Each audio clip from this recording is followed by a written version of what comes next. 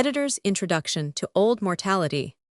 The origin of Old Mortality, perhaps the best of Scott's historical romances, is well known. In May 1816, Mr. Joseph Train the Gauger from Galloway breakfasted with Scott in Castle Street.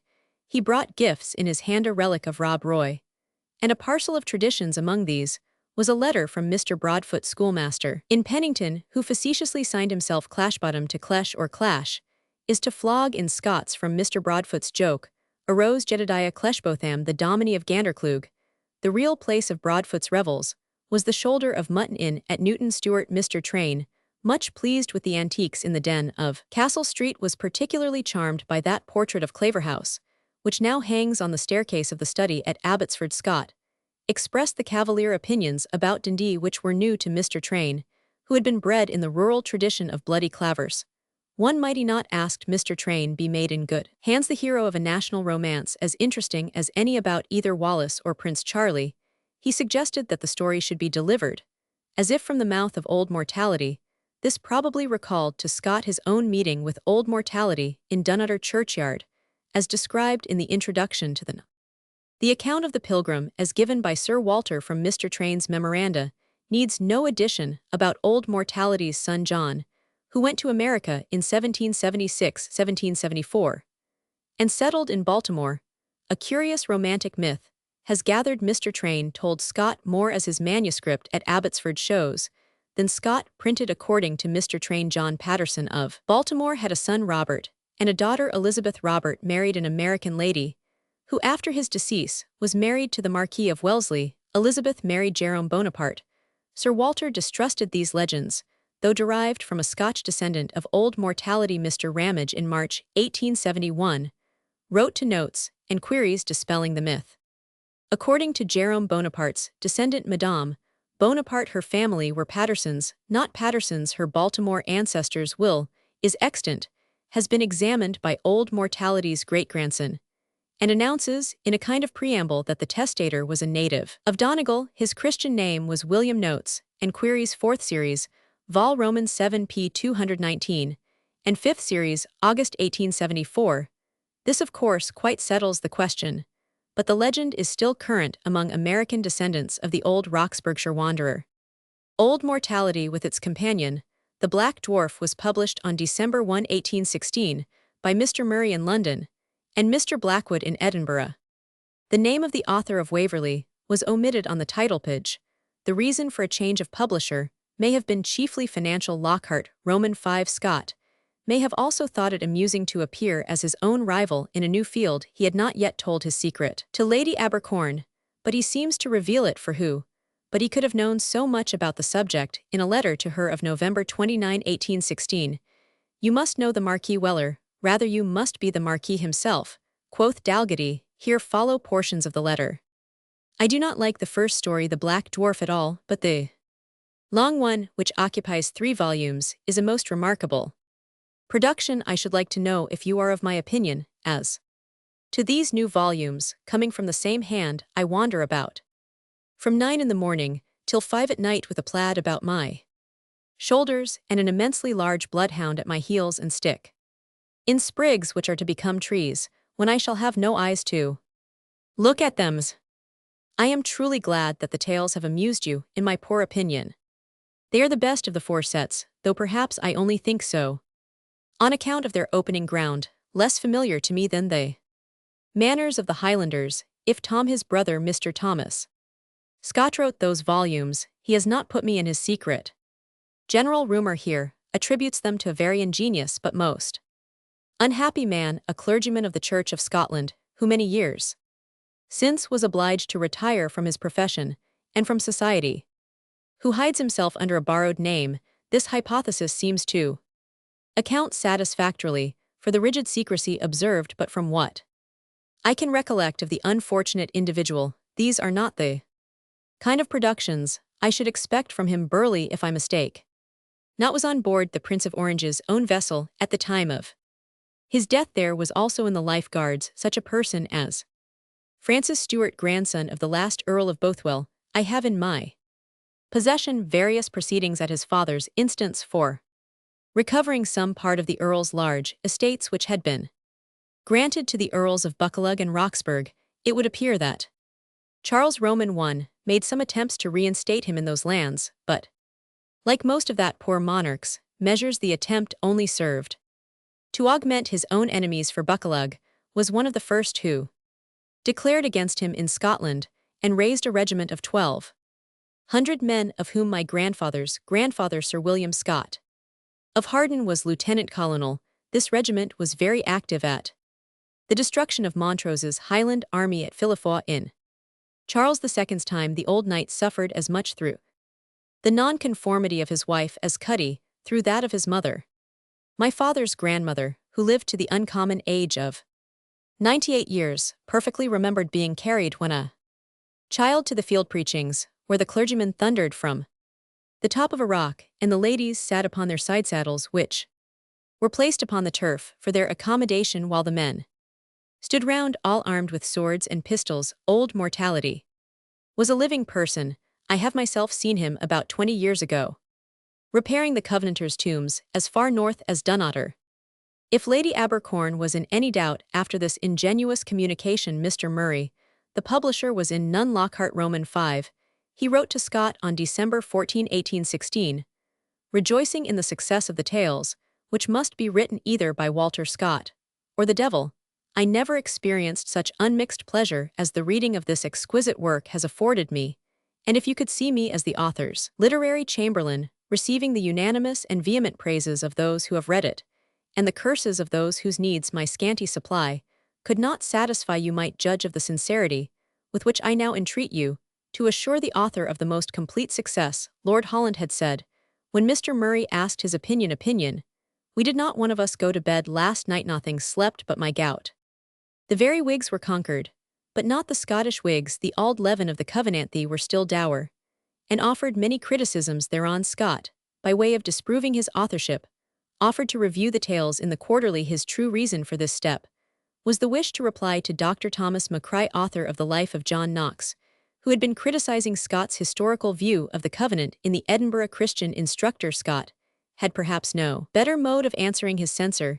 He was indifferent to reviews, but here his historical knowledge and his candor had been challenged. Scott always recognized the national spirit of the Covenanters, which he remarks on in The Heart of Midlothian, and now he was treated as a faithless Scotsman. For these reasons he reviewed himself. But it is probable, as Lockhart says, that William Erskine wrote the literary or aesthetic part of the criticism. Lockhart Roman 5 note.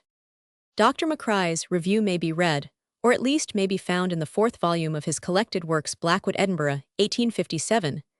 The critique amounts to about 8 to 5,000 words, since the Princess de Cleves was reviewed in a book as long as the original. Never was so lengthy a criticism, as Dr. Macrae's performance scarcely shares the popularity of Old Mortality. A note on his ideas may not be superfluous, though space does not permit a complete statement of his many objections. The doctor begins by remarks on novels in general, then descends to the earlier Waverley romances. The Antiquary he pronounces to be tame and fatiguing, acknowledging the merits of the others. He finds fault with the foolish lines from Burns, which must have been foisted without the author's knowledge into the title page, and he denounces the bad taste of the quotation from Don Quixote. Burns and Cervantes had done no harm to Dr. Macrae, but his anger was aroused, and he, like the MacCallum more as described by Andrew Fairservice, got up why an unco bang, and gaed them a look about them.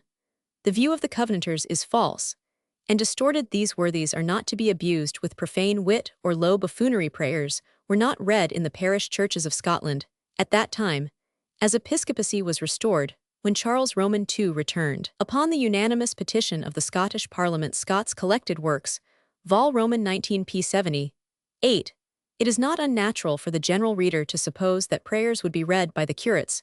Dr. Macrae maintains that at the Restoration, neither the one nor the other, neither the Scotch nor English prayer books, was imposed, and that the Presbyterians repeatedly admitted they had no such grievance. No doubt Dr. Macrae is correct, but Mr. James Guthrie, who was executed on June 1, 1661, said in his last speech, that there were not many who studied to build again what they did formerly unwarrantably destroy, I mean prelacy, and the service book, a mystery of iniquity that works amongst us, whose steps lead unto the house of the great whore Babylon, the mother of fornication, And so forth either this mystery of iniquity, the Book of Common Prayer was working amongst us, or it was not if. It was not of what did Mr. Guthrie complain if it was working was read by certain curates, as by Burnet afterwards, Bishop of Salisbury at Salt-on-Scot, is not incorrect. He makes Morton in danger of death pray in the words of the prayer book, a circumstance which so enraged his murderers that they determined to precipitate his fate. Dr. Macrae objects to this incident, which is merely borrowed one may conjecture from the death of Archbishop Sharp. The assassins told the Archbishop that they would slay him. Hereupon he began to think of death. But here are just the words of the person who related the story. Behold, God did not give him the grace to pray to him without the help of a book, but he pulled out of his pocket a small book, and began to read over some words to himself, which filled us with amazement and indignation. So they fired their pistols into the old man and then chopped him up with their swords, supposing that he had a charm against bullets. Dr. Macrae seems to have forgotten or may have disbelieved the narrative telling how Sharp's use of the prayer book, like Morton's, enraged his murderers. The incident does not occur in the story of the murder by Russell, one of the murderers. A document published in Roman 100 K. Sharp's edition of Kirkton. It need not be true, but it may have suggested the prayer of Morton. If Scott thought that the prayer book was ordained to be read in Scotch churches, he was wrong. If he merely thought that it might have been read in some churches, was working amongst us, he was right, at least according to Mr. James Guthrie. Dr. Macrae argues that Burleigh would never have wrestled with a soldier in an inn, especially in the circumstances. This, he says, was inconsistent with Balfour's character. Wadrow remarks, I cannot hear that this gentleman had ever any great character for religion among those that knew him, and such were the accounts of him when abroad that the reverend ministers of the Scots congregation at Rotterdam would never allow him to communicate with them. In Scott's reading of Burleigh's character, there was a great deal of the old Adam. That such a man should so resent the insolence of a soldier is far from improbable, and our sympathies are with Burleigh on this occasion. Mause Hedrig is next criticized. Scott never asserted that she was a representative of sober Presbyterianism. She had long conducted herself prudently, but when she gave way to her indignation, she only used such language as we find on many pages of Wadrow in the mouths of many Covenanters. Indeed, though Mance is undeniably comic, she also commands as much respect as the Spartan mother, when she bids her only son bear himself boldly in the face of torture. If Scott makes her grotesque, he also makes her heroic, but Dr. Macrae could not endure the ridiculous element which surely no fair critic can fail to observe in the speeches of the gallant and courageous, but not philosophical members of the Covenants. Extreme left, Dr. Macrae talks of the creeping loyalty of the Cavaliers. Staggering were a more appropriate epithet. Both sides were loyal to principle, both courageous, but the inappropriate and promiscuous scriptural language of many Covenanters was, and remains, ridiculous. Let us admit that the Covenanters were not averse to all games. In one or two sermons, they illustrate religion by phrases derived from golf. When Dr. Macrae exclaims in a rich anger, "Your fathers," as if Scots must either have been Presbyterians or Cavaliers, the retort is cleverly put by Sir Walter in the mouth of Jedediah. His ancestors of these days had been Quakers, and persecuted by both parties. Throughout the novel, Scott keeps insisting that the Presbyterians had been goaded into rebellion, and even into revenge, by cruelty of persecution, and that excesses and bloodthirstiness were confined to the high flyers, as the milder Covenanters called them. Morton represents the ideal of a good Scot.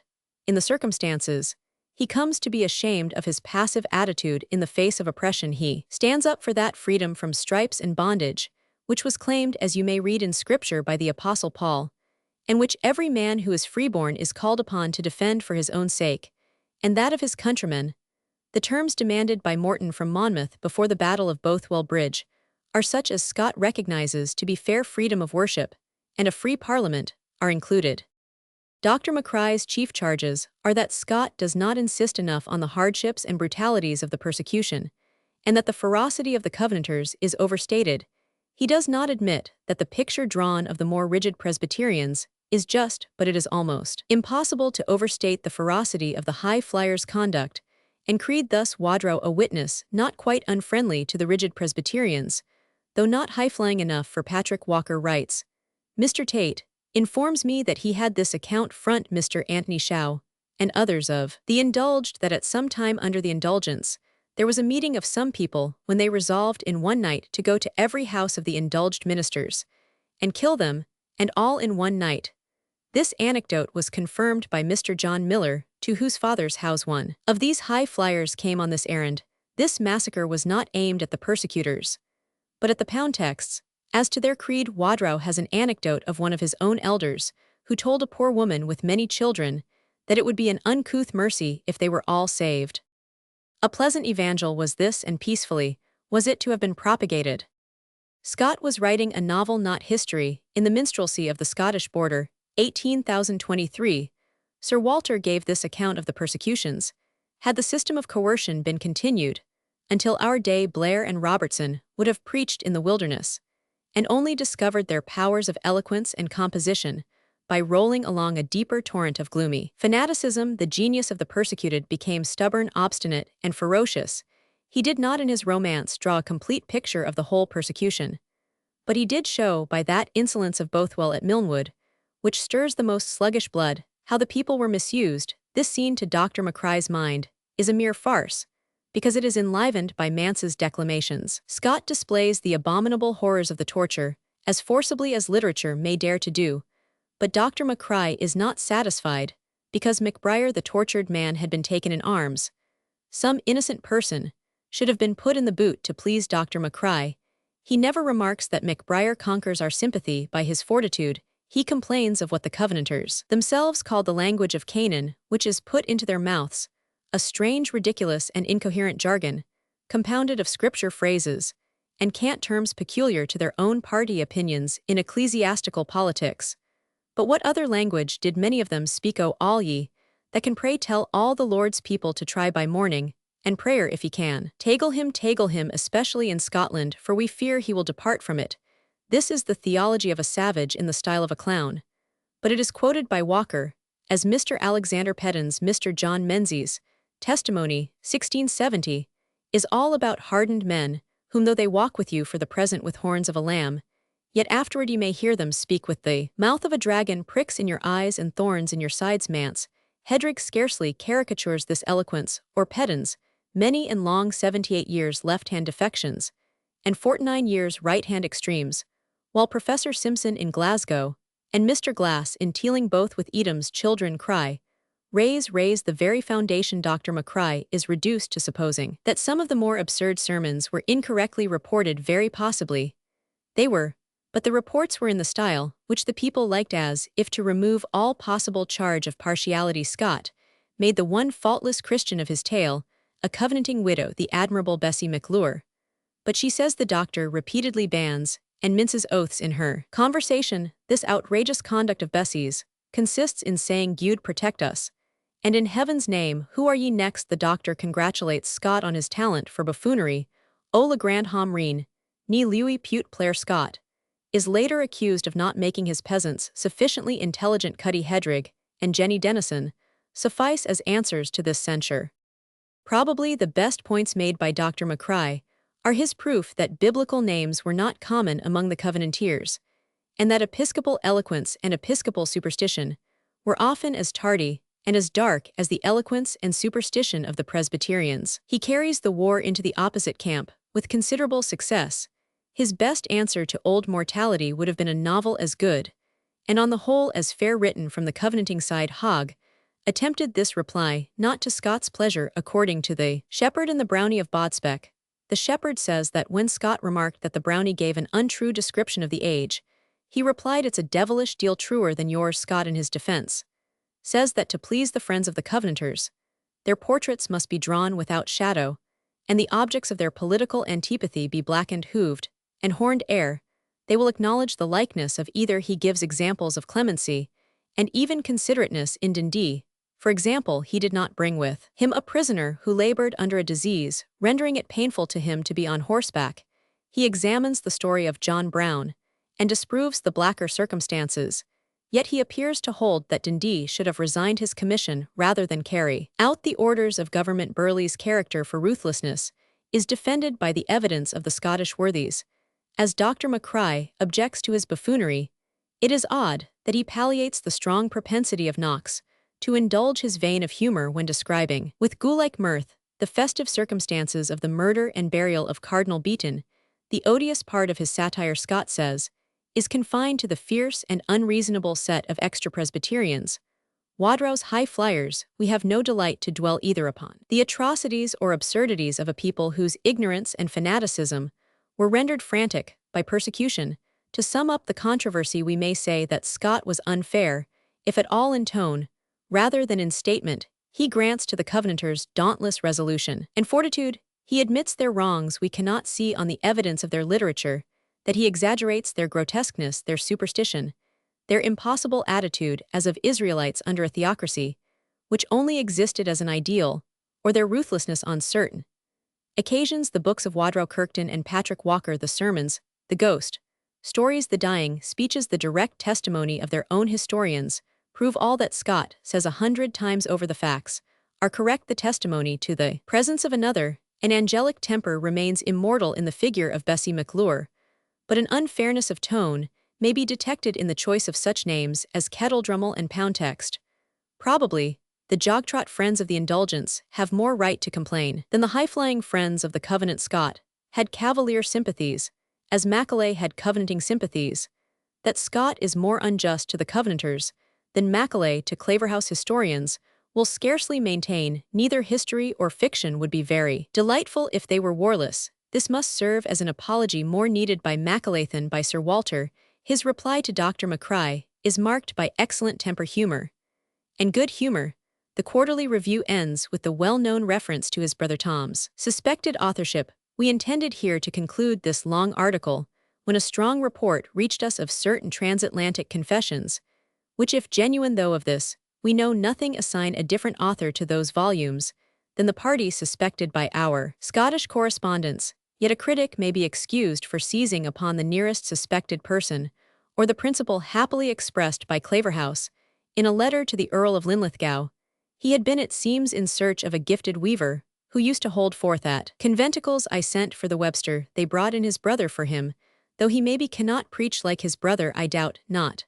But he is as well principled as he, wherefore I thought it would be no great fault to give him the trouble to go to jail with the rest. Nobody who read this could doubt that Scott was at least art and part in the Review. His efforts to disguise himself as an Englishman aided by a Scotch antiquary are divertingly futile. He seized the chance of defending his earlier works from some criticisms on Scotch manners suggested by the ignorance of Gifford, nor was it difficult to see that the author of the Review was also the author of the novel. In later years, Lady Louisa Stuart reminded Scott that old Mortality, like the Iliad, had been ascribed by clever critics to several hands. Working together on December 5, 1816, she wrote to him, I found something you wot of upon my table, and as I dare not take it with me to a friend's house for fear of arousing curiosity, read it. At once she could not sleep afterwards, so much had she been excited. Mance and Cuddy forced me to laugh out aloud, which one seldom does. When alone, many of the Scotch words were absolutely Hebrew to her. She not unjustly objected to Claverhouse's use of the word sentimental as an anachronism. Sentiment, like nerves, had not been invented in Claverhouse's day. The pecuniary success of Old Mortality was less perhaps than might have been expected. The first edition was only of 2,000 copies. 2 editions of this number were sold in 6 weeks, and a third was printed. Constable's gallant enterprise of 10,000 in Rob Roy throws these figures into the shade. Old Mortality is the first of Scott's works in which he invades history beyond the range of what may be called living oral tradition in Waverley, and even in Rob Roy. He had the memories of Invernahyle, of Miss Nairn, of many persons of the last generation for his guides. In Old Mortality, his fancy had to wander among the relics of another age, among the inscribed tombs of the Covenanters, which are common in the West Country, as in the churchyards of Balmaclellan and Dowry. There, the dust of these enduring and courageous men, like that of Bessie Bell and Marion Gray in the ballad Bakes, forenounced the sun, which shines on them from beyond the hills of their wanderings, while the brown waters of the Ken murmur at their feet. Here now in peace sweet rest we take, once murdered for religion's sake, says the epitaph on the flat tablestone beneath the wind-tormented trees of iron grey, concerning these Monets, Presbyteriani, Guthrie's and Giffin's passions. And the rest. Scott had a library of rare volumes full of prophecies, remarkable providences, angelic ministrations, diabolical persecutions, by the accuser of the brethren. In fact, all that Covenanters had written, or that had been written about Covenanters, ill tickle ye off a Covenanter as readily as old Jack could do a young prince, and a rare fellow he is when brought forth in his true colors. He says to Terry November 12, 1816, he certainly was not an unprejudiced witness some 10 years earlier, when he wrote to Southey, you can hardly conceive the perfidy, cruelty, and stupidity of these people, according to the accounts they have themselves preserved. But I admit I had many prejudices instilled into me, as my ancestor was a killy-cranky man. He used to tease Graham of the Sabbath, but never out of his good humor by praising Dundee and laughing at the Covenanters, even as a boy. He had been familiar with that godly company in the original edition of the Lives of Cameron, and others by Patrick Walker. The more curious parts of those biographies were excised by the care of later editors, but they may all be found now in the Biographia Presbyteriana, 1827, published by True Jock Chief Clerk, to Leon Johnny Mr. John Ballantyne. To this work the inquirer may turn if he is anxious to see whether Scott's coloring is correct. The true blue of the covenant is not dulled in the Biographia Presbyteriana. With all these materials at his command, Scott was able almost to dwell in the age of the covenant. Hence, the extraordinary life and brilliance of this, his first essay in fiction, dealing with a remote time and obsolete manners. His opening, though it may seem long and uninviting to modern readers, is interesting for the sympathetic sketch of the gentle consumptive dominie. If there was any class of men whom Sir Walter could not away with, it was the race of schoolmasters' black cattle, whom he neither trusted nor respected, but he could make or invent exceptions, as in the uncomplaining and kindly usher of the verbose Cleshbotham, once launched in his legend, with the shooting of the popinjay.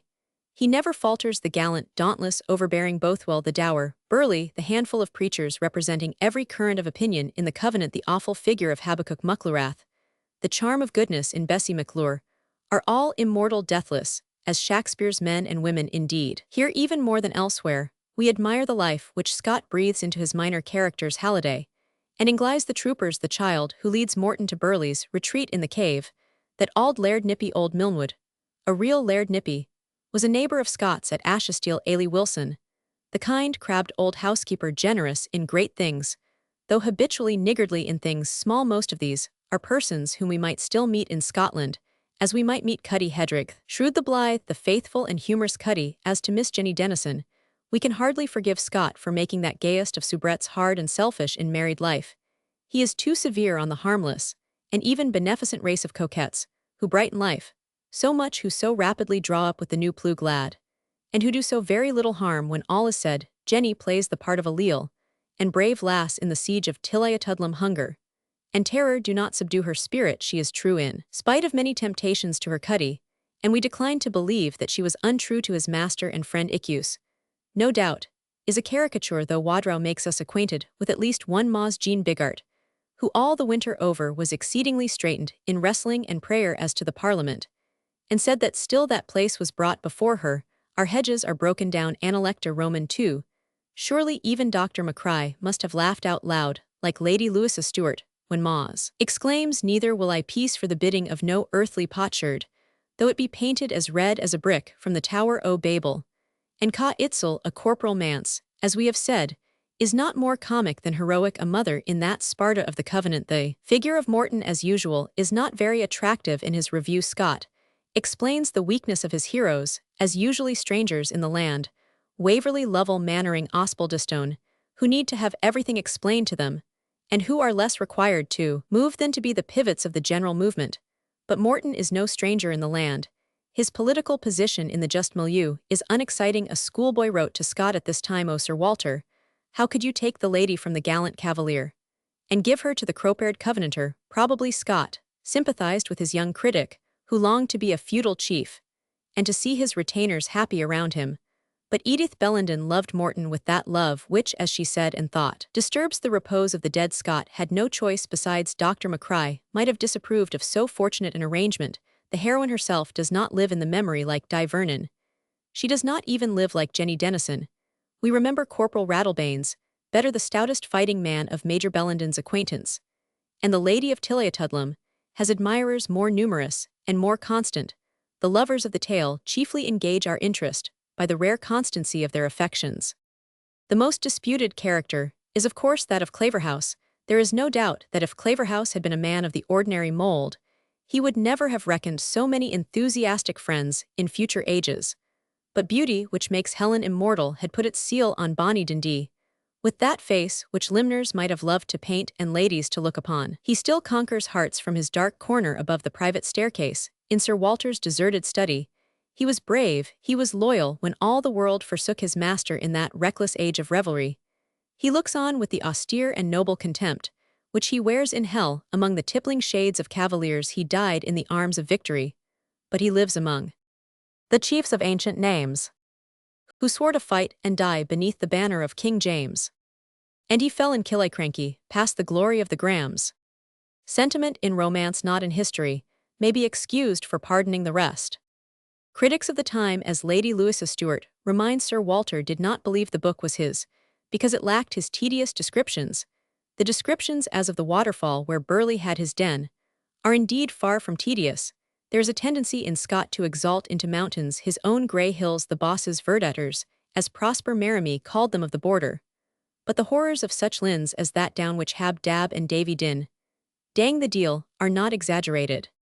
Old Mortality was the last novel written by Scott before the malady, which tormented his stoicism, in 18,171,820. Every reader has his own favorite, but few will place this glorious tale lower than second in the list of his incomparable romances. Andrew Lang. Introduction to the Tales of My Landlord. As I may without vanity presume that the name and official description prefixed to this proem will secure it from the sedate and reflecting part of mankind, to whom only I would be understood to address myself such attention as is due to the sedulous instructor of youth, and the careful performer of my Sabbath duties, I will forbear to hold up a candle to the daylight, or to point out to the judicious those recommendations of my labors, which they must necessarily anticipate from the perusal of the title page. Nevertheless, I am not unaware that as envy always dogs merit at the heels, there may be those who will whisper that albeit my learning and good principles cannot lauded be the heavens be denied by anyone yet, that my situation at Gandercleugh hath been more favorable to my acquisitions in learning than to the enlargement of my views of the ways and works of the present generation, to the which objection, if peradventure any such shall be started, my answer shall be threefold. First, Gandercleugh is as it were the central part naval sea fas sit dicer of this, our native realm of Scotland, so that men from every corner thereof, when travelling on their concernments of business, either towards our metropolis of law, by which I mean Edinburgh, or towards our metropolis and mart of gain, whereby I insinuate Glasgow, are frequently led to make Gandercleugh their abiding stage and place of rest for the night. And it must be acknowledged by the most skeptical that I, who have sat in the leathern armchair on the left-hand side of the fire, in the common room of the Wallace in winter and summer for every evening in my life during 40 years, bypassed the Christian Sabbaths only excepted, must have seen more of the manners and customs of various tribes and people than if I had sought them out by my own painful travel and bodily labor. Even so doth the tollman at the well-frequented turnpike on the Welbury Head, sitting at his ease in his own dwelling, gather more receipt of custom than if moving forth upon the road he were to require a contribution from each person whom he chanced to meet in his journey, when according to the vulgar adage he might possibly be greeted with more kicks than halfpence.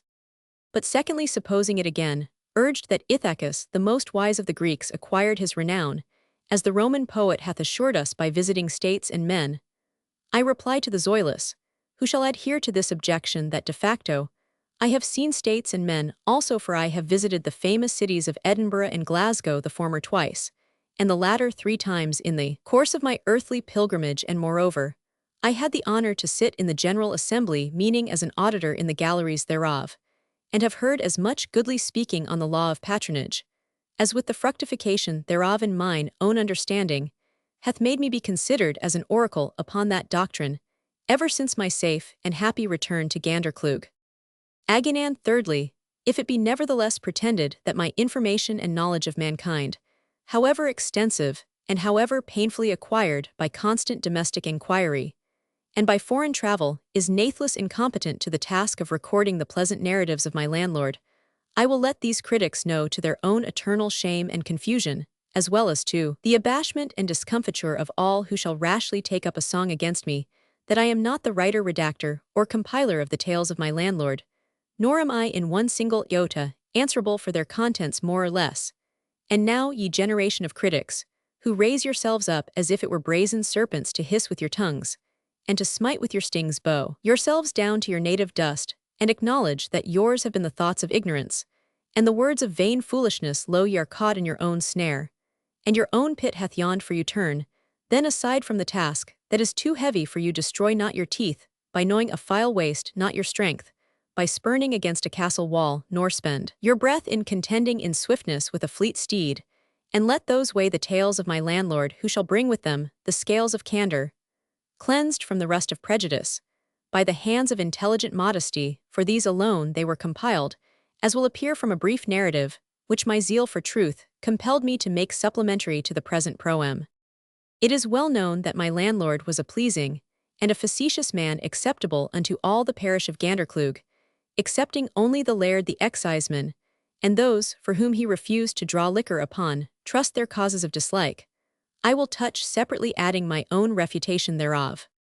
His Honour the Laird accused our landlord deceased of having encouraged in various times and places the destruction of hares, rabbits, fowls, black and grey partridges, moorpouts, roe deer, and other birds and quadrupeds at unlawful seasons and contrary to the laws of this realm, which have secured in their wisdom the slaughter of such animals. For the great of the earth, whom I have remarked to take an uncommon, though to me an unintelligible pleasure, therein, now in humble deference to his honour, and in justifiable defence of my friend, deceased, I reply to this charge, that howsoever the form of such animals might appear to be similar to those so protected by the law, yet it was a mere deceptio visus, for what resembled hares were in fact hilkids, and those partaking of the appearance of moorfowl were truly wood pigeons, and consumed, and eaten eonomine, and not otherwise. Again, the exciseman pretended that my deceased landlord did encourage that species of manufacture called distillation, without having an especial permission from the great, technically called a license. For doing so now, I stand up to confront this falsehood,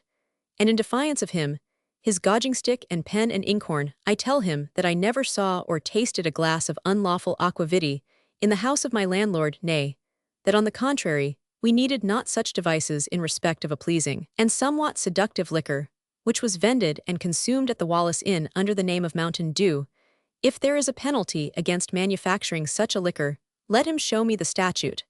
And when he does, I'll tell him, if I will obey it, or know concerning those who came to my landlord for liquor, and went thirsty away for lack of present coin or future credit, I cannot but say it has grieved my bowels, as if the case had been mine own. Nevertheless, my landlord considered the necessities of a thirsty soul, and would permit them in extreme need, and when their soul was impoverished for lack of moisture, to drink to the full value of their watches, and wearing apparel, exclusively of their inferior habiliments, which he was uniformly inexorable in obliging them to retain for the credit of the house. As to mine own part, I may well say, that he never refused me that modicum of refreshment, with which I am wont to recruit nature after the fatigues of my school. It is true I taught his 5 sons English, and writing, bookkeeping with a tincture of mathematics, and that I instructed his daughter in psalmody, nor do I remember me of any fee or honorarium received from him on account of these my labors, except the computations aforesaid. Nevertheless, this compensation suited my humor well, since it is a hard sentence to bid a dry throat wait till quarter-day. But truly, were I to speak my simple conceit and belief, I think my landlord was chiefly moved to waive in my behalf the usual requisition of a symbol, or reckoning, from the pleasure he was wont to take in my conversation, which, though solid and edifying in the main, was like a well-built palace, decorated with facetious narratives, and devices tending much to the enhancement and ornament thereof. And so pleased was my landlord of the Wallace in his replies during such colloquies, that there was no district in Scotland, yea, and no peculiar, and as it were distinctive custom therein practiced, but was discussed betwixt us, insomuch that those who stood by were wont to say, it was worth a bottle of ale to hear us communicate with each other, and not a few travellers from distant parts, as well as from the remote districts of our kingdom, were wont to mingle in the conversation, and to tell news that had been gathered in foreign lands, or preserved from oblivion in this our own now. I chanced to have contracted for teaching the lower classes with a young person called Peter, or Patrick Pattison, who had been educated for our holy kirk, yea, had by the license of Presbytery his voice opened therein, as a preacher who delighted in the collection of olden tales and legends, and in garnishing them with the flowers of poesy, whereof he was a vain and frivolous professor, for he followed not the example of those strong poets whom I proposed to him as a pattern, but formed versification of a flimsy and modern texture, to the compounding whereof was necessary small pains, and less thought, and hence I have chid him, as being one of those who bring forward the fatal revolution, prophesied by Mr. Robert Carey, in his vaticination, on the death of the celebrated Dr. John Donne. Now thou art gone, and thy strict laws will be too hard for libertines in poetry, till verse by thee refined in this last turn ballad rhyme.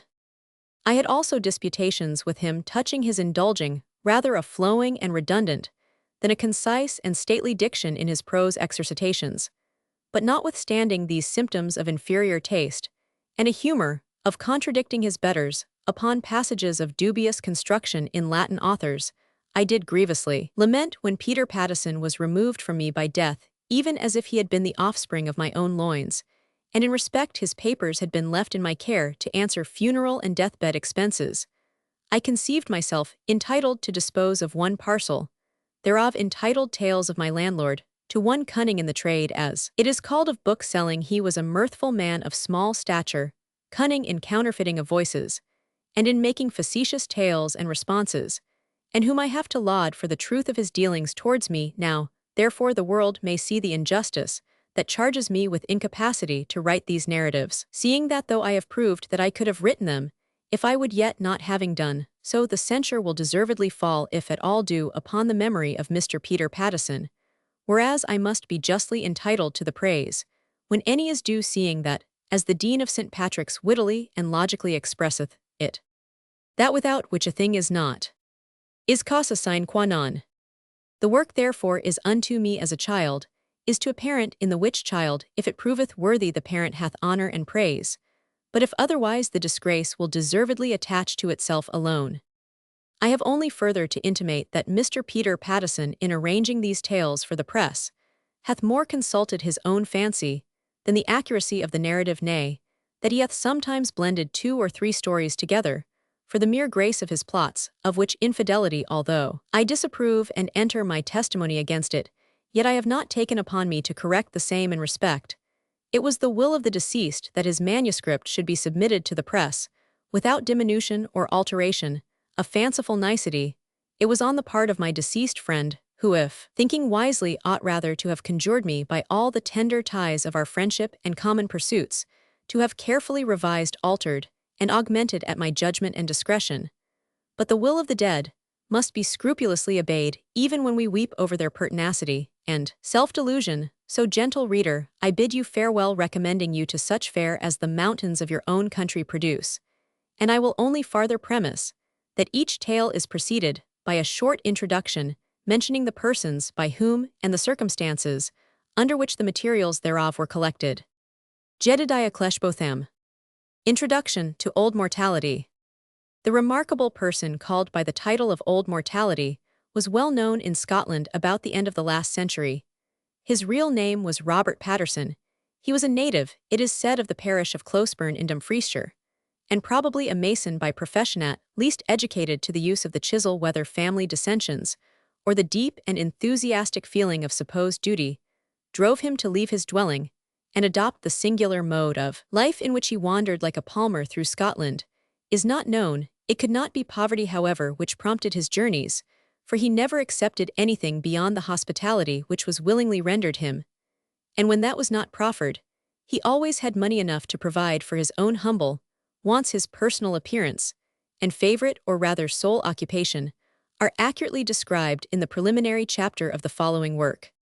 It is about 30 years since or more that the author met this singular person in the churchyard of Dunotter, when spending a day or 2 with the late learned and excellent clergyman Mr. Walker, the minister of that parish, for the purpose of a close examination of the ruins of the castle of Dunotter and other subjects of antiquarian research in that neighborhood. Old Mortality chanced to be at the same place on the usual business of his pilgrimage, for the castle of Dunotter, though lying in the anti-covenanting district of the Mearns, was with the parish churchyard, celebrated for the oppressions sustained there by the Cameronians in the time of James Roman II, it was in 1685, when Argyll was threatening a descent upon Scotland, and Monmouth was preparing to invade the west of England, that the Privy Council of Scotland, with cruel precaution, made a general arrest of more than 100 persons in the southern and western provinces, supposed from their religious principles to be inimical to government, together with many women and children. These captives were driven northward like a flock of bullocks,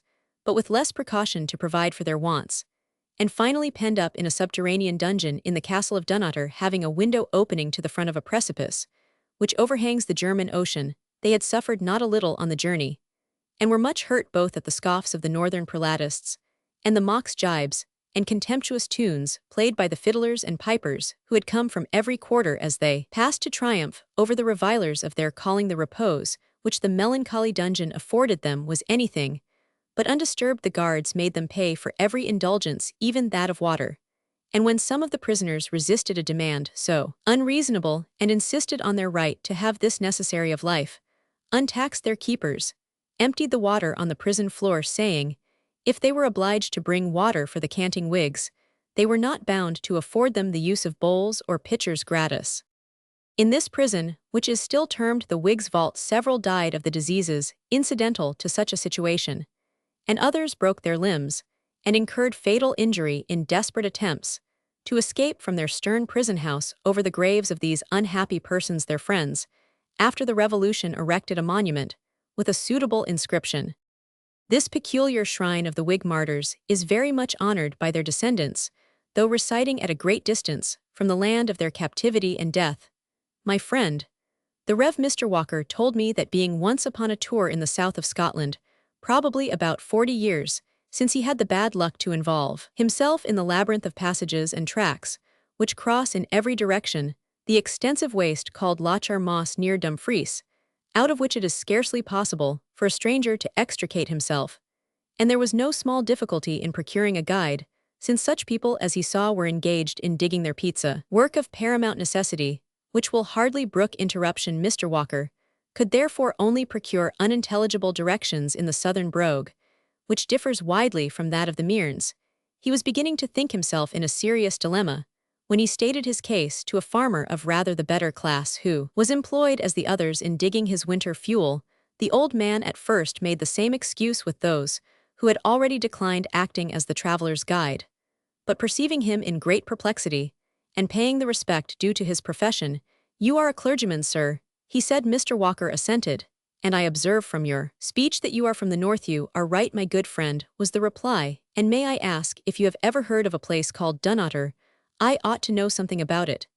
"My friend," said Mr. Walker, "since I have been several years the minister of the parish, I am glad to hear it," said the Dumfriesian, "for one of my relations lies buried there, and there is, I believe, a monument over his grave. I would give half of what I ought to know if it is still in existence." "He was one of those who perished in the Whigs' vault at the castle," said the minister, "for there are few Southlanders besides lying in our churchyard, and none, I think, having monuments even." "Seven Sae," said the old Cameronian, for such was the farmer. He then laid down his spade, cast on his coat, and heartily offered to see the minister out of the moss, if he should lose the rest of the day's darg. Mr. Walker was able to requite him amply in his opinion, by reciting the epitaph which he remembered by heart. The old man was enchanted with finding the memory of his grandfather or great-grandfather faithfully recorded amongst the names of brother sufferers, and rejecting all other offers of recompense, only requested, after he had guided Mr. Walker to a safe and dry road, that he would let him have a written copy of the inscription. It was whilst I was listening to this story, and looking at the monument referred to, that I saw old Mortality engaged in his daily task of cleaning and repairing the ornaments and epitaphs upon the tomb. His appearance and equipment were exactly as described in the novel. I was very desirous to see something of a person so singular, and expected to have done so, as he took up his quarters with the hospitable and liberal-spirited minister. But though Mr. Walker invited him up after dinner to partake of a glass of spirits and water, to which he was supposed not to be very averse, yet he would not speak frankly upon the subject of his occupation. He was in bad humor, and had, according to his phrase, no freedom for conversation with us. His spirit had been sorely vexed by hearing, in a certain Aberdonian kirk, the psalmody directed by a pitchpipe, or some similar instrument, which was to old Mortality the abomination of abominations perhaps. After all, he did not feel himself at ease with his company. He might suspect the questions asked by a North Country minister and a young barrister to savor more of idle curiosity than profit. At any rate, in the phrase of John Bunyan, old Mortality went on his way, and I saw him no more. The remarkable figure and occupation of this ancient pilgrim was recalled to my memory by an account transmitted by my friend Mr. Joseph Train, supervisor of excise at Dumfries, to whom I owe many obligations of a similar nature. From this, besides some other circumstances among which are those of the old man's death, I learned the particulars described in the text. I am also informed that the old Palmer's family in the third generation survives and is highly respected both for talents and worth. While these sheets were passing through the press, I received the following communication from Mr. Train, whose undeviating kindness had, during the intervals of laborious duty, collected its materials from an indubitable source.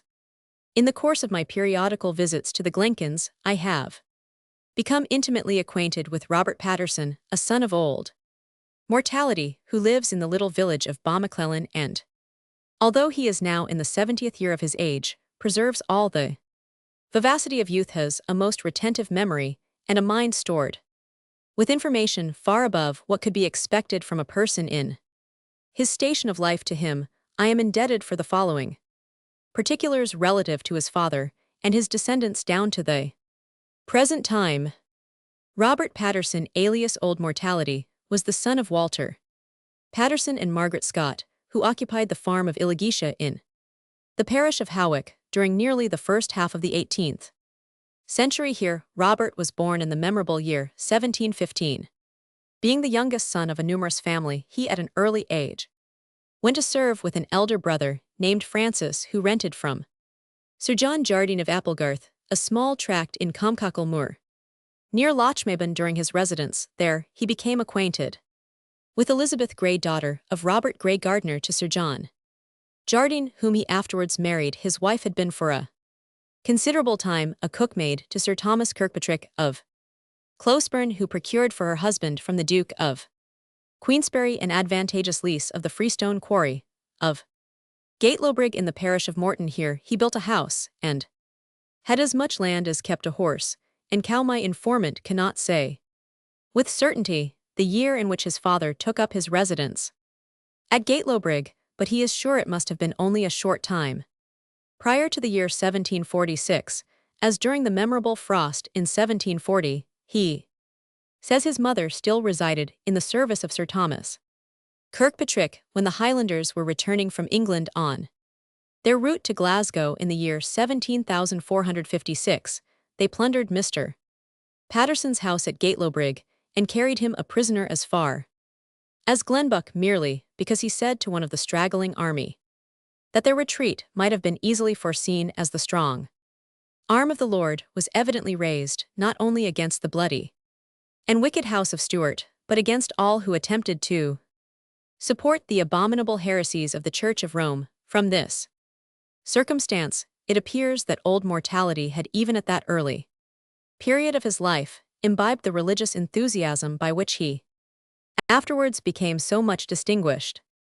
The religious sect called Hillmen or Cameronians was at that time much noted for austerity and devotion, in imitation of Cameron, their founder, of whose tenets Old Mortality became a most strenuous supporter. He made frequent journeys into Galloway to attend their conventicles, and occasionally carried with him gravestones from his quarry at Gatelobrig, to keep in remembrance the righteous whose dust had been gathered to their fathers. Old Mortality was not one of those religious devotees who, although one eye is seemingly turned towards heaven, keep the other steadfastly fixed on some sublunary object. As his enthusiasm increased, his journeys into Galloway became more frequent, and he gradually neglected even the common prudential duty of providing for his offspring. From about the year 1758, he neglected wholly to return from Galloway to his wife and 5 children at Gatelobrig, which induced her to send her eldest son Walter, then only 12 years of age, to Galloway in search of his father. After traversing nearly the whole of that extensive district from the Nick of Bankery to the fell of Barrelian he found him at last working on the Cameronian monuments. In the old kirkyard of Kirkchrist, on the west side of the Dee. Opposite the town of Kirkcudbright, the little wanderer used all the influence in his power to induce his father to return to his family.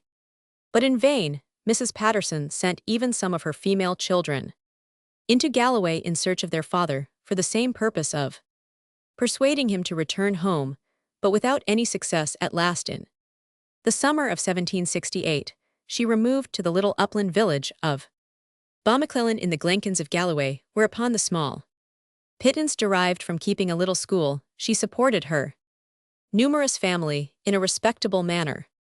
There is a small monumental stone in the farm of the Calden near the house of the hill in Wigtonshire, which is highly venerated as being the first erected by old Mortality to the memory of several persons who fell at that place in defense of their religious tenets in the Civil War in the reign of Charles II. From the Calden, the labors of old Mortality in the course of time spread over nearly all the lowlands of Scotland. There are few churchyards in Ayrshire, Galloway, or Dumfriesshire where the work of his chisel is not yet to be seen.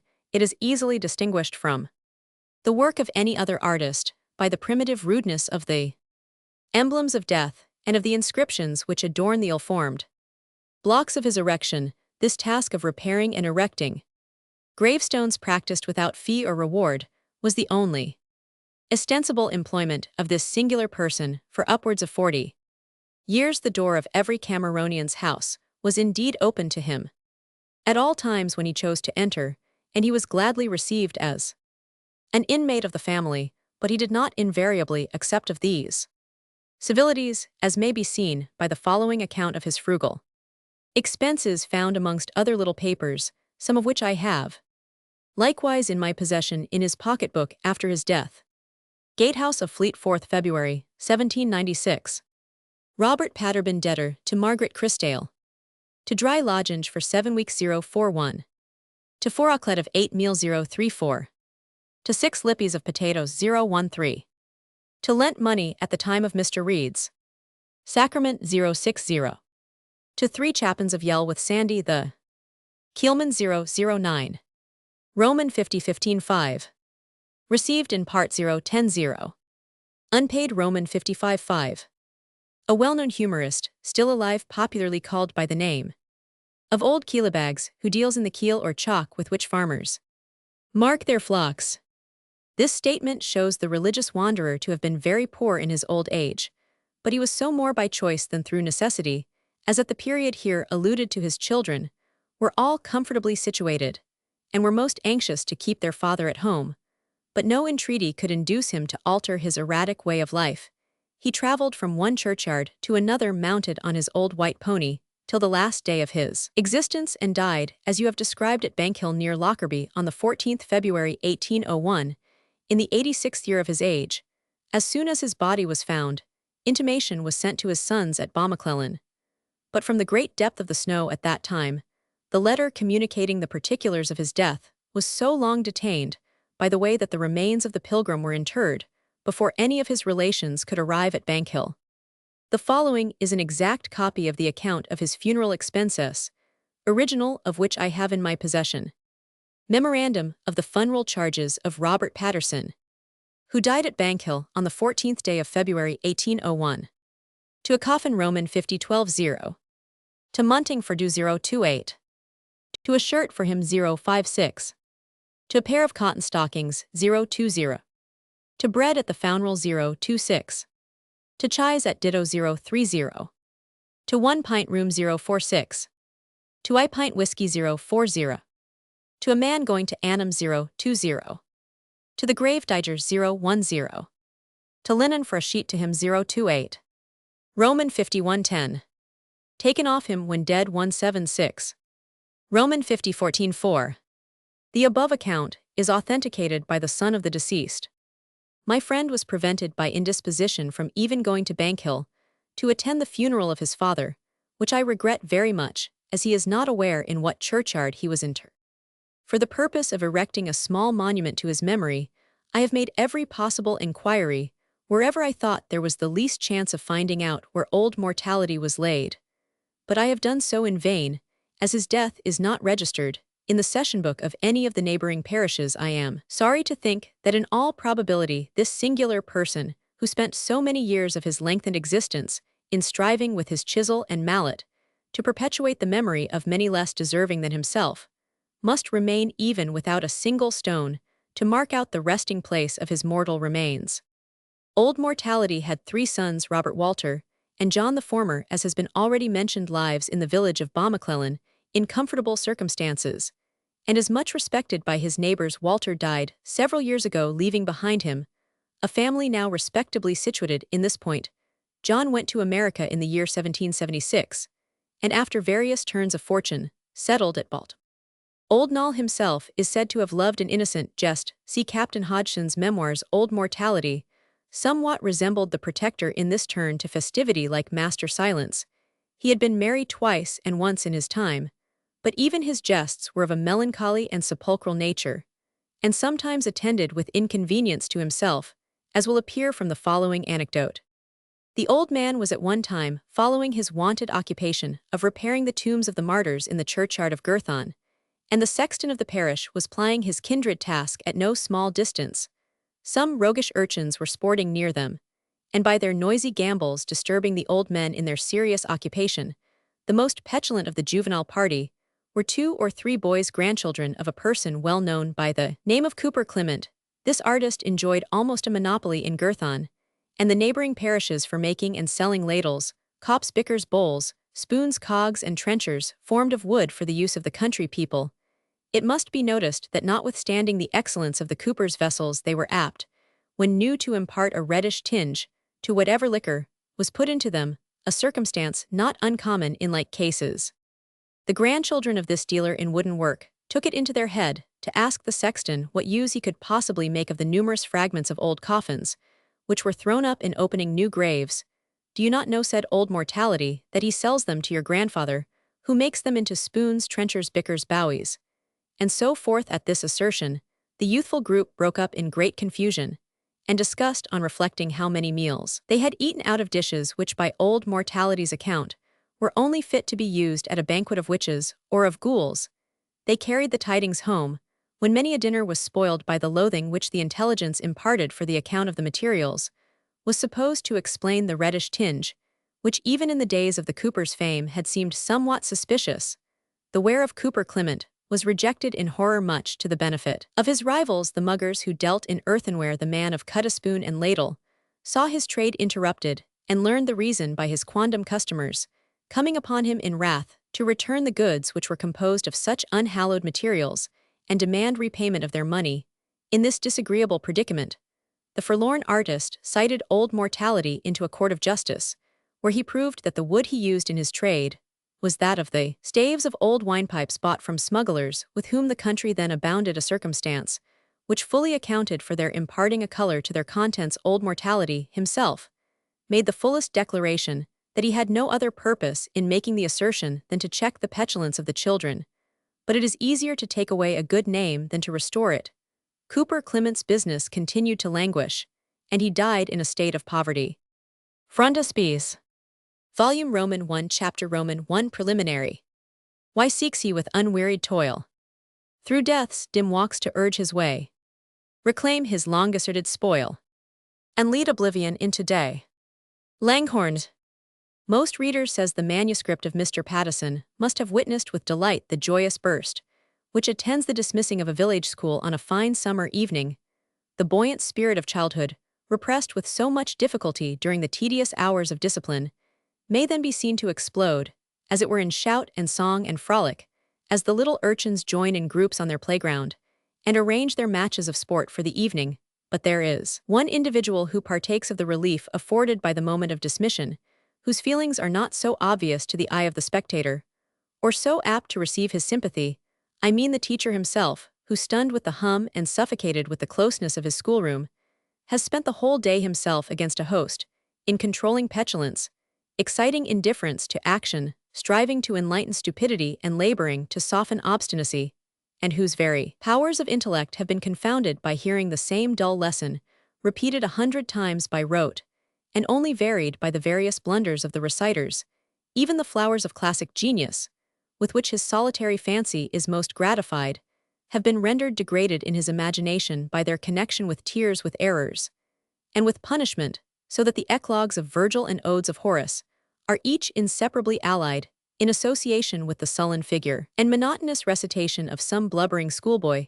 If to these mental distresses are added a delicate frame of body, and a mind ambitious of some higher distinction than that of being the tyrant of childhood, the reader may have some slight conception of the relief which a solitary walk in the cool of a fine summer evening affords to the head which has ached, and the nerves which have been shattered for so many hours, in plying the irksome task of public instruction.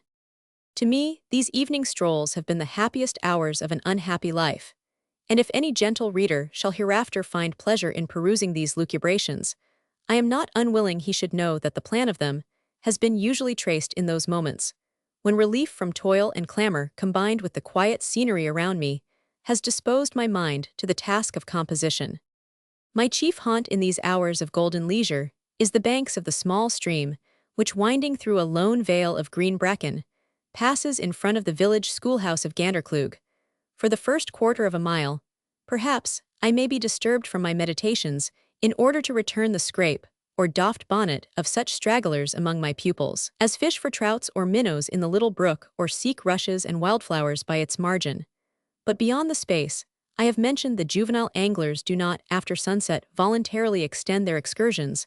The cause is that farther up the narrow valley, and in a recess which seems scooped out of the side of the steep heathy bank, there is a deserted burial ground which the little cowards are fearful of approaching in the twilight. To me, however, the place has an inexpressible charm. It has been long the favorite termination of my walks, and if my kind patron forgets not his promise will, and probably at no very distant day, be my final resting place after my mortal pilgrimage. Note by Mr. Jedediah Cleshbotham that I kept my plight in this melancholy matter with my deceased and lamented friend appeareth from a handsome headstone erected at my proper charges in this spot, bearing the name and calling of Peter Pattison, with the date of his nativity and sepulture together, also with a testimony of his merits, attested by myself, as his superior and patron. J. Roman 100. It is a spot which possesses all the solemnity of feeling attached to a burial ground, without exciting those of a more unpleasing description, having been very little used for many years. The few hillocks which rise above the level plain are covered with the same short velvet turf, the monuments of which there are not above 7 or 8 are half sunk in the ground and overgrown with moss. No newly erected tomb disturbs the sober serenity of our reflections by reminding us of recent calamity, and no rank-springing grass forces upon our imagination the recollection that it owes its dark luxuriance to the foul and festering remnants of mortality which ferment beneath the daisy, which sprinkles the sod, and the harebell which hangs over it derive their pure nourishment from the dew of heaven, and their growth impresses us with no degrading or disgusting recollections. Death has indeed been here, and its traces are before us, but they are softened and deprived of their horror by our distance from the period when they have been first impressed. Those who sleep beneath are only connected with us by the reflection that they have once been what we now are, and that as their relics are now identified with their mother earth, ours shall at some future period undergo the same transformation. Yet although the moss has been collected on the most modern of these humble tombs, during 4 generations of mankind the memory of some of those who sleep beneath them is still held in reverent remembrance.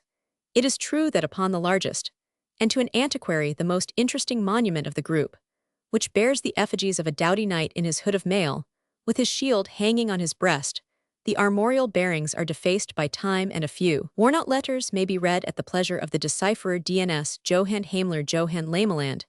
It is also true that of another tomb richly sculptured with an ornamental cross mitre and pastoral staff tradition can only aver that a certain nameless bishop lies interred there. But upon other 2 stones, which lie beside, may still be read in rude prose and ruder rhyme the history of those who sleep beneath them. They belong, we are assured by the epitaph, to the class of persecuted Presbyterians, who afforded a melancholy subject for history in the times of Charles Roman II, and his successor. Note James, 7th King of Scotland of that name, and 2nd, according to the numeration of the kings of England. J. Roman 100. In returning from the Battle of Pentland Hills, a party of the insurgents had been attacked in this glen by a small detachment of the king's troops, and 3 or 4 either killed in the skirmish, or shot after being made prisoners as rebels taken with arms in their hands, the peasantry continued to attach to the tombs of those victims of prelacy an honor which they do not render to more splendid mausoleums. And when they point them out to their sons, and narrate the fate of the sufferers, usually conclude by exhorting them to be ready should times call for it, to resist to the death in the cause of civil and religious liberty like their brave forefathers.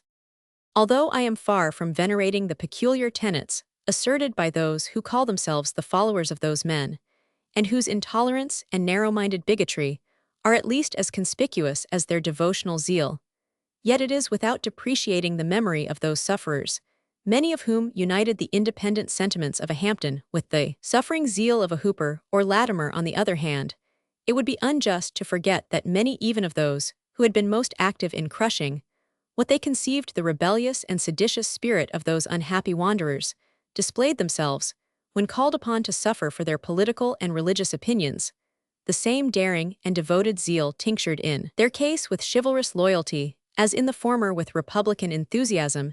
It has often been remarked of the Scottish character that the stubbornness with which it is molded shows most to advantage in adversity, when it seems akin to the native sycamore of their hills, which scorns to be biased in its mode of growth, even by the influence of the prevailing wind, but shooting its branches with equal boldness in every direction, shows no weather side to the storm and may be broken, but can never be bended. It must be understood that I speak of my countrymen as they fall under my own observation, when in foreign countries I have been informed that they are more docile. But it is time to return from this digression. One summer evening, as in a stroll such as I have described, I approached this deserted mansion of the dead, I was somewhat surprised to hear sounds distinct from those which usually soothe its solitude, the gentle chiding namely of the brook, and the sighing of the wind, in the boughs of 3 gigantic ash trees, which marked the cemetery. The clink of a hammer was on this occasion distinctly heard, and I entertained some alarm that a marchdyke long meditated by the 2 proprietors, whose estates were divided by my favorite brook, was about to be drawn up the glen, in order to substitute its rectilinear deformity for the graceful winding of the natural boundary note. I deem it fitting that the reader should be apprised that this limitary boundary between the conterminous heritable property of his honor, the Laird of Gandercleugh, and his honor, the Laird of Guisedub, was to have been in fashion an agger, or rather muris of uncemented granite, called by the vulgar a dristine dyke, surmounted, or coped cespite viridi Roman 1e, with a sawturf. Truly, their honors fell into discord concerning 2 roods of marshy ground near the cove called the Bedrow's Bailed, and the controversy having some years bygone been removed from before the judges of the land, with whom it abode long even unto the great city of London, and the assembly of the nobles therein, is as I may say it huc in pendent, J. Roman 100. As I approached I was agreeably undeceived. An old man was seated upon the monument of the slaughtered Presbyterians, and busily employed in deepening with his chisel the letters of the inscription, which announcing in scriptural language the promised blessings of futurity, to be the lot of the slain, anathematized the murderers with corresponding violence. A blue bonnet of unusual dimensions covered the gray hairs of the pious workman. His dress was a large old-fashioned coat of the coarse cloth called hoddingry, usually worn by the elder peasants, with waistcoat and breeches of the same, and the whole suit, though still in decent repair, had obviously seen a train of long-service strong clouted shoes, studded with hobnails and grammaches or leggins made of thick black cloth, completed his equipment. Beside him fed among the graves a pony, the companion of his journey, whose extreme whiteness as well as its projecting bones and hollow eyes indicated its antiquity. It was harnessed in the most simple manner with a pair of branks, a hair tether or halter, and a sunk or cushion of straw instead of bridle, and saddle. A canvas pouch hung around the neck of the animal for the purpose probably of containing the rider's tools and anything else he might have occasion to carry with him. Although I had never seen the old man before, yet from the singularity of his employment and the style of his equipage, I had no difficulty in recognizing a religious itinerant, whom I had often heard talked of, and who was known in various parts of Scotland by the title of Old Mortality. The graveyard. Where this man was born, or what was his real name, I have never been able to learn, nor are the motives which made him desert his home and adopt the erratic mode of life which he pursued known to me, except very generally according to the belief of most people. He was a native of either the county of Dumfries or Galloway, and lineally descended from some of those champions of the covenant, whose deeds and sufferings were his favorite theme. He is said to have held at one period of his life a small moorland farm, but whether from pecuniary losses or domestic misfortune, he had long renounced that, and every other gainful calling in the language of Scripture. He left his house, his home, and his kindred, and wandered about until the day of his death, a period of nearly 30 years. During this long pilgrimage, the pious enthusiast regulated his circuit, so as annually to visit the graves of the unfortunate Covenanters who suffered by the sword, or by the executioner during the reigns of the two last monarchs of the Stuart line. These are most numerous in the western districts of Ayr, Galloway and Dumfries, but they are also to be found in other parts of Scotland, wherever the fugitives had fought or fallen, or suffered by military or civil execution. Their tombs are often apart from all human habitation in the remote moors and wilds, to which the wanderers had fled for concealment. But wherever they existed, old Mortality was sure to visit them, when his annual round brought them within his reach in the most lonely recesses of the mountains. The moorfowl shooter has been often surprised to find him busied in cleaning the moss from the grey stones, renewing with his chisel the half-defaced inscriptions, and repairing the emblems of death with which these simple monuments are usually adorned. Motives of the most sincere, though fanciful devotion, induced the old man to dedicate so many years of existence to perform this tribute to the memory of the deceased warriors of the Church. He considered himself as fulfilling a sacred duty, while renewing to the eyes of posterity the decaying emblems of the zeal and sufferings of their forefathers, and thereby trimming as it were the beacon light which was to warn future generations to defend their religion even unto blood. In all his wanderings, the old pilgrim never seemed to need, or was known to accept pecuniary assistance. It is true his wants were very few, for wherever he went, he found ready quarters in the house of some Cameronian of his own sect, or of some other religious person. The hospitality which was reverentially paid to him, he always acknowledged by repairing the gravestones if there existed any belonging to the family or ancestors of his host, as the wanderer was usually to be seen bent on this pious task within the precincts of some country churchyard, or reclined on the solitary tombstone among the heath, disturbing the plover and the blackcock with the clink of his chisel and mallet, with his old white pony grazing by his side. He acquired from his converse among the dead the popular appellation of Old Mortality. The character of such a man could have in it little connection even with innocent gaiety, yet among those of his own religious persuasion, he is reported to have been cheerful. The descendants of persecutors, or those whom he supposed guilty of entertaining similar tenets, and the scoffers at religion by whom he was sometimes assailed, he usually termed the generation of vipers. Conversing with others, he was grave and sententious, not without a cast of severity, but he is said never to have been observed to give way to violent passion, excepting upon one occasion, when a mischievous truant boy defaced with a stone the nose of a cherub's face, which the old man was engaged in retouching. I am in general a sparer of the rod, notwithstanding the maxim of Solomon, for which schoolboys have little reason to thank his memory. But on this occasion, I deemed it proper to show that I did not hate the child, but I must return to the circumstances attending my first interview with this interesting enthusiast. In accosting Old Mortality, I did not fail to pay respect to his years and his principles, beginning my address by a respectful apology for interrupting his labors. The old man intermitted the operation of the chisel, took off his spectacles, and wiped them, then replacing them on his nose, acknowledged my courtesy by a suitable return. Encouraged by his affability, I intruded upon him some questions concerning the sufferers on whose monument he was now employed. To talk of the exploits of the Covenanters was the delight, as to repair their monuments was the business of his life. He was profuse in the communication of all the minute information which he had collected concerning them, their wars and their wanderings. One would almost have supposed he must have been their contemporary, and have actually beheld the passages which he related. So much had he identified his feelings and opinions with theirs, and so much had his narratives the circumstantiality of an eyewitness. We, he said in a tone of exultation, we are the only true Whigs. Carnal men have assumed that triumphant appellation following him, whose kingdom is of this world. Which of them would sit 6 hours on a wet hillside to hear a godly sermon?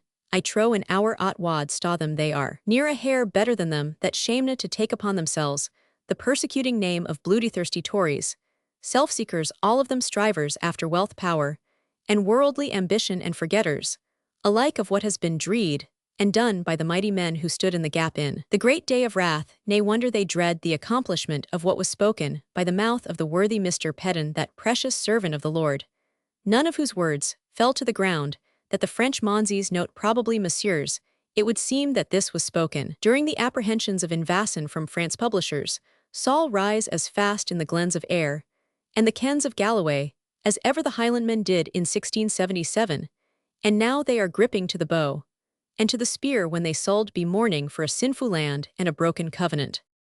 Soothing the old man by letting his peculiar opinions pass without contradiction, and anxious to prolong conversation with so singular a character, I prevailed upon him to accept that hospitality which Mr. Cleshbotham is always willing to extend to those who need it. In our way to the schoolmaster's house, we called at the Wallace Inn, where I was pretty certain I should find my patron about that hour of the evening. After a courteous interchange of civilities, old Mortality was with difficulty prevailed upon to join his host in a single glass of liquor, and that on condition that he should be permitted to name the pledge, which he prefaced with a grace of about 5 minutes, and then with bonnet doffed and eyes uplifted drank to the memory of those heroes of the kirk who had first uplifted her banner upon the mountains, as no persuasion could prevail on him to extend his conviviality to a second cup.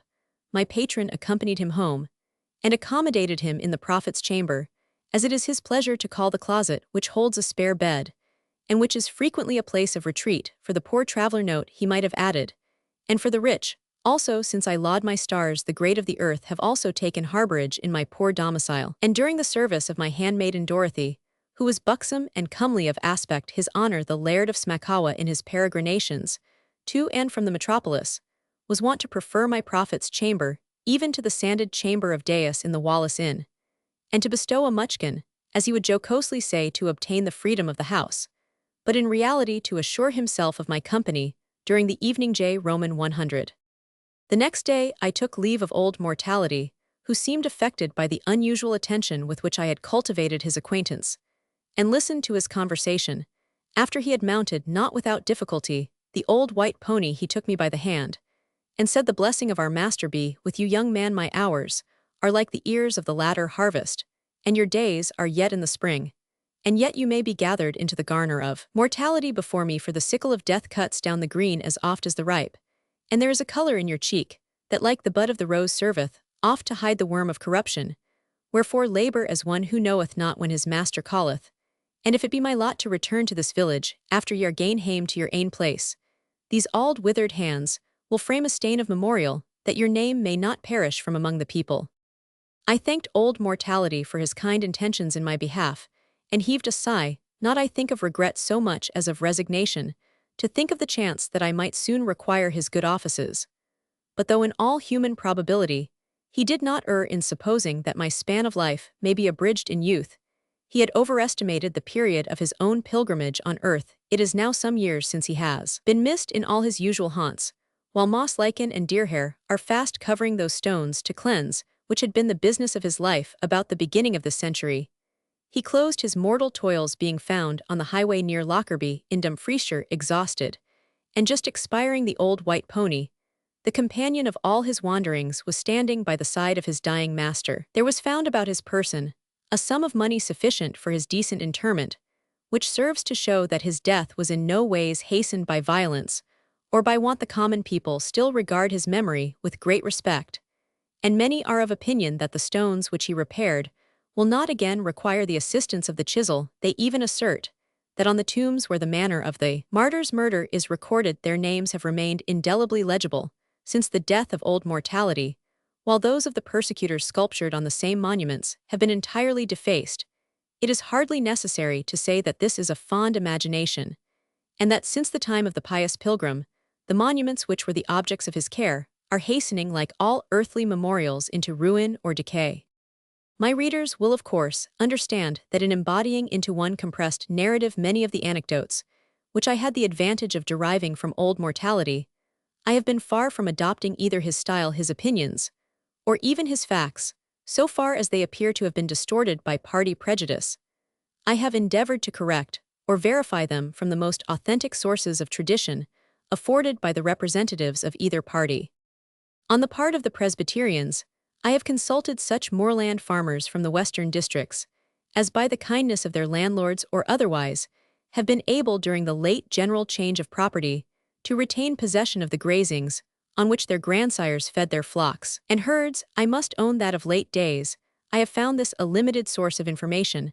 I have therefore called in the supplementary aid of those modest itinerants, whom the scrupulous civility of our ancestors denominated traveling merchants, but whom of late accommodating ourselves in this, as in more material particulars to the feelings and sentiments of our more wealthy neighbors, we have learned to call packmen or peddlers to country weavers, traveling in hopes to get rid of their winter web, but more especially to tailors, who from their sedentary profession and the necessity, in our country of exercising it, by temporary residence in the families, by whom they are employed, may be considered as possessing a complete register of rural traditions. I have been indebted for many illustrations of the narratives of old Mortality, much in the taste and spirit of the original. I had more difficulty in finding materials for correcting the tone of partiality, which evidently pervaded those stores of traditional learning, in order that I might be enabled to present an unbiased picture of the manners of that unhappy period, and at the same time to do justice to the merits of both parties. But I have been enabled to qualify the narratives of old Mortality and his Cameronian friends by the reports of more than one descendant of ancient and honorable families, who themselves decayed into the humble vale of life, yet look proudly back on the period when their ancestors fought and fell in behalf of the exiled House of Stuart.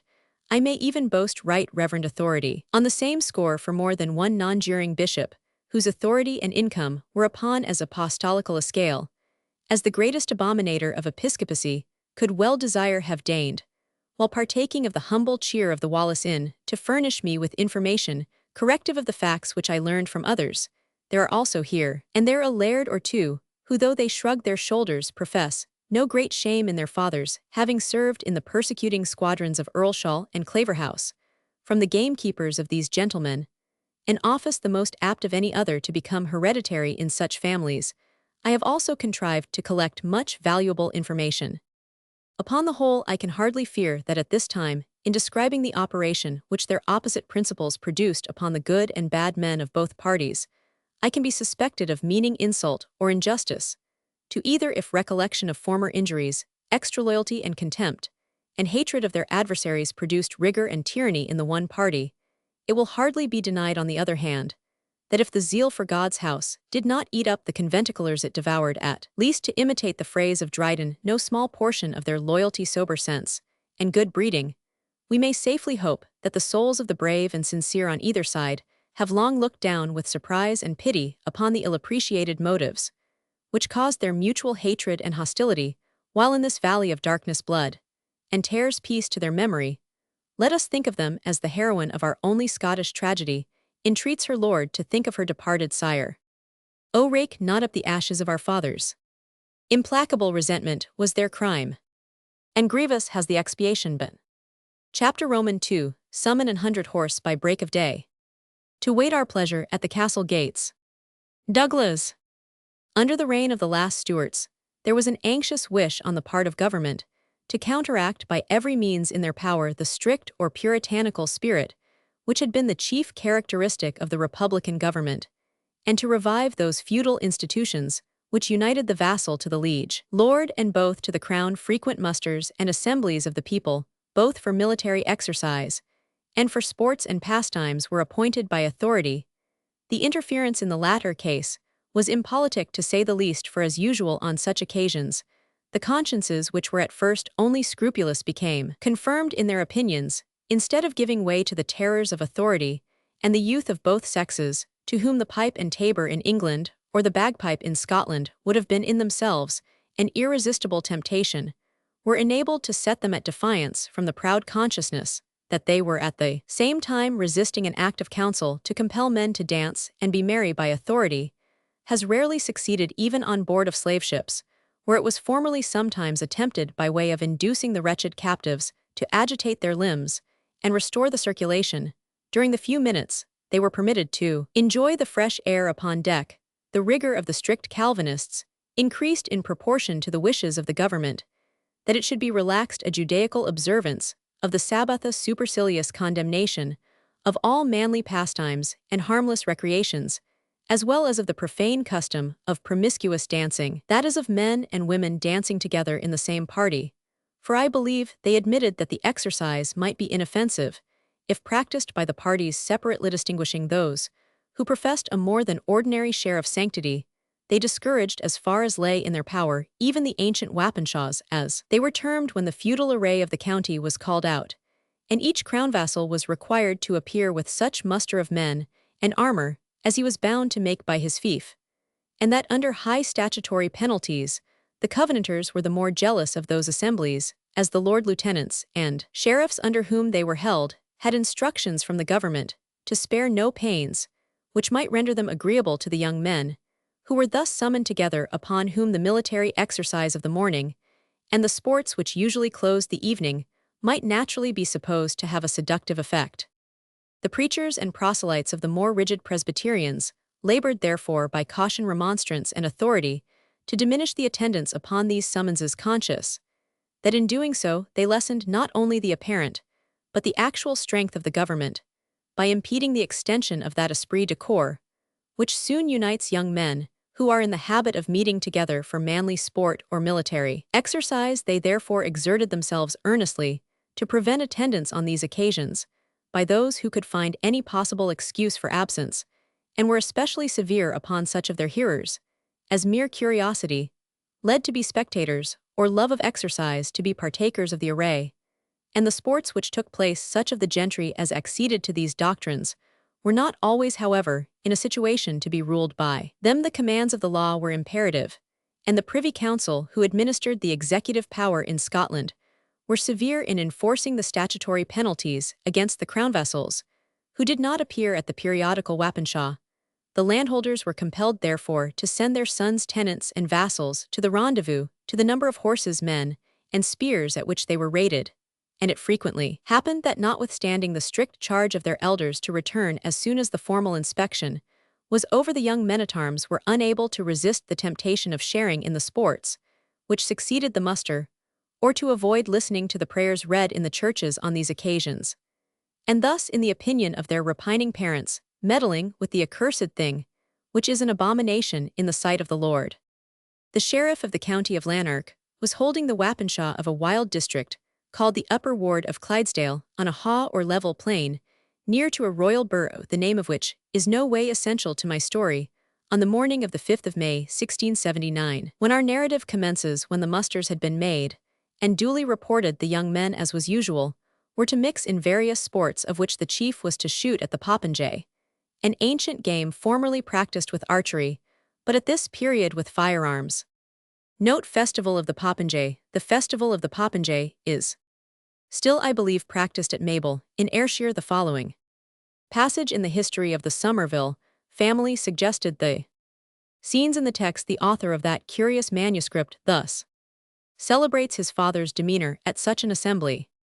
Having now passed his infancy, in the 10th year of his age he was by his grandfather put to the grammar school, there being then at the town of Delcerf a very able master that taught the grammar, and fitted boys for the college. During his educating in this place they had then a custom every year to solemnize the first Sunday of May with dancing about a maypole, firing of pieces, and all manner of ravelling, then in use, there being at that time few, or no merchants in this petty village, to furnish necessaries for the scholars' sports. This youth resolves to provide himself elsewhere, so that he may appear with the bravest. In order to this, by break of day he rises and goes to Hamiltown, and there bestows all the money that for a long time before he had got from his friends, or had otherways purchased, upon ribbons of diverse colours and new hat and gloves, but in nothing he bestowed his money more liberally than upon gunpowder, a great quantity whereof he buys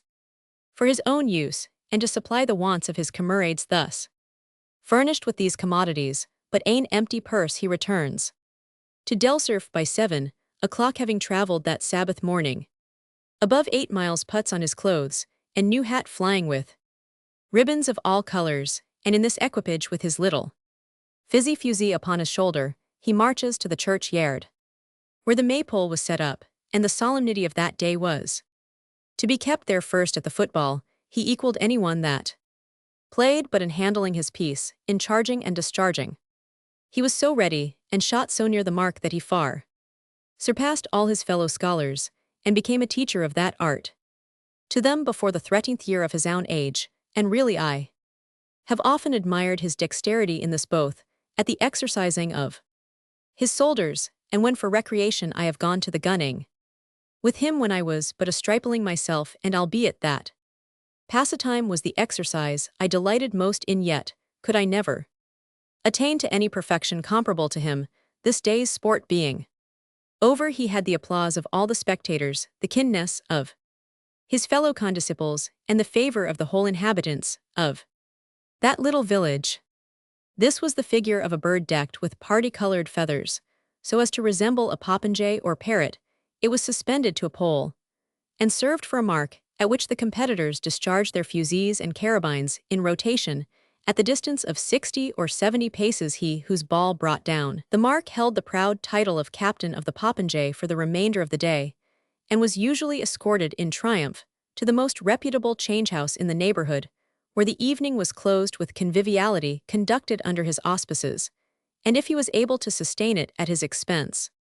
It will of course be supposed that the ladies of the country assembled to witness this gallant strife, those excepted who held the stricter tenets of Puritanism, and would therefore have deemed it criminal to afford countenance to the profane gambols of the malignants, Landaus, Baruches, or Tilburys.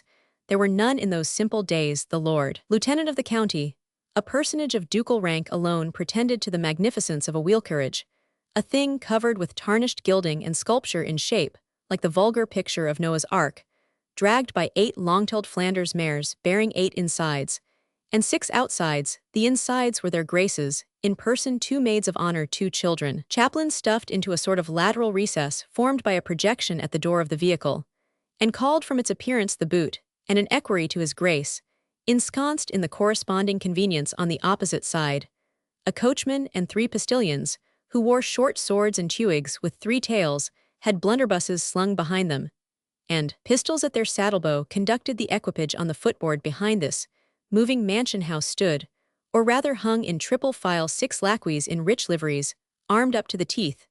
The rest of the gentry, men and women, old and young, were on horseback, followed by their servants, but the company, for the reasons already assigned, was rather select than numerous.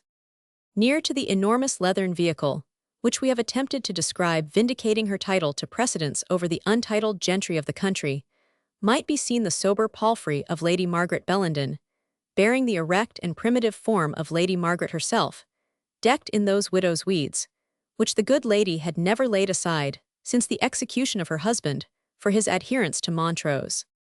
Her granddaughter, and only earthly care, the fair-haired Edith, who was generally allowed to be the prettiest lass in the upper ward, appeared beside her aged relative like spring, placed close to winter her black Spanish genet, which she managed with much grace. Her gay riding dress and lace side-saddle had been anxiously prepared to set her forth to the best advantage, but the clustering profusion of ringlets which, escaping from under her cap, were only confined by a green ribbon from wantoning over her shoulders. Her cast of features, soft and feminine, yet not without a certain expression of playful archness, which redeemed their sweetness from the charge of insipidity, sometimes brought against blondes and blue-eyed beauties, attracted more admiration from the Western youth than either the splendor of her equipments or the figure of her palfrey. The attendance of these distinguished ladies was rather inferior to their birth and fashion in those times, as it consisted only of 2 servants on horseback. The truth was that the good old lady had been obliged to make all her domestic servants turn out to complete the quota which her barony ought to furnish for the muster, and in which she would not for the universe have been found deficient. The old steward, who in steel cap and jack-boots led forth her array, had, as he said, sweated blood and water in his efforts to overcome the scruples and evasions of the moorland farmers, who ought to have furnished men horse and harness on these occasions. At last their dispute came near to an open declaration of hostilities, the incensed Episcopalian bestowing on the recusants the whole thunders of the commination, and receiving from them in return the denunciations of a Calvinistic excommunication. What was to be done to punish the refractory tenants would have been easy enough. The Privy Council would readily have imposed fines and sent a troop of horse to collect them, but this would have been calling the huntsmen and hounds into the garden to kill the hare. For said Harrison to himself, the carles have little enough gear at any rate, and if I call in the redcoats and take away what little they have, how is my worshipful lady to get her rents paid at Candlemas, which is but a difficult matter to bring round even in the best of times. So he armed the fowler, and Falconer the footman and the ploughman at the home farm, with an old drunken cavaliering butler, who had served with the late Sir Richard under Montrose, and stunned the family nightly with his exploits at Kilsyth and Tippermore, and who was the only man in the party that had the smallest zeal for the work in hand in this manner, and by recruiting 1 or 2 latitudinarian poachers and blackfishers, Mr. Harrison completed the quota of men, which fell to the share of Lady Margaret Bellenden, as liefrentrix of the barony of Tilliatudlem and others. But when the steward on the morning of the eventful day had mustered his troubadour before the iron gate of the tower, the mother of Cuddy Hedrig the ploughman appeared loaded with the jackboots buff coat, and other accoutrements which had been issued forth for the service of the day, and laid them before the steward, demurely assuring him that whether it were the colic or a qualm of conscience she couldn't attack upon her to decide, but sure it was Cuddy had been in sair straits a night, and she couldna say he was muckle better this morning. The finger of heaven, she said, was in it, and her bairn should gang on nae sick errands pains penalties, and threats of dismission were denounced in vain. The mother was obstinate, and Cuddy, who underwent a domiciliary visitation for the purpose of verifying his state of body, could, or would answer only by deep groans. Moz, who had been an ancient domestic in the family, was a sort of favourite with Lady Margaret, and presumed accordingly. Lady Margaret had herself set forth, and her authority could not be appealed to in this dilemma. The good genius of the old butler suggested an expedient. He had seen money a braw callant far less than Guce Gibby fight brawly under Montrose. What for no tack Guce Gibby? This was a half-witted lad of very small stature, who had a kind of charge of the poultry under the old henwife, for in a Scottish family of that day there was a wonderful substitution of labour. This urchin, being sent for from the stubble-field, was hastily muffled in the buff coat, and girded rather to than with the sword of a full-grown man, his little legs plunged into jackboots, and a steel cap put upon his head, which seemed from its size as if it had been intended to extinguish him. Thus accoutred, he was hoisted at his own earnest request upon the quietest horse of the party, and prompted and supported by old Guddiel the butler. As his front file, he passed muster tolerably enough, the sheriff not caring to examine too closely the recruits of so well-affected a person as Lady Margaret Bellenden. To the above cause, it was owing that the personal retinue of Lady Margaret on this eventful day amounted only to 2 lacqueys with which diminished train. She would on any other occasion have been much ashamed to appear in public, but for the cause of royalty she was ready at any time to have made the most unreserved personal sacrifices. She had lost her husband and 2 promising sons in the civil wars of that unhappy period, but she had received her reward for on his route through the west of Scotland to meet Cromwell in the unfortunate field of Worcester. Charles II had actually breakfasted at the Tower of Tilliatudlem, an incident which formed from that moment an important era in the life of Lady Margaret, who seldom afterwards partook of that meal either at home or abroad, without detailing the whole circumstances of the royal visit, not forgetting the salutation which His Majesty conferred on each side of her face, though she sometimes omitted to notice that he bestowed the same favour on 2 buxom serving wenches, who appeared at her back, elevated for the day into the capacity of waiting gentlewomen. Tilliatudlem Castle.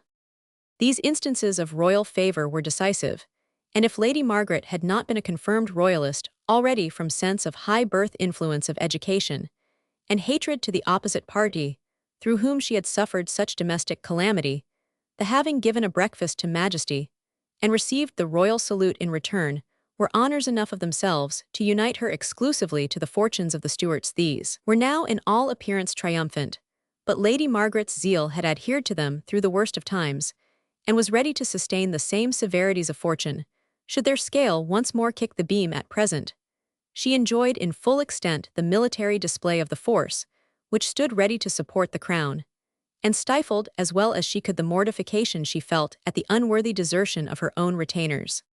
Many civilities passed between her ladyship and the representatives of sundry ancient loyal families, who were upon the ground by whom she was held in high reverence, and not a young man of rank passed by them in the course of the muster, but he carried his body more erect in the saddle, and threw his horse upon its haunches to display his own horsemanship and the perfect bitting of his steed to the best advantage in the eyes of Miss Edith Bellenden.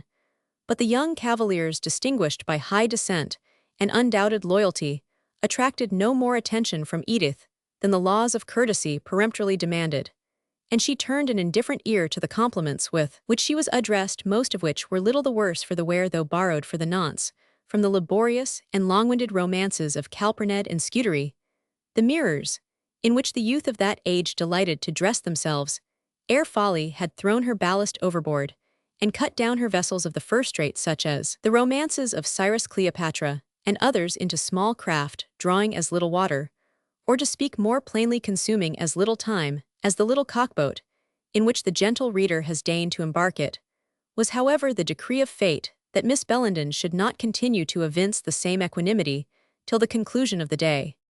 Chapter Roman 3. Horseman and horse confessed the bitter pang, and arms and warrior fell with heavy clang. Pleasures of hope. When the military evolutions had been gone through tolerably well, allowing for the awkwardness of men and of horses, a loud shout announced that the competitors were about to step forth for the game of the popinjay. Already described, the mast or pole, having a yard extended across it, from which the mark was displayed, was raised. Amid the acclamations of the assembly, and even those who had eyed the evolutions of the feudal militia with a sort of malignant and sarcastic sneer, from disinclination to the royal cause in which they were professedly embodied, could not refrain from taking considerable interest in the strife, which was now approaching. They crowded towards the goal and criticized the appearance of each competitor as they advanced in succession, discharged their pieces at the mark, and had their good or bad address rewarded by the laughter or applause of the spectators. But when a slender young man, dressed with great simplicity, yet not without a certain air of pretension to elegance and gentility, approached the station with his fusee in his hand, his dark green cloak thrown back over his shoulder, his laced ruff and feathered cap indicating a superior rank to the vulgar, there was a murmur of interest among the spectators, whether altogether favorable to the young adventurer, it was difficult to discover. "You how, sirs, to see his father's son, at the like o' the fearless follies," was the ejaculation of the elder and more rigid Puritans, whose curiosity had so far overcome their bigotry as to bring them to the playground. But the generality viewed the strife less morosely, and were contented to wish success to the son of a deceased Presbyterian leader, without strictly examining the propriety of his being a competitor for the prize. Their wishes were gratified at the first discharge of his piece. The green adventurer struck the popinjay, being the first palpable hit of the day, though several balls had passed very near the mark. A loud shout of applause ensued, but the success was not decisive, it being necessary that each who followed should have his chance, and that those who succeeded in hitting the mark should renew the strife among themselves till one displayed a decided superiority over the others. Two only of those who followed in order succeeded in hitting the popinjay. The first was a young man of low rank, heavily built, and who kept his face muffled in his grey cloak. The second, a gallant young cavalier, remarkable for a handsome exterior, sedulously decorated for the day he had been since the muster, in close attendance on Lady Margaret and Miss Bellenden, and had left them with an air of indifference when Lady Margaret had asked whether there was no young man of family and loyal principles who would dispute the prize with the two lads who had been successful in half a minute. Young Lord Evandale threw himself from his horse, borrowed a gun from a servant, and, as we have already noticed, hit the mark. Great was the interest excited by the renewal of the contest between the three candidates, who had been hitherto successful. The state equipage of the Duke was with some difficulty put in motion, and approached more near to the scene of action. The riders, both male and female, turned their horses' heads in the same direction, and all eyes were bent upon the issue of the trial of skill. It was the etiquette in the second contest that the competitors should take their turn of firing after drawing lots. The first fell upon the young plebeian, who, as he took his stand, half encloaked his rustic countenance, and said to the gallant in green, "Ye see, Mr. Henry, if it were ony other day, I could hae wished to miss for your sake, but Jenny Dennison is looking at us, sae I maun do my best." He took his aim, and his bullet whistled past the mark so nearly that the pendulous object at which it was directed was seen to shiver. Still, however, he had not hit it, and with a downcast look, he withdrew himself from further competition, and hastened to disappear from the assembly, as if fearful of being recognized. The green chasseur next advanced, and his ball a second time struck the popinjay. All shouted, and from the outskirts of the assembly arose a cry of the good old cause forever. While the dignitaries bent their brows at these exulting shouts of the disaffected, the young Lord of Evandale advanced again to the hazard and again was successful. The shouts and congratulations of the well-affected and aristocratical part of the audience attended his success. But still, a subsequent trial of skill remained. The Green Marksman, as if determined to bring the affair to a decision, took his horse from a person who held him, having previously looked carefully to the security of his girths, and the fitting of his saddle, vaulted on his back, and motioning with his hand for the bystanders to make way, set spurs past the place from which he was to fire at a gallop, and as he passed threw up the reins, turned sideways upon his saddle, discharged his carabine, and brought down the popinjay. Lord Evandale imitated his example, although many around him said it was an innovation on the established practice, which he was not obliged to follow. But his skill was not so perfect, or his horse was not so well trained. The animal swerved at the moment his master fired, and the ball missed the popinjay. Those who had been surprised by the address of the Green Marksman were now equally pleased by his courtesy. He disclaimed all merit from the last shot, and proposed to his antagonist that it should not be counted as a hit, and that they should renew the contest on foot. "I would prefer horseback if I had a horse as well bitted, and probably as well broken to the exercise, as yours," said the young lord, addressing his antagonist.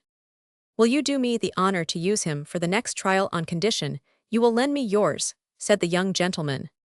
Lord Evandale was ashamed to accept this courtesy, as conscious how much it would diminish the value of victory, and yet unable to suppress his wish to redeem his reputation as a marksman.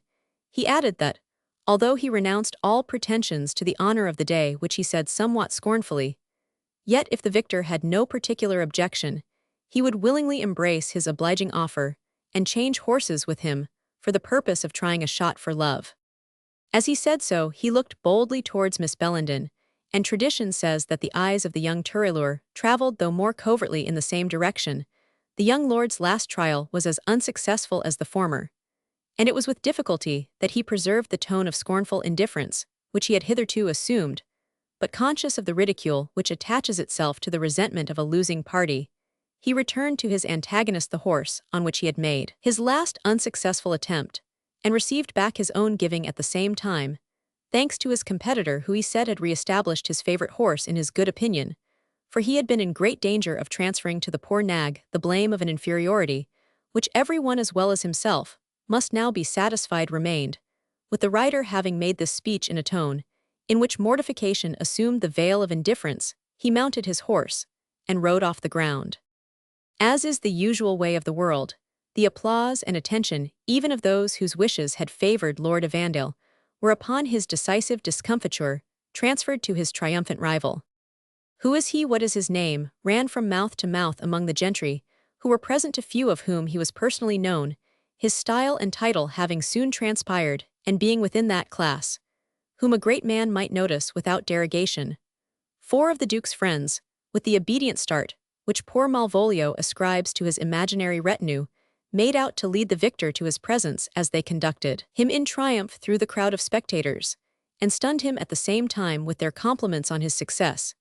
He chanced to pass, or rather to be led immediately in front of Lady Margaret and her granddaughter, the captain of the popinjay, and Miss Bellenden, colored like crimson, as the latter returned with embarrassed courtesy the low inclination which the victor made even to the saddlebow in passing her. "Do you know that young person?" said Lady Margaret. "I have seen him, madam, at my uncle's and elsewhere," occasionally stammered Miss Edith Bellenden. "I hear them say around me," said Lady Margaret, "that the young spark is the nephew of old Milnwood, the son of the late Colonel Morton of Milnwood, who commanded a regiment of horse with great courage at Dunbar, and in Verkeithing," said a gentleman who sate on horseback beside Lady Margaret. "Aye, and who before that fought for the Covenanters both at Marston Moor and Philiphaugh," said Lady Margaret, sighing, as she pronounced the last fatal words, which her husband's death gave her such sad reason to remember. "Your ladyship's memory is just," said the gentleman, smiling, "but it were well all that were forgot now." "He ought to remember it," Gilbert Sklug returned Lady Margaret, "and dispense with intruding himself into the company of those to whom his name must bring unpleasing recollections." "You forget, my dear lady," said her nomenclator, "that the young gentleman comes here to discharge suit and service in name of his uncle, I would every estate in the country sent out as pretty a fellow. His uncle as well as his umquhile father is a roundhead, I presume, said Lady Margaret.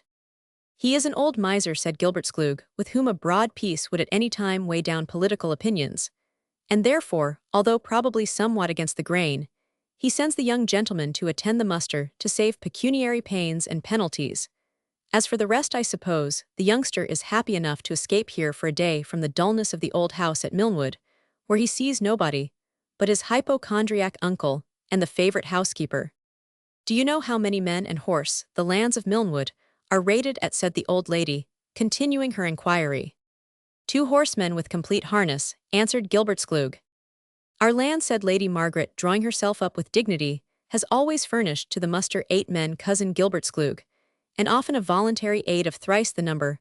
I remember his sacred majesty King Charles, when he took his disjune at Tilliatudlem, was particular in inquiring. I see the Duke's carriage in motion, said Gilbert Sklug, partaking at the moment an alarm common to all Lady Margaret's friends, when she touched upon the topic of the royal visit at the family mansion. I see the Duke's carriage in motion. I presume your ladyship will take your right of rank in leaving the field. May I be permitted to convoy your ladyship and Miss Bellenden? Home parties of the wild Whigs have been abroad, and are said to insult and disarm the well-affected who travel in small numbers. We thank you, cousin Gilbert Sklug, said Lady Margaret, but as we shall have the escort of my own people, I trust, we have less need than others to be troublesome to our friends. Will you have the goodness to order Harrison to bring up our people somewhat more briskly? He rides them towards us as if he were leading a funeral procession. The gentleman in attendance communicated his lady's orders to the trusty steward. Honest Harrison had his own reasons for doubting the prudence of this command, but once issued and received, there was a necessity for obeying it. He set off therefore at a hand gallop, followed by the butler in such a military attitude as became one who had served under Montrose, and with a look of defiance, rendered sterner and fiercer by the inspiring fumes of a gill of brandy, which he had snatched a moment to bolt to the king's health and confusion to the Covenant during the intervals of military duty. Unhappily, this potent refreshment wiped away from the tablets of his memory the necessity of paying some attention to the distresses and difficulties of his rear Goose Gibbie. No sooner had the horses struck a canter than Gibbie's jackboots, which the poor boy's legs were incapable of steadying, began to play alternately against the horse's flanks, and being armed with long-rolled spurs, overcame the patience of the animal, which bounced and plunged, while poor Gibbie's entreaties for aid never reached the ears of the too heedless butler, being drowned partly in the concave of the steel cap, in which his head was immersed, and partly in the martial tune of the gallant Grams, which Mr. Guddiel whistled with all his power of lungs. The upshot was that the steed speedily took the matter into his own hands, and having gambled hither and thither, to the great amusement of all spectators, set off at full speed towards the huge family coach already described. Gibbie's pike, escaping from its sling, had fallen to a level direction across his hands, which, I grieve to say, were seeking dishonorable safety in as strong a grasp of the mane as their muscles could manage. His casque, too, had slipped completely over his face, so that he saw as little in front as he did in rear. Indeed, if he could, it would have availed him little in the circumstances, for his horse, as if in league with the disaffected, ran full tilt towards the solemn equipage of the Duke, which the projecting lance threatened to perforate from window to window, at the risk of transfixing as many in its passage as the celebrated thrust of Orlando, which, according to the Italian epic poet, broached as many Moors as a Frenchman spits frogs. On beholding the bent of this misdirected career, a panic shout of mingled terror and wrath was set up by the whole equipage, insides and outsides at once, which had the happy effect of averting the threatened misfortune. The capricious horse of Goose Gibbie was terrified by the noise and stumbling, as he turned short round, kicked, and plunged violently, as soon as he recovered the jackboots, the original cause of the disaster, maintaining the reputation they had acquired, when worn by better cavaliers, answered every plunge by a fresh prick of the spurs, and, by their ponderous weight, kept their place in the stirrups. Not so Goose Gibbie, who was fairly spurned out of those wide and ponderous greaves, and precipitated over the horse's head, to the infinite amusement of all the spectators. His lance and helmet had forsaken him in his fall, and for the completion of his disgrace, Lady Margaret Bellenden, not perfectly aware that it was one of her warriors, who was furnishing so much entertainment, came up in time to see her diminutive man-at-arms, stripped of his lion's hidioff, the buff coat that is in which he was muffled. As she had not been made acquainted with this metamorphosis, and could not even guess its cause, her surprise and resentment were extreme, nor were they much modified by the excuses and explanations of her steward and butler. She made a hasty retreat homeward, extremely indignant at the shouts and laughter of the company, and much disposed to vent her displeasure on the refractory agriculturist, whose place Goose Gibby had so unhappily supplied. The greater part of the gentry now dispersed the whimsical misfortune which had befallen the gens d'armory of Tilliatudlem, furnishing them with huge entertainment on their road. Homeward the horsemen also in little parties, as their road lay together, diverged from the place of rendezvous, excepting such as, having tried their dexterity at the popinjay, were by ancient custom obliged to partake of a grace cup with their captain before their departure. Chapter Roman 4. At fairs, he played before the spearmen, and gaily graced in their gear then. Steel bonnets, pikes, and swords shone clear then, as ony bead now wassail play before sick weir men. Since Hab is dead. Elegy on Habby Simpson. The cavalcade of horsemen on their road to the little borough town were preceded by Neil Blaine, the townpipper, mounted on his white galloway, armed with his dirk and broadsword, and bearing a chanter streaming with as many ribbons as would deck out 6 country bells for a fair or preaching. Neil, a clean, tight, well-timbered, long-winded fellow, had gained the official situation of townpipper offby his merit, with all the emoluments thereof, namely the piper's croft, as it is still called, a field of about an acre, in extent 5 merks, and a new livery coat of the town's colours, yearly some hopes of $1 upon the day of the election of magistrates, providing the provost were able and willing to afford such a gratuity, and the privilege of paying at all the respectable houses in the neighbourhood an annual visit at springtime, to rejoice their hearts with his music, to comfort his own with their ale and brandy, and to beg from each a modicum of seed corn. In addition to these inestimable advantages, Neil's personal or professional accomplishments won the heart of a jolly widow, who then kept the principal change-house in the borough, her former husband having been a strict Presbyterian of such note that he usually went among his sect by the name of Gaius, the publican. Many of the more rigid were scandalized by the profession of the successor, whom his relict had chosen for a second helpmate, as the browst or brewing of the Hauff retained, nevertheless, its unrivaled reputation. Most of the old customers continued to give it a preference. The character of the new landlord, indeed, was of that accommodating kind which enabled him, by close attention to the helm, to keep his little vessel pretty steady amid the contending tides of faction. He was a good-humoured, shrewd, selfish sort of fellow, indifferent alike to the disputes about church and state, and only anxious to secure the good-will of customers of every description. But his character, as well as the state of the country, will be best understood by giving the reader an account of the instructions which he issued to his daughter, a girl, about 18, whom he was initiating in those cares, which had been faithfully discharged by his wife, until about 6 months before our story commences, when the honest woman had been carried to the kirkyard. "Jenny," said Neil Blaine, as the girl assisted to disencumber him of his bagpipes, "this is the first day that ye are to take the place of your worthy mother, in attending to the public. A douce woman she was, civil to the customers, and had a good name, why Whig and Tory baith up the street and down the street. It will be hard for you to fill her place, especially on sic a thrang day as this. But heavens will maun be obeyed, Jenny. Whatever Milnwood casts for, be sure he maun heat, for he's the captain o' the popinjay, and auld customs maun be supported if he canna pay the lawing himsel, as I ken he's keep it unco short by the head ill. Find a way to shame it out. Oh, his uncle the curate is playing at dice, why Cornet Graham be ident and civil to them baith clergy. And captains can giant unco deal o' fash in the times where they take an ill will. The dragoons will be crying for ale, and they wanna want it, and mauna want it. The are unruly chields, but they pay ane some gate or other. I gat the humlicow that's the best in the byre frae Black Frank Inglis, and Sergeant Bothwell for £10 Scots, and they drank out the price at I downsitting."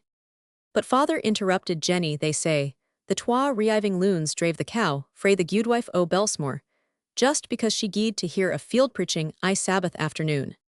"Wisht ye silly top," I said her father, "we have neething to do how they come by the bestial they selb that atween them, and their consciences. We'll take notice, Jenny, of that dour, stour-looking carl that sits by the cheek o' the ingle, and turns his back on a men. He looks like ane o' the hillfolk, for I saw him start a wee when he saw the redcoats and I jallows, he wad hae like to hae ridden by.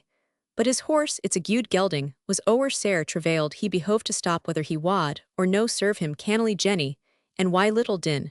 And dinna bring the sojers on him by spearing ony questions at him. But let na him hae a room to himsel they wad say we were hiding him for yoursel, Jenny yell be civil to the folk, and take nae heed o' ony nonsense. And daffing the young lads may say tie folk in the hostler line mon, put up, why muckle your mither rest her saul could pit up why, as muckle as mayest women but aff hands is fair play.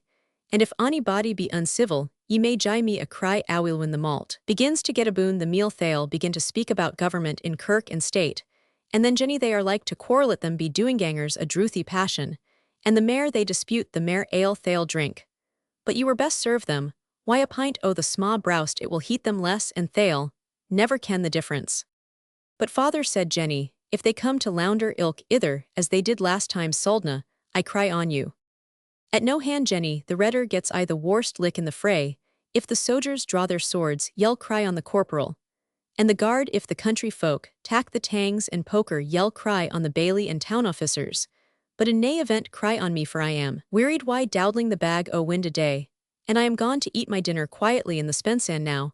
I think aunt the laird of Lickatup, that's him that was the laird was spearing for sma drink, and a sout herringy him a poo be the sleeve, and round into his lug. Wad be blithe o' his company to dine why me he was a gude customer ains in a day, and wants neathing, but means to be a gude ain agin, likes drink as weel as ear he Roman 999, and if he ken ony pure body, o our acquaintance that's blate for want o' siller, and has far to gang hame, ye needna stick to gie them a wat o' drink and a bannoquel near missent, and it looks creditable in a house like ours, and now hinny gang awa and serve the folk.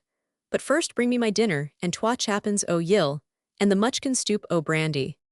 Having thus devolved his whole cares on Jenny as Prime Minister Neil Blaine, and the sidevant laird once his patron, but now glad to be his trencher companions sate down, to enjoy themselves, for the remainder of the evening remote from the bustle of the public room. All in Jenny's department was in full activity, the knights of the popinjay received, and requited the hospitable entertainment of their captain, who though he spared the cup himself took care it should go round with due celerity among the rest, who might not have otherwise deemed themselves handsomely treated. Their numbers melted away by degrees, and were at length diminished to 4 or 5, who began to talk of breaking up their party at another table at some distance. Sat 2 of the dragoons whom Neil Blaine had mentioned, a sergeant, and a private, in the celebrated John Graham of Claverhouse's regiment of Life Guards. Even the non-commissioned officers and privates in these corps were not considered as ordinary mercenaries, but rather approached to the rank of the French mousquetaires, being regarded in the light of cadets, who performed the duties of rank and file with the prospect of obtaining commissions, in case of distinguishing themselves. Many young men of good families were to be found in the ranks, a circumstance which added to the pride and self-consequence of these troops. A remarkable instance of this occurred in the person of the non-commissioned officer in question. His real name was Francis Stuart, but he was universally known by the appellation of Bothwell, being lineally descended from the last earl of that name, not the infamous lover of the unfortunate Queen Mary, but Francis Stuart, Earl of Bothwell, whose turbulence and repeated conspiracies embarrassed the early part of James VI's reign, and who at length died in exile in great poverty. The son of this earl had sued to Charles Roman I for the restitution of part of his father's forfeited estates, but the grasp of the nobles to whom they had been allotted was too tenacious to be unclenched. The breaking out of the civil wars utterly ruined him, by intercepting a small pension which Charles Roman I had allowed him, and he died in the utmost indigence. His son, after having served as a soldier abroad and in Britain and passed through several vicissitudes of fortune, was fain to content himself with the situation of a non-commissioned officer in the Life Guards. Although lineally descended from the royal family, the father of the forfeited Earl of Bothwell, having been a natural son of James, Roman 6 note Sergeant Bothwell, The History of the Restless and Ambitious. Francis Stuart, Earl of Bothwell, makes a considerable figure. The reign of James, Roman 6 of Scotland, and first of England after being repeatedly pardoned for acts of treason, he was at length obliged to retire abroad, where he died in great misery. Great part of his forfeited estate was bestowed on Walter Scott, first Lord of Buccleuch, and on the first Earl of Roxburgh. Francis Stuart, son of the forfeited earl, obtained from the favor of Charles Roman I a decreet arbitral, appointing the two noblemen grantees of his father's estate to restore the same or make some compensation for retaining it. The barony of Crichton with its beautiful castle was surrendered by the curators of Francis Earl of Buccleuch, but he retained the far more extensive property Liddesdale. James Stuart, also as appears from writings in the author's possession, made an advantageous composition with the Earl of Roxburgh, but says the satirical Scott Starvett male parta Pegus Dillabunter, for he never brooked them, enjoyed them, nor was anything the richer since they accrued to his creditors, and are now in the possession of Dr. Seaton. His eldest son Francis became a trooper in the late war. As for the other brother John, who was Abbot of Coldingham, he also disposed all that estate and now has nothing, but lives on the charity of his friends. The staggering state of the Scots statesman for 100 years by Sir John Scott of Scott Starvett, Edinburgh, 1754 p. 154. Francis Stuart, who had been a trooper during the Great Civil War, seems to have received no preferment after the Restoration suited to his high birth, though in fact third cousin to Charles Roman II. Captain Crichton, the friend of Dean Swift, who published his memoirs, found him a private gentleman in the King's Life Guards. At the same time, this was no degrading condition, for Fountainhall records a duel fought between a Life Guardsman and an officer in the militia, because the latter had taken upon him to assume superior rank as an officer to a gentleman private in the Life Guards. The Life Guards man was killed in the rencontre, and his antagonist was executed for murder. The character of Bothwell, except in relation to the name, is entirely great personal strength and dexterity in the use of his arms, as well as the remarkable circumstances of his descent, had recommended this man to the attention of his officers. But he partook in a great degree of the licentiousness and oppressive disposition, which the habit of acting as agents for government, in levying fines, exacting free quarters, and otherwise oppressing the Presbyterian recusants, had rendered too general among these soldiers. They were so much accustomed to such missions, that they conceived themselves at liberty to commit all manner of license with impunity, as if totally exempted from all law and authority, excepting the command of their officers on such occasions. Bothwell was usually the most forward. It is probable that Bothwell and his companions would not so long have remained quiet, but for respect to the presence of their cornet, who commanded the small party quartered in the borough, and who was engaged in a game at dice with the curate of the place. But both of these being suddenly called from their amusement to speak with the chief magistrate upon some urgent business, Bothwell was not long of evincing his contempt for the rest of the company. "Is it not a strange thing, Halliday," he said to his comrade, "to see a set of bumpkins sit carousing here this whole evening, without having drank the king's health?" "They have drank the king's health," said Halliday. "I heard that green kyleworm of a lad name his majesty's health." "Did he?" said Bothwell. "Then Tom well have them drink the Archbishop of St. Andrew's health, and do it on their knees too." "So we will, by G," said Halliday, "and he that refuses it, well have him to the guardhouse, and teach him to ride the colt foaled of an acorn, with a brace of carabines at each foot to keep him steady." "Right, Tom," continued Bothwell, "and to do all things in order. Ill begin with that sulky bluebonnet in the ingle-nook." He rose accordingly, and taking his sheathed broadsword under his arm to support the insolence which he meditated, placed himself in front of the stranger noticed by Neil Blaine in his admonitions to his daughter, as being in all probability one of the hillfolk or refractory Presbyterians. "I make so bold as to request of your precision, beloved," said the trooper in a tone of affected solemnity, and assuming the snuffle of a country preacher, "that you will arise from your seat, beloved, and having bent your hams, until your knees do rest upon the floor, beloved, that you will turn over this measure, called by the profane a gill of the comfortable creature, which the carnal denominate brandy, to the health and glorification of his grace, the Archbishop of St. Andrews, the worthy primate of all Scotland." All waited for the stranger's answer, his features austere even to ferocity, with a cast of eye, which without being actually oblique, approached nearly to a squint, and which gave a very sinister expression to his countenance, joined to a frame square, strong, and muscular, though something under the middle size, seemed to announce a man unlikely to understand rude jesting, or to receive insults with impunity. And what is the consequence, said he, if I should not be disposed to comply with your uncivil request? The consequence thereof, beloved, said Bothwell in the same tone of raillery, will be firstly, that I will tweak thy proboscis or nose, secondly, beloved, that I will administer my fist to thy distorted visual optics, and will conclude, beloved, with a practical application of the flat of my sword to the shoulders of the recusant. Is it even so, said the stranger, then give me the cup. And taking it in his hand he said, with a peculiar expression of voice and manner, the Archbishop of St. Andrews, and the place he now worthily holds may each prelate in Scotland soon be, as the Right Reverend James Sharp. He has taken the test, said Halliday exultingly. But with a qualification, said Bothwell, I don't understand what the devil the cropped wig means. Come, gentlemen, said Morton, who became impatient of their insolence, we are here met as good subjects, and on a merry occasion, and we have a right to expect we shall not be troubled with this sort of discussion. Bothwell was about to make a surly answer, but Halliday reminded him in a whisper that there were strict injunctions that the soldiers should give no offense to the men who were sent out to the musters, agreeably to the council's orders, so, after honoring Morton with a broad and fierce stare, he said, well, Mr. Popinjay, I shall not disturb your reign, I reckon. It will be out by 12 at night, is it not an odd thing, Halliday? He continued, addressing his companion, that they should make such a fuss about cracking off their birding pieces at a mark, which any woman or boy could hit at a day's practice.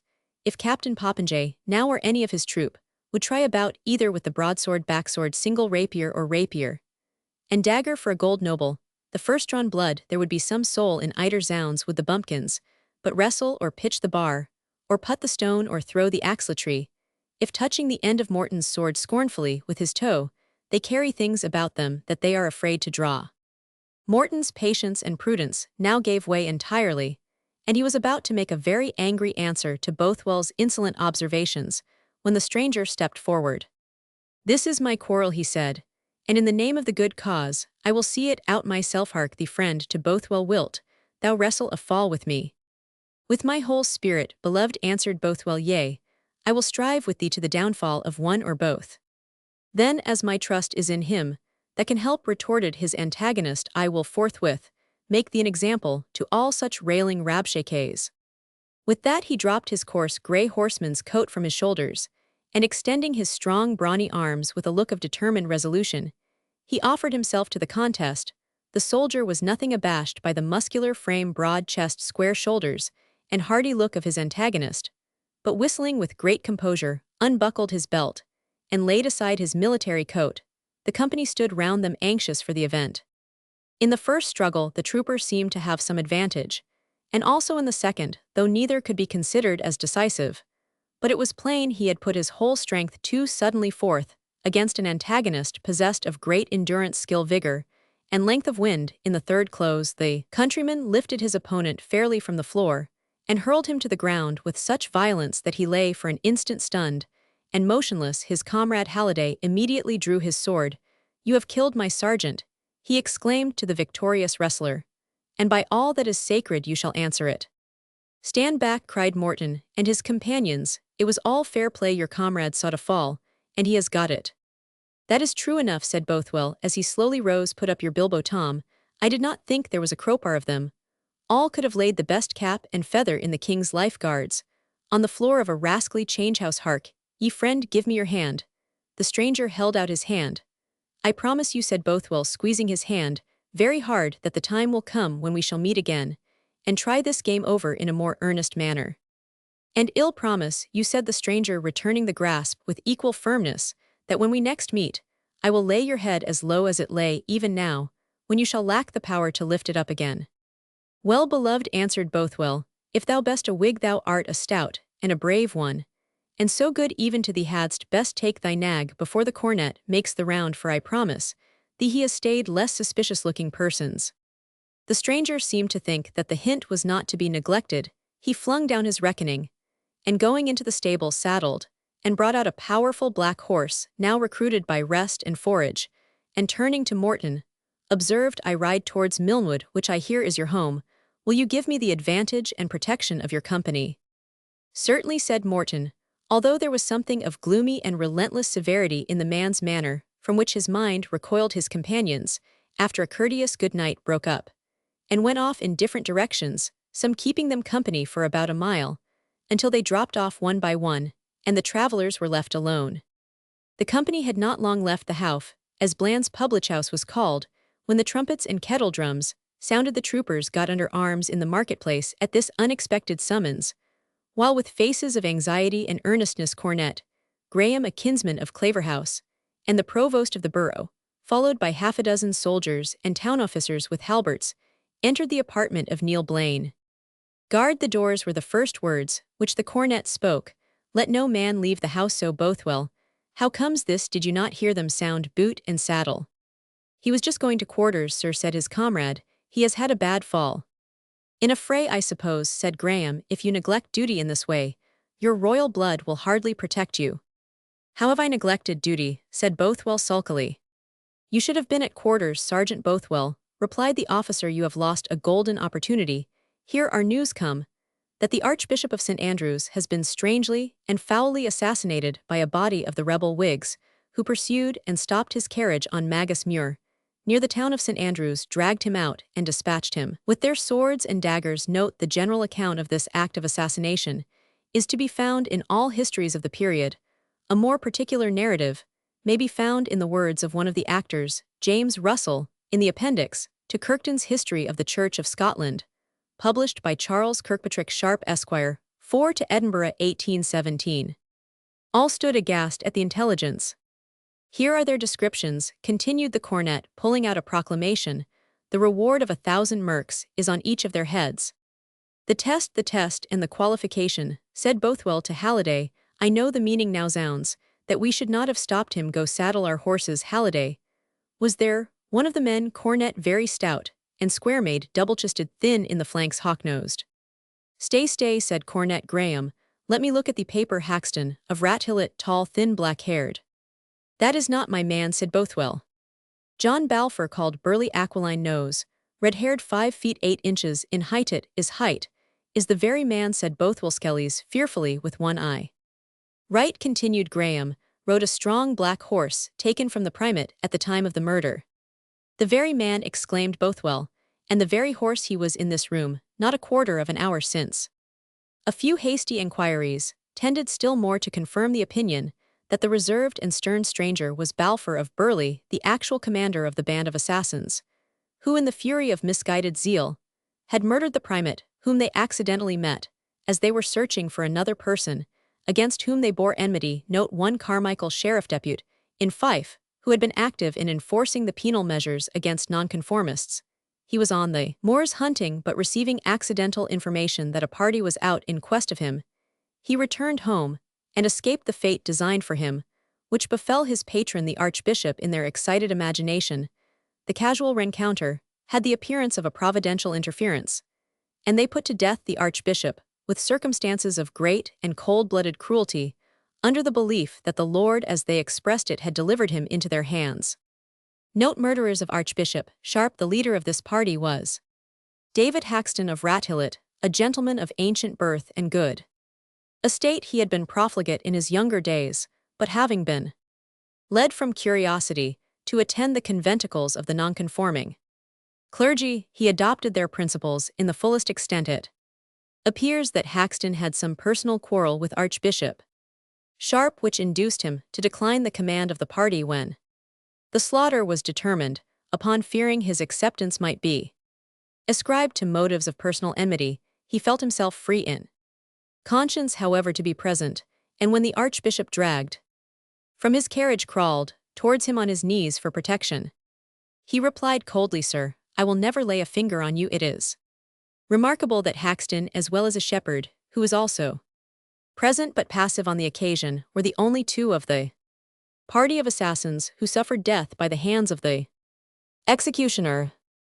On Haxton refusing the command, it was by universal suffrage conferred on John Balfour of Kinloch, called Burley, who was Haxton's brother-in-law. He is described as a little man, squint-eyed, and of a very fierce aspect. He was, adds the same author, by some reckoned none of the most religious, yet he was always reckoned zealous and honest-hearted, courageous in every enterprise, and a brave soldier, seldom any escaping that came into His hands he was the principal actor in killing that arch-traitor. To the Lord and his church James, Sharp C. Scottish Worthies. 8 Voleth, 1816 page 522. Horse, horse and pursue, my lads, exclaimed Cornet Graham, the murdering dog's head is worth its weight in gold. Chapter Roman 5, arouse the youth, it is no human call. God's church is leaguered haste to man the wall. Haste where the Red Cross banners wave on high. Signal of honored death or victory. James Duff. Morton and his companion had attained some distance from the town before either of them addressed the other. There was something, as we have observed, repulsive in the manner of the stranger, which prevented Morton from opening the conversation, and he himself seemed to have no desire to talk until on a sudden, he abruptly demanded, "What has your father's son to do with such profane mummeries, as I find you this day engaged in?" "I do my duty as a subject, and pursue my harmless recreations according to my own pleasure," replied Morton, somewhat offended. "Is it your duty, think you, or that of any Christian young man, to bear arms in their cause, who have poured out the blood of God's saints in the wilderness, as if it had been water? Or is it a lawful recreation to waste time in shooting at a bunch of feathers, and close your evening with wine-bibbing in public-houses and market-towns, when he that is mighty is come into the land with his fan in his hand, to purge the wheat from the chaff?" "I suppose from your style of conversation," said Morton, "that you are one of those who have thought proper to stand out against the government. I must remind you that you are unnecessarily using dangerous language in the presence of a mere stranger, and that the times do not render it safe for me to listen to it." "Thou canst not help it, Henry Morton," said his companion, "thy master has his uses for thee, and when he calls thou must obey. Well wot I thou hast not heard the call of a true preacher, or thou hadst ere now been what thou wilt assuredly one day become."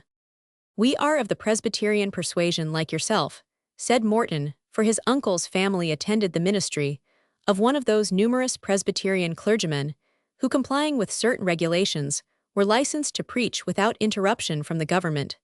This indulgence, as it was called, made a great schism among the Presbyterians, and those who accepted of it were severely censured by the more rigid sectaries, who refused the proffered terms. The stranger, therefore, answered with great disdain to Morton's profession of faith. "That is but an equivocation, a poor equivocation. Ye listen on the Sabbath to a cold, worldly, time-serving discourse, from one who forgets his high commission so much as to hold his apostleship by the favor of the courtiers and the false prelates, and ye call that hearing the word of all the baits with which the devil has fished for souls in these days of blood and darkness. That black indulgence has been the most destructive and awful dispensation.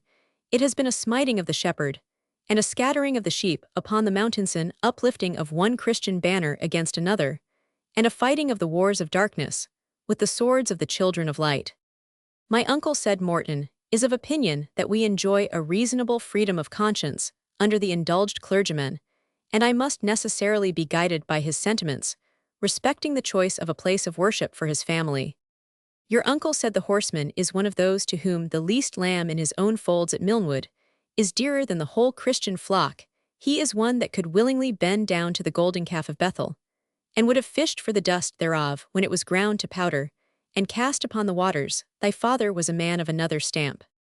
"My father," replied Morton, "was indeed a brave and gallant man, and you may have heard, sir, that he fought for that royal family, in whose name I was this day carrying arms.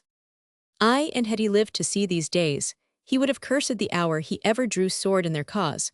But more of this hereafter. I promise thee full surely that thy hour will come, and then the words thou hast now heard will stick in thy bosom like barbed arrows. My road lies there."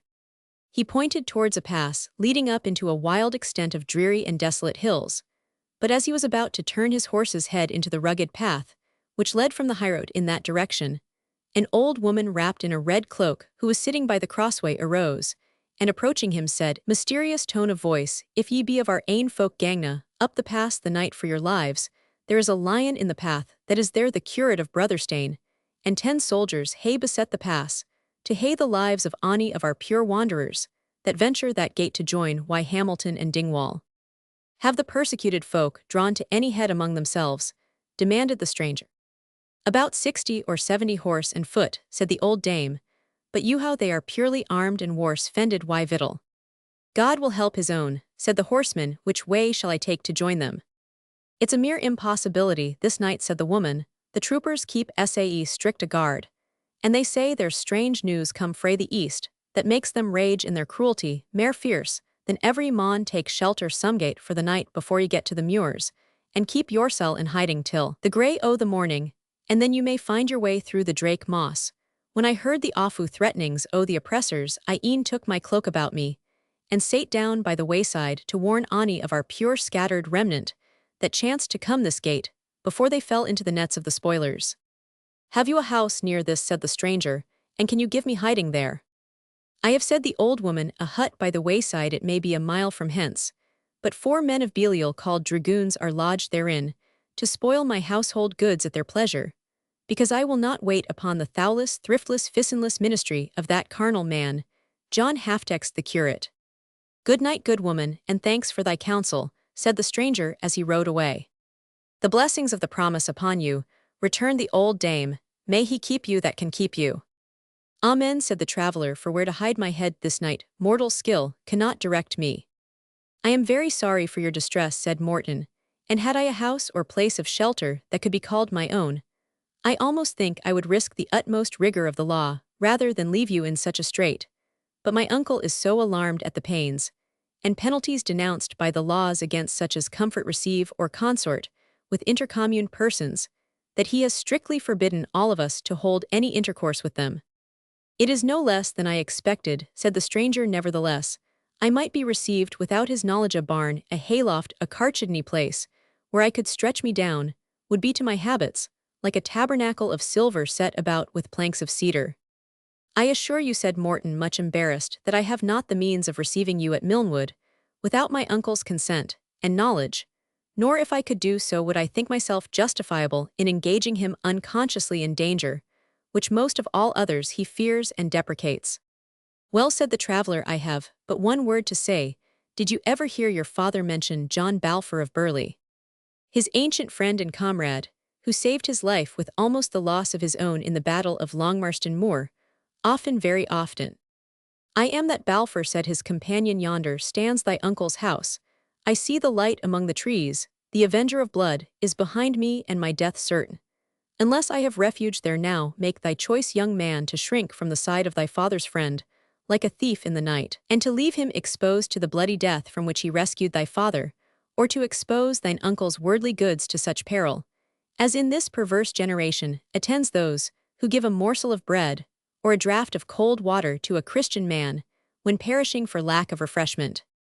1,000 recollections thronged on the mind of Morton. At once his father, whose memory he idolized, had often enlarged upon his obligations to this man, and regretted that after having been long comrades, they had parted in some unkindness at the time when the kingdom of Scotland was divided into resolutioners and protesters, the former of whom adhered to Charles Roman II after his father's death upon the scaffold, while the protesters inclined rather to a union with the triumphant republicans. The stern fanaticism of Burleigh had attached him to this latter party, and the comrades had parted in displeasure. Never as it happened to meet again these circumstances, the deceased Colonel Morton had often mentioned to his son, and always with an expression of deep regret, that he had never in any manner been enabled to repay the assistance, which on more than one occasion he had received from Burleigh. To hasten Morton's decision, the night wind, as it swept along, brought from a distance the sullen sound of a kettle-drum, which, seeming to approach nearer, intimated that a body of horse were upon their march towards them. It must be Claverhouse with the rest of his regiment. What can have occasioned this nightmare? If you go on, you fall into their hands. If you turn back towards the borough town, you are in no less danger from Cornet Graham's party. The path to the hill is beset. I must shelter you at Milnwood, or expose you to instant death, but the punishment of the law shall fall upon myself, as in justice it should not upon my uncle follow me. Burleigh, who had awaited his resolution with great composure, now followed him in silence. The house of Milnwood, built by the father of the present proprietor, was a decent mansion suitable to the size of the estate, but since the accession of this owner, it had been suffered to go considerably into disrepair. At some little distance from the house stood the court of offices. Here Morton paused. I must leave you here for a little while, he whispered, until I can provide a bed for you in the house. I care little for such delicacy, said Burleigh. For 30 years, this head has rested oftener on the turf, or on the next grey stone than upon either wool or down, a draught of ale, a morsel of bread to say my prayers, and to stretch me upon dry hay were to me as good as a painted chamber and a prince's table. It occurred to Morton at the same moment that to attempt to introduce the fugitive within the house would materially increase the danger of detection. Accordingly, having struck a light with implements left in the stable for that purpose, and having fastened up their horses, he assigned Burley for his place of repose a wooden bed, placed in a loft half-full of hay, which an outofter domestic had occupied, until dismissed by his uncle in one of those fits of parsimony, which became more rigid from day to day in this untenanted loft. Morton left his companion with a caution, so to shade his light that no reflection might be seen from the window, and a promise that he would presently return with such refreshments as he might be able to procure at that late hour. This last, indeed, was a subject on which he felt by no means confident for the power of obtaining. Even the most ordinary provisions depended entirely upon the humor in which he might happen to find his uncle's sole confidant, the old housekeeper. If she chanced to be abed, which was very likely, or out of humor, which was not less so, Morton well knew the case to be at least problematical. Cursing in his heart the sordid parsimony which pervaded every part of his uncle's establishment, he gave the usual gentle knock at the bolted door, by which he was accustomed to seek admittance, when accident had detained him abroad beyond the early and established hours of rest at the house of Milnwood. It was a sort of hesitating tap, which carried an acknowledgment of transgression in its very sound, and seemed rather to solicit than command attention after it had been repeated again. And again the housekeeper grumbling betwixt her teeth as she rose from the chimney corner in the hall, and wrapping her checked handkerchief round her head, to secure her from the cold air, paced across the stone passage, and repeated a careful was there at this time, o' night more than once before she undid the bolts and bars, and cautiously opened the door. "This is a fine time o' night, Mr. Henry," said the old dame, with the tyrannic insolence of a spoilt and favourite domestica, "braw time o' night, and a bonny to disturb a peaceful house in, and to keep quiet folk out o' their beds waiting for you. Your uncle's been in his mayest 3 hours syne, and Robin's ill o' the rheumatize and he's to his bed too, and sae, I had to sit up for ye myself for as sair a host as I hae." Here she coughed once or twice, in further evidence of the egregious inconvenience which she had sustained. "Much obliged to you, Alison, and many kind thanks. Hegsers sae fair-fashioned, as we are money folk ca me Mistress Wilson, and Milnwood himsel is the only ane about this town, thinks o' me Alison, and indeed he as aften says Mrs. Alison as ony other thing." "Well then, Mistress Alison," said Morton, "I really am sorry to have kept you up waiting till I came in." "And now that you are come in, Mr. Henry," said the cross old woman, "what for do you no tack up your candle and gang to your bed? And mind ye dinna let the candle sweel as ye gang alang the wainscot parlour, and haud o' the house scouring to get out the grease again. But Alison, I really must have something to eat, and a draught of ale before I go to bed." "Eat and ale, Mr. Henry, my cerdy you're ill to serve. Do ye think we havena heard o' your grand popinjay work yonder, and how ye bleezed away as muckle powther as wad hae shot o' the wildfowl that well want Atween and Candlemas, and then ganging majoring to the piper's house why, o' the idle loons in the country, and sitting there burling at your poor uncle's cost, nae doubt why o' the scaff and raff o' the waterside till sundown, and then coming hame and crying for ale as if ye were maester and mare."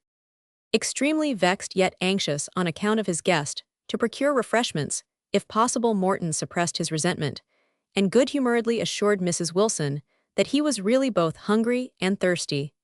"And as for the shooting at the popinjay, I have heard you say you have been there yourself, Mrs. Wilson. I wish you had come to look at us." "Ah, Maester Henry," said the old dame, "I wished ye been a beginning to learn the way of blawing in a woman's lug. Why a your willywas awil sae, ye dinna practice them. But on auld wives like me the less matter. But tak heed o' the young queen's lad popinjay. Think yoursel, braw fellow eno and troth," surveying him with the candle, "there's nae fault to find why the outside if the inside be conforming. But I mind when I was a gilpie of a lassock seeing the duke that was him that lost his head at London folk. Said it wasna a very gude ane, but it was I a sair loss to him, pure gentleman aweel. He won the popinjay for few cared to win it o'er his grace's headwheel. He had a comely presence, and when o' the gentles mounted to show their capers, his grace was as near to me as I am to you, and he said to me, tak tent o' yoursel, my bonny lassie. These were his very words, for my horse is not very chancy, and now, as ye say ye had sae little to eat or drink ill, Let you see that I havena been sae unmindfu o you, for I dinna think it safe for young folk to gang to their bed on an empty stomach.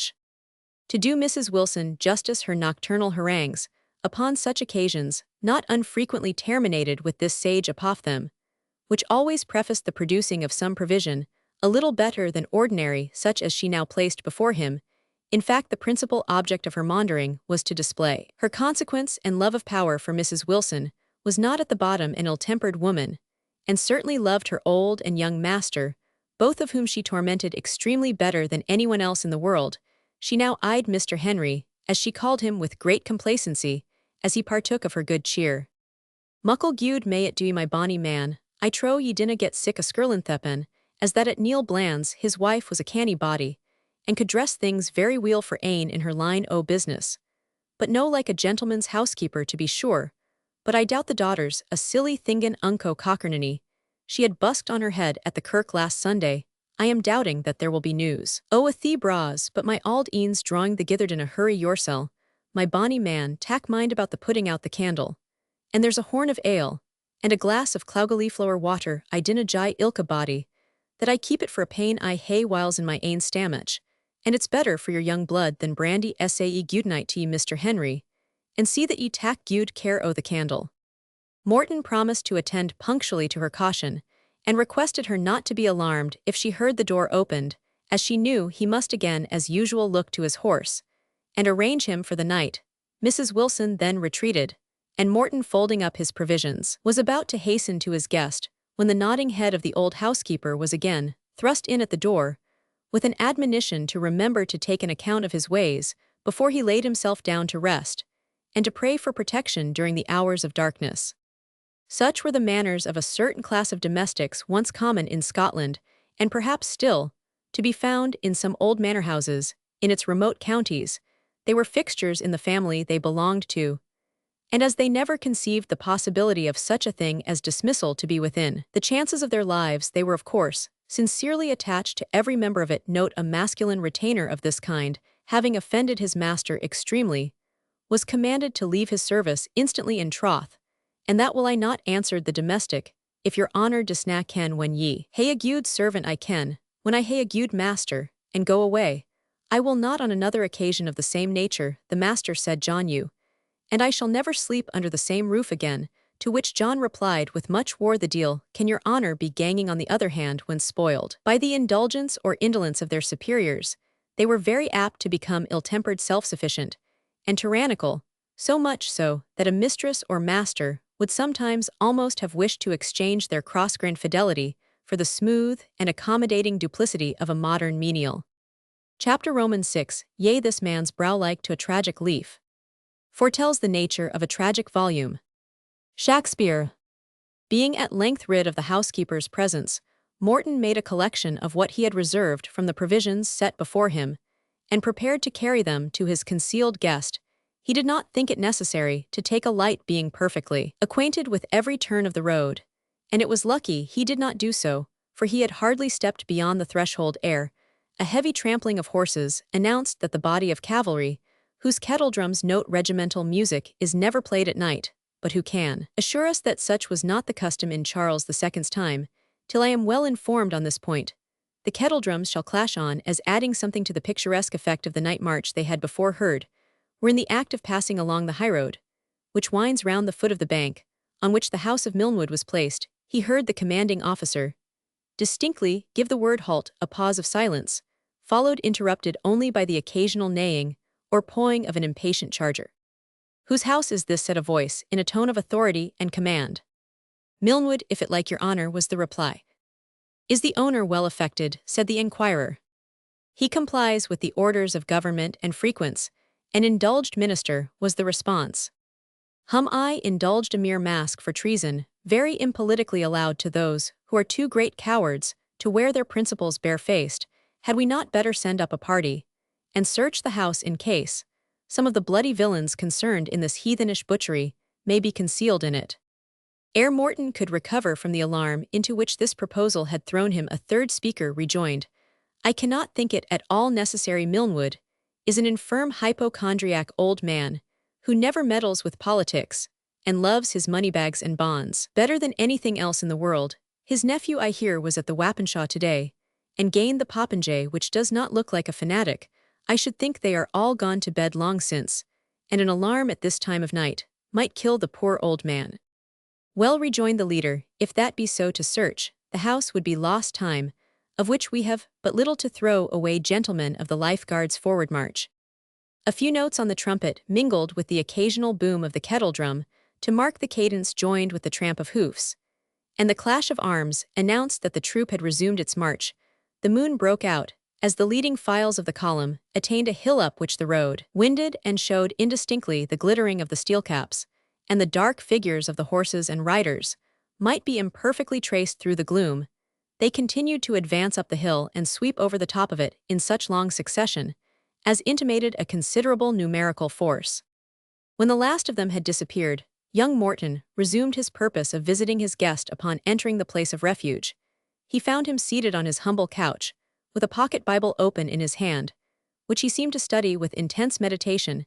His broadsword, which he had unsheathed in the first alarm at the arrival of the dragoons, lay naked across his knees, and the little taper that stood beside him upon the old chest, which served the purpose of a table, threw a partial and imperfect light upon those stern and harsh features, in which ferocity was rendered more solemn and dignified by a wild cast of tragic enthusiasm. His brow was that of one in whom some strong o'ermastering principle has overwhelmed all other passions and feelings, like the swell of a high springtide when the usual cliffs and breakers vanish from the eye, and their existence is only indicated by the chasing foam of the waves that burst and wheel over them. He raised his head, after Morton had contemplated him for about a minute. "I perceive," said Morton, looking at his sword, "that you heard the horsemen ride by. Their passage delayed me for some minutes."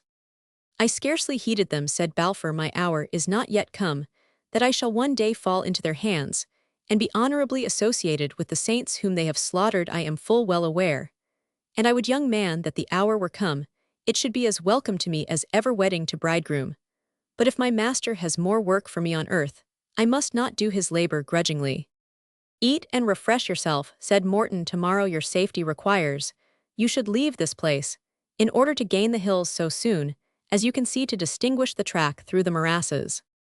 "Young man," returned Balfour, "you are already weary of me, and would be yet more so perchance did you know the task upon which I have been lately put, and I wonder not that it should be so, for there are times when I am weary of myself. Think you not it is a sore trial for flesh and blood to be called upon to execute the righteous judgments of heaven while we are yet in the body, and continue to retain that blinded sense and sympathy for carnal suffering, which makes our own flesh thrill when we strike a gash upon the body of another? And think you that when some prime tyrant has been removed from his place, that the instruments of his punishment can at all times look back on their share in his downfall with firm and unshaken nerves? Must they not sometimes even question the truth of that inspiration which they have felt and acted under? Must they not sometimes doubt the origin of that strong impulse with which their prayers for heavenly direction under difficulties have been inwardly answered and confirmed, and confuse in their disturbed apprehensions the responses of truth itself with some strong delusion of the enemy?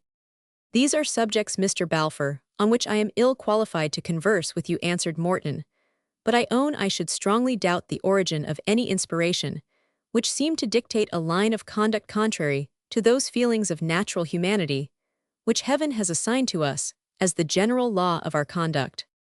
Balfour seemed somewhat disturbed, and drew himself hastily up, but immediately composed himself, and answered coolly, "It is natural you should think so. You are yet in the dungeon house of the law, a pit darker than that into which Jeremiah was plunged, even the dungeon of Malchiah, the son of Hamelech, where there was no water, but mire. Yet is the seal of the covenant upon your forehead, and the Son of the righteous, who resisted to blood, where the banner was spread on the mountains, shall not be utterly lost as one of the children of darkness. Trow ye, that in this day of bitterness and calamity nothing is required at our hands, but to keep the moral law as far as our carnal frailty will permit. Think ye our conquests must be only over our corrupt and evil affections and passions? No, we are called upon, when we have girded up our loins, to run the race boldly, and when we have drawn the sword, we are enjoined to smite the ungodly, though he be our neighbor, and the man of power and cruelty, though he were of our own kindred, and the friend of our own bosom. "These are the sentiments," said Morton, "that your enemies impute to you, and which palliate if they do not vindicate the cruel measures which the council have directed against you. They affirm that you pretend to derive your rule of action from what you call an inward light, rejecting the restraints of legal magistracy of national law, and even of common humanity, when in opposition to what you call the spirit within you. They do us wrong," answered the Covenanter. "It is they, perjured as they are, who have rejected all law both divine and civil, and who now persecute us for adherence to the solemn league and covenant between God and the kingdom of Scotland, to which all of them save a few popish malignants have sworn in former days, and which they now burn in the marketplaces and tread under foot in derision. When this Charles Stuart returned to these kingdoms, did the malignants bring him back? They had tried it with strong hand, but they failed. I trow, could James Graham of Montrose and his Highland caterans have put him again in the place of his father, I think their heads on the Westport told another tale for many a long day. It was the workers of the glorious work, the reformers of the beauty of the tabernacle, that called him again to the high place from which his father fell, and what has been our reward. In the words of the prophet, we looked for peace, but no good came, and for a time of health. And behold, trouble, the snorting of his horses was heard from Dan. The whole land trembled at the sound of the neighing of his strong ones, for they are come, and have devoured the land, and all that is in it. "Mr. Balfour," answered Morton, "I neither undertake to subscribe to or refute your complaints against the government. I have endeavored to repay a debt, due to the comrade of my father, by giving you shelter in your distress. But you will excuse me from engaging myself either in your cause or in controversy. I will leave you to repose, and heartily wish it were in my power to render your condition more comfortable. But I shall see you, I trust, in the morning air. I depart. I am not a man whose bowels yearn after kindred and friends of this world. When I put my hand to the plough, I entered into a covenant with my worldly affections, that I should not look back on the things I left behind me. Yet the son of mine ancient comrade is to me as mine own, and I cannot behold him without the deep and firm belief that I shall one day see him gird on his sword in the dear and precious cause for which his father fought and bled." With a promise on Morton's part that he would call the refugee when it was time for him to pursue his journey, they parted for the night. Morton retired to a few hours' rest, but his imagination, disturbed by the events of the day, did not permit him to enjoy sound repose. There was a blended vision of horror before him, in which his new friend seemed to be a principal actor. The fair form of Edith Bellenden also mingled in his dream, weeping, and with dishevelled hair, and appearing to call on him for comfort and assistance, which he had not in his power to render. He awoke from these unrefreshing slumbers with a feverish impulse, and a heart which foreboded disaster. There was already a tinge of dazzling luster on the verge of the distant hills, and the dawn was abroad in all the freshness of a summer morning. "I have slept too long," he exclaimed to himself, "and must now hasten to forward the journey of this unfortunate fugitive." He dressed himself as fast as possible, opened the door of the house with as little noise as he could, and hastened to the place of refuge, occupied by the Covenanter. Morton entered on tiptoe, for the determined tone and manner, as well as the unusual language and sentiments of this singular individual, had struck him with a sensation. Approaching to Balfour was still asleep. A ray of light streamed on his uncurtained couch, and showed to Morton the working of his harsh features, which seemed agitated by some strong internal cause of disturbance. He had not undressed. Both his arms were above the bedcover, the right hand strongly clenched and occasionally making that abortive attempt to strike which usually attends dreams of violence. The left was extended and agitated from time to time by a movement, as if repulsing someone. The perspiration stood on his brow like bubbles in a late disturbed stream, and these marks of emotion were accompanied with broken words which escaped from him at intervals. "Thou art taken, Judas, thou art taken, cling not to my knees, cling not to my knees, you him down, a priest, I a priest of Baal, to be bound and slain even at the brook Kishon. Fire arms will not prevail against him, strike thrust with the cold iron, put him out of pain, put him out of pain, were it but for the sake of his grey hairs." Much alarmed at the import of these expressions, which seemed to burst from him even in sleep with the stern energy accompanying the perpetration of some act of violence, Morton shook his guest by the shoulder in order to awake him. The first words he uttered were, "Bear me where ye will, I will avouch the deed." His glance around having then fully awakened him, he at once assumed all the stern and gloomy composure of his ordinary manner, and throwing himself on his knees, before speaking to Morton, poured forth an ejaculatory prayer for the suffering Church of Scotland, entreating that the blood of her murdered saints and martyrs might be precious in the sight of heaven, and that the shield of the Almighty might be spread over the scattered remnant, who for his name's sake were abiders in the wilderness, venging cespidi and ample vengeance on the oppressors, was the concluding petition of his devotions, which he expressed aloud in strong and emphatic language, rendered more impressive by the Orientalism of Scripture. When he had finished his prayer, he arose, and taking Morton by the arm, they descended together to the stable where the wanderer, to give Burleigh a title, which was often conferred on his sect, began to make his horse ready to pursue his journey. When the animal was saddled and bridled, Burleigh requested Morton to walk with him a gunshot into the wood and direct him to the right road. For gaining the moors, Morton readily complied, and they walked for some time in silence under the shade of some fine old trees, pursuing a sort of natural path, which, after passing through woodland for about half a mile, led into the bare and wild country which extends to the foot of the hills. There was little conversation between them, until at length Burleigh suddenly asked Morton whether the words he had spoken overnight had borne fruit in his mind. Morton answered that he remained of the same opinion which he had formerly held, and was determined, at least as far, and as long as possible, to unite the duties of a good Christian with those of a peaceful subject.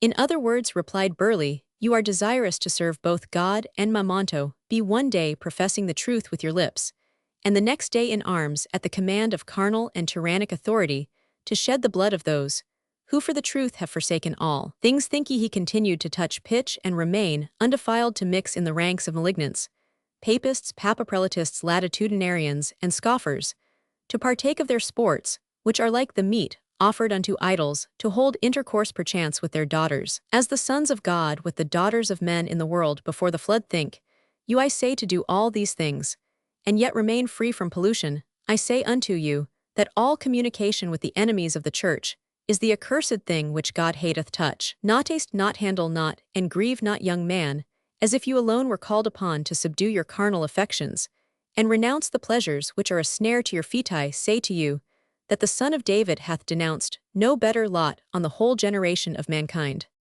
He then mounted his horse, and turning to Morton, repeated the text of Scripture, and heavy yoke was ordained for the sons of Adam from the day they go out of their mother's womb, till the day that they return to the mother of all things from him, who is clothed in blue silk, and weareth a crown, even to him, who weareth simple linen, wrath, envy, trouble, and unquietness, rigor, strife, and fear of death in the time of rest.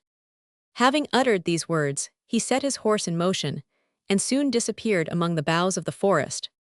Farewell, stern enthusiast, said Morton, looking after him. In some moods of my mind, how dangerous would be the society of such a companion, if I am unmoved by his zeal for abstract doctrines of faith, or rather, for a peculiar mode of worship.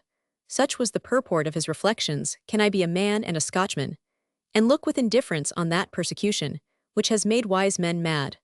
Was not the cause of freedom civil and religious that for which my father fought, and shall I do well to remain inactive, or to take the part of an oppressive government, if there should appear any rational prospect of redressing the insufferable wrongs to which my miserable countrymen are subjected? And yet who shall warrant me that these people, rendered wild by persecution, would not in the hour of victory be as cruel and as intolerant as those by whom they are now hunted down? What degree of moderation or of mercy can be expected from this Burleigh, so distinguished as one of their principal champions, and who seems even now to be reeking from some recent deed of violence, and to feel stings of remorse, which even his enthusiasm cannot altogether stifle? I am weary of seeing nothing but violence and fury around men, assuming the mask of lawful authority, now taking that of religious zeal. I am sick of my country off myself off, my dependent situation off, my repressed feelings off, these woods off, that river off, that house off, all but Edith. And she can never be mine. Why should I haunt her walks? Why encourage my own delusion?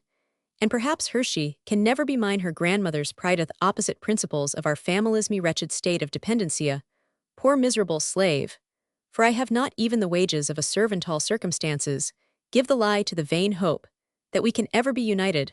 Why then protract a delusion so painful? But I am no slave, he said aloud, and drawing himself up to his full stature. No slave in one respect. Surely I can change my abode. Me father's sword is mine, and Europe lies open before me as before him, and hundreds besides of my countrymen who have filled it with the fame of their exploits. Perhaps some lucky chance may raise me to rank with our Ruthvens, our Leslies, our Monroes, the chosen leaders of the famous Protestant champion Gustavus Adolphus, or if not a soldier's life, or a soldier's grave. When he had formed this determination, he found himself near the door of his uncle's house, and resolved to lose no time in making him acquainted with it. Another glance of Edith's eye, another walk by Edith's side, and my resolution would melt away. I will take an irrevocable step therefore, and then see her for the last time.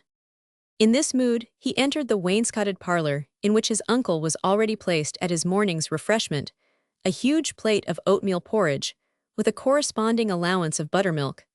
The favorite housekeeper was in attendance, half standing, half resting on the back of a chair in a posture betwixt freedom and respect. The old gentleman had been remarkably tall in his earlier days, an advantage which he now lost by stooping to such a degree that at a meeting where there was some dispute concerning the sort of arch which should be thrown over a considerable brook, a facetious neighbor proposed to offer Milnwood a handsome sum for his curved backbone, alleging that he would sell anything that belonged to him: splay feet of unusual size, long thin hands, garnished with nails, which seldom felt the steel, a wrinkled and puckered visage, the length of which corresponded with that of his person, together with a pair of little sharp bargain-making grey eyes that seemed eternally looking out for their advantage, completed the highly unpromising exterior of Mr. Morton of Milnwood, as it would have been very injudicious to have lodged a liberal or benevolent disposition in such an unworthy cabinet. Nature had suited his person with a mind exactly in conformity with it, that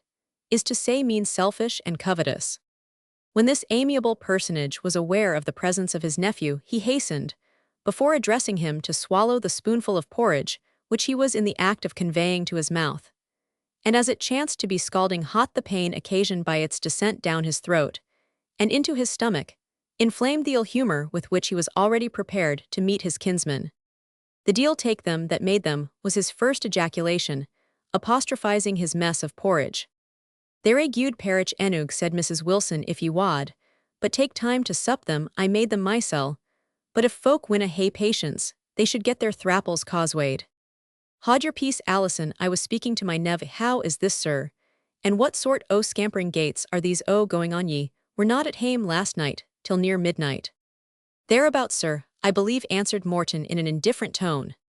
"Thereabouts, sir? What sort of an answer is that, sir? Why came ye na hame when other folk left the grund?" "I suppose you know the reason very well, sir," said Morton. "I had the fortune to be the best marksman of the day, and remained, as is usual, to give some little entertainment to the other young men." "The devil ye did, sir, and ye come to tell me that to my face. You pretend to jye entertainments that canna come by a dinner, except by sorning on a careful man like me. But if ye put me to charges ease at work, it out I seena why ye shouldna haud the plug now that the plugman has left us. It wad set ye better than wearing the green duds, and wasting your siller on powther, and lead it wad put ye in an honest calling, and wad keep ye in bread, without being behaden to ony ane. I am very ambitious of learning such a calling, sir, but I don't understand driving the plough. And what for no, it's easier than your gunning and archery that ye like sae weel. All Davy is cangetting now, and ye may be goadsman for the first 2 or 3 days, and tack tent, ye dinna overdrive the ows, and then ye will be fit to gang between the stilts. Ye'll near learn younger ill, be your caution. Haggihome is heavy land, and Davy is ower auld to keep the coulter down now. I beg pardon for interrupting you, sir, but I have formed a scheme for myself, which will have the same effect of relieving you of the burden and charge attending my company." "Aye, indeed, a scheme o' yours that must be a denty ane," said the uncle with a very peculiar sneer. "Let's hear about it, lad." "It is said in 2 words, sir. I intend to leave this country, and serve abroad as my father did, before these unhappy troubles broke out at home. His name will not be so entirely forgotten in the countries where he served, but that it will procure his son, at least, the opportunity of trying his fortune as a soldier." "Gude be gracious to us," exclaimed the housekeeper, "our young Mr. Harry gang abroad na that maun never be." Milnwood, entertaining no thought or purpose of parting with his nephew, who was moreover very useful to him in many respects, was thunderstruck at this abrupt declaration of independence from a person whose deference to him had hitherto been unlimited. He recovered himself, however, immediately. "And what do you think is to give you the means, young man, for such a wild goose chase? Not I am sure I can hardly support you at hame, and ye wad be marrying ease a warrant as your father did afore ye too, and sending your uncle hame, a pack o' weans to be fighting and skirling through the house in my auld days, and to take wing and flee aft like yoursel, whenever they were asked to serve a turn about the town. I have no thoughts of ever marrying, answered Henry. Hear till him now, said the housekeeper. It's a shame to hear a douce young lad speak in that way, since o' the world kens that they maun either marry or do war. Haud your peace, Alison, said her master. And you, Harry, he added more mildly, put this nonsense out o' your head. Thys comes o' letting ye gang a sodgering for a daymond. Ye hae nae siller lad for ony sic nonsense plans.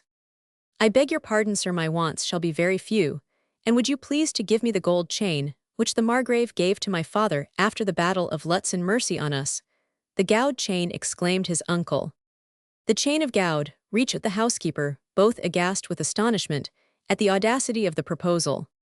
I will keep a few links, continued the young man, to remind me of him, by whom it was won, and the place where he won it, continued Morton. The rest shall furnish me the means of following the same career in which my father obtained that mark of distinction. Merciful powers, exclaimed the gouvernante, my master wears it every Sunday. Sunday and Saturday, added old Milnwood, whenever I put on my black velvet coat, and Wiley Mactrickett is partly of opinion. It's a kind of heirloom that rather belongs to the head of the house than to the immediate descendant. It has 3,000 links, I have counted them 1,000 times, it's worth £300 sterling. That is more than I want, sir. If you choose to give me the third part of the money, and 5 links of the chain, it will amply serve my purpose, and the rest will be some slight atonement for the expense and trouble I have put you to. The laddies in a creel, exclaimed his uncle. Oh, sirs, what will become o' the rigs o' Milnwood when I am dead? And gain he would fling the crown of Scotland awa if he had it. Hout, sir, said the old housekeeper, I maun e'en say, it's partly your ain faut. Ye mauna curb his head ower sair and neither. And to be sure, since he has gained down to the house, ye maun just e'en pay the lawing. If it be not abune, $2, Alison, said the old gentleman, very reluctantly. I'll settle it myself. Why, Neil Blaine, the first time I gang down to the clachan, said Alison, cheaper than your honour or Mr. Harry can do, and then whispered to Henry, dinna vex him, on mare, I'll pay the lave out o' the butter siller, and nae mere words about it. Then proceeding aloud, and ye mauna speak o' the young gentleman hodding the plug, there's pure distressed wigs, eno about the country will be glad to do that for a bite, and a soup it sets them far better than the like o' him. And then well hae the dragoons on us, said Milnwood, for comforting and entertaining intercommuned rebels, a bonny strait ye wad put us in. But take your breakfast, Harry, and then lay by your new green coat, and put on your wraplock grey, it's a mair mensfu and thrifty dress, and a mair seemly sight than the dangling slops and ribbons. Morton left the room, perceiving plainly that he had at present no chance of gaining his purpose, and perhaps not altogether displeased at the obstacles which seemed to present themselves to his leaving the neighbourhood of Tilliatudlem. The housekeeper followed him into the next room, patting him on the back, and bidding him be a gude bairn, and pit by his braw things. And ill loop down your hat and lay by the band. And ribbon, said the officious dame, and ye maun never at no hand speak o' leaving the land, or of selling the gowd chain, for your uncle has an unco pleasure in looking on you, and in counting the links of the chainsy, and ye ken auld folk canna last for ever sae the chain and the lands, and a will be your ain day, and ye may marry ony leddy in the countryside ye like, and keep a braw house at Milnwood, for there's eno o means, and is not that worth waiting for mine. There was something in the latter part of the prognostic which sounded so agreeably in the ears of Morton that he shook the old dame cordially by the hand, and assured her he was much obliged by her good advice, and would weigh it carefully before he proceeded to act upon his former resolution. Chapter Romans 7, from 17 years, till now almost 80. Here lived I, but now live here no more. At 17 years, many their fortunes seek. But at 80, it is too late a week. As you like it. We must conduct our readers to the Tower of Tilliatudlem, to which Lady Margaret Bellenden had returned in romantic phrase malcontent, and full of heaviness at the unexpected, and as she deemed it indelible affront which had been brought upon her dignity by the public miscarriage of Goose Gibbie, that unfortunate man-at-arms was forthwith commanded to drive his feathered charge to the most remote parts of the common moor, and on no account to awaken the grief or resentment of his lady by appearing in her presence, while the sense of the affront was yet recent.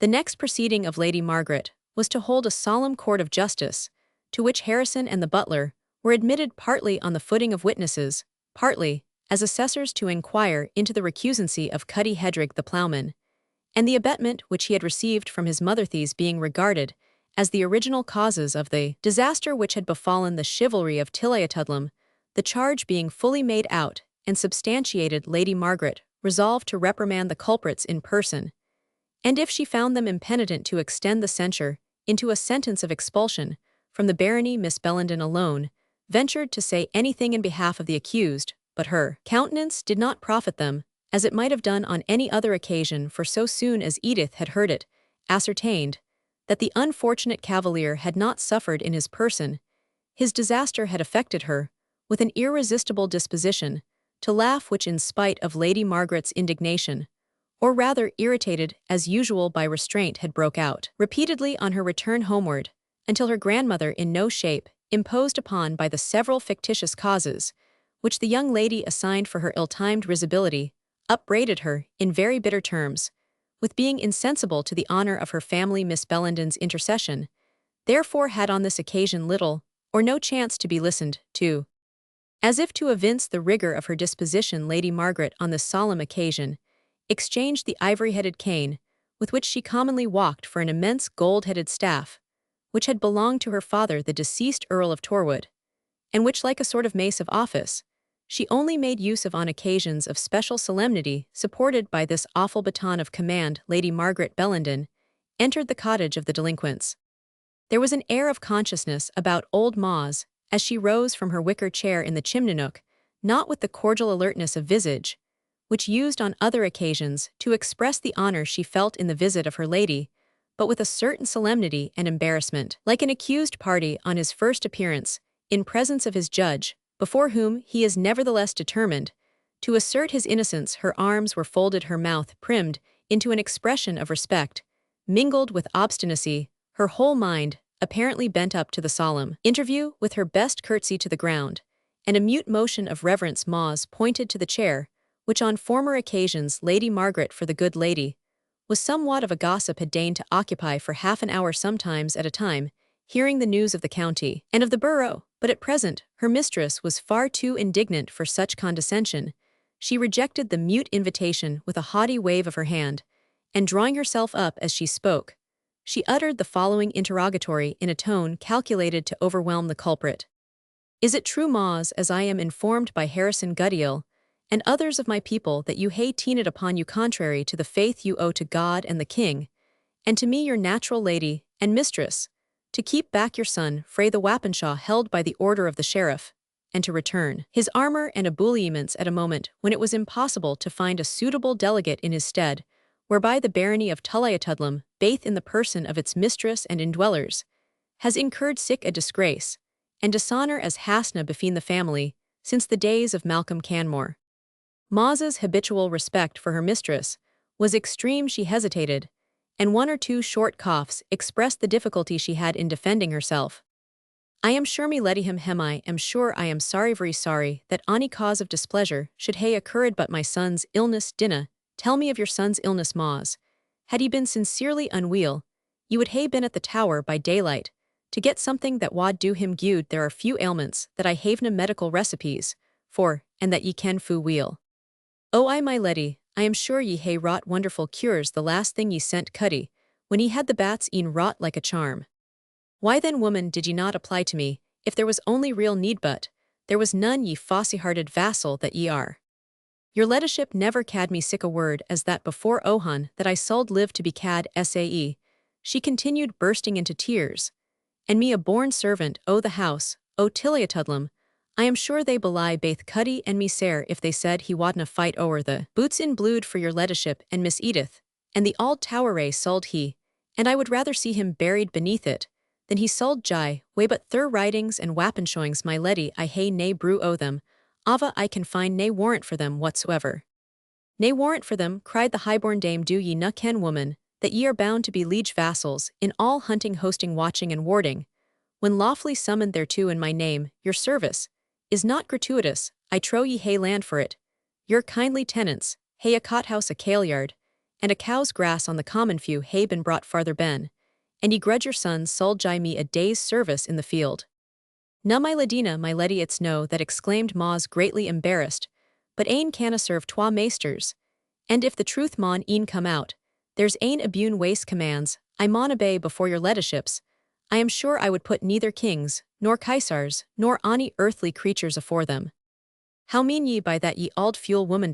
Think that I order onything against conscience? I dinna pretend to say that my leddy in regard o' your leddyship's conscience, which has been brought up as it were wy prelatic principles, but ilka ane maun walk by the light o' their ain, and mine said ma's waxing bolder, as the conference became animated, tells me that I sold leave acat Kailyard, and cows grass and suffer a rather than that I or mine should put on harness in an unlawful cause.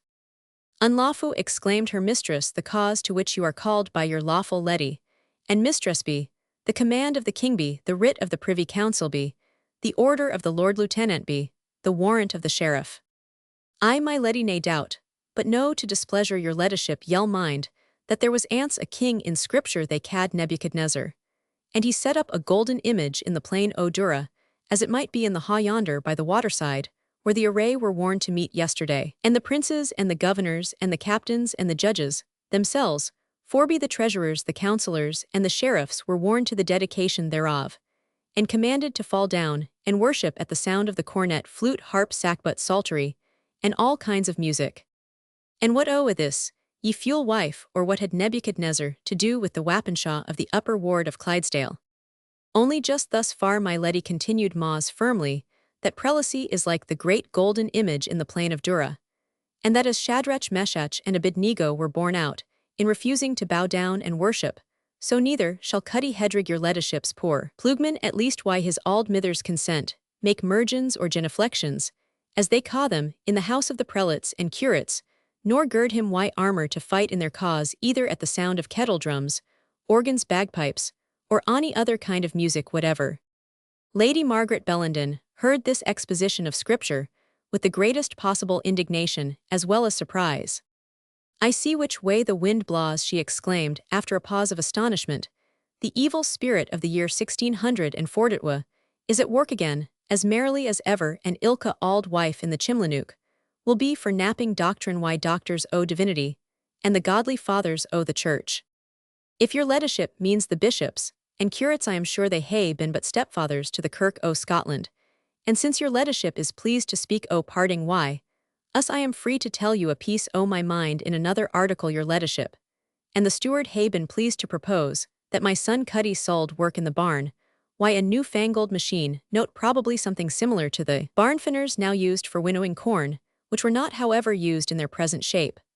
Until about 1730, they were objected to by the more rigid sectaries, on their first introduction, upon such reasoning as that of honest Moz, in the text for dieting the corn frae the chaff, thus impiously thwarting the will of divine providence, by raising wind for your leddyship's ain particular use by human art, instead of soliciting it by prayer or waiting patiently for whatever dispensation of wind providence was pleased to send upon the Shealing Hill. Now, my leddy, the woman would drive ony reasonable being daft, said Lady Margaret. Then, resuming her tone of authority and indifference, she concluded, weel Ma's ill just end, where I sud hae begun your ower learned, and ower godly for me to dispute why sae I have just this to say, either Cuddy must attend musters when he's lawfully warned by the ground officer, or the sooner he and you flit and quit my bounds the better. There's nae scarcity o' auld wives or ploughmen. But if there were, I had rather that the rigs of Tilliatudlem bear neathing, but windlestrees and sandy lavrocks, note bentgrass and sandlarks, than that they were ploughed by rebels to the king. Owl, my leddy, said Moz, I was born here, and thought to die where my father died, and your leddyship has been a kind mistress, ill near deny that, and ye say near cease to pray for you, and for Miss Edith, and that ye may be brought to see the error of your ways, but still the error of my ways, interrupted Lady Margaret, much incensed. The error of my ways, ye uncivil woman. Oh, I, my leddy, we are blinded that live in this valley of tears and darkness, and hae o'er money errors grit folks, as weel as smabbut, as I said, my pure benison, will rest why you and yours, wherever I am, I will be we to hear o' your affliction and blithe, to hear o' your prosperity temporal and spiritual. But I canna prefer the commands of an earthly mistress to those of a heavenly master, and sae, I am e'en ready to suffer for righteousness' sake. It is very well, said Lady Margaret, turning her back in great displeasure. Ye ken my will Moz in the matter, ill hae nae wiggery in the barony of Tilliatudlem. Next thing wad be to set up a conventicle in my very withdrawing room. Having said this, she departed with an air of great dignity, and Ma's giving way to feelings, which she had suppressed during the interview for, she like her mistress, had her own feeling of pride no lifted up her voice and wept aloud. Cuddy, whose malady real or pretended, still detained him in bed lay perdu, during all this conference, snugly ensconced within his boarded bedstead, and terrified to death, lest Lady Margaret, whom he held in hereditary reverence, should have detected his presence, and bestowed on him, personally, some of those bitter reproaches with which she loaded his mother. But as soon as he thought her ladyship fairly out of hearing, he bounced up in his nest. The foul fa ye, that I sold say sae, he cried out to his mother for a lang-tongued clavering wife, as my father honest man, I cad ye couldna, ye let the leddy alane why your wiggery. And I was e'en as great a gomeril, to let ye persuade me to lie up here amming the blankets like a hurchin, instead o gone to the Wappenshaw like other folk odd. But I put a trick on ye, for I was out at the window bowl when your auld back was turned and awa down by to hae a baff at the popinjay, and I shot within twa on't I cheated the leddy for your clavers. But I wasna gone to cheat my Jo. But she may marry we, she likes now for I am clean dung o'er. This is a war dirtum than we got frae Mr. Guddiel, when ye gad me refuse to eat the plumperage on Yuleave, as if it were ony matter to God or man, whether a plugman had sippit on minced pies or sour sowens. Oh, wisht my bairn, wisht, replied Ma's, thou kensna, about thee things it, was forbidden meat things, dedicated to set days and holidays, which are inhibited to the use of Protestant Christians. And now continued her son, ye hae brought the leddy hersel on our hands in, I could but hae gotten some decent clees in I wad hae spanged out o' bed, and told her I wad ride where she liked night or day and she wad, but leave us the free house, and the yard that grew the best early kale in the hill country, and the cow's grass. Oh wow, my winsome bairn Cuddy, continued the old dame, murmur not at the dispensation, never grudge suffering in the gude cause. But what can I if the cause is gude, or no mither, rejoined Cuddy, for a ye bleeze out sae muckle doctrine, about it it's clean beyond my comprehension athagither, I see nae sae muckle difference. Atween, the twa ways ought, as o' the folk pretend it's very true. The curates read I the same words o'er again, and if they be right words, what for no a gude tales no the war o' being twice told I trow, and a body has I the better chance to understand it, every body's no sae gleg at the uptake, as ye are yoursel mither. Oh my dear Cuddy, this is the sairst distress of a said the anxious mother o, how aften have I shown ye the difference between a pure evangelical doctrine, and ane that's corrupt, why human inventions o my bairn, if no for your ain saul's sake, yet for my grey hairs will mither, said Cuddy, interrupting her, what need ye mak sae muckle din, about it, I hae I doon, whate'er ye bade me, and gied to kirk where'er ye lick it on. The Sundays and fended wheel for ye in the ilka days besides, and that's what vexes me mair than o' the rest, when I think how I am to fend for ye now in thee brickle times, I am no clear if I can plug ony place. But the Mains and Mucklohame at least, I never tried ony other grund, and it wadna come natural to me, and nae neighbouring heritors will door to take us after being turned aft thee bounds for non-enormity. Nonconformity, hinny-side Ma's, is the name that thee worldly men gie us.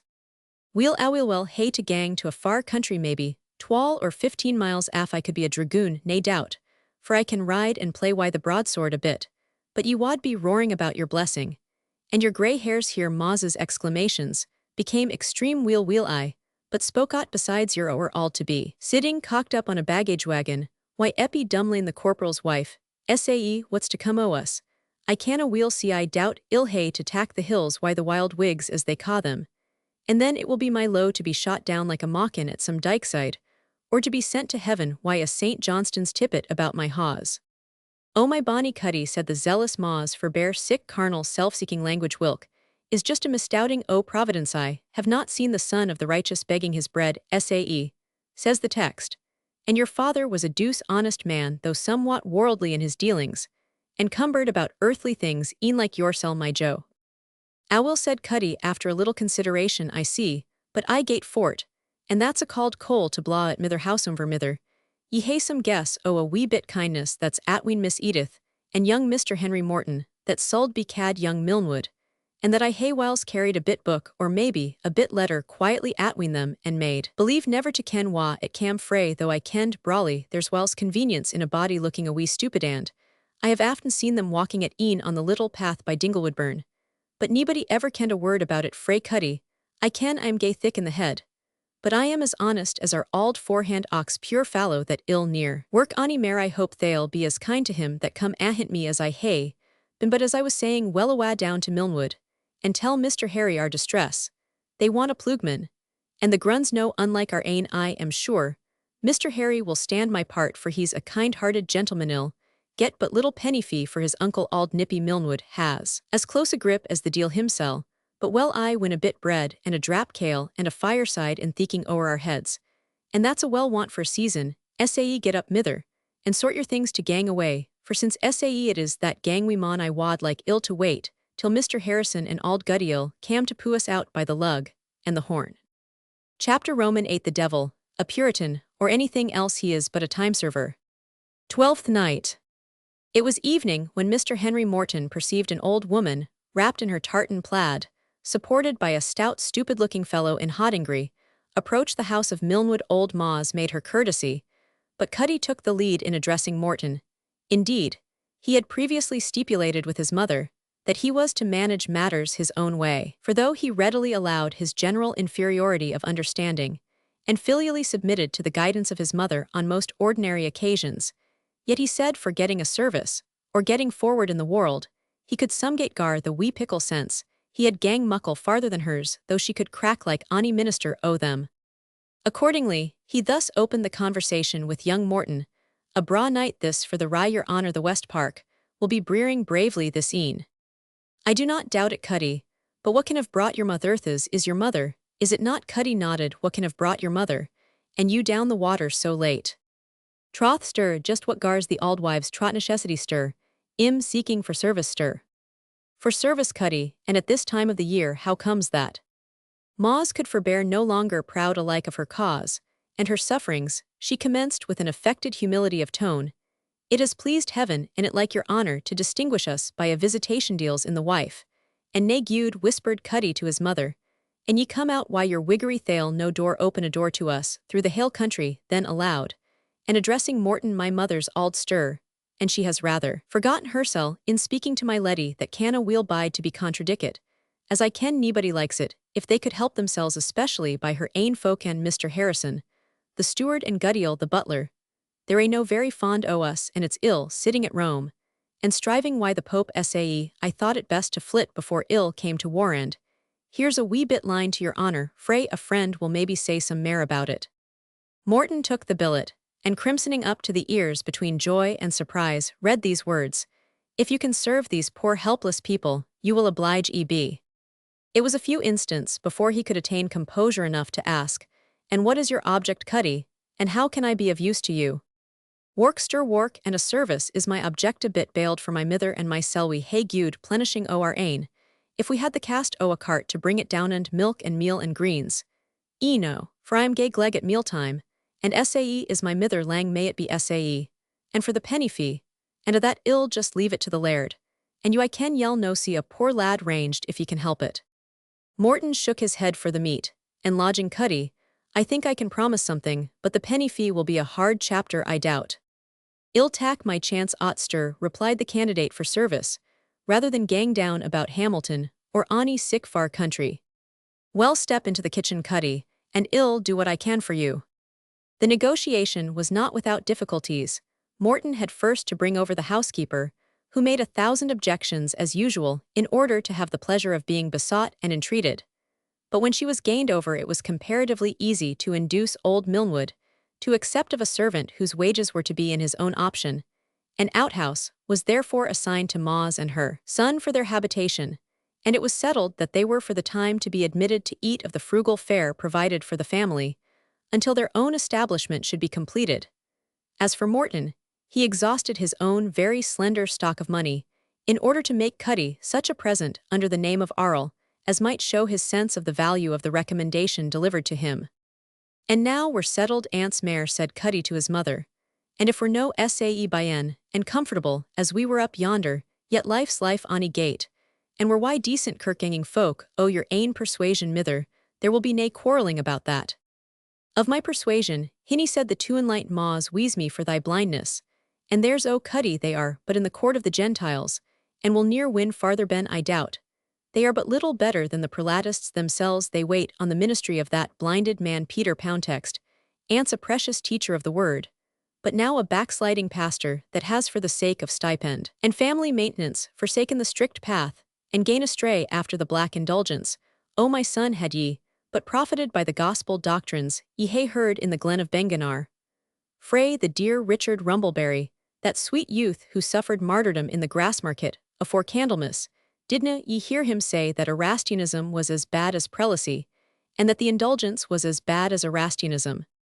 Heard ever ony body the like? Oh, this interrupted Cuddy well be driven out o' house, and ha again, afore we ken where to turn ourselves. Weech mither I hae just I word marin I hear ony mair o' your dinnafor folk, that is for I dinna mind your clavers mysel, they aye set me sleeping, but if I hear ony mair dinnafor folk, as I was saying about Poundtexts and Rumbleberries, and doctrines and malignants, ease een turn, single soger mysel, or maybe a sergeant, or a captain if ye plague me the mare, and let Rumbleberry, and you gang to the deal the gither I near gat ony gued by his doctrine as ye cat.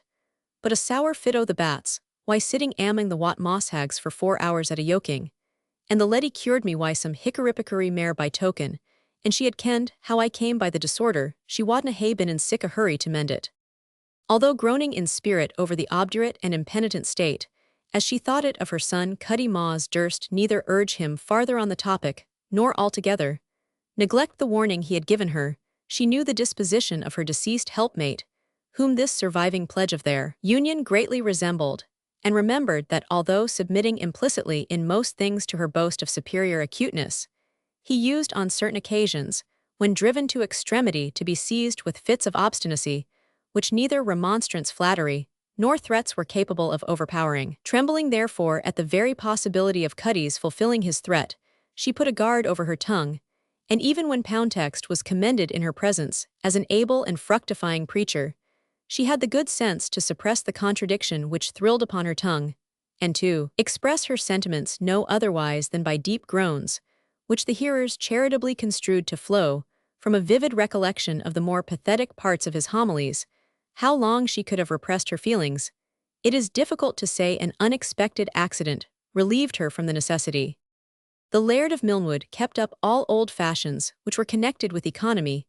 It was therefore still the custom in his house, as it had been universal in Scotland, about 50 years before, that the domestics, after having placed the dinner on the table, sate down at the lower end of the board, and partook of the share, which was assigned to them in company with their masters on the day therefore, after Cuddy's arrival being the 3rd. From the opening of this narrative, old Robin, who was butler, valet de chamber, footman, gardener, and what not in the house of Milnwood, placed on the table an immense charger of broth, thickened with oatmeal and colewort, in which ocean of liquid was indistinctly discovered by close observers 2 or 3 short ribs of lean mutton sailing to and fro. 2 huge baskets, one of bread made of barley and peas, and one of oatcakes, flanked this standing dish. A large boiled salmon would nowadays have indicated more liberal housekeeping, but at that period, salmon was caught in such plenty in the considerable rivers in Scotland, that instead of being accounted a delicacy, it was generally applied to feed the servants, who are said sometimes to have stipulated that they should not be required to eat a food so luscious and surfeiting in its quality, above 5 times a week. The large black jack, filled with very small beer of Milnwood's own brewing, was allowed to the company at discretion, as were the bannocks, cakes, and broth, but the mutton was reserved for the heads of the family, Mrs. Wilson included, and a measure of ale somewhat deserving the name was set apart in a silver tankard for their exclusive use. A huge kebbuck, a cheese that is made with ewe milk mixed with cow's milk, and a jar of salt butter were in common to the company. To enjoy this exquisite cheer was placed at the head of the table the old laird himself with his nephew on the one side, and the favourite housekeeper on the other, at a long interval, and beneath the salt, of course, sate old Robin, a meagre half-starved servingman, rendered cross and crippled by rheumatism, and a dirty drab of a housemaid whom use had rendered callous to the daily exercitations which her temper underwent at the hands of her master, and Mrs. Wilson, a barnman, a white-headed cowherd boy, with Cuddy the new ploughman and his mother, completed the party. The other labourers belonging to the property resided in their own houses, happy at least in this, that, if their cheer was not more delicate than that which we have described, they could eat their fill unwatched by the sharp, envious grey eyes of Milnwood, which seemed to measure the quantity that each of his dependents swallowed as closely as if their glances attended each mouthful in its progress from the lips to the stomach. This close inspection was unfavorable to Cuddy, who sustained much prejudice in his new master's opinion by the silent celerity with which he caused the victuals to disappear before him, and ever and anon, Milnwood turned his eyes from the huge feeder to cast indignant glances upon his nephew, whose repugnance to rustic labor was the principal cause of his needing a ploughman, and who had been the direct means of his hiring this very cormorant. "Pay thee wages," quotha, said Milnwood to himself, "thou wilt eat in a week the value of mair than thou canst work for in a month." These disagreeable ruminations were interrupted by a loud knocking at the outer gate. It was a universal custom in Scotland that when the family was at dinner, the outer gate of the courtyard, if there was one, and if not the door of the house itself, was always shut and locked, and only guests of importance or persons upon urgent business sought or received admittance at that time. Note: locking the door during dinner, the custom of keeping the door of a house or chateau locked during the time of dinner probably arose from the family being anciently assembled in the hall at that meal and liable to surprise, but it was in many instances continued as a point of high etiquette, of which the following is an example. A considerable landed proprietor in Dumfriesshire, being a bachelor without near relations and determined to make his will, resolved previously to visit his two nearest kinsmen and decide which should be his heir, according to the degree of kindness with which he should be received like a good clansman. He first visited his own chief, a baronet in rank, descendant and representative of one of the oldest families in Scotland. Unhappily, the dinner bell had rung, and the door of the castle had been locked before his arrival. The visitor in vain announced his name and requested admittance, but his chief adhered to the ancient etiquette, and would on no account suffer the doors to be unbarred. Irritated at this cold reception, the old laird rode on to Sanquhar Castle, then the residence of the Duke of Queensberry, who no sooner heard his name than, knowing well he had a will to make the drawbridge dropped and the gates flew open. Table was covered anewise. Grace's bachelor and intestate kinsman was received with the utmost attention and respect, and it is scarcely necessary to add that upon his death, some years after, the visitor's considerable landed property went to augment the domains of the ducal house of Queensberry. This happened about the end of the 17th century. The family of Milnwood were therefore surprised, and in the unsettled state of the times, something alarmed at the earnest and repeated knocking with which the gate was now assailed. Mrs. Wilson ran in person to the door, and having reconnoitered those who were so clamorous for admittance through some secret aperture with which most Scottish doorways were furnished for the express purpose, she returned, wringing her hands in great dismay, exclaiming, "The redcoats, the redcoats! Robin Ploughman, what ca they, ye barnsmen?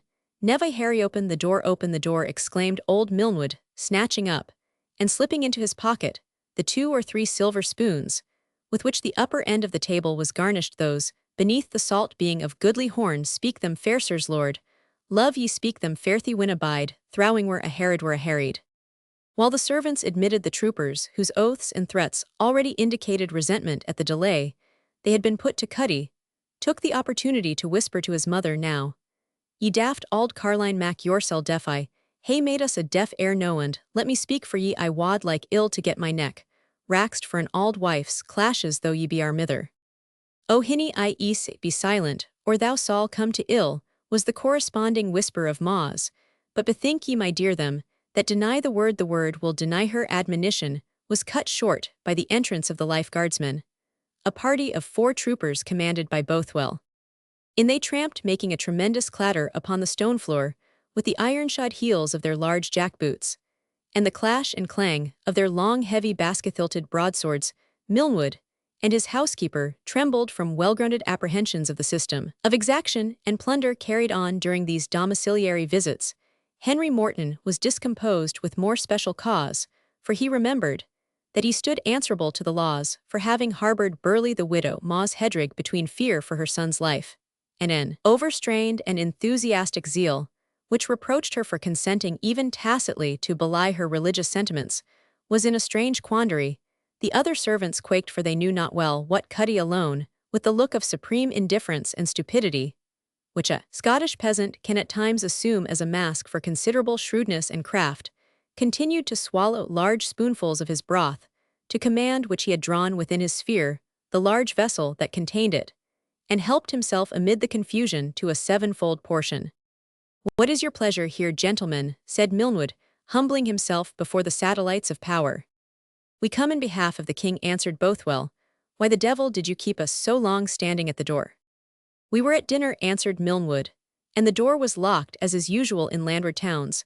Note the Scots retain the use of the word town in its comprehensive Saxon meaning, as a place of habitation, a mansion, or a farmhouse.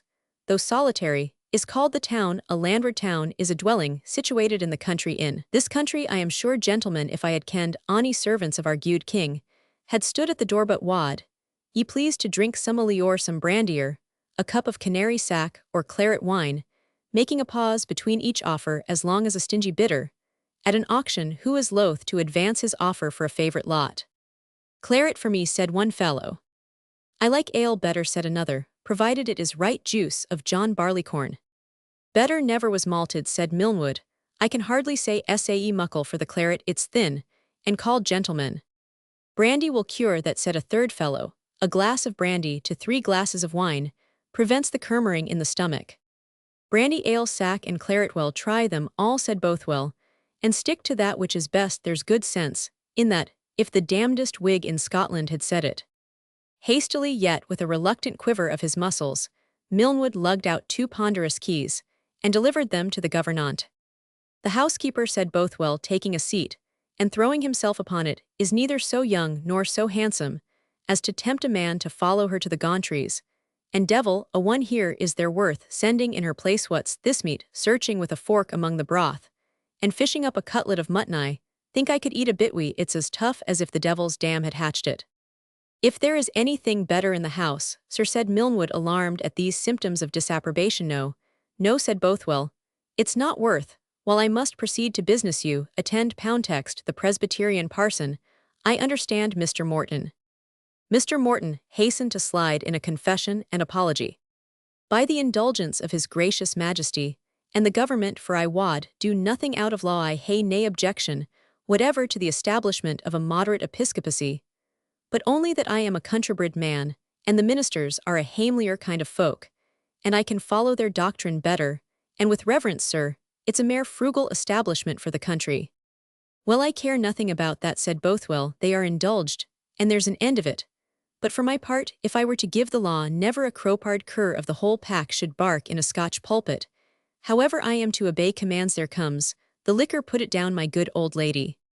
He decanted about 1/2 of a quart bottle of claret into a wooden quaig or bicker, and took it off at a draught. "You did your good wine. In justice, my friend, it's better than your brandy, though that's good too. Will you pledge me to the king's health?" "With pleasure," said Milnwood in a lebut. "I never drink claret, and keep only a very little for some honoured friends." "Like me, I suppose," said Bothwell, and then pushing the bottle to Henry, he said, "Here, young man, pledge you the king's health." Henry filled a moderate glass in silence, regardless of the hints and pushes of his uncle, which seemed to indicate that he ought to have followed his example in preferring beer to wine.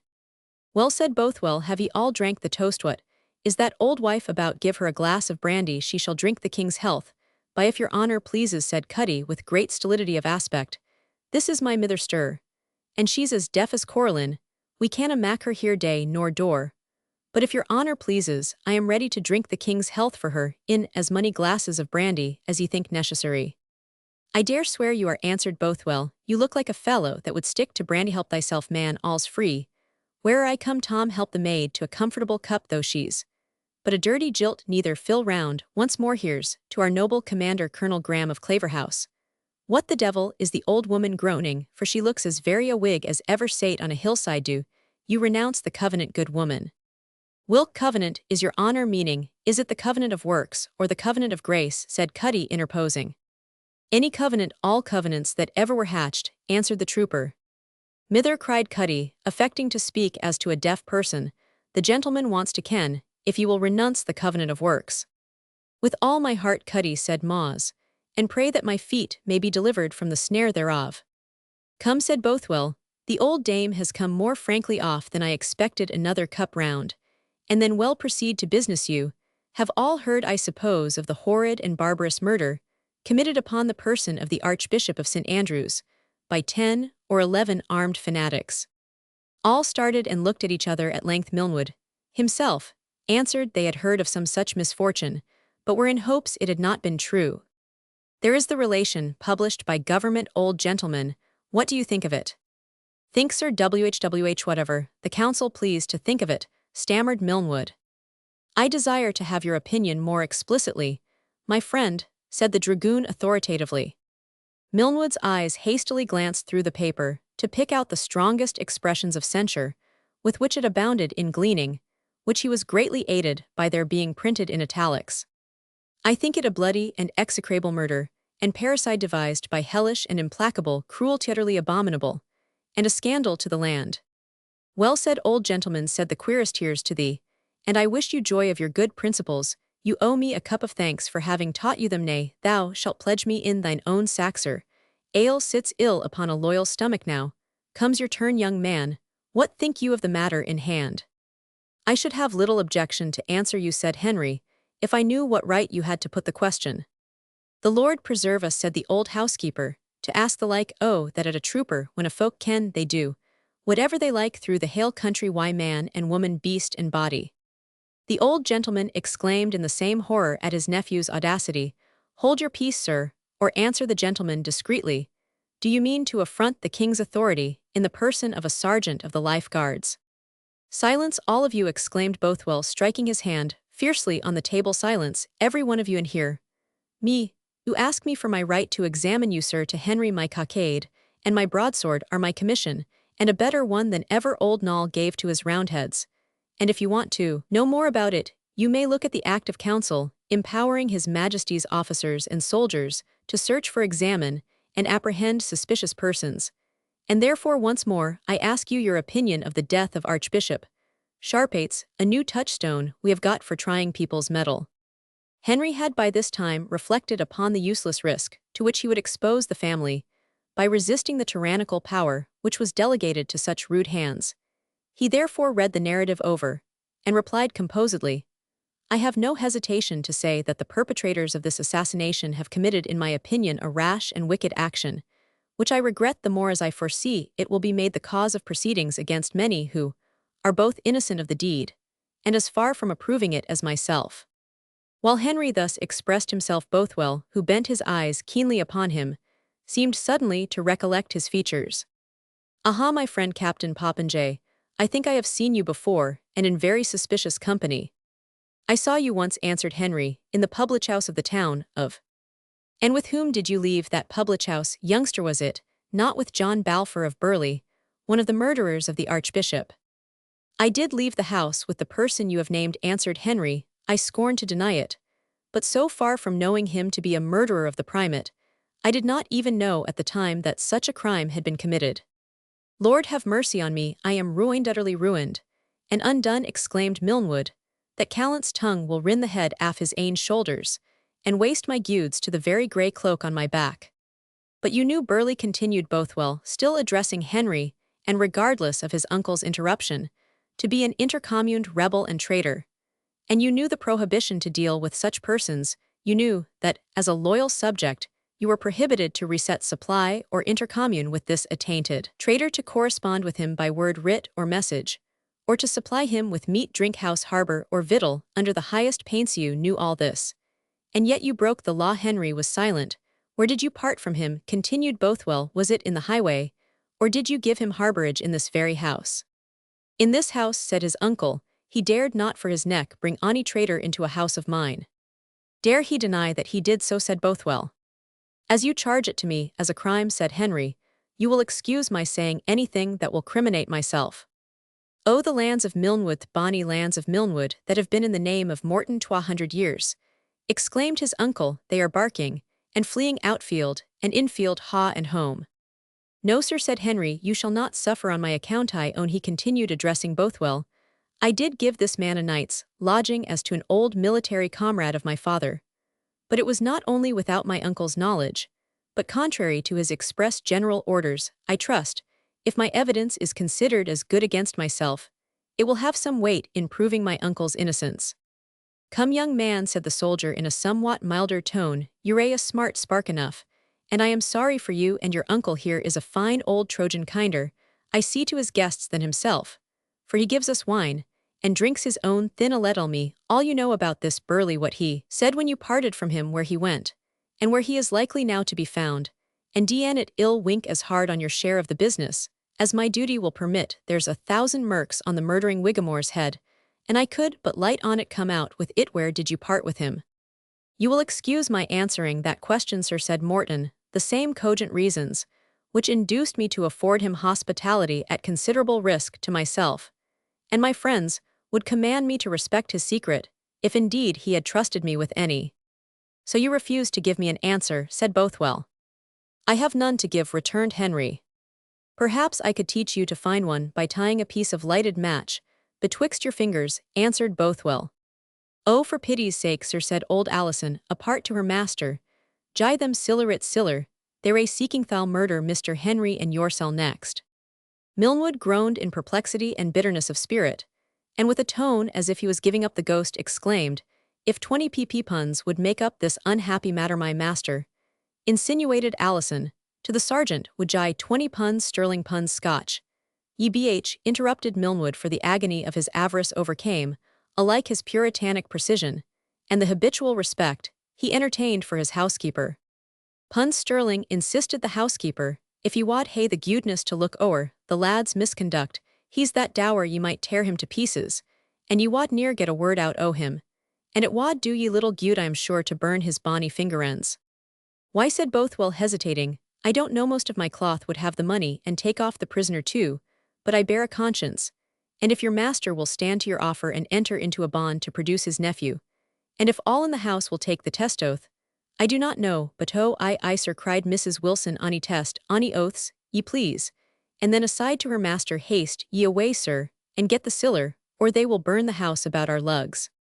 Old Milnwood cast a rueful look upon his adviser, and moved off like a piece of Dutch clockwork, to set at liberty his imprisoned angels in this dire emergency. Meanwhile, Sergeant Bothwell began to put the test oath, with such a degree of solemn reverence, as might have been expected, being just about the same which is used to this day, in His Majesty's Custom House. Ya, what's your name, woman? Alison Wilson, sir. You Alison Wilson solemnly swear, certify, and declare that you judge it unlawful for subjects under pretext of reformation, or any other pretext, whatsoever, to enter into leagues and covenants here. The ceremony was interrupted by a strife between Cuddy and his mother, which, long conducted in whispers, now became audible. O wished mither wished there upon a communing o wished, and they'll agree we'll enuch no. I will not wished, Cuddy, replied his mother, I will uplift my voice and spare not. I will confound the man of sin, even the scarlet man, and through my voice shall Mr. Henry be freed from the net of the fowler. She has her leg o'er the harrows now, said Cuddy, stop her wa, can I see her cocked up behint a dragoon on her way to the Tolbooth, I find my ain legs tied, below a horse's belly. Aish has just mustered up her sermon, and there we that grain out it comes, and we are arrowined horse and foot. And div ye think to come here, said Moz, her withered hand shaking in concert with her keen, though wrinkled visage animated by zealous wrath, and emancipated by the very mention of the test, from the restraints of her own prudence, and Cuddy's admonition, div ye think to come here, why you're sulking saints adducing consequent second founding oaths and tests, and bancier snares, and your traps, and your gins, surely it is in vain that a net is spread in the sight of any bird. What good dame, said the soldier, here's a Whig miracle. Egad, the old wife has got both her ears and tongue, and we are like to be driven deaf in our turn. Go to, hold your peace, and remember whom you talk to, you old idiot. We do I talk to sirs o'er wheel, may the sorrowing land ken what ye are, malignant adherents, ye are to the prelates, foul props to a feeble and filthy cause, bloody beasts of prey, and burdens to the earth. Upon my soul, said Bothwell, astonished as a mastiff dog might be should a hen partridge fly at him, in defense of her young, this is the finest language I ever heard. Can't you give us some more of it? Jie ye some mair aught, said Moz, clearing her voice with a preliminary cough. I will take up my testimony against you ants, and again Philistines ye are, and Edomites leopards are ye, and foxes evening wolves, that gnaw not the bones, till the Marwick dogs that compass about the chosen thrusting kine, and pushing bulls of Bashan piercing serpents ye are. and allied both in name and nature with the great red dragon Revelations, 12th chapter 3rd and 4th verses. Here the old lady stopped apparently much more from lack of breath than of matter. "Curse the old hag," said one of the dragoons, "gag her, and take her to headquarters." "For shame," Andrews said. "Bothwell, remember the good lady belongs to the fair sex, and uses only the privilege of her tongue. But hark, ye good woman, every bull of Bashan and red dragon will not be so civil as I am, or be contented to leave you to the charge of the constable and ducking stool. In the meantime, I must necessarily carry off this young man to headquarters. I cannot answer to my commanding officer to leave him in a house where I have heard so much treason and fanaticism." "See now, mither, what ye hae doon," whispered Cuddy. "There's the Philistines, as ye ca' them, are gone to worry awa Mr. Henry, and awa your nashgab deal be on't." "Haud your tongue, ye cowardly loon," said the mother, "and layna the white on me if you and the thowless gluttons that are sitting staring like cows bursting on clover wad testify why your hands, as I have testified why my tongue, they should never harl the precious young lad awa to captivity." While this dialogue passed, the soldiers had already bound and secured their prisoner. Milnwood returned at this instant, and alarmed at the preparations he beheld, hastened to proffer to Bothwell, though with many a grievous groan, the purse of gold, which he had been obliged to rummage out as ransom for his nephew. The trooper took the purse with an air of indifference, weighed it in his hand, chucked it up into the air, and caught it as it fell, then shook his head, and said, "There's many a merry night in this nest of yellow boys, but d—n me if I dare venture for them. That old woman has spoken too loud, and before all the men too. Hark ye, old gentleman," to Milnwood, "I must take your nephew to headquarters, so I cannot in conscience keep more than is my due as civility." Then, opening the purse, he gave a gold piece to each of the soldiers, and took 3 to himself. "Now," said he, "you have the comfort to know that your kinsman, young Captain Popinjay, will be carefully looked after and civilly used, and the rest of the money I return to you." Milnwood eagerly extended his hand.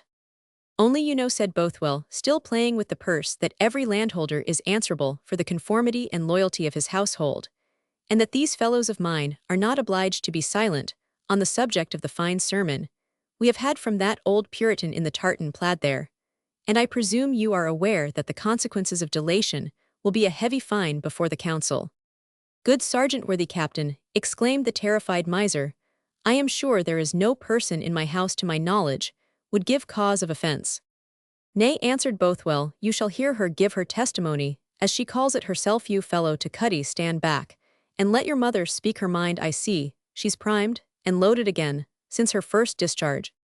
"Lord noble sir," said Cuddy, "an auld wife's tongues, but a feckless matter to mak sic a fash about. Neither my father nor me ever minded muckle what our mither said."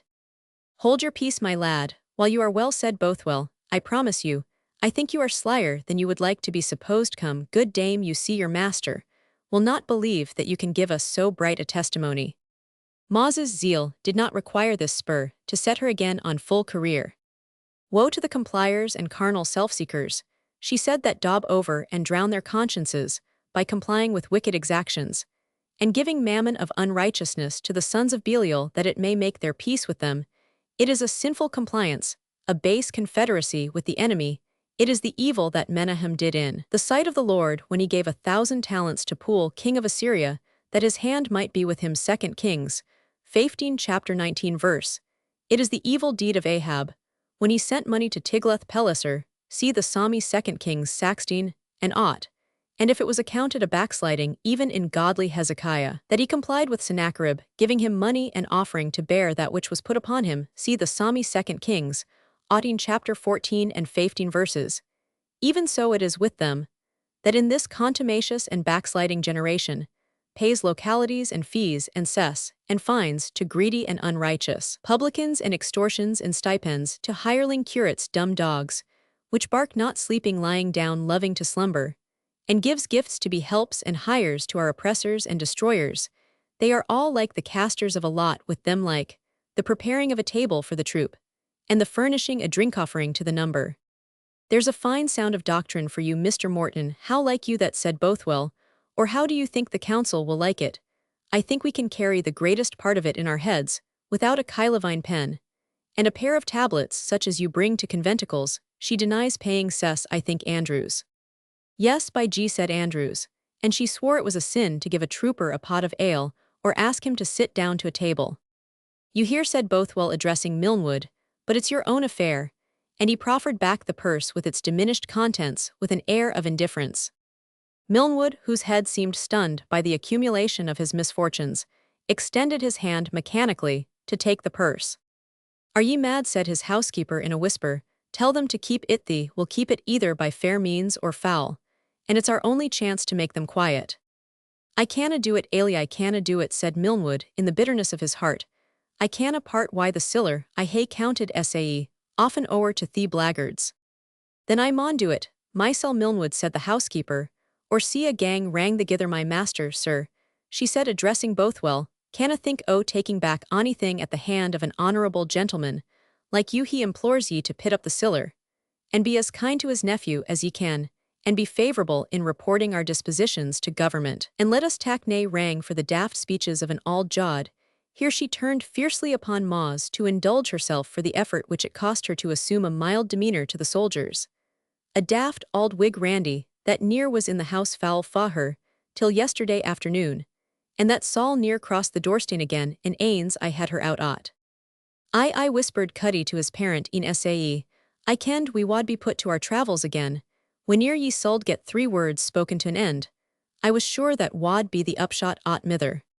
Wished my bairn, said she, and dinna murmur at the cross, their doorstane wheel I wot ill near cross their doorstane, there's nae mark on their threshold for a signal that the destroying angel should pass by thale, get a backcast o' his hand, yet that think sae muckle o' the creature, and sae little o' the creator see muckle o' world's gear, and sae little o' a broken covenancy muckle, about theween pieces o' yellow muck, and sae little about the pure gold o' the scripturesy muckle about their ain friend and kinsman, and sae little about the elect that are tried wy hornings, harassings, huntings, searchings, chasings, catchings, imprisonments, torturings, banishments, headings, hangings, dismemberings, and quarterings, quick forby the hundreds forced from their ain habitations, to the deserts, mountains, muirs, mosses, mossflows, and peathegs there, to hear the word like bread eaten in secret.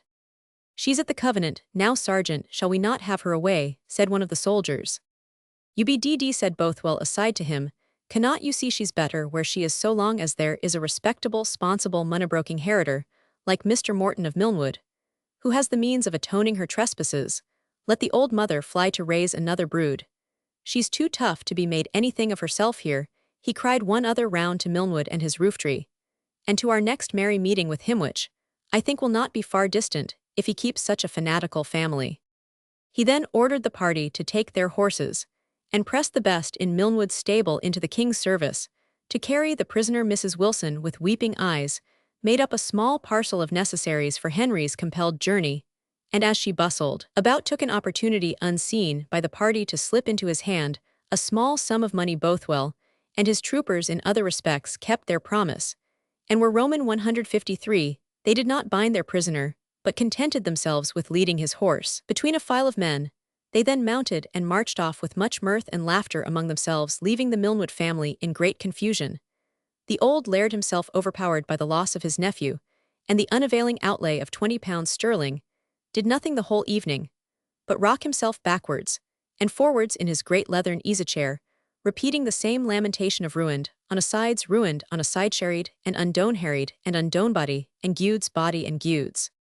Mrs. Alison Wilson's grief was partly indulged, and partly relieved by the torrent of invectives with which she accompanied Moz and Cuddy's expulsion from Milnwood. Ill luck be in the granning course, o thee the prettiest lad in Clydesdale, this day maun be a sufferer, and a for you and your daft Whiggery.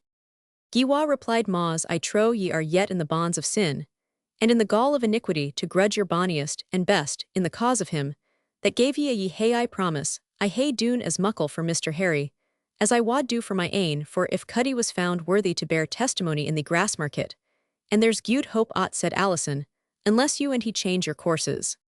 And if, continued Moz, disregarding the interruption, the bloody dogs and the flattering Ziphites were to seek to ensnare me with a proffer of his remission upon sinful compliances, I wad persevere nathless in lifting my testimony against popery, prelacy, antinomianism, Erastianism, lapsarianism, sublapsarianism, and the sins and snares of the times. I wad cry as a woman in labor against the black indulgence, that has been a stumbling block to Professors I wad uplift my voice, as a powerful preacher. Hout tout mither cried Cuddy, interfering and dragging her off forcibly dinna, Div the gentlewoman, why your testimony ye hae preached enug, for 6 days, ye preached us out o our canny freehouse and gude Kailyard. And out o this new city o refuge, afore our hinder end was weel hafted in it, and ye hae preached Mr. Harry awa to the prison, and ye hae preached 20 punds out o the laird's pocket that he likes as ill to quit why. And sae ye may hod sae for I we, while without preaching me up a ladder. And down a toe, sae come awa the family hae had enug o your testimony to mind it for I while. So saying he dragged off Ma's the words testimony covenant malignant's indulgence, still thrilling upon her tongue, to make preparations for instantly renewing their travels, in quest of an asylum. Ilfard crazy crack-brained gowk that she is, exclaimed the housekeeper, as she saw them depart to set up to be sae muckle, better than ither folk the auld besom, and to bring sae muckle distress on a douce quiet family, if it hadna been, that I am mair than half a gentlewoman by my station, I wad hae tried my 10 nails in the wizened hide o' her. Chapter Roman 9. I am a son of Mars who have been in many wars, and show my cuts and scars wherever I come.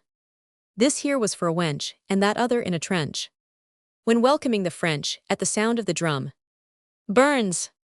Don't be too much cast down, said Sergeant Bothwell to his prisoner, as they journeyed on towards the headquarters. You are a smart pretty lad, and well connected. The worst that will happen will be strapping up for it. And that is many an honest fellow's lot. I tell you fairly, your life's within the compass of the law, unless you make submission, and get off by a round fine upon your uncle's estate. He can well afford it. That vexes me more than the rest, said Henry. He parts with his money with regret, and as he had no concern whatever with my having given this person shelter for a night, I wish to heaven, if I escape a capital punishment, that the penalty may be of a kind I could bear in my own person.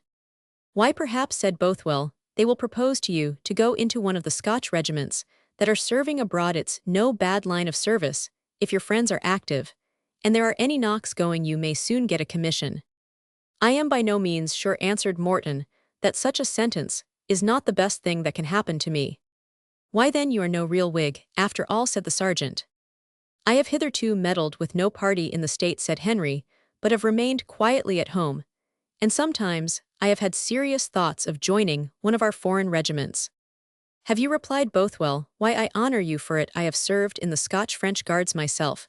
Many a long day, it's the place for learning discipline, d.n. me, they never mind what you do when you are off duty, but miss you the roll call, and see how they'll arrange you, d.n. me, if old Captain Montgomery didn't make me mount guard upon the arsenal in my steelbeck and breastplate sleeves and headpiece for 6 hours, at once under so burning a sun, that gad I was baked like a turtle at Port Royal. I swore never to miss answering to Francis Stewart again, though I should leave my hand of cards upon the drumhead. Discipline is a capital thing. In other respects you like the service, said Morton. Par excellence, said Bothwell. Women, wine, and wassail, all to be had for little but the asking, and if you find it in your conscience to let a fat priest think he has some chance to convert you, gad hell, help you to these comforts himself, just to gain a little ground in your good affection, where will you find a crope-haired Whig parson will be so civil? Why, nowhere, I agree with you, said Henry, but what was your chief duty? To guard the king's person, said Bothwell, to look after the safety of Louis le Grand, my boy, and now, and then to take a turn among the Huguenots Protestants, that is, and there we had fine scope. It brought my hand pretty well in for the service in this country, but come as you are to be a bon camarado, as the Spaniards say, I must put you in cash with some of your old uncles. Broadpieces this is Cutter's law. We must not see a pretty fellow want if we have cash ourselves. Thus speaking, he pulled out his purse, took out some of the contents, and offered them to Henry, without counting them. Young Morton declined the favor, and not judging it prudent to acquaint the sergeant, notwithstanding his apparent generosity, that he was actually in possession of some money, he assured him he should have no difficulty in getting a supply from his uncle. Well, said Bothwell, in that case, these yellow rascals must serve to ballast my purse a little longer.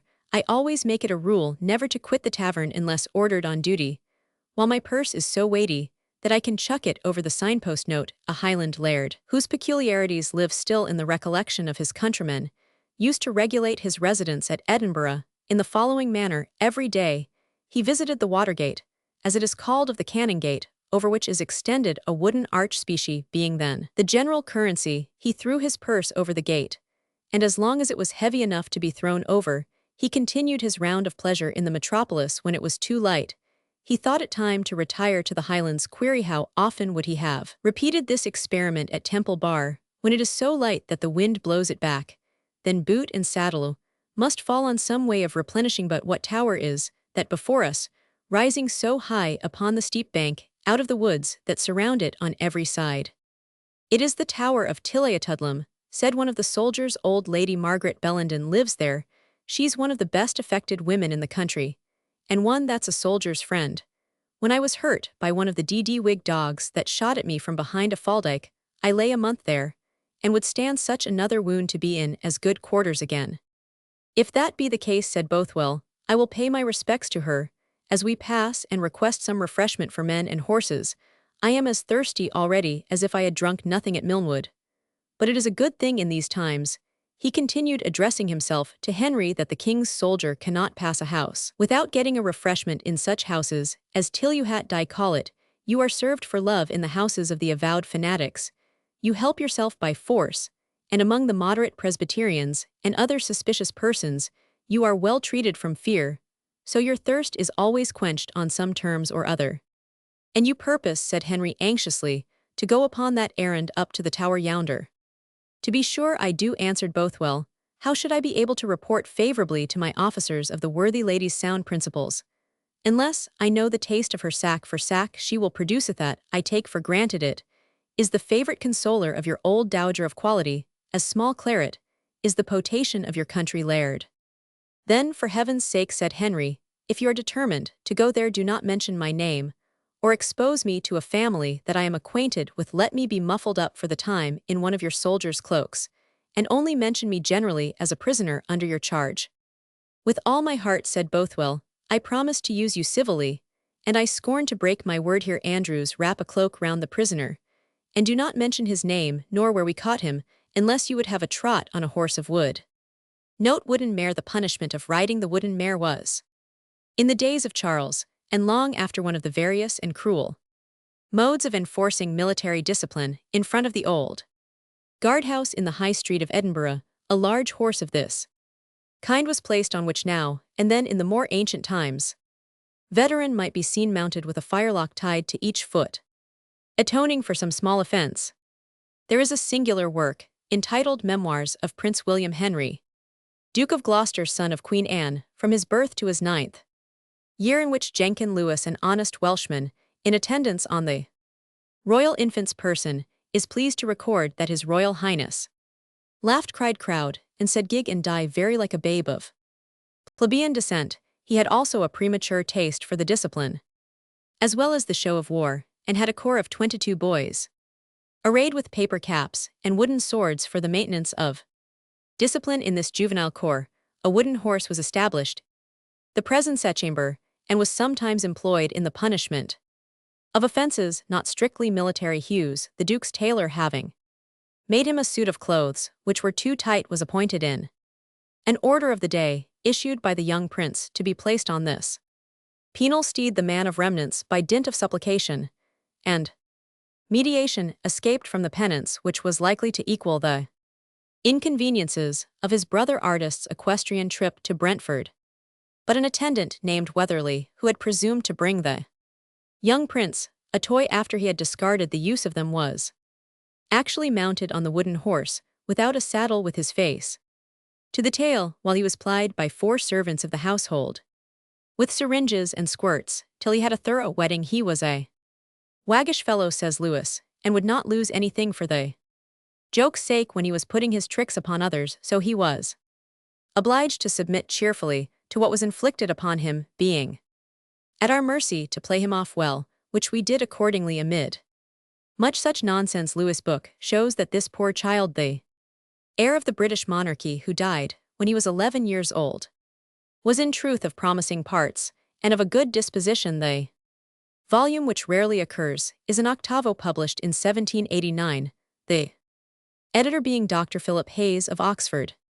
They were at this moment at an arched gateway battlemented and flanked with turrets, one whereof was totally ruinous, excepting the lower story, which served as a cowhouse to the peasant, whose family inhabited the turret that remained entire. The gate had been broken down by monk soldiers during the Civil War, and had never been replaced, therefore presented no obstacle to Bothwell and his party.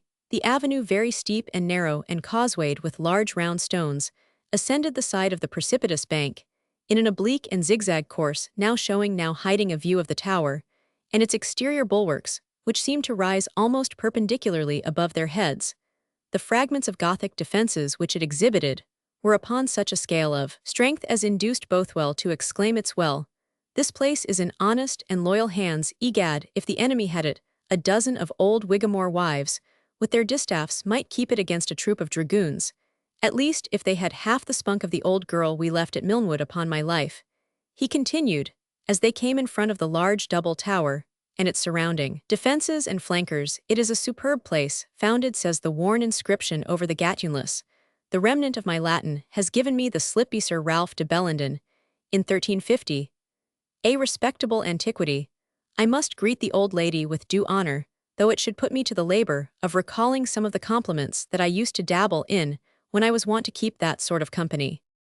As he thus communed with himself, the butler, who had reconnoitred the soldiers from an arrow slit in the wall, announced to his lady that a commanded party of dragoons, or as he thought life guardsmen, waited at the gate, with a prisoner under their charge. "I am certain," said Guddiel, "and positive, that the sixth man is a prisoner, for his horse is led, and the two dragoons that are before have their carabines out of their budgets, and rested upon their thighs. It was the way we guarded prisoners in the days of the great Marquis." "King's soldiers," said the lady, "probably in want of refreshment. Go, Guddiel, make them welcome, and let them be accommodated with what provision and forage the tower can afford. And stay, tell my gentlewoman to bring my black scarf and manteau. I will go down myself to receive them. One cannot show the king's lifeguards too much respect in times when they are doing so much for royal authority. And die here, Guddiel. Let Jenny Dennison slip on her pearlings to walk before my niece and me, and the three women to walk behind, and bid my niece attend me instantly."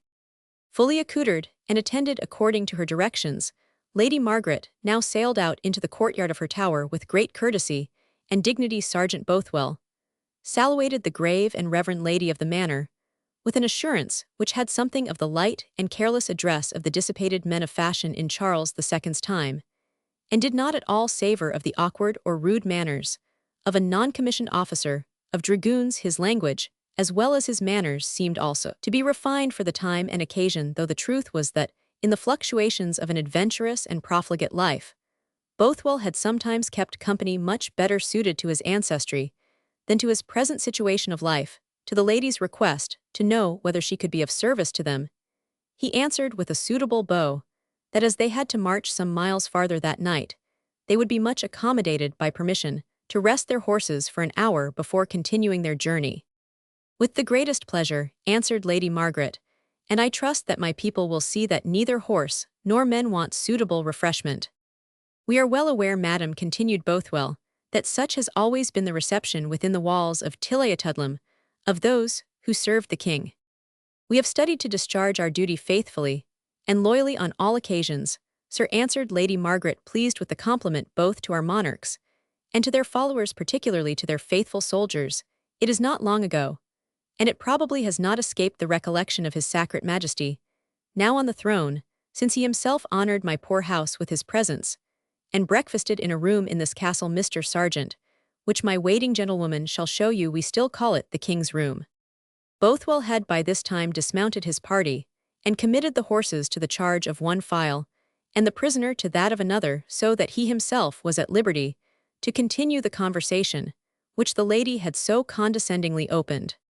"Since the king my master had the honour to experience your hospitality, I cannot wonder that it is extended to those that serve him, and whose principal merit is doing it with fidelity.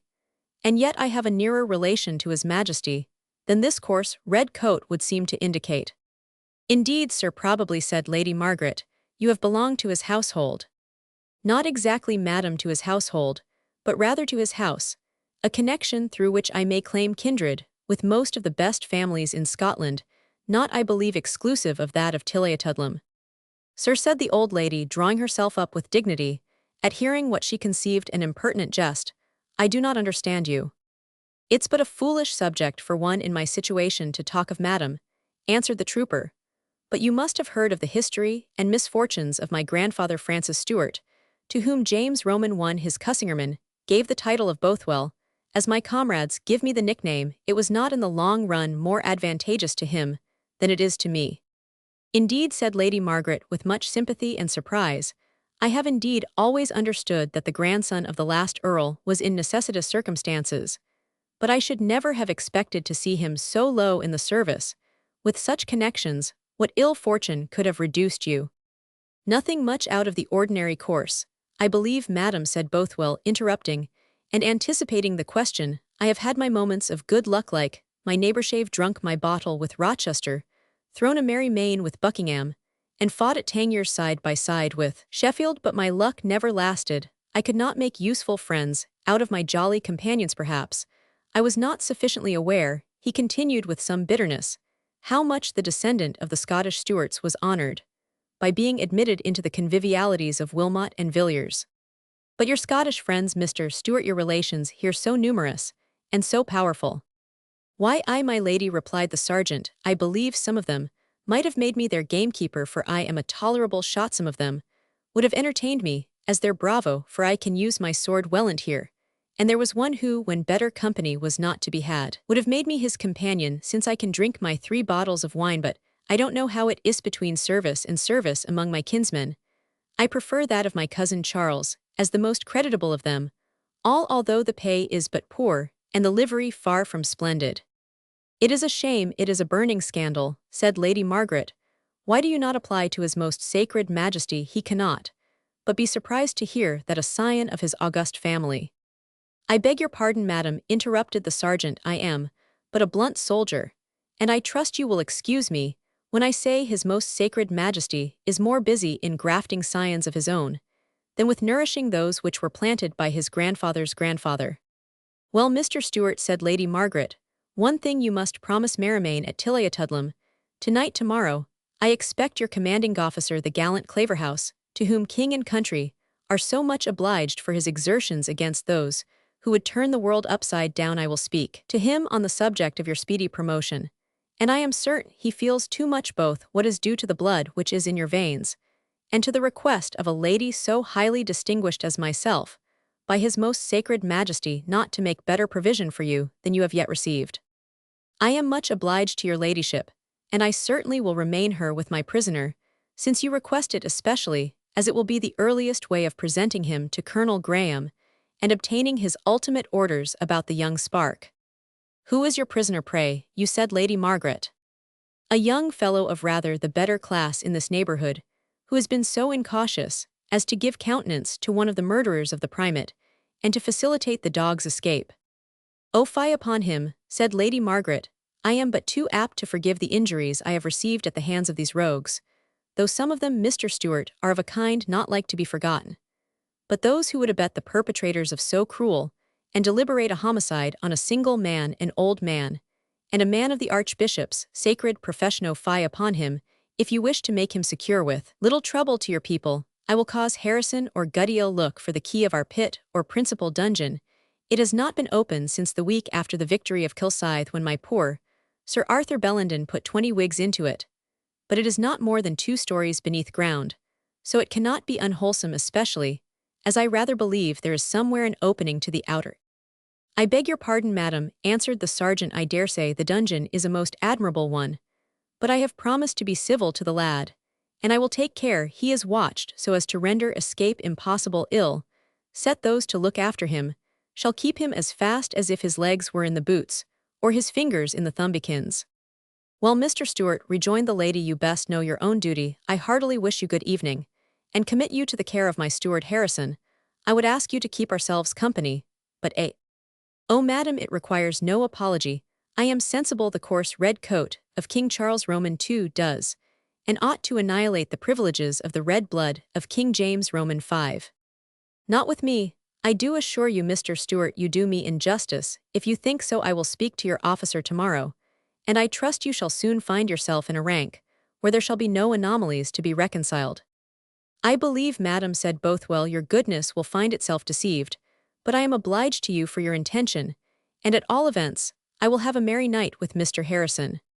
Lady Margaret took a ceremonious leave with all the respect which she owed to royal blood, even when flowing in the veins of a sergeant of the Life Guards again, assuring Mr. Stewart that whatever was in the Tower of Tilliatudlem was heartily at his service, and that of his attendants.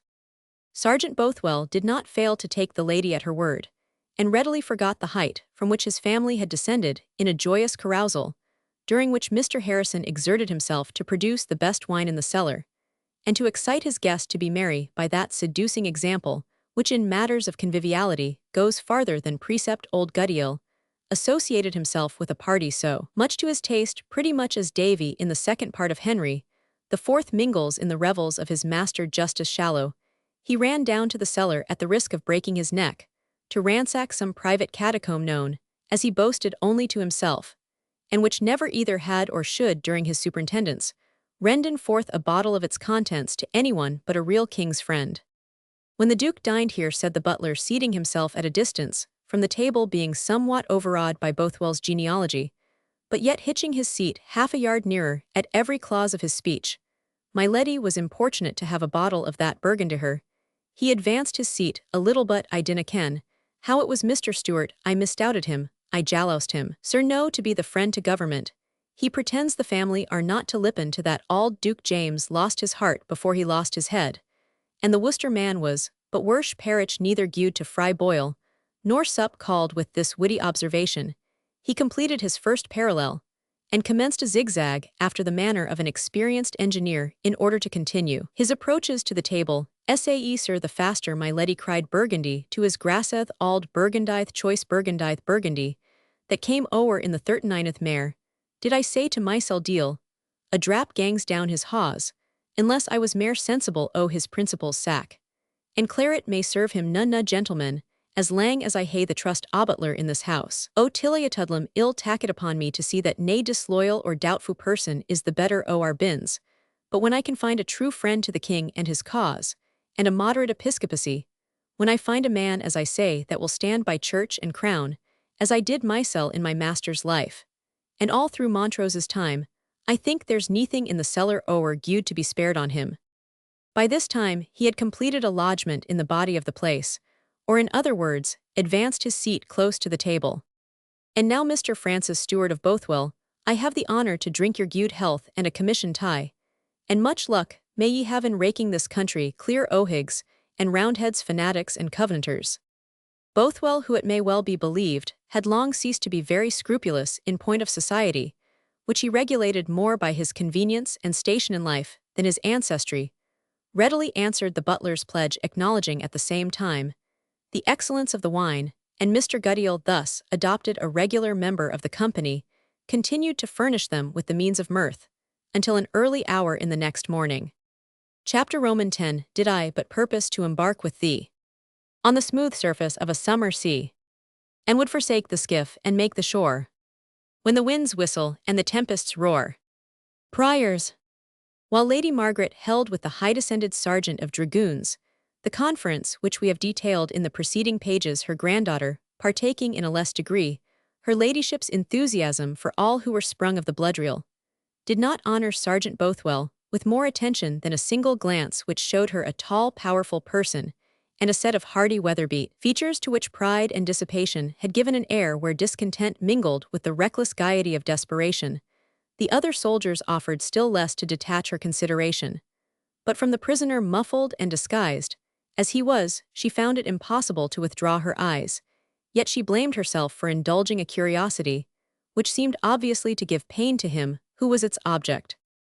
I wish, she said to Jenny Dennison, who was the immediate attendant on her person, I wish we knew who that poor fellow is. I was just thinking, sae mysel, Miss Edith, said the waiting woman, but it canna be Cuddy Hedrig because he's taller and no sae stout. Yet, continued Miss Bellenden, it may be some poor nigger for whom we might have cause to interest ourselves. I can soon learn wha he is, said the enterprising Jenny, if the sojers were anes settled, and at leisure, for I ken ane o' them very weelt beslooking, and the youngest o' them.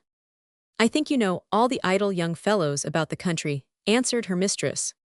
"No, Miss Edith, I am no sae free o' my acquaintance as that," answered the Chamber. "To be sure folk canna help kenning the folk by headmark, that they see I glorying and looking at them at kirk and market.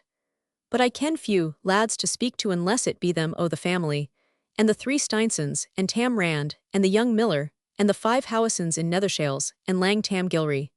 And pray cut short a list of exceptions which threatens to be a long one, and tell me how you come to know this young soldier," said Miss Bellenden. "Lord, Miss Edith, it's Tam Halliday, Trooper Tam, as they ca' him, that was wounded by the hillfolk at the conventicle at Outerside Muir, and lay here, while he was under cure. I can ask him onything, and Tam will no refuse to answer me. Ill be caution for him." "Try then," said Miss Edith, "if you can find an opportunity to ask him the name of his prisoner, and come to my room, and tell me what he says." Jenny Dennison proceeded on her errand, but soon returned with such a face of surprise and dismay as evinced a deep interest in the fate of the prisoner. "What is the matter?" said Edith anxiously. "Does it prove to be Cuddy, after all, poor fellow?" "Cuddy, Miss Edith? Na, it's nae Cuddy," blubbered out the faithful Chamber, sensible of the pain which her news were about to inflict on her young mistress. "Oh dear, Miss Edith, it's young Milnwood himsel." "Young Milnwood!" exclaimed Edith aghast in her turn. "It is impossible, totally impossible. His uncle attends the clergyman indulged by law, and has no connection whatever with the refractory people, and he himself has never interfered in this unhappy dissension. He must be totally innocent, unless he has been standing up for some invaded right." "Oh, my dear Miss Edith," said her attendant, "these are not days to ask what's right, or what's wrang. If he were as innocent as the newborn infant, they would find some way of making him guilty, if they liked. But Tam Halliday says it will touch his life, for he has been resetting ane o' the Fife gentlemen that killed that auld carle of an archbishop." "His life!" exclaimed Edith, starting hastily up, and speaking with a hurried and tremulous accent. "Thee cannot, thee shall not. I will speak for him. Thee shall not hurt him." "Oh, my dear young lady, think on your grandmother, think on the danger and the difficulty," added Jenny, "for he's kept under close confinement till Claverhouse comes up in the morning, and if he dosna gie him full satisfaction, Tam Halliday says there will be brief work why him kneel down mac read a present fire, just as they did why auld deaf John McBriar, that never understood a single question they pat, till him and Sae lost his life for lack o' hearing." "Jenny," said the young lady, "if he should die, I will die with him. There is no time to talk of danger or difficulty. I will put on a plaid, and slip down with you to the place where they have kept him. I will throw myself at the feet of the sentinel, and entreat him, as he has a soul to be saved." "A guide us," interrupted the maid, "our young leddy at the feet o' Trooper Tam, and speaking to him about his soul, when the pure chield hardly kens whether he has ane or no, unless that he while swears by it that will never do. But what maun be, and ill never desert a true love. Cause and Sae, if ye maun see young Milnwood, though I ken nae gude it will do. But to make baith your hearts the sarer, ill e'en tak the risk aught and try to manage Tam Halliday. But ye maun let me hae my ain gate, and no speak I word his, keeping guard o'er Milnwood in the easter round of the tower." Go fetch me a plaid," said Edith. "Let me but see him, and I will find some remedy for his danger. Haste, ye Jenny, as ever ye hope to have good at my hands." Jenny hastened, and soon returned with a plaid in which Edith muffled herself so as completely to screen her face, and in part to disguise her person.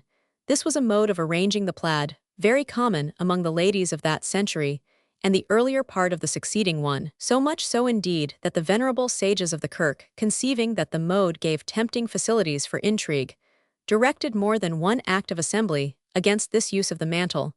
But fashion, as usual, proved too strong for authority, and while plaids continued to be worn, women of all ranks occasionally employed them as a sort of muffler or veil. Note concealment of an individual while in public or promiscuous society was then very common in England. Where no plaids were worn, the ladies used visored masks for the same purpose, and the gallants drew the skirts of their cloaks over the right shoulder, so as to cover part of the face. This is repeatedly alluded to in Pepys' diary. Her face and figure thus concealed, Edith, holding by her attendant's arm, hastened with trembling steps to the place of Morton's confinement. This was a small study or closet, in one of the turrets opening upon a gallery, in which the sentinel was pacing to and fro, for Sergeant Bothwell, scrupulous in observing his word, and perhaps touched with some compassion for the prisoner's youth and genteel demeanor, had waived the indignity of putting his guard into the same apartment with him, Halliday therefore with his carabine on his arm, walked up and down the gallery, occasionally solacing himself with a draught of ale, a huge flagon of which stood upon the table at one end of the apartment, and at other times humming the lively Scottish air. Between St. Johnstone and Bonnie Dundee, Ilgar, ye be fain to follow me. Jenny Dennison cautioned her mistress once more to let her take her own way. I can manage the trooper wheel enug, she said, for as rough as he is I can their nature wheel, but ye mauna say a single word. She accordingly opened the door of the gallery, just as the sentinel had turned his back from it, and taking up the tune, which he hummed, she sung, in a coquettish tone of rustic raillery. If I were to follow a poor soger, lad my friends wad be angry my minnie be mad a laird or a lord, they were fitter for me sae, I'll never be fain to follow thee. A fair challenge by Jove, cried the sentinel turning round, and from two at once, but it's not easy to bang the soldier with his bandoliers, then taking up the song where the damsel had stopped. To follow me ye will may be glad a share of my supper, a share of my bed, to the sound of the drum to range fearless and free Ilgar, ye be fain to follow me. Come my pretty lass, and kiss me for my song. I should not have thought of that, Mr. Halliday, answered Jenny, with a look and tone, expressing just the necessary degree of contempt at the proposal. And ease assure ye yell hey, but little o my company, unless ye show gentler havings it wasna to hear that sort o' nonsense that brought me here why my friend, and ye should think shame o' yoursel at should ye. And what sort of nonsense did bring you here, then, Mrs. Dennison? My kinswoman has some particular business with your prisoner young Mr. Henry Morton, and I am come why her to speak till him. The devil you are, answered the sentinel, and pray Mrs. Dennison, how do your kinswoman, and you propose to get in you, are rather too plump to whisk through a keyhole, and opening the door is a thing not to be spoke of. It's no a thing to be spoken o', but a thing to be doon, replied the persevering damsel. Well, see about that, my bonny Jenny, and the soldier resumed his march humming, as he walked to and fro along the gallery. Keek into the drawell Janet, Janet, then yell see your bonny sell my Jo Janet. So you're no thinking to let us in, Mr. Halliday, wheel, gude een to yow hae seen the last o' me, and oh this bonny die too, said Jenny, holding between her finger and thumb a splendid silver dollar. Give him gold, whispered the agitated young lady. Silver's een ower gude for the like o' him, replied Jenny, that disna care for the blink o' a bonny lass's eend. What's war he wad think there was something mair in't than a kinswoman o' mine, my surdy sillers, no sae plenty why. Us let Elaine Gowd, having addressed this advice aside to her mistress, she raised her voice, and said, my cousin winna stay ony langer, Mr. Halliday sae, if ye please Gudin tie. Halt a bit, said the trooper, rein up, and parley Jenny, if I let your kinswoman in to speak to my prisoner, you must stay here and keep me company till she come out again, and then all be well pleased you know. The fiend be in my feet, then said Jenny, die, think my kinswoman and me are gone to lose our gude name, why cracking clavers, why the like o' you, or your prisoner either without somebody. By to see fair play heg, sirs, to see sic a difference between folks' promises and performance, ye were I willing to slight pure Cuddy. But an I had asked him to oblige me in a thing though it had been to cost his hanging, he wadna hae stewed twice about it. D.N. Cuddy, retorted the dragoon, hell be hanged in good earnest. I hope I saw him today at Milnwood with his old puritanical boff a mother. And if I had thought I was to have had him cast in my dish, I would have brought him up at my horses, till we had law enough to bear us out. Very weel see, if Cuddy winna hae a lang shot at you ane o' the days, if ye gar him tack the muir why sae money honest folk. He can hit a mark brawly, he was third at the popinjay. And he's as true of his promise as of in hand, though he disna, mak sic a phrase about it, as some acquaintance o' yours, but it's a ain to me come cousin well awa. Stay Jenny dn me, if I hang fire more than another. When I have said a thing, said the soldier, in a hesitating tone, where is the sergeant? Drinking and driving o'er, quoth Jenny, why the steward and John Guddiel. So-so's safe enough, and where are my comrades, asked Halliday. Burling the brown bull, why the fowler and the falconer, and some o' the serving folk. Have they plenty of ale? 6 gallons as gude as ear was masked, said the maid. Well then, my pretty Jenny, said the relenting sentinel, they are fast till the hour of relieving guard, and perhaps something later. And so if you will promise to come alone the next time, maybe, I will, and maybe I winna, said Jenny, but if ye get the dollar yell like that just as weel. "I'll be D&D if I do," said Halliday, taking the money however. "But it's always something for my risk, for if Claverhouse hears what I have done he will build me a horse as high as the tower of Tilliatudlem. But every one in the regiment takes what they can come by. I am sure Bothwell and his bloodreel shows us a good example. And if I were trusting to you, you little jilting devil, I should lose both pains and powder, whereas this fellow looking at the piece will be good as far as he goes. So come, there is the door open for you. Do not stay groaning and praying with the young Whig now, but be ready when I call at the door to start as if they were sounding hoarse and away." So speaking, Halliday unlocked the door of the closet, admitted Jenny, and her pretended kinswoman locked it behind them, and hastily reassumed the indifferent measured step and time-killing whistle of a sentinel upon his regular duty. The door, which slowly opened, discovered Morton with both arms reclined upon a table, and his head resting upon them in a posture of deep dejection.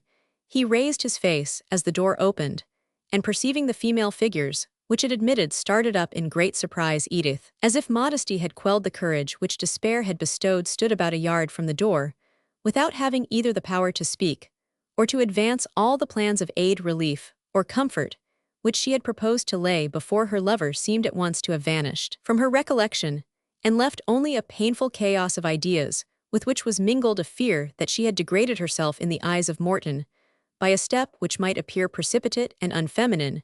She hung motionless and almost powerless upon the arm of her attendant, who in vain endeavored to reassure and inspire her with courage by whispering, "We are in now, madam, and we maun mak the best o' our time, for doubtless the corporal or the sergeant will gang the rounds, and it wad be a pity to hae the poor lad Halliday punished for his civility." Morton, in the meantime, was timidly advancing, suspecting the truth, for what other female in the house, excepting Edith herself, was likely to take an interest in his misfortunes, and yet afraid, owing to the doubtful twilight and the muffled dress, of making some mistake which might be prejudicial to the object of his affections.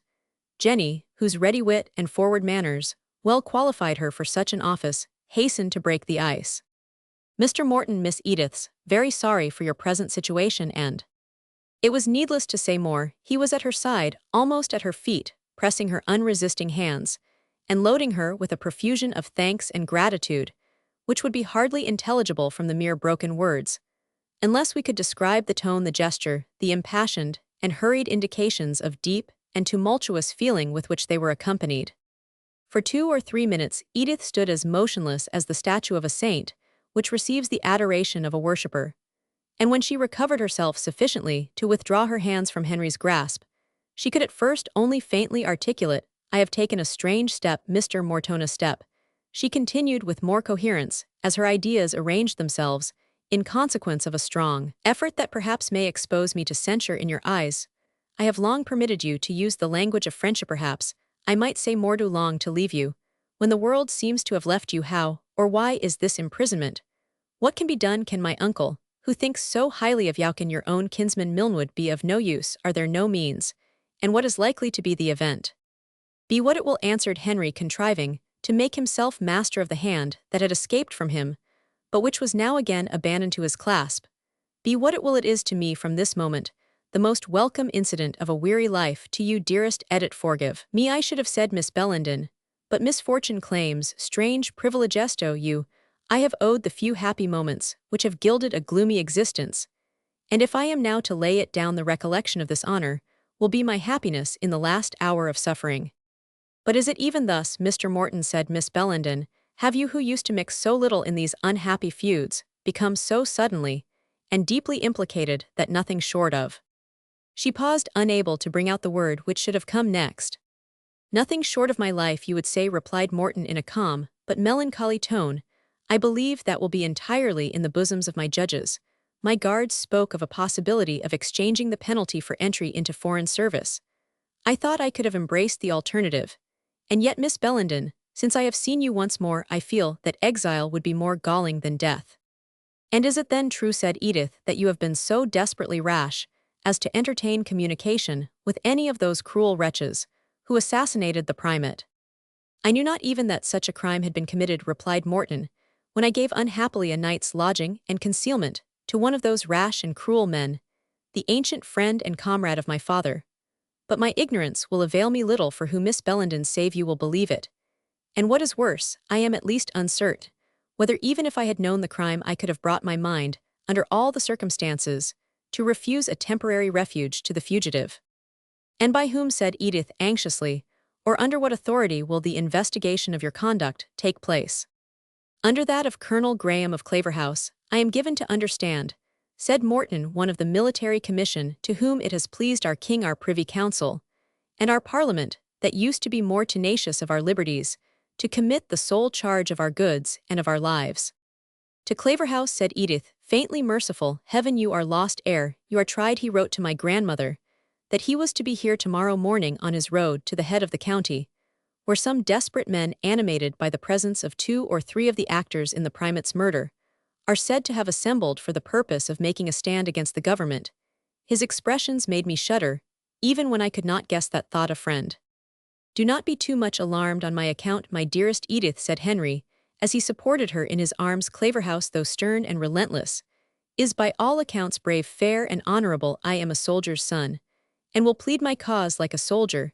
He will perhaps listen more favorably to a blunt and unvarnished defense than a truckling and time-serving judge might do, and indeed in a time when justice is in all its branches so completely corrupted, I would rather lose my life by open military violence than be conjured out of it by the hocus-pocus of some arbitrary lawyer who lends the knowledge he has of the statutes made for our protection to wrest them to our destruction. You are lost, if you are to plead your cause with Claverhouse, sighed Edith. Root and branchwork is the mildest of his expressions. The unhappy primate was his intimate friend and early patron. No excuse, no subterfuge, said his letter, shall save either those connected with the deed or such as have given them countenance and shelter from the ample and bitter penalty of the law, until I shall have taken as many lives, in vengeance of this atrocious murder, as the old man had gray hairs upon his venerable head. There is neither ruth nor favor to be found with him. Jenny Dennison, who had hitherto remained silent, now ventured in the extremity of distress which the lovers felt, but for which they were unable to devise a remedy, to offer her own advice. Why, your leddyship's pardon, Miss Edith, and young Mr. Morton's, we mauna waste time. Let Milnwood take my plaid and gown, ill slip them aff in the dark corner, if hell promise no to look about, and he may walk past Tam Halliday, who is half blind with his ale, and I can tell him a canny way to get out o' the tower, and your leddyship will gang quietly to your ain room, and ill row mysel in his grey cloak, and pit on his hat, and play the prisoner till the coast's clear, and then ill cry in Tam Halliday, and gar him let me out. Let you out, said Morton Thale, make your life answer it. Near a bit, replied Jenny Tam Doana, tell he let ony body in for his ain sake, and ill gar him find some other gate to account for the escape. Will you, by G, said the sentinel, suddenly opening the door of the apartment, if I am half blind I am not deaf, and you should not plan an escape quite so loud, if you expect to go through with it. Come, Mrs. Janet Mark Troopquick Timetrot, D.N., me and you, Madam Kinswoman, I want ask your real name, though you were going to play me so rascally a trick, but I must make a clear garrison, so beat a retreat, unless you would have me turn out the guard. I hope, said Morton, very anxiously, you will not mention this circumstance, my good friend, and trust to my honor, to acknowledge your civility, in keeping the secret. If you overheard our conversation, you must have observed that we did not accept of or enter into the hasty proposal made by this good-natured girl. Oh, devilish good-natured to be sure, said Halliday, as for the rest I guess how it is, and I scorn to bear malice or tell tales as much as another. But no thanks to that little jilting devil Jenny Dennison, who deserves a tight scalping for trying to lead an honest lad into a scrape, just because he was so silly as to like her good for little chit face. Jenny had no better means of justification than the last apology to which her sex trust, and usually not in vain. She pressed her handkerchief to her face, sobbed with great vehemence, and either wept or managed, as Halliday might have said, to go through the motions wonderfully well. And now, continued the soldier, somewhat mollified, if you have anything to say it in 2 minutes, and let me see your backs turned, for if Bothwell take it into his drunken head to make the rounds half an hour too soon, it will be a black business to us all. Farewell, Edith, whispered Morton, assuming a firmness he was far from possessing. Do not remain here, leave me to my fatate, cannot be beyond endurance, since you are interested in it. Good night, do not remain here till you are discovered. Thus saying, he resigned her to her attendant, by whom she was quietly led, and partly supported out of the apartment. Every one has his taste, to be sure, said Halliday, but d—n me if I would have vexed so sweet a girl, as that is for all the Whigs that ever swore the covenant. When Edith had regained her apartment, she gave way to a burst of grief, which alarmed Jenny Dennison, who hastened to administer such scraps of consolation as occurred to her. Dinna vex yoursel, sae muckle, Miss Edith, said that faithful attendant wha kens what may happen to help young Milnwood. He's a brave lad, and a bonny, and a gentleman of a good fortune, and they winna string the like o' him up, as they do the pure Whig bodies that they catch in the muirs like straps o' onions. Maybe his uncle will bring him aff, or maybe your ain granduncle will speak a gude word for him's weel, aquent why o' the red-coat gentleman. You are right, Jenny, you are right, said Edith, recovering herself from the stupor into which she had sunk. This is no time for despair, but for exertion. You must find someone to ride this very night to my uncle's with a letter. To Charnwood, madam, it's unco late, and it's 6 miles and a biddock down the water. I doubt if we can find man and horse the night mare, especially as they hae mounted a sentinel before the gate. Pure Cuddy, he's gained pure fallow that wad hae do naught in the world. I bade him, and near asked a reasonin'. I've had nae time to draw up why the new plugled yet forby that they say he's gone to be married to Meg Murdison, ill-fawed Cuddy as she is. You must find someone to go, Jenny, life and death depend upon it. I wad gang mysel, my leddy, for I could creep out at the window o' the pantry, and spiel down by the auld yew tree wheel. Enug I hae played that trick ere now. But the road's unco wild, and sae mony redcoats, about forby the Whigs, that are no muckle better the young lads o' them. If they meet a frame body, they're lane in the muirs. I wadna stand for the walk. I can walk 10 miles by moonlight. Wheel Enug. Is there no one you can think of that for money or favor would serve me so far? Asked Edith, in great anxiety. I dinna ken, said Jenny, after a moment's consideration, unless it be Goose Gibbie, and hell maybe no ken the way, though it's no sae difficult to hit, if he keep the horse road, and mind the turn at the Capperclug, and dinna drown himsel in the Humla Kernpule, or fa o'er the score at the Deal's Loaning, or Miss Annie, o' the Kittle steps at the pass o' Walkery, or be carried to the hills by the Whigs, or be teened to the Tolbooth by the redcoats. All ventures must be run, said Edith, cutting short the list of chances against Goose Gibbie's safe arrival at the end of his pilgrimage.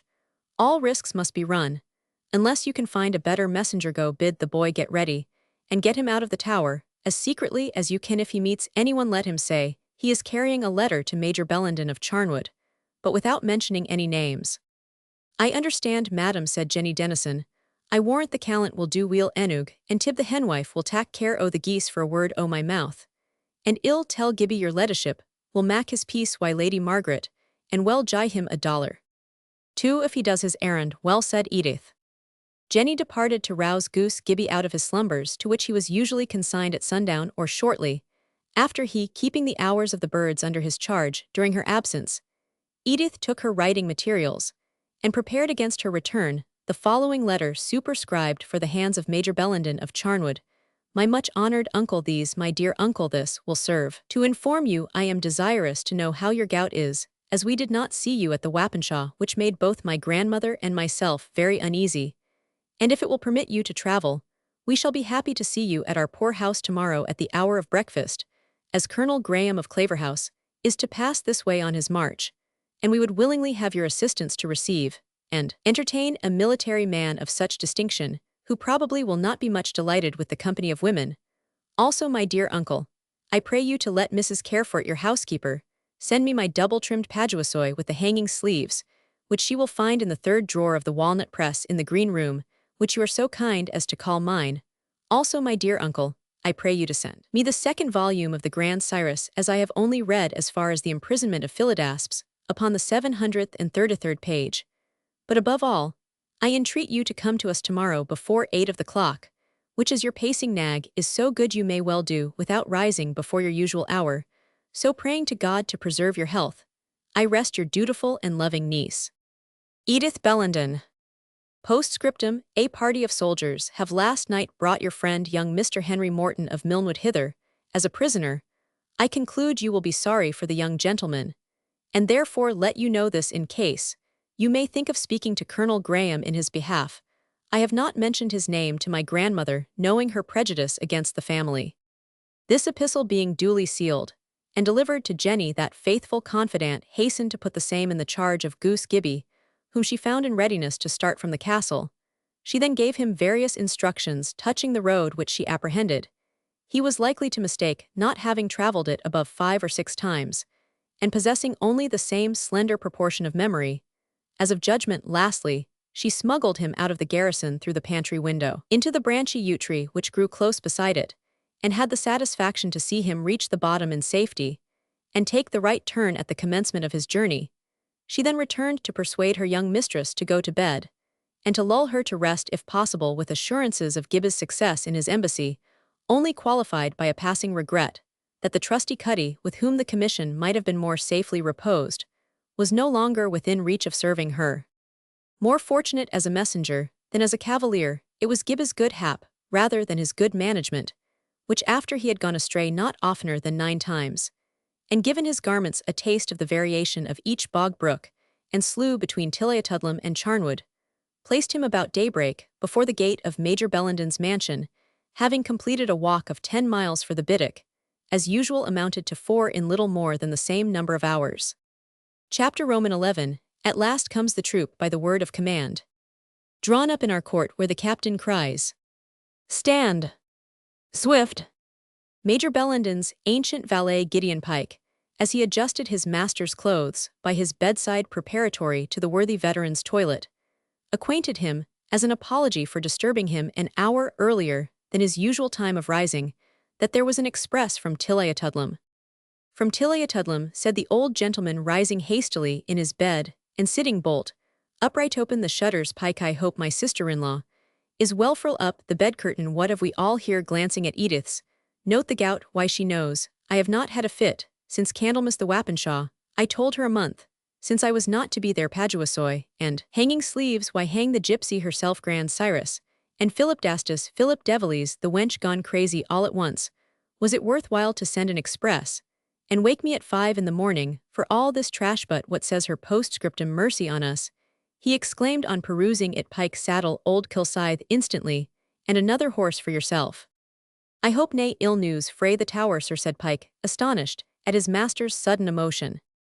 Yes, that is, I must meet Claverhouse there on some express business, so boot and saddle, Pike, as fast as you can. "Oh Lord, what times are the Seth, poor lad, me old cronies."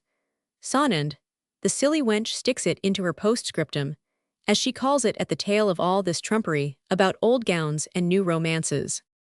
In a few minutes, the good old officer was fully equipped, and having mounted upon his armgaunt charger, as soberly as Mark Antony himself could have done, he paced forth his way to the Tower of Tilliatudlem. On the road, he formed the prudent resolution to say nothing to the old lady, whose dislike to Presbyterians of all kinds he knew to be inveterate of the quality and rank of the prisoner detained within her walls, but to try his own influence with Claverhouse to obtain Morton's liberation. "Being so loyal as he is, he must do something for so old a cavalier, as I am," said the veteran to himself. "And if he is so good a soldier as the world speaks of, why, he will be glad to serve an old soldier's son. I never knew a real soldier that was not a frank-hearted, honest fellow.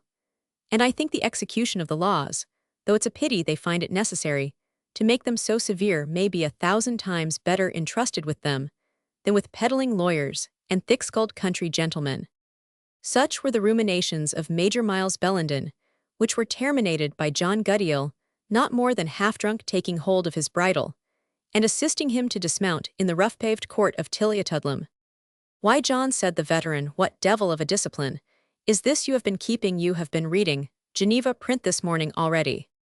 "I have been reading the litany," said John, shaking his head with a look of drunken gravity, "and having only caught one word of the Major's address to him. Life is short, sir. We are flowers of the field, sir, hiccupend lilies of the valley."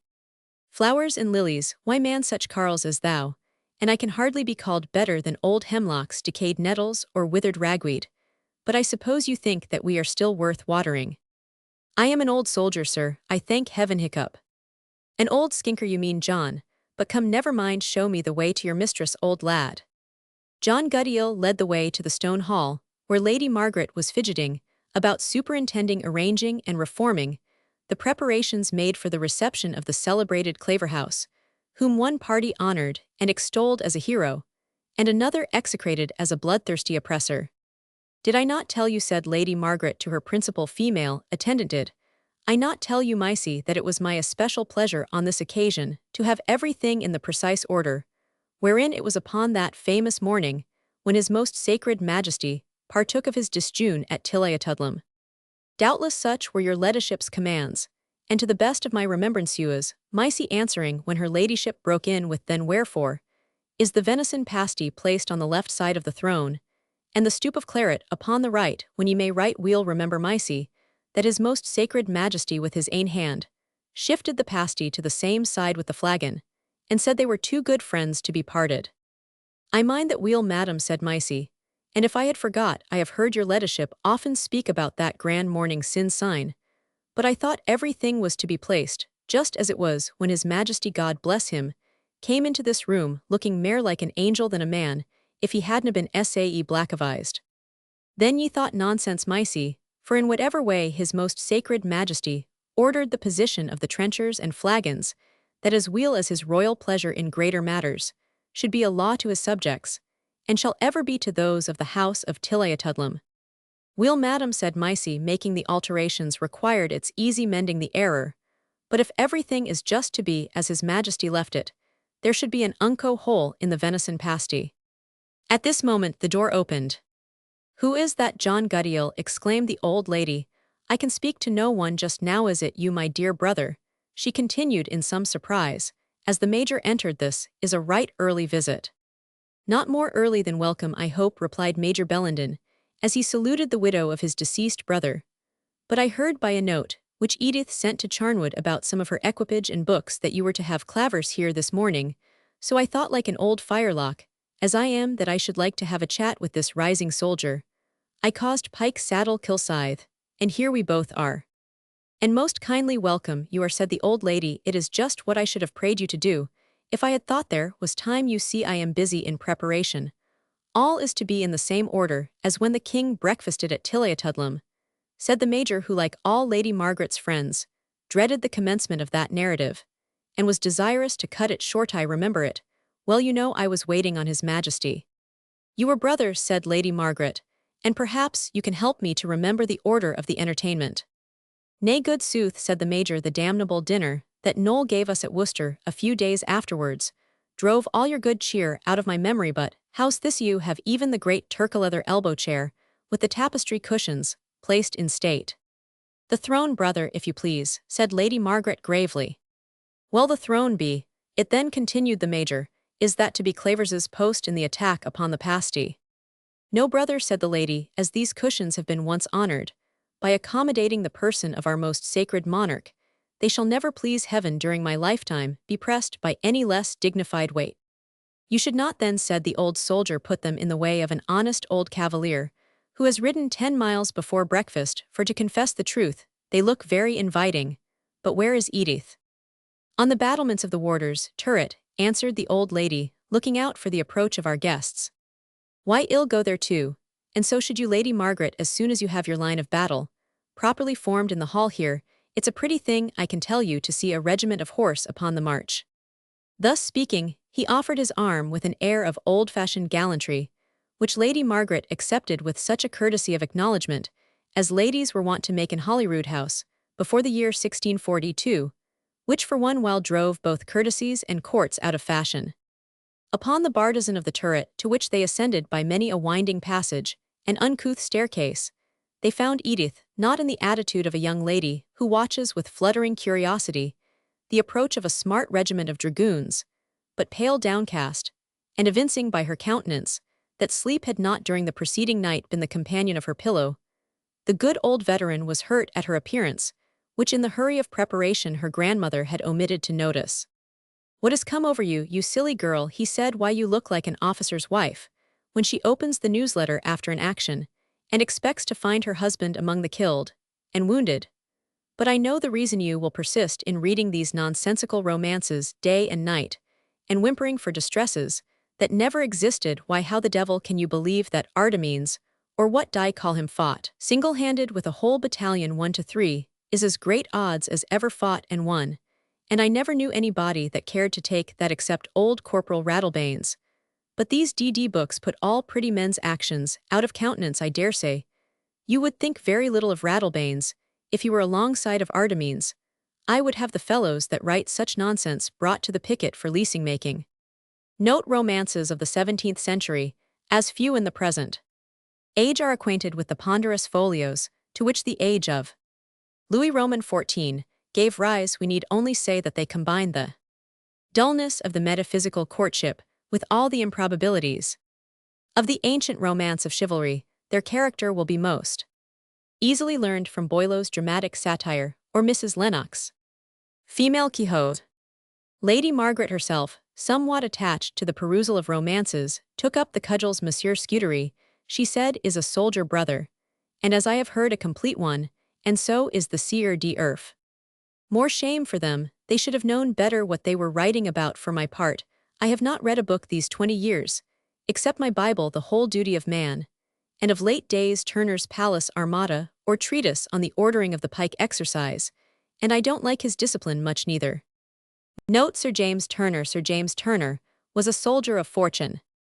Bred in the Civil Wars, he was entrusted with a commission to levy the fines imposed by the Privy Council for nonconformity in the district of Dumfries and Galloway. In this capacity, he vexed the country so much by his exactions that the people rose and made him prisoner, and then proceeded in arms towards Midlothian, where they were defeated at Pentland Hills in 1666. Besides his treatise on the military art, Sir James Turner wrote several other works, the most curious of which is his Memoirs of his own life and times, which has just been printed under the charge of the Bannatyne Club.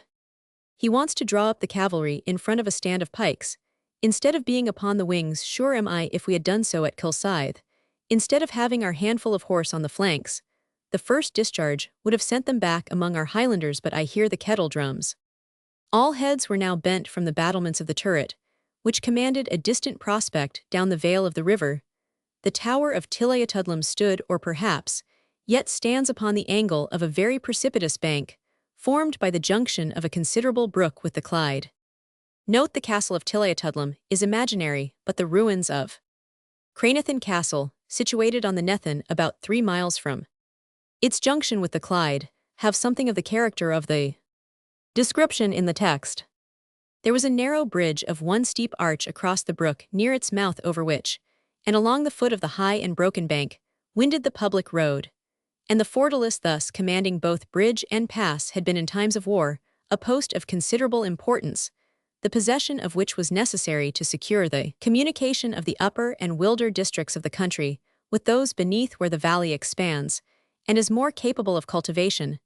The view downwards is of a grand woodland character, but the level ground and gentle slopes near the river form cultivated fields of an irregular shape, interspersed with hedgerow trees and copses, the enclosures seeming to have been individually cleared out of the forest which surrounds them, and which occupies in unbroken masses the steeper declivities, and more distant banks. The stream in color, a clear and sparkling brown like the hue of the Cairngorm pebbles, rushes through this romantic region in bold sweeps and curves, partly visible and partly concealed by the trees which clothe its banks with a providence unknown in other parts of Scotland. The peasants have in most places planted orchards around their cottages, and the general blossom of the apple trees at this season of the year gave all the lower part of the view the appearance of a flower garden. Looking up the river, the character of the scene was varied considerably for the worse. A hilly waste and uncultivated country approached close to the banks. The trees were few and limited to the neighborhood of the stream, and the rude moors swelled at a little distance into shapeless and heavy hills, which were again surmounted in their turn by a range of lofty mountains dimly seen on the horizon. Thus the tower commanded two prospects, the one richly cultivated and highly adorned, the other exhibiting the monotonous and dreary character of a wild and inhospitable moorland. The eyes of the spectators on the present occasion were attracted to the downward view not alone by its superior beauty, but because the distant sounds of military music began to be heard from the public highroad, which winded up the vale, and announced the approach of the expected body of cavalry. Their glimmering ranks were shortly afterwards seen in the distance, appearing and disappearing, as the trees and the windings of the road permitted them to be visible, and distinguished chiefly by the flashes of light which their arms occasionally reflected against the sun. The train was long and imposing, for there were about 250 horse upon the march, and the glancing of the swords and waving of their banners, joined to the clang of their trumpets and kettle-drums, had at once a lively and awful effect upon the imagination. As they advanced still nearer and nearer, they could distinctly see the files of those chosen troops following each other in long succession, completely equipped and superbly mounted. "It's a sight that makes me 30 years younger," said the old cavalier, "and yet I do not much like the service that these poor fellows are to be engaged in. Although I had my share of the Civil War, I cannot say I had ever so much real pleasure in that sort of service, as when I was employed on the continent, and we were hacking at fellows with foreign faces and outlandish dialect. It's a hard thing to hear a hamely Scotch tongue cry quarter, and be obliged to cut him down just the same as if he called out misricord. So, there they come through the Netherwood Haw, upon my word, fine-looking fellows, and capitally mounted. He that is galloping from the rear of the column must be Claverhouse himself. He gets into the front as they cross the bridge, and now they will be with us in less than 5 minutes. Edith on the battlement's frontispiece.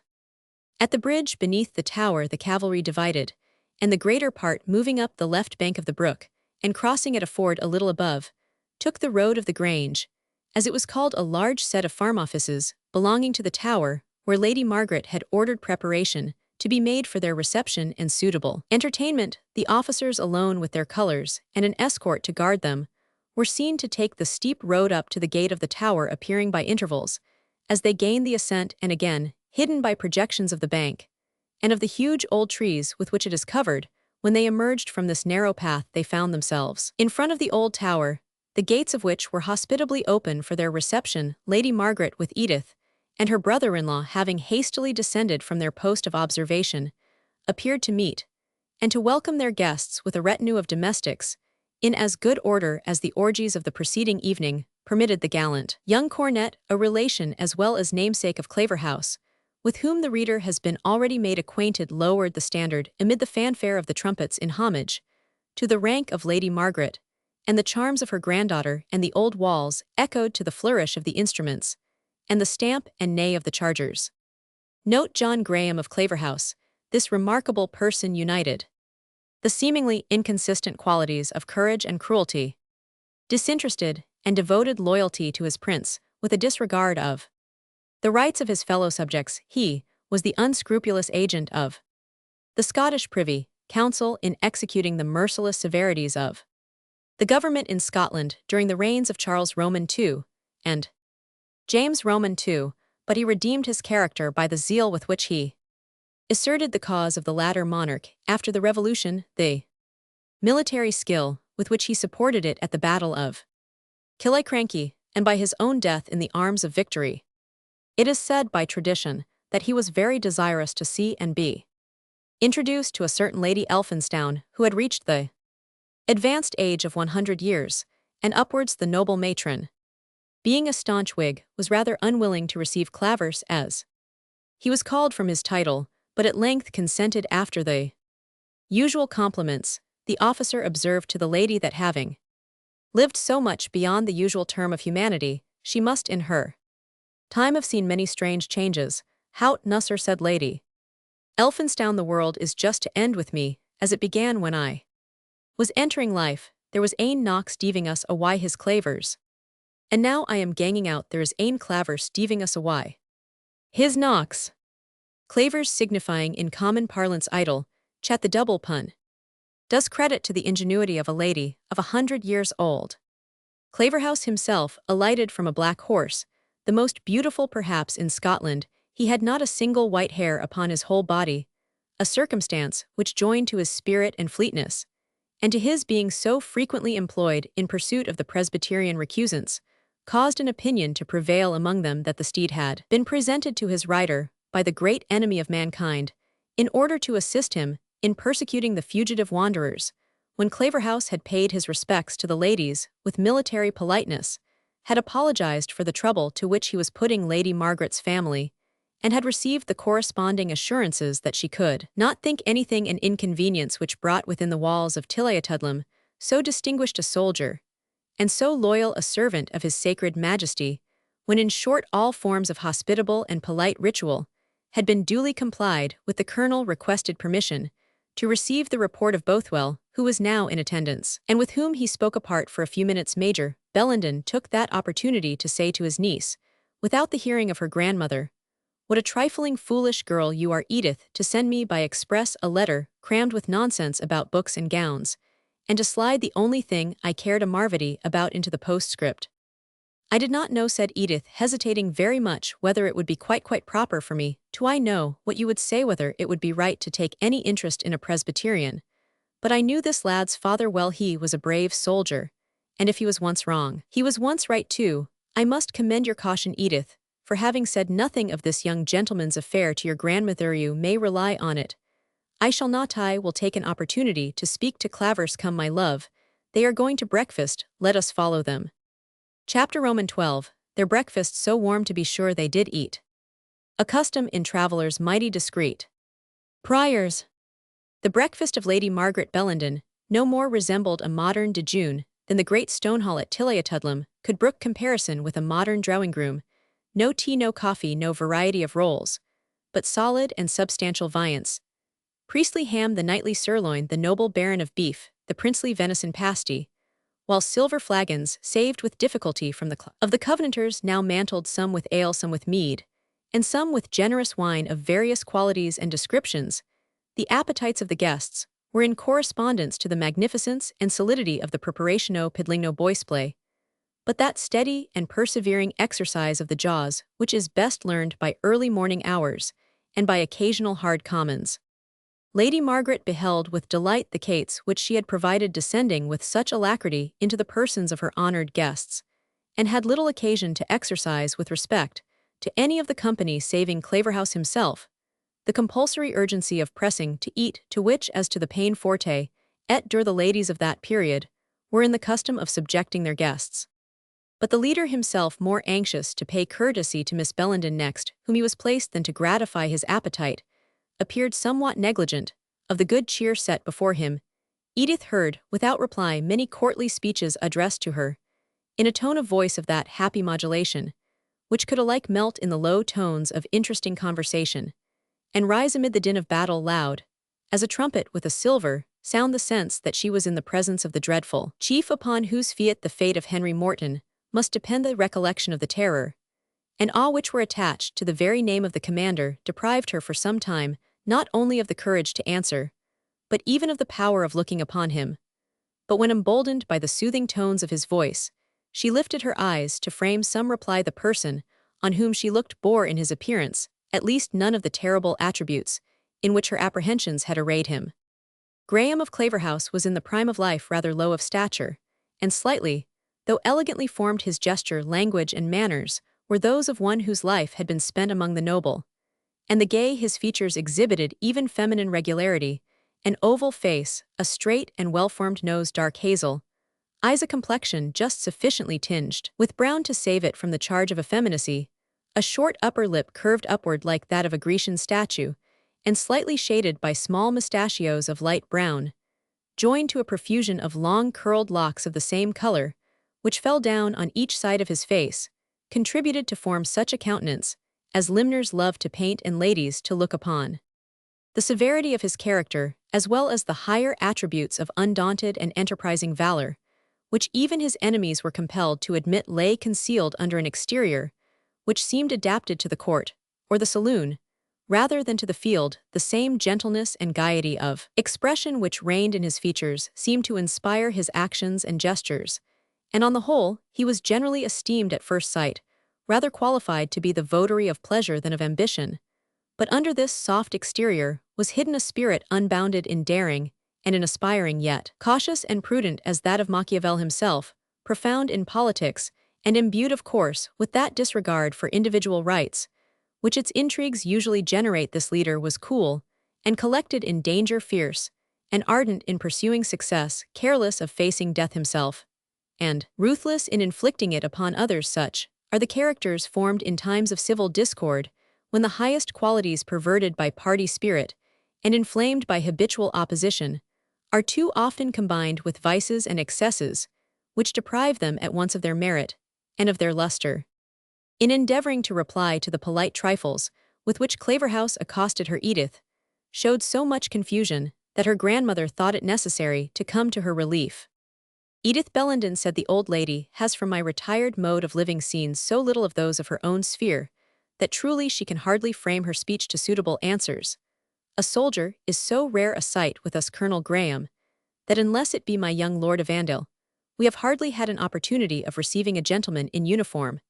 And now I talk of that excellent young nobleman, may I inquire if I was not to have had the honor of seeing him this morning with the regiment? Lord of Andale, madam, was on his march with us, answered the leader.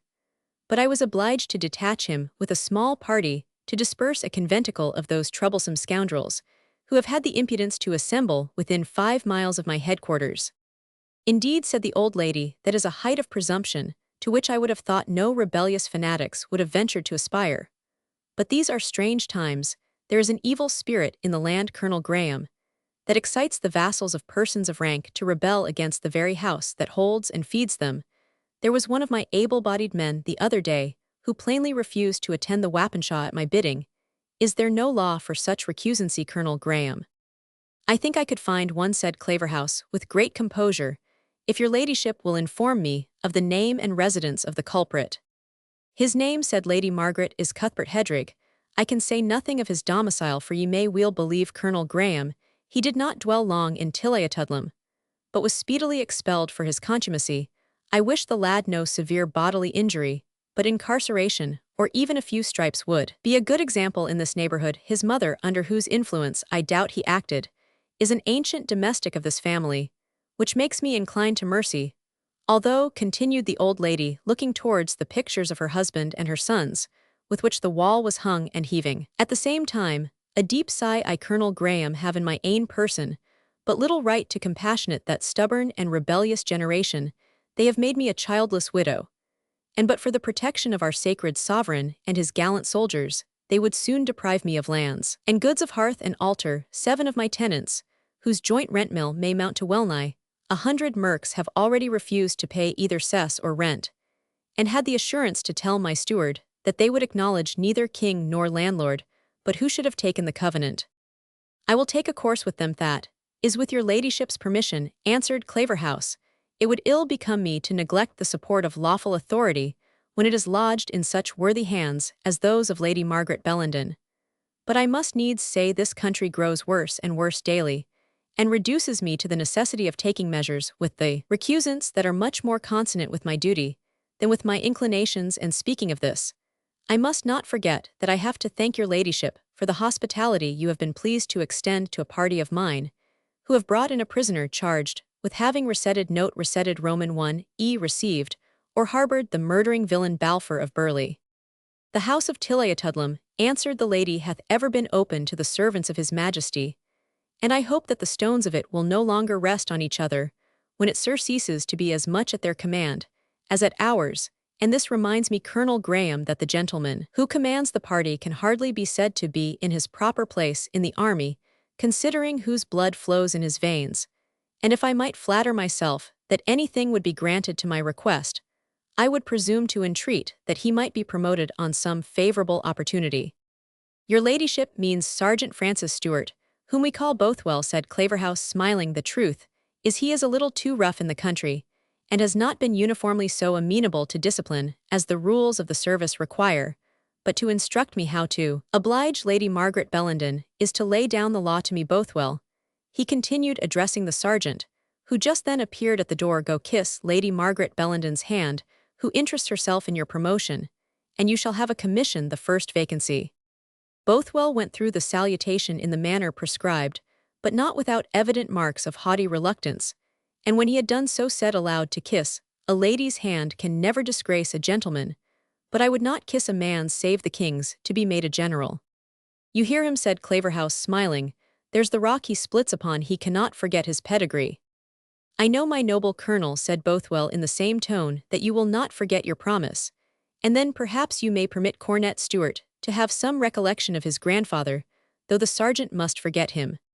Enough of this, sir, said Claverhouse in the tone of command, which was familiar to him, and let me know what you came to report to me just now. My Lord of Andale and his party have halted on the highroad, with some prisoners, said Bothwell. My Lord of Andale, said Lady Margaret, surely, Colonel Graham, you will permit him to honor me with his society, and to take his poor disjune here, especially considering that even his most sacred majesty did not pass the tower of Tiliatudlem without halting to partake of some refreshment. As this was the third time in the course of the conversation that Lady Margaret had adverted to this distinguished event, Colonel Graham, as speedily as politeness would permit, took advantage of the first pause to interrupt the farther progress of the narrative by saying, "We are already too numerous a party of guests, but as I know what Lord Evandale will suffer looking towards Edith, if deprived of the pleasure which we enjoy, I will run the risk of overburdening your ladyship's hospitality. Bothwell, let Lord Evandale know that Lady Margaret Bellenden requests the honour of his company.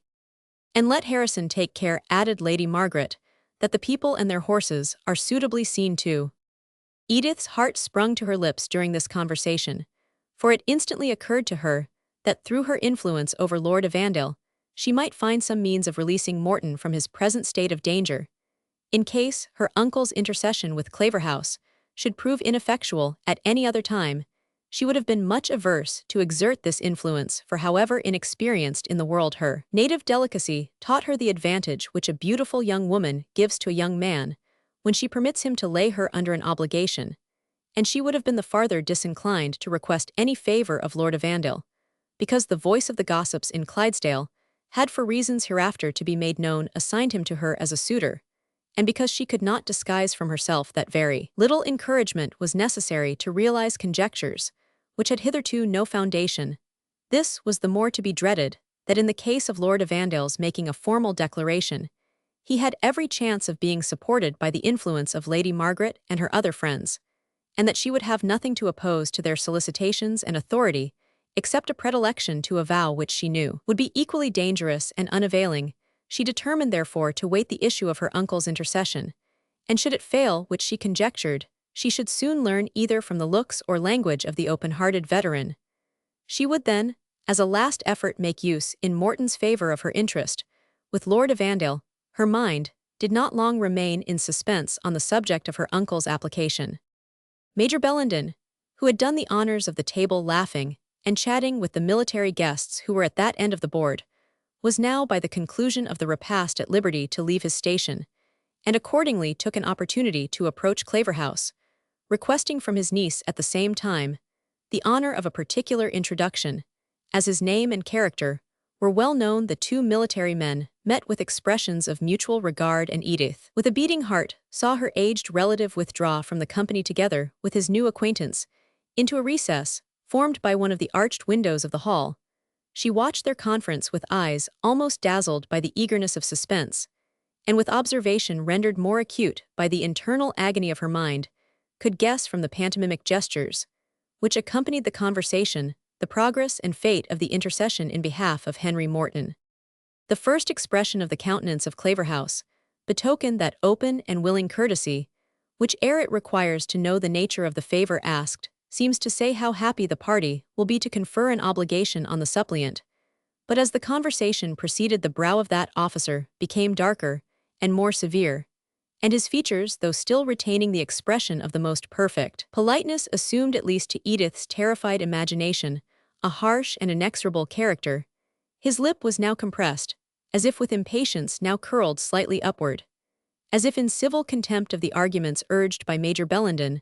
The language of her uncle, as far as expressed in his manner, appeared to be that of earnest intercession, urged with all the affectionate simplicity of his character as well as with the weight which his age and reputation entitled him to use, but it seemed to have little impression upon Colonel Graham, who soon changed his posture, as if about to cut short the Major's importunity, and to break up their conference with a courtly expression of regret, calculated to accompany a positive refusal of the request solicited. This movement brought them so near Edith that she could distinctly hear Claverhouse say, "It cannot be Major Bellenden. Lenity in his case is altogether beyond the bounds of my commission, though in anything else I am heartily desirous to oblige you. And here comes Evandale with news, as I think. What tidings do you bring us, Evandale?" he continued, addressing the young lord, who now entered in complete uniform, but with his dress disordered, and his boots spattered as if by riding hard. Claverhouse. "Unpleasant news, sir," was his reply. "A large body of Whigs are in arms among the hills, and have broken out into actual rebellion. They have publicly burnt the Act of Supremacy, that which established episcopacy, that for observing the martyrdom of Charles Roman I and some others, and have declared their intention to remain together in arms for furthering the covenanted work of Reformation. This unexpected intelligence struck a sudden and painful surprise into the minds of all who heard it, excepting Claverhouse. "Unpleasant news call you them," replied Colonel Graham, his dark eyes flashing fire. "They are the best I have heard these 6 months now. That the scoundrels are drawn into a body. We will make short work with them, when the adder crawls into daylight," he added, striking the heel of his boot upon the floor, as if in the act of crushing a noxious reptile. "I can trample him to death. He is only safe when he remains lurking in his den or morass. Where are these knaves?" he continued, addressing Lord Evandale. "About 10 miles off among the mountains at a place called Loudonhill," was the young nobleman's reply. "I dispersed the conventicle against which you sent me, and made prisoner an old trumpeter of rebellion and intercommune minister, that is to say, who was in the act of exhorting his hearers to rise and be doing in the good cause, as well as 1 or 2 of his hearers, who seemed to be particularly insolent, and from some country people and scouts, I learned what I now tell you." "What may be their strength?" asked his commander. "Probably 1,000 men, but accounts differ widely." Then said Claverhouse, "It is time for us to be up, and be doing also. Bothwell bid them sound to horse." Bothwell, who like the war horse of Scripture, snuffed the battle afar off, hastened to give orders to 6 negroes in white dresses richly laced, and having massive silver collars and armlets. These sable functionaries acted as trumpeters, and speedily made the castle and the woods around it ring with their summons. "Must you then leave us?" said Lady Margaret, her heart sinking under recollection of former unhappy times. "Had ye not better send to learn the force of the rebels? Oh, how many a fair face hae I heard these fearful sounds call away frae the tower of Tilliatudlem, that my auld een were near to see return to it." "It is impossible for me to stop," said Claverhouse. "There are rogues enough in this country to make the rebels 5 times their strength, if they are not checked at once." "Many," said Evandale, "are flocking to them already, and they give out that they expect a strong body of the indulged Presbyterians, headed by young Milnwood, as they call him, the son of the famous old Roundhead Colonel Silas Morton." This speech produced a very different effect upon the hearers. Edith almost sunk from her seat with terror, while Claverhouse darted a glance of sarcastic triumph at Major Bellenden, which seemed to imply, "You see, what are the principles of the young man you are pleading for?" "It's a d.d. lie of these rascally fanatics," said the Major hastily. "I will answer for Henry Morton, as I would for my own son. He is a lad of as good church principles as any gentleman in the Life Guards. I mean no offense to anyone. He has gone to church service with me 50 times, and I never heard him miss one of the responses in my life. Edith Bellenden can bear witness to it, as well as Roman one. He always read on the same prayer book with her, and could look out the lessons, as well as the curate himself. Call him up, let him be heard for himself." "There can be no harm in that," said Claverhouse, "whether he be innocent or guilty. Major Allen," he said, turning to the officer next in command, "take a guide, and lead the regiment forward to Loudonhill. By the best and shortest road move steadily, and do not let the men blow the horses. Lord Evandale and I will overtake you in a quarter of an hour. Leave Bothwell with a party to bring up the prisoners." Allen bowed and left the apartment with all the officers excepting Claverhouse and the young nobleman. In a few minutes, the sound of the military music and the clashing of hoofs announced that the horsemen were leaving the castle. The sounds were presently heard only at intervals, and soon died away entirely. While Claverhouse endeavored to soothe the terrors of Lady Margaret, and to reconcile the veteran major to his opinion of Morton, Evandale, getting the better of that conscious shyness which renders an ingenuous youth diffident in approaching the object of his affections, drew near to Miss Bellenden, and accosted her in a tone of mingled respect and interest. "We are to leave you," he said, taking her hand, which he pressed with much emotion. "To leave you for a scene which is not without its dangers. Farewell, dear Miss Bellenden, let me say for the first, and perhaps the last time. Dear Edith, we part in circumstances so singular as may excuse some solemnity in bidding farewell to one whom I have known so long, and whom I respect so highly." The manner, differing from the words, seemed to express a feeling much deeper and more agitating than was conveyed in the phrase. He made use of it. Was not in woman to be utterly insensible to his modest and deep-felt expression of tenderness, although borne down by the misfortunes and imminent danger of the man she loved. Edith was touched by the hopeless and reverential passion of the gallant youth, who now took leave of her to rush into dangers of no ordinary description. "I hope, I sincerely trust," she said. "There is no danger, I hope. There is no occasion for this solemn ceremonial, that these hasty insurgents will be dispersed rather by fear than force, and that Lord Evandale will speedily return to be what he must always be, the dear and valued friend of all in this castle. Of all," he repeated with a melancholy emphasis upon the word, "but be it so, hateful is near you as dear and valued to me, and I value their approbation accordingly of our success. I am not sanguine, our numbers are so few, that I dare not hope for so speedy, so bloodless, or so safe an end of this unhappy disturbance. These men are enthusiastic, resolute, and desperate, and have leaders not altogether unskilled in military matters. I cannot help thinking that the impetuosity of our colonel is hurrying us against them rather prematurely, but there are few that have less reason to shun danger than I have." Edith had now the opportunity she wished to bespeak the young nobleman's intercession and protection for Henry Morton, and it seemed the only remaining channel of interest by which he could be rescued from impending destruction. Yet she felt at that moment, as if in doing so, she was abusing the partiality and confidence of the lover, whose heart was as open before her as if his tongue had made an express declaration. Could she with honor engage Lord Evandale in the service of a rival, or could she with prudence make him any request, or lay herself under any obligation to him, without affording ground for hopes, which she could never realize? But the moment was too urgent for hesitation, or even for those explanations, with which her request might otherwise have been qualified. "I will but dispose of this young fellow," said Claverhouse from the other side of the hall, and then Lord Evandale, "I am sorry to interrupt again your conversation, but then we must mount Bothwell.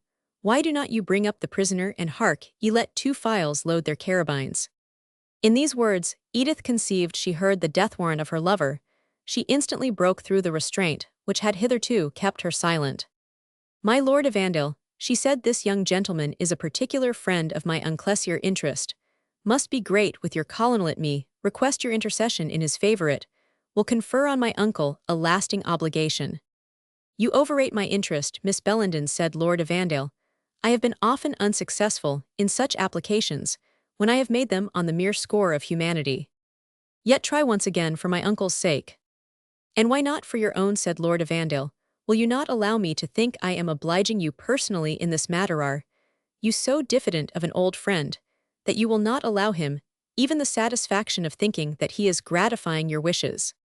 "Surely," replied Edith, "you will oblige me infinitely. I am interested in the young gentleman on my uncle's account. Lose no time, for God's sake."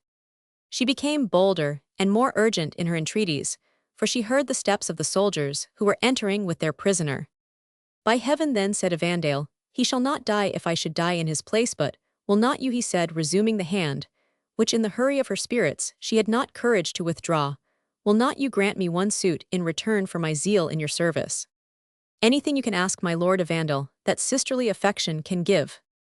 "And is this all," he continued, "all you can grant to my affection living, or my memory when dead?" "Do not speak thus, my lord," said Edith, "you distress me, and do injustice to yourself.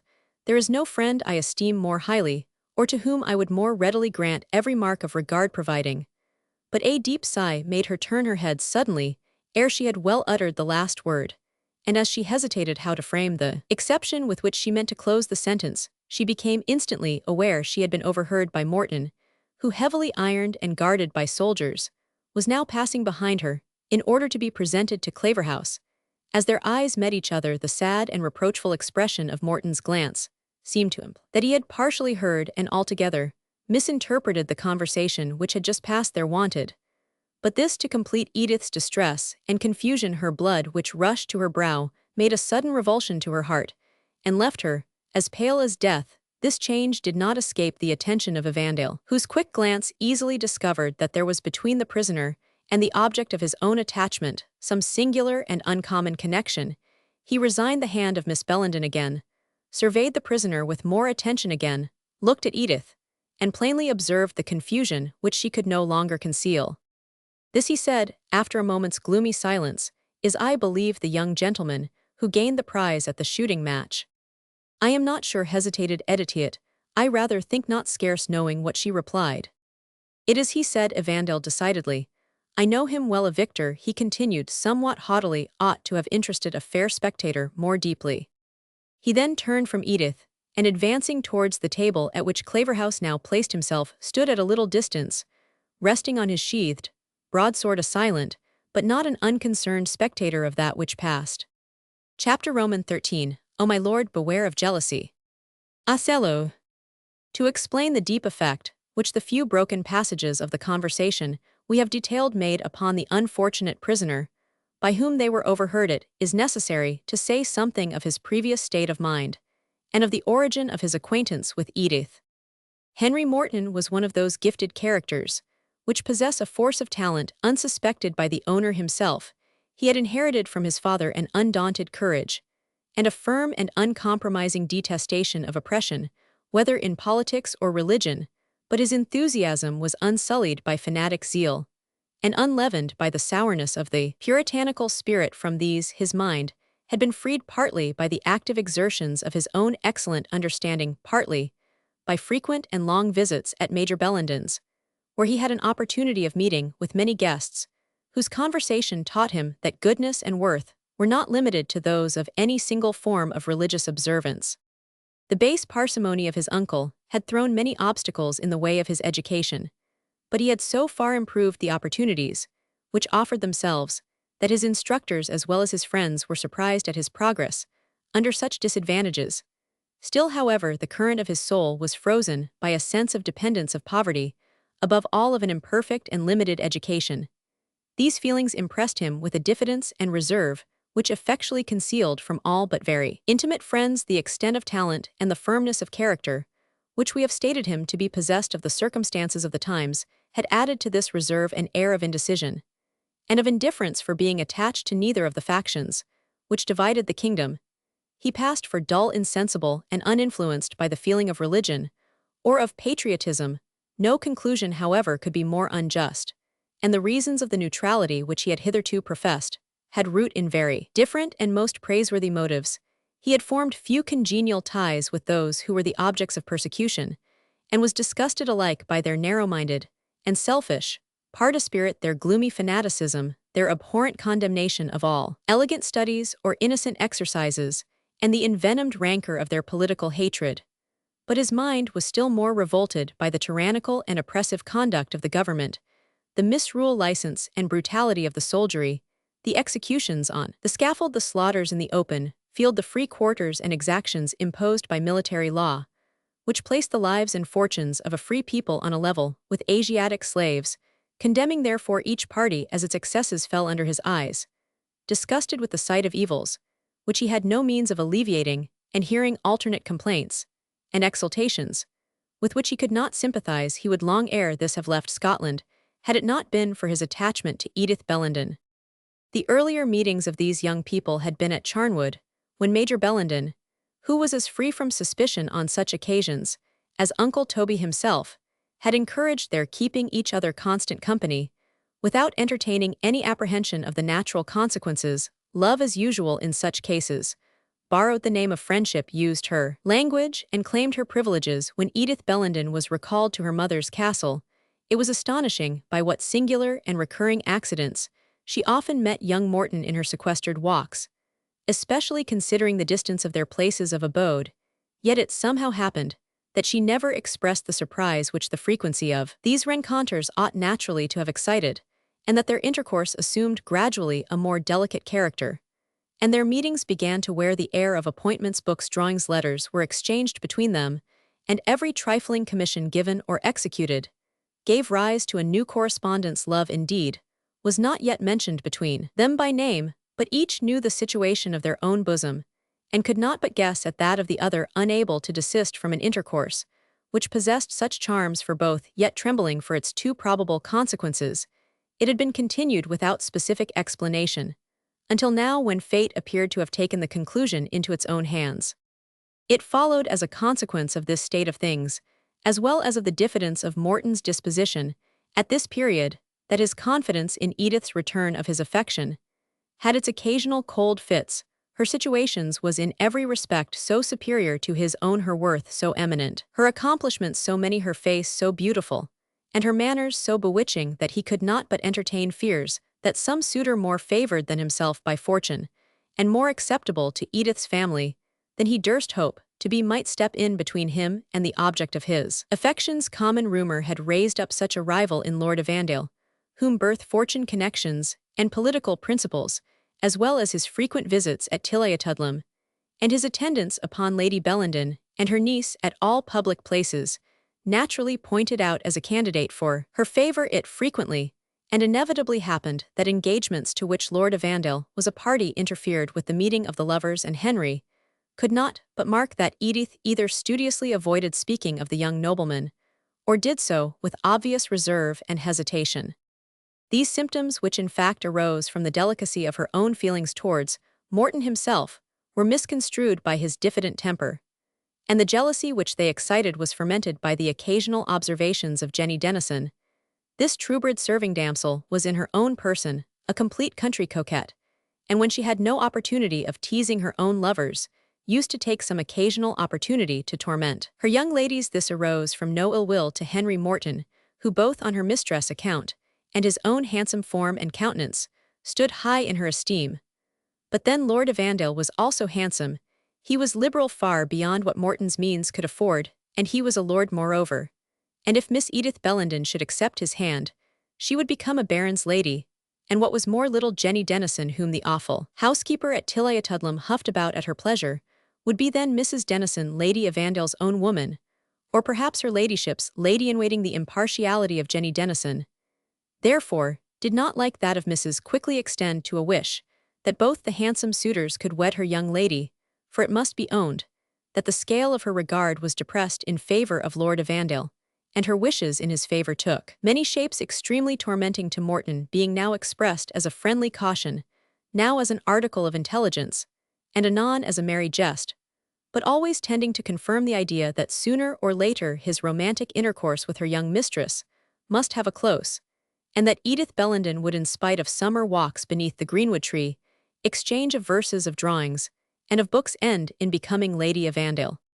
These hints coincided so exactly with the very point of his own suspicions and fears that Morton was not long of feeling that jealousy which everyone has felt who has truly loved, but to which those are most liable whose love is crossed by the want of friends' consent, or some other envious impediment of fortune. Edith herself unwittingly, and in the generosity of her own frank nature, contributed to the error into which her lover was in danger of falling. Their conversation once chanced to turn upon some late excesses committed by the soldiery, on an occasion when it was said inaccurately, however, that the party was commanded by Lord Evandale. Edith, as true in friendship as in love, was somewhat hurt at the severe strictures which escaped from Morton on this occasion, and which perhaps were not the less strongly expressed on account of their supposed rivalry.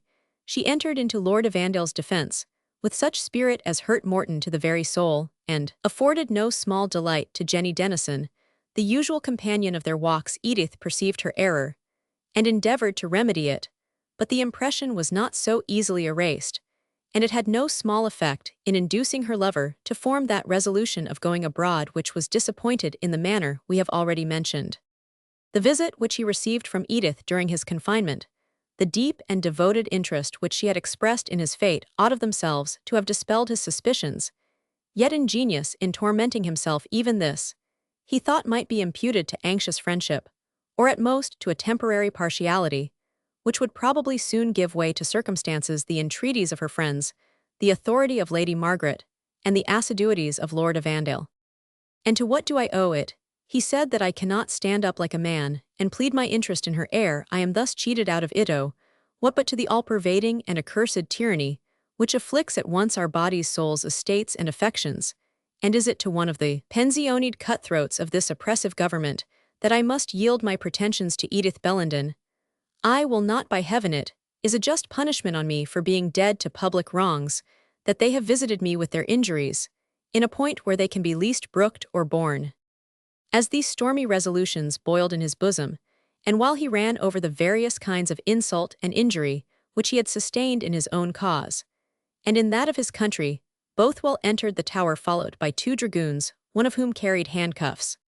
"You must follow me, young man," said he, "but first we must put you in trim." "In trim," said Morton, "what do you mean?"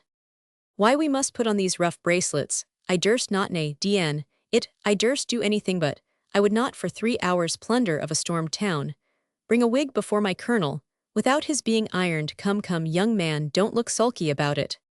He advanced to put on the irons, but seizing the oaken seat upon which he had rested, Morton threatened to dash out the brains of the first who should approach him. I could manage you in a moment, my youngster, said Bothwell, but I had rather you would strike sail quietly. Here indeed he spoke the truth, not from either fear or reluctance to adopt force, but because he dreaded the consequences of a noisy scuffle, through which it might probably be discovered that he had, contrary to express orders, suffered his prisoner to pass the night, without being properly secured. You had better be prudent, he continued in a tone which he meant to be conciliatory, and don't spoil your own sport. They say here in the castle that Lady Margaret's niece is immediately to marry our young Captain Lord of Andale.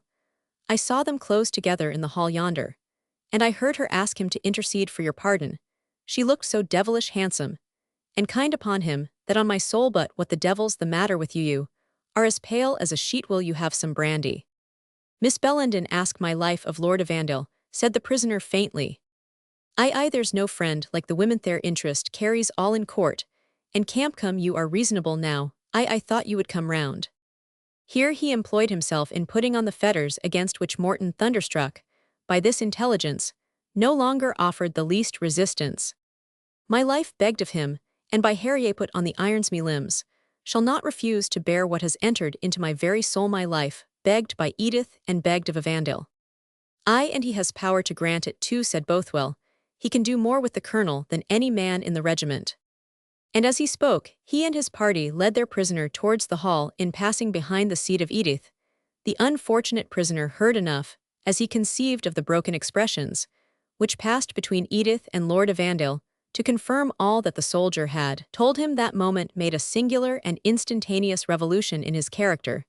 The depth of despair, to which his love and fortunes were reduced, the peril in which his life appeared to stand, the transference of Edith's affections, her intercession in his favor, rendered her fickleness yet more galling, seemed to destroy every feeling for which he had hitherto lived, but at the same time awakened those which had hitherto been smothered by passions more gentle though more selfish. Desperate himself, he determined to support the rights of his country. Insulted in his person, his character was for the moment as effectually changed as the appearance of a villa, which from being the abode of domestic quiet and happiness, is by the sudden intrusion of an armed force, converted into a formidable post of defense. We have already said that he cast upon Edith one glance, in which reproach was mingled with sorrow, as if to bid her farewell for ever. His next motion was to walk firmly to the table, at which Colonel Graham was seated. By what right is it, sir, said he firmly, and without waiting till he was questioned, by what right is it that these soldiers have dragged me from my family, and put fetters on the limbs of a free man? By my commands, answered Claverhouse, and I now lay my commands on you to be silent, and hear my questions. I will not, replied Morton in a determined tone, while his boldness seemed to electrify all around him. I will know whether I am in lawful custody, and before a civil magistrate, ere the charter of my country shall be forfeited in my person. A pretty springold this, upon my honor, said Claverhouse. Are you mad, said Major Bellenden to his young friend. For God's sake, Henry Morton, he continued in a tone between rebuke and entreaty, remember, you are speaking to one of His Majesty's officers high in the service. It is for that very reason, sir, returned Henry firmly, that I desire to know what right he has to detain me without a legal warrant. Were he a civil officer of the law, I should know my duty was submission.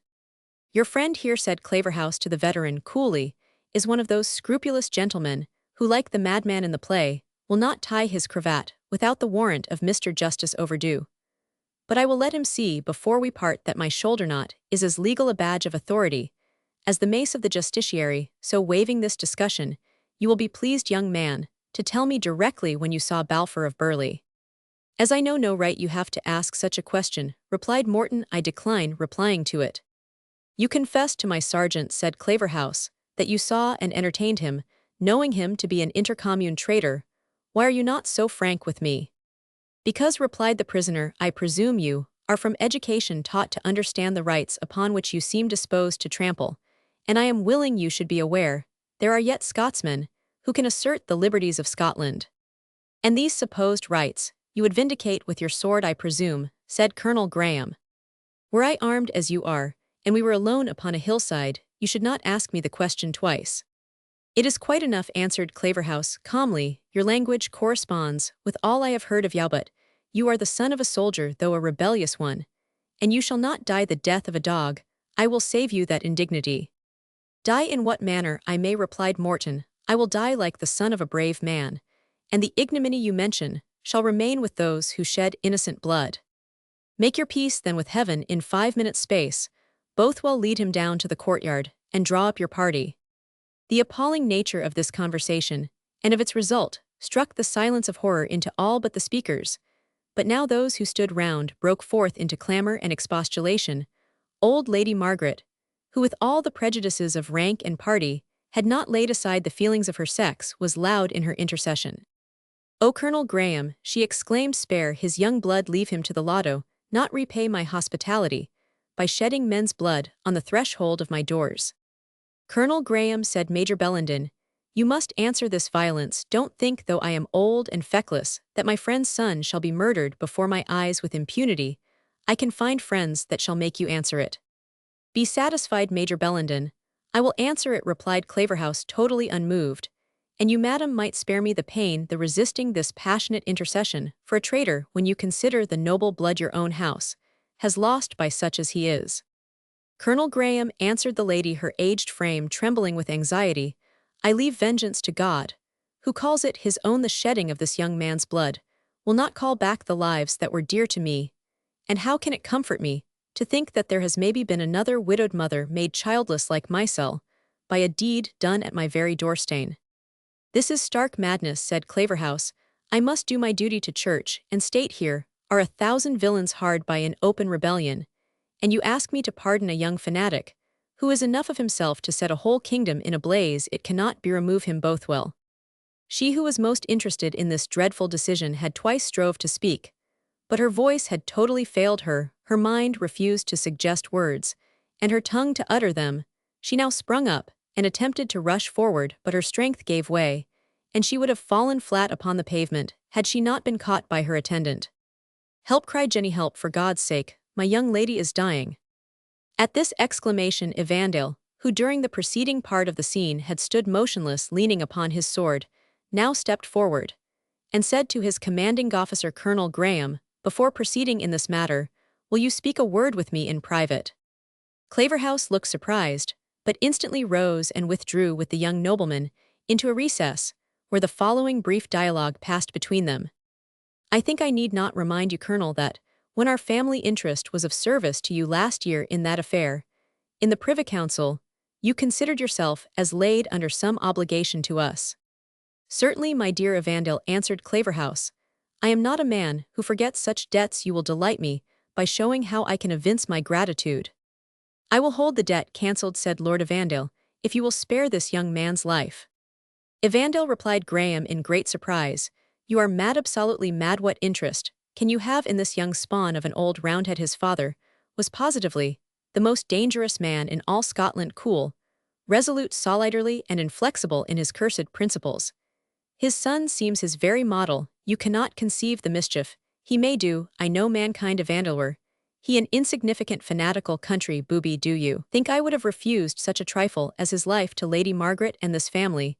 But this is a lad of fire, zeal, and education, and these knaves want but such a leader to direct their blind, enthusiastic hardiness. I mention this not as refusing your request, but to make you fully aware of the possible consequences. I will never evade a promise or refuse to return an obligation. If you ask his life, he shall have it." "Keep him close prisoner," answered Evandale, "but do not be surprised if I persist in requesting you will not put him to death. I have most urgent reasons for what I ask." "Be it so then," replied Graham, "but young man, should you wish in your future life to rise to eminence in the service of your king and country, let it be your first task to subject to the public interest, and to the discharge of your duty your private passions, affections, and feelings. These are not times to sacrifice to the dotage of greybeards or the tears of silly women the measures of salutary severity, which the dangers around compel us to adopt. And remember that if I now yield this point in compliance with your urgency, my present concession must exempt me from future solicitations of the same nature. He then stepped forward to the table, and bent his eyes keenly on Morton, as if to observe what effect the pause of awful suspense between death and life, which seemed to freeze the bystanders with horror, would produce upon the prisoner himself. Morton maintained a degree of firmness which nothing but a mind that had nothing left upon earth to love or to hope could have supported at such a crisis. "You see him," said Claverhouse in a half-whisper to Lord Evandale. "He is tottering on the verge between time and eternity, a situation more appalling than the most hideous certainty. Yet his is the only cheek unblenched, the only eye that is calm, the only heart that keeps its usual time, the only nerves that are not quivering. Look at him well, Evandale. If that man shall ever come to head an army of rebels, you will have much to answer for on account of this morning's work." He then said aloud, "Young man, your life is for the present safe through the intercession of your friends. Remove him Bothwell, and let him be properly guarded and brought along with the other prisoners." "If my life," said Morton, stung with the idea that he owed his respite to the intercession of a favoured rival, "if my life be granted at Lord Evandale's request." "Take the prisoner away, Bothwell," said Colonel Graham, interrupting him. "I have neither time to make nor to hear fine speeches." Bothwell forced off Morton, saying, as he conducted him into the courtyard, "Have you 3 lives in your pocket, besides the one in your body, my lad, that you can afford to let your tongue run away with them at this rate? Come, come, ill take care to keep you out of the colonel's way, for egad you will not be 5 minutes with him before the next tree or the next ditch will be the word, so come along to your companions in bondage." Thus speaking, the sergeant, who in his rude manner did not altogether want sympathy for a gallant young man, hurried Morton down to the courtyard, where 3 other prisoners, 2 men, and a woman who had been taken by Lord Evandale, remained under an escort of dragoons. Meantime Claverhouse took his leave of Lady Margaret, but it was difficult for the good lady to forgive his neglect of her intercession. "I have thought till now," she said, "that the Tower of Tilliatudlem might have been a place of succour to those that are ready to perish, even if they were not sae deserving as they should have been, but I see auld fruit has little savour suffering, and our services have been of an ancient date. They are never to be forgotten by me, let me assure your ladyship," said Claverhouse. "Nothing but what seemed my sacred duty could make me hesitate to grant a favour requested by you and the Major. Come, my good lady, let me hear you say you have forgiven me, and as I return tonight, I will bring a drove of 200 Whigs with me, and pardon 50 head of them for your sake." "I shall be happy to hear of your success, Colonel," said Major Bellenden, "but take an old soldier's advice, and spare blood, when battle's over, and, once more, let me request to enter bail for young Morton." "We will settle that when I return," said Claverhouse. "Meanwhile be assured his life shall be safe." During this conversation, Evandale looked anxiously around for Edith, but the precaution of Jenny Dennison had occasioned her mistress being transported to her own apartment. Slowly and heavily, he obeyed the impatient summons of Claverhouse, who, after taking a courteous leave of Lady Margaret and the Major, had hastened to the courtyard. The prisoners with their guard were already on their march, and the officers with their escort mounted and followed, all pressed forward to overtake the main body. As it was supposed, they would come in sight of the enemy in little more than 2 hours. Chapter Roman 14. My hounds may rin masterless. My hawks may fly frae tree to tree. My lord may grip my vassal lands. For there again maun I never be. Old Ballad. We left Morton, along with 3 companions, in captivity, travelling in the custody of a small body of soldiers, who formed the rearguard of the column, under the command of Claverhouse, and were immediately under the charge of Sergeant Bothwell. Their route lay towards the hills, in which the insurgent Presbyterians were reported to be in arms. They had not prosecuted their march a quarter of a mile ere Claverhouse and Evandale galloped past them, followed by their orderlymen, in order to take their proper places in the column, which preceded them. No sooner were they past than Bothwell halted the body which he commanded and disencumbered Morton of his irons. "King's blood must keep word," said the dragoon. "I promised you should be civilly treated as far as rested with me here, Corporal Inglis. Let this gentleman ride alongside of the other young fellow who is prisoner, and you may permit them to converse together at their pleasure under their breath. But take care, they are guarded by 2 files, with loaded carabines. If they attempt an escape, blow their brains out. You cannot call that using you uncivilly," he continued, addressing himself to Morton. "It's the rules of war, you know, and Inglis, couple up the parson and the old woman, they are fittest company for each other. Dn me, A single file may guard them well enough if they speak a word of cant, or fanatical nonsense. Let them have a strapping with a shoulder belt. There's some hope of choking a silenced parson. If he is not allowed to hold forth, his own treason will burst him. Having made this arrangement, Bothwell placed himself at the head of the party, and Inglis with 6 dragoons brought up the rear the whole, then set forward at a trot, with the purpose of overtaking the main body of the regiment. Morton, overwhelmed with a complication of feelings, was totally indifferent to the various arrangements made for his secure custody, and even to the relief afforded him by his release from the fetters.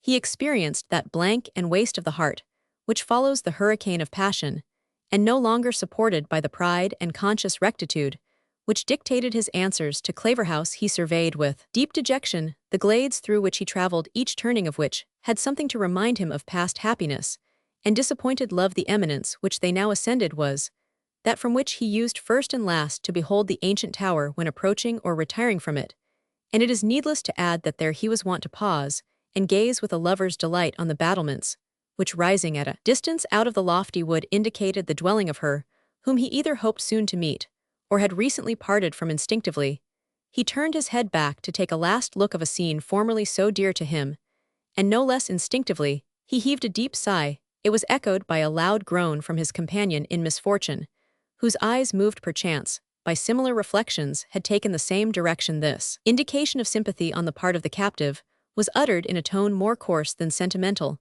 It was, however, the expression of a grieved spirit, and so far corresponded with the sigh of Morton. In turning their heads, their eyes met, and Morton recognized the stolid countenance of Cuddy Headrigg, bearing a rueful expression, in which sorrow for his own lot was mixed with sympathy for the situation of his companion. Hegser's was the expression of the sidevant ploughman of the mains of Tilliatudlem. It's an unco thing that decent folk should be harled through the country, this gate, as if they were a world's wonder. I am sorry to see you here, Cuddy, said Morton, who, even in his own distress, did not lose feeling for that of others. And sae am I, Mr. Henry, answered Cuddy, baith for mysel and you, but neither of our sorrows will do muckle gude that I can see, to be sure for me, continued the captive agriculturist, relieving his heart by talking, though he well knew it was to little purpose. To be sure, for my part, I hae nae right to be here ava, for I never did nor said a word against either king or curate, but my mither pure body couldna haud the auld tongue o' her, and we maun baith pay for its like. Your mother is their prisoner likewise, said Morton, hardly knowing what he said. In troth, is she riding ahint ye there like a bride? Why, that auld carl o' a minister that they ca Gabriel Kettledrummel Dale, that he had been in the inside of a drum, or a kettle either, for my share o' him. Ye see, we were nae sooner chased out o' the doors o' Milnwood, and your uncle and the housekeeper banging them to, and barring them ahint us as if we had had the plague on our bodies, that I says to my mother, what are we to do neist, for every hole and bore in the country will be steekit against us now that ye hae affronted my auld leddy. And gart the troopers tack up young Milnwood sae, she says to me, binna cast down, but gird yoursel up to the great task o' the day, and gie your testimony like a man upon the mount o' the covenant. And so I suppose you went to a conventicle, said Morton.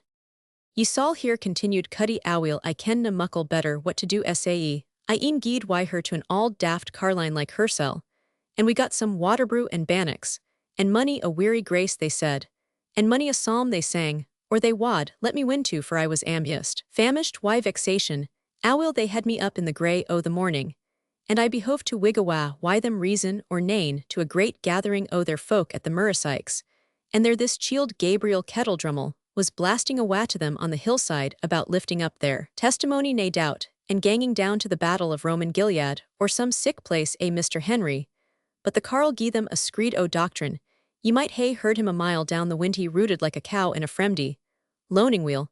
Thinks I there's nae place in this country they ca Roman Gilead will be some gate in the West Muirlands, and or we win their ill see to slip awa why this mither o' mine, for I winna rin my neck into a tether for Annie Kettledrummel in the countryside. Aweel, continued Cuddy, relieving himself by detailing his misfortunes without being scrupulous concerning the degree of attention which his companion bestowed on his narrative, just as I was wearying for the tale of the preaching cam word that the dragoons were upon us. Some ran, and some cried stand, and some cried down, why the Philistines I was at my mither to get her awa sting and ling, or the redcoats cam up, But I might as weel hae tried to drive our auld forehand ox without the godil.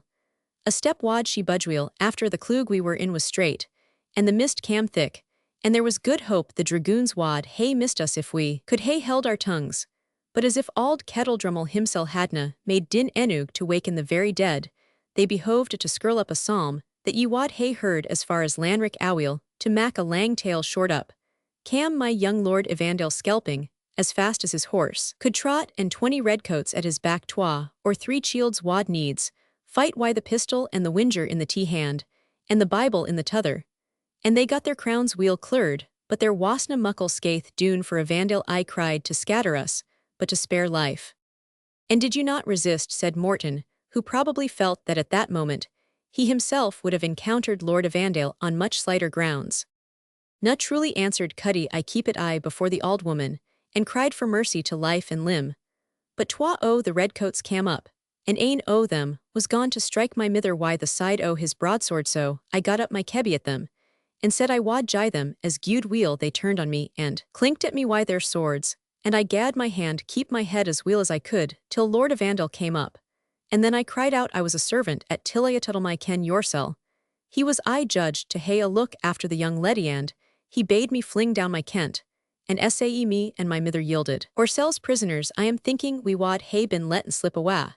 But Kettledrummel was teen near us for Andrew Wilson's nag, that he was riding on had been a dragooner lang syne, and the sarer Kettledrummel spurred to win awa the readier, the dour beast ran to the dragoons, when he saw them draw up Awiel, when my mother and him forgathered they set, till the soldiers, and I think they gie them, their kale through the reek bastards, oh the hure o' Babylon, was the best words in their wame sae.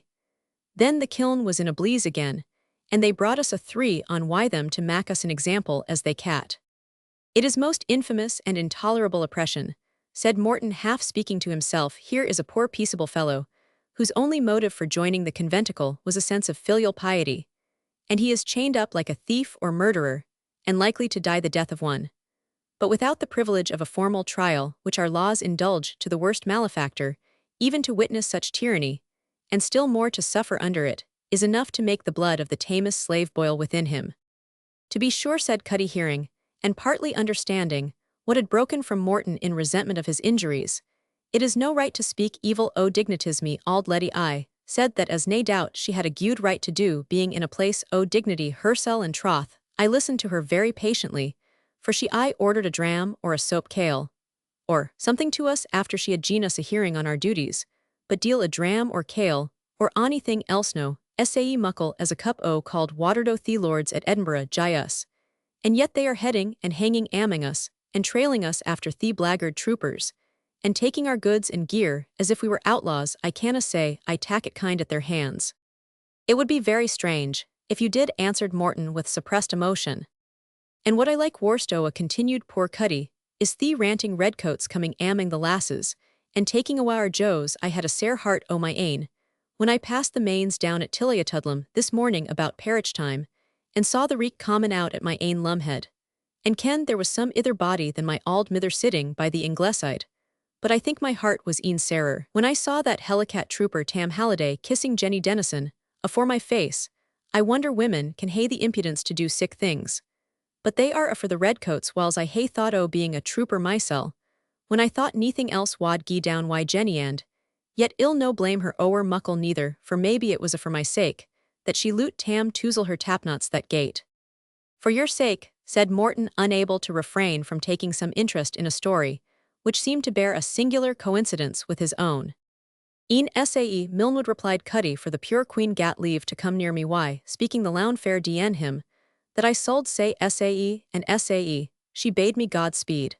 And she wanted to stap siller into my handy say warrant, it was the half o' her fee and bounteth, for she wared the ither half on pinners and pearlings to gang to see us shoot yon day at the popinjay. And did you take it, Cuddy, said Morton. Troth did I know, Milnwood. I was sick a fuel as to fling it back to her. Me heart was ower grit to be behadden to her, when I had seen that loon slavering and kissing at her. But I was a great fuel for my pains. It wad hae doon my mither and me some gude and shell, where to on duds and nonsense.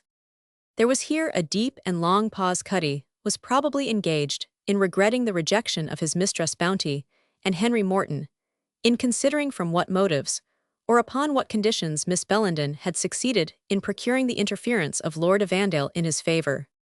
Was it not possible, suggested his awakening hopes, that he had construed her influence over Lord Evandale hastily, and unjustly ought he to censure her severely, if submitting to dissimulation for his sake, she had permitted the young nobleman to entertain hopes, which she had no intention to realize, or what if she had appealed to the generosity, which Lord Evandale was supposed to possess, and had engaged his honor to protect the person of a favored rival? Still, however, the words which he had overheard recurred ever and anon to his remembrance, with a pang, which resembled the sting of an adder. Nothing that she could refuse him. Was it possible to make a more unlimited declaration of predilection? The language of affection has not within the limits of maidenly delicacy a stronger expression. She is lost to me wholly, and forever, and nothing remains for me now but vengeance for my own wrongs, and for those which are hourly inflicted on my country. Apparently Cuddy, though with less refinement, was following out a similar train of ideas, for he suddenly asked Morton in a low whisper, "Wad there be ony ill in getting out o' the chield's hands, and ane could compass it?" "None in the world," said Morton, "and if an opportunity occurs of doing so, depend on it I, for one, will not let it slip." "I am blithe to hear ye say sae," answered Cuddy. "I am but a pure silly fallow, but I canna think there wad be muckle ill in breaking out by strength o' hand, if ye could mak it onything feasible. I am the lad that will near fear to lay on if it were come to that, but our auld leddy wad hae cad that a resisting o' the king's authority."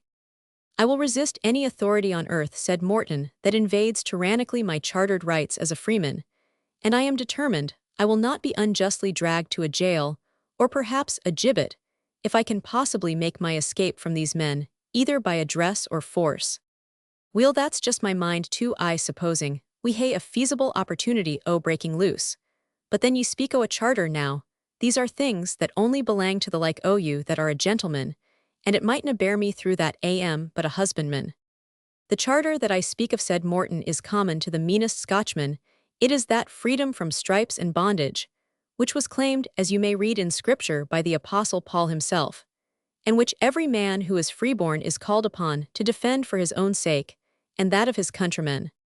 "Hegsters," replied Cuddy, "it wad hae been lang, or my Lady Margaret, or my mither, either wad hae fund out sic a wise-like doctrine in the Bible.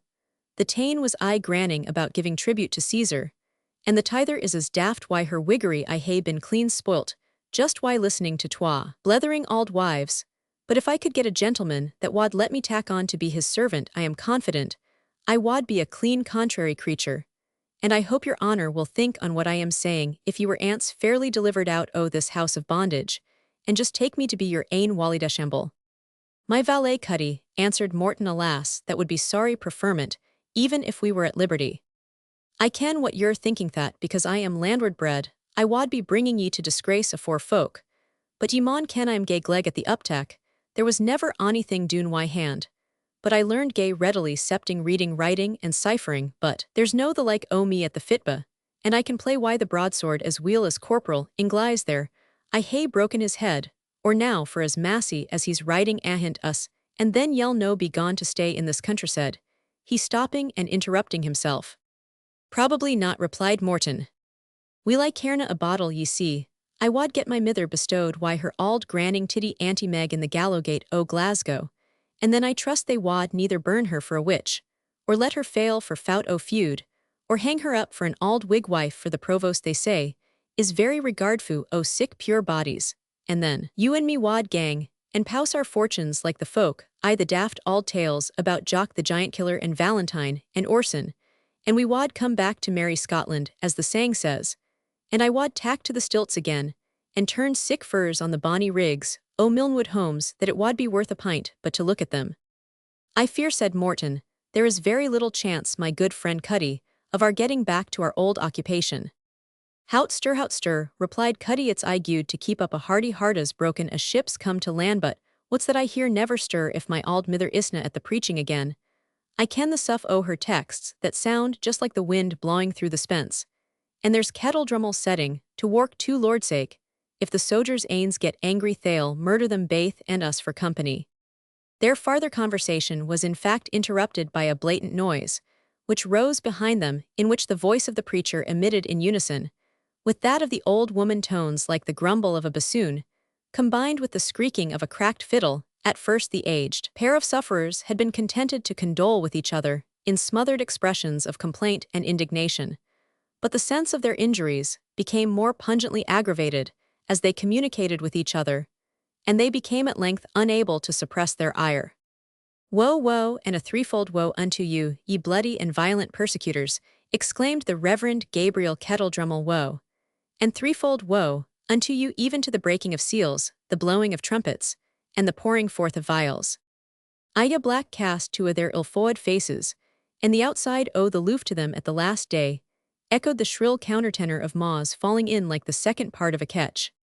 "I tell you," continued the divine, "that your rankings, and your ridding-seer neighings, and your prancing-seer bloody barbarous and inhuman cruelty-seer, benumbing, deadening, and debauching the conscience of poor creatures, by oaths, soul-damning and self-contradictory, have arisen from earth to heaven like a foul and hideous outcry of perjury, for hastening the wrath to come Hugh. And I say," cried Moz in the same tune, and nearly at the same time, "that why this auld breath o' mine, and its sair teen down why the asthmatics and this rough trot. Deal gin they would gallop," said Cuddy Waddit, "but gar her haud her tongue. Why this auld and brief breath," continued Moz, "will I testify against the backslidings, defections, defalcations, and declinings of the land against the grievances, and the causes of wrath."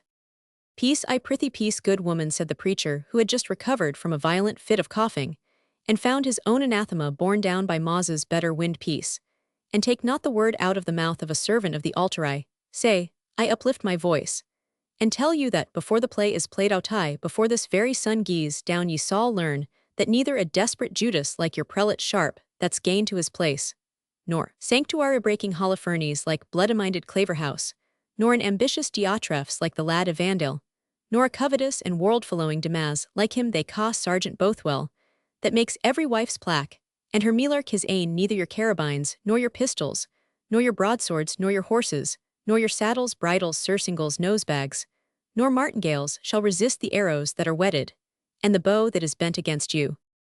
That shall they never, I trow," echoed Moz. "Castaways, are they ilk ane o' them besoms of destruction, fit only to be flung into the fire when they have sweepit the filth out o' the templuhips of small cords, knotted for the chastisement of those wha like their worldly gudes, and gear better than the cross or the covenant, but when that work's done only meet to mack latchets to the deal's brogues."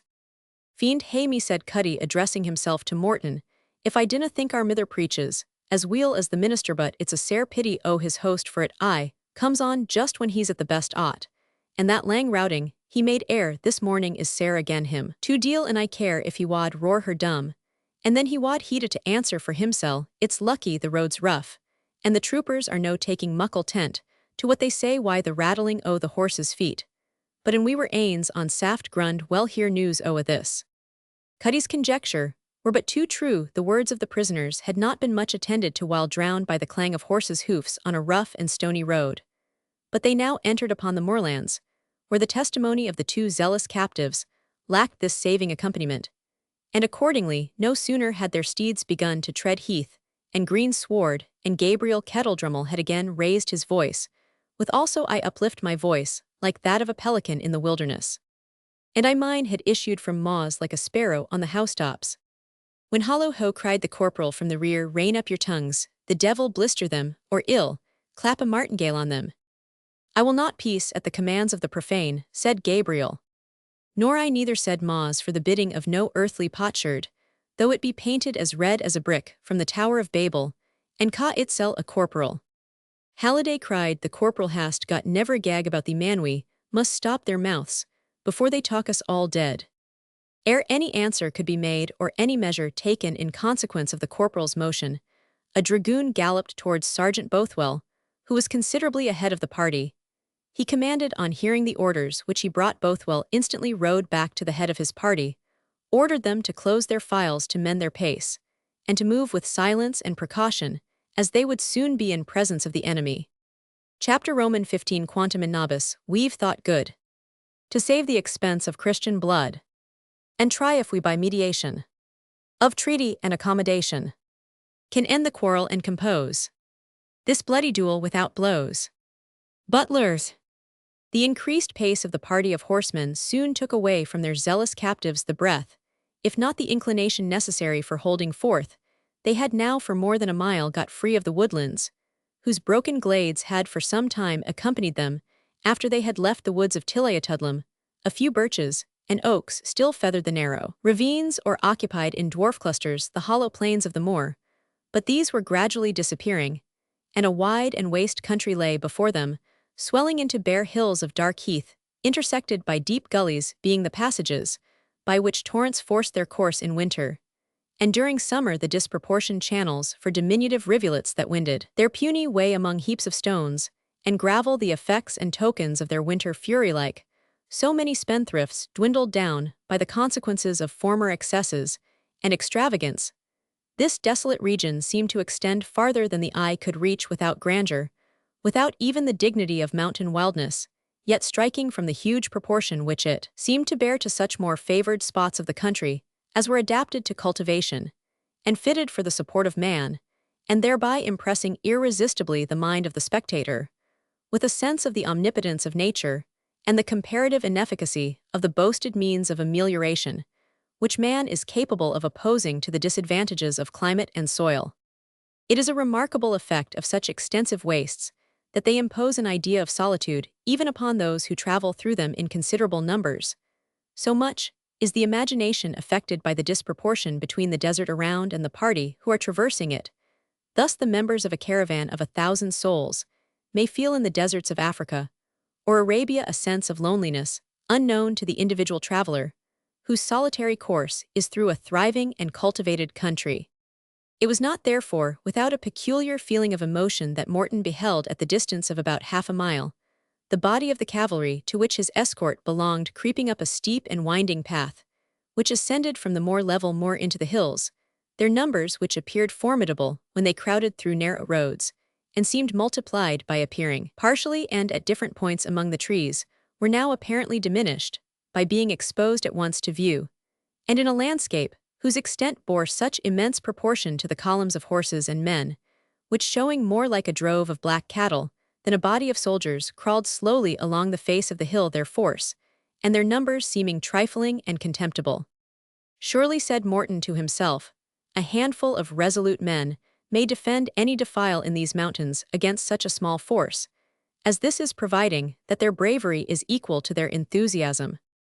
While he made these reflections, the rapid movement of the horsemen who guarded him soon traversed the space which divided them from their companions, and ere the front of Claverhouse's column had gained the brow of the hill, which they had been seen ascending, Bothwell, with his rearguard and prisoners, had united himself, or nearly so, with the main body led by his commander. The extreme difficulty of the road, which was in some places steep, and in others boggy, retarded the progress of the column, especially in the rear, for the passage of the main body in many instances poached up the swamps through which they passed, and rendered them so deep that the last of their followers were forced to leave the beaten path and find safer passage where they could. On these occasions, the distresses of the Reverend Gabriel Kettledrummel and of Maz Hedrig were considerably augmented as the brutal troopers, by whom they were guarded, compelled them at all risks, which such inexperienced riders were likely to incur, to leap their horses over drains and gullies, or to push them through morasses and swamps. Through the help of the Lord, I have leapen o'er a wall, cried poor Maz, as her horse was by her rude attendants brought up to leap the turf enclosure of a deserted fold, in which feet her kerch flew off, leaving her grey hairs uncovered. I am sunk in deep mire, where there is no standing. I am come into deep waters, where the floods overflow me, exclaimed Kettledrummel, as the charger, on which he was mounted, plunged up to the saddle girths in a wellhead, as the springs are called which supply the marshes, the sable streams beneath, spouting over the face and person of the captive preacher. These exclamations excited shouts of laughter among their military attendants, but events soon occurred which rendered them all sufficiently serious. The leading files of the regiment had nearly attained the brow of the steep hill we have mentioned, when 2 or 3 horsemen speedily discovered to be a part of their own advanced guard who had acted as a patrol, appeared returning at full gallop, their horses much blown, and the men apparently in a disordered flight. They were followed upon the spur by 5 or 6 riders, well armed with sword and pistol, who halted upon the top of the hill, On observing the approach of the lifeguards, one or two who had carabines dismounted, and taking a leisurely and deliberate aim at the foremost rank of the regiment, discharged their pieces, by which 2 troopers were wounded, one severely. They then mounted their horses, and disappeared over the ridge of the hill, retreating with so much coolness as evidently showed that on the one hand they were undismayed by the approach of so considerable a force as was moving against them, and conscious on the other that they were supported by numbers sufficient for their protection. This incident occasioned a halt through the whole body of cavalry, and while Claverhouse himself received the report of his advanced guard, which had been thus driven back upon the main body, Lord Evandale advanced to the top of the ridge over which the enemy's horsemen had retired, and Major Allen Cornet Graham and the other officers employed themselves in extricating the regiment from the broken ground, and drawing them up on the side of the hill in 2 lines, the one to support the other. The word was then given to advance, and in a few minutes the first line stood on the brow and commanded the prospect on the other side. The second line closed upon them, and also the rearguard with the prisoners, so that Morton and his companions in captivity could in like manner see the form of opposition which was now offered to the farther progress of their captors. The brow of the hill on which the Royal Lifeguards were now drawn up sloped downwards on the side opposite to that which they had ascended with a gentle declivity for more than 1/4 of a mile, and presented ground which, though unequal in some places, was not altogether unfavorable for the maneuvers of cavalry, until near the bottom, when the slope terminated in a marshy level, traversed through its whole length, by what seemed either a natural gully or a deep artificial drain, the sides of which were broken by springs, trenches filled with water, out of which peats and turf had been dug, and here and there by some straggling thickets of alders, which loved the moistness so well that they continued to live as bushes, although too much dwarfed by the sour soil and the stagnant bogwater to ascend into trees beyond. This ditch or gully the ground arose into a second heathy swell, or rather hill, near to the foot of which, and as if with the object of defending the broken ground and ditch that covered their front, the body of insurgents appeared to be drawn up with the purpose of abiding battle. Their infantry was divided into 3 lines.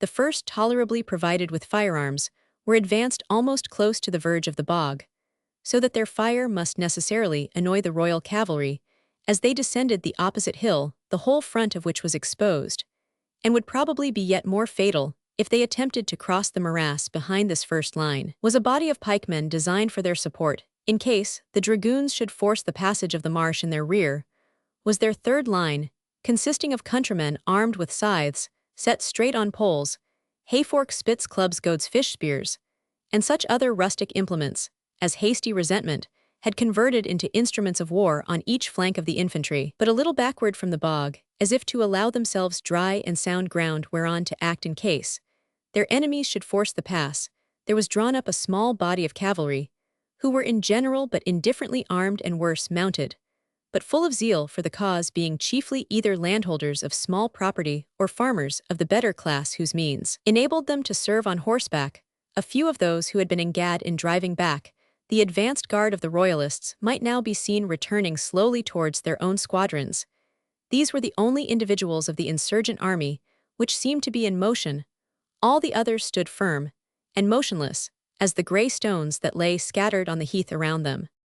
The total number of the insurgents might amount to about 1,000 men, but of these there were scarce 100 cavalry, nor were the half of them even tolerably armed. The strength of their position, however, the sense of their having taken a desperate step, the superiority of their numbers, but above all the ardor of their enthusiasm, were the means on which their leaders reckoned for supplying the want of arms, equipage, and military discipline. On the side of the hill that rose above the array of battle which they had adopted, were seen the women, and even the children whom zeal opposed to persecution had driven into the wilderness. They seemed stationed there to be spectators of the engagement, by which their own fate, as well as that of their parents' husbands and sons, was to be decided. Like the females of the ancient German tribes, the shrill cries which they raised when they beheld the glittering ranks of their enemy appear on the brow of the opposing eminence acted as an incentive to their relatives to fight to the last in defense of that which was dearest to them.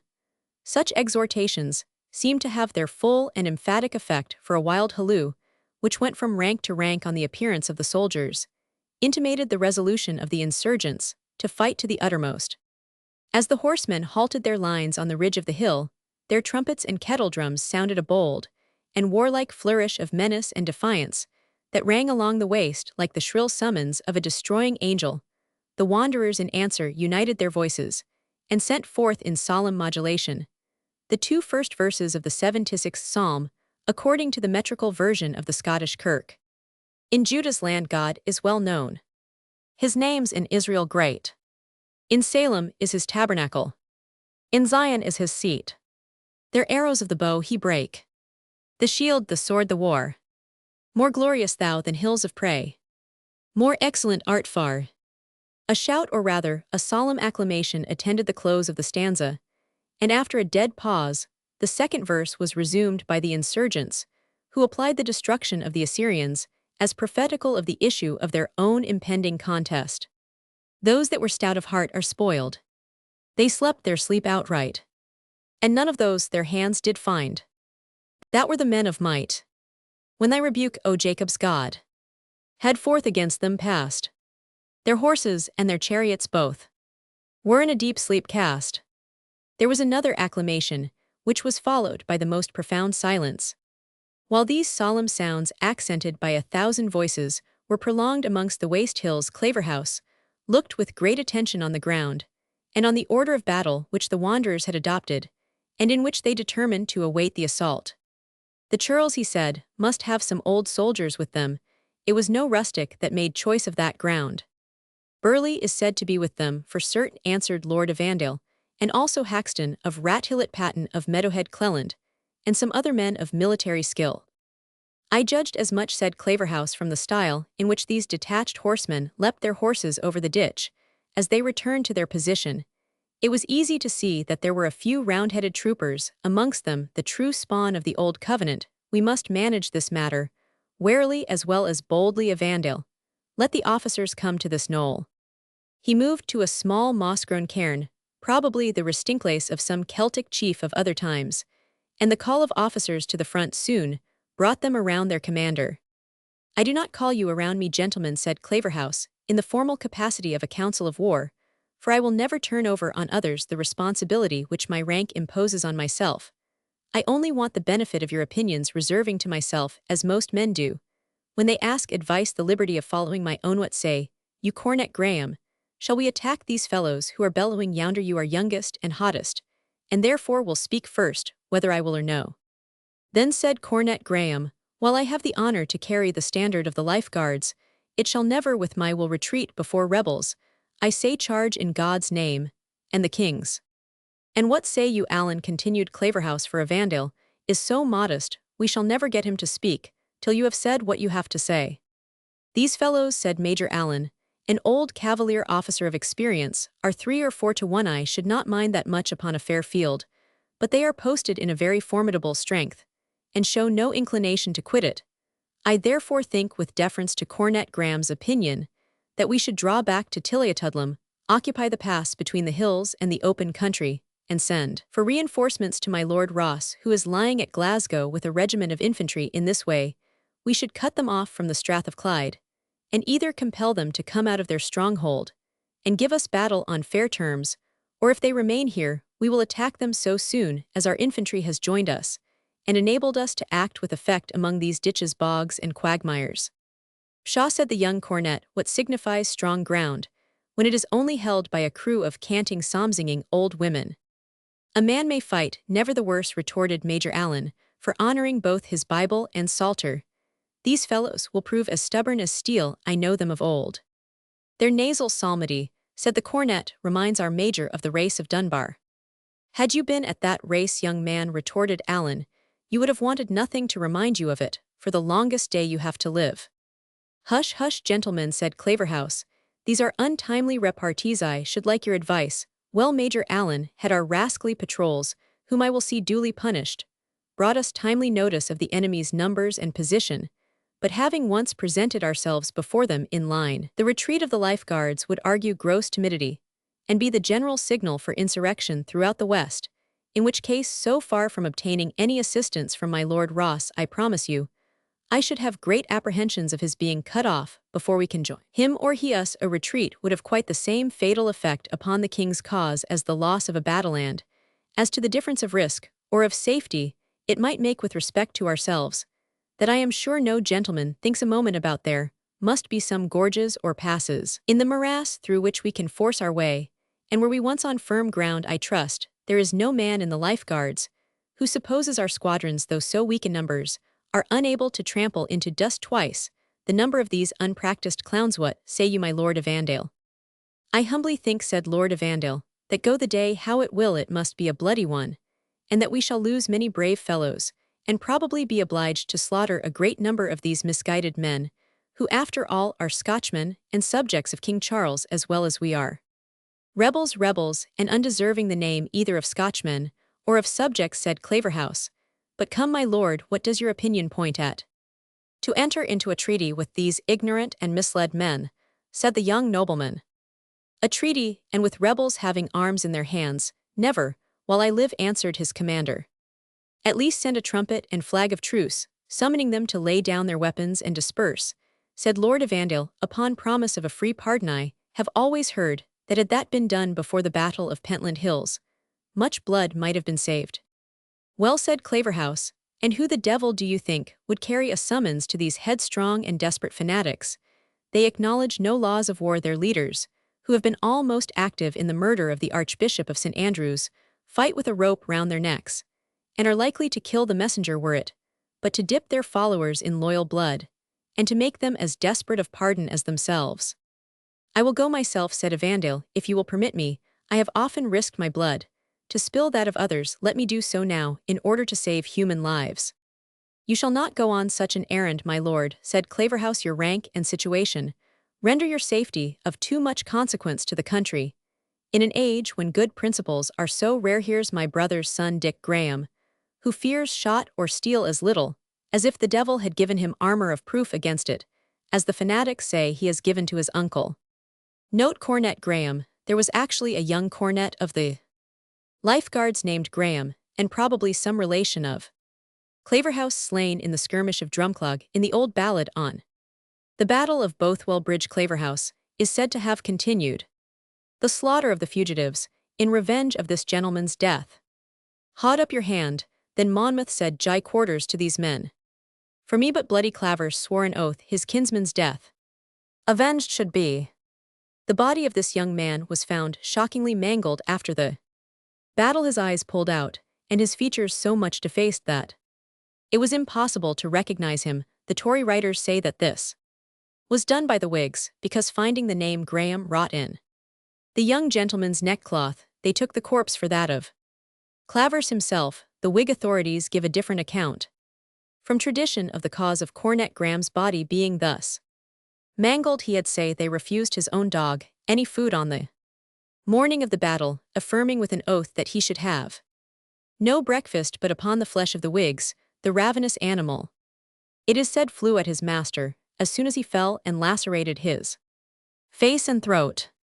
These two stories are presented to the reader, leaving it to him to judge whether it is most likely that a party of persecuted and insurgent fanatics should mangle a body supposed to be that of their chief enemy in the same manner as several persons present at Drumclog had shortly before treated the person of Archbishop Sharp, or that a domestic dog should, for want of a single breakfast, become so ferocious as to feed on his own master, selecting his body from scores that were lying around equally accessible to his ravenous appetite. He shall take a flag of truce and a trumpet, and ride down to the edge of the morass, to summon them to lay down their arms and disperse. With all my soul, colonel, answered the cornet, and ill tie my cravat on a pike to serve for a white flag. Rascals, never saw such a pennon of Flanders lace in their lives before. Colonel Graham, said Evandale, while the young officer prepared for his expedition, this young gentleman is your nephew, and your apparent heir. For God's sake permit me to go. It was my counsel, and I ought to stand the risk. Were he my only son, said Claverhouse, this is no cause and no time to spare him. I hope my private affections will never interfere with my public duty. If Dick Graham falls, the loss is chiefly mine. Were your lordship to die, the king and country would be the suffers. Come, gentlemen, each to his post, If our summons is unfavorably received, we will instantly attack, and as the old Scottish blazon has it, God shaw the right. Chapter Romans 16, with many a stout thwack and many a bang. Hard crabtree and old iron rang. Hugh de Braz. Cornet Richard Graham descended the hill bearing in his hand the extempore flag of truce, and making his managed horse keep time by bounds, and curvets to the tune, which he whistled. The trumpeter followed 5 or 6 horsemen, having something the appearance of officers detach themselves from each flank of the Presbyterian army, and meeting in the center approached the ditch, which divided the hollow as near as the morass would permit towards this group, but keeping the opposite side of the swamp. Cornet Graham directed his horse, his motions being now the conspicuous object of attention to both armies, and without disparagement to the courage of either. It is probable there was a general wish on both sides that this embassy might save the risks and bloodshed of the impending conflict. When he had arrived right opposite to those who by their advancing to receive his message seemed to take upon themselves, as the leaders of the enemy, Cornet Graham commanded his trumpeter to sound a parley, the insurgents having no instrument of martial music, wherewith to make the appropriate reply. One of their number called out with a loud strong voice, demanding to know why he approached their leaguer. To summon you in the king's name, and in that of Colonel John Graham of Claverhouse, specially commissioned by the Right Honourable Privy Council of Scotland, answered the cornet, to lay down your arms, and dismiss the followers whom ye have led into rebellion contrary to the laws of God, of the king, and of the country.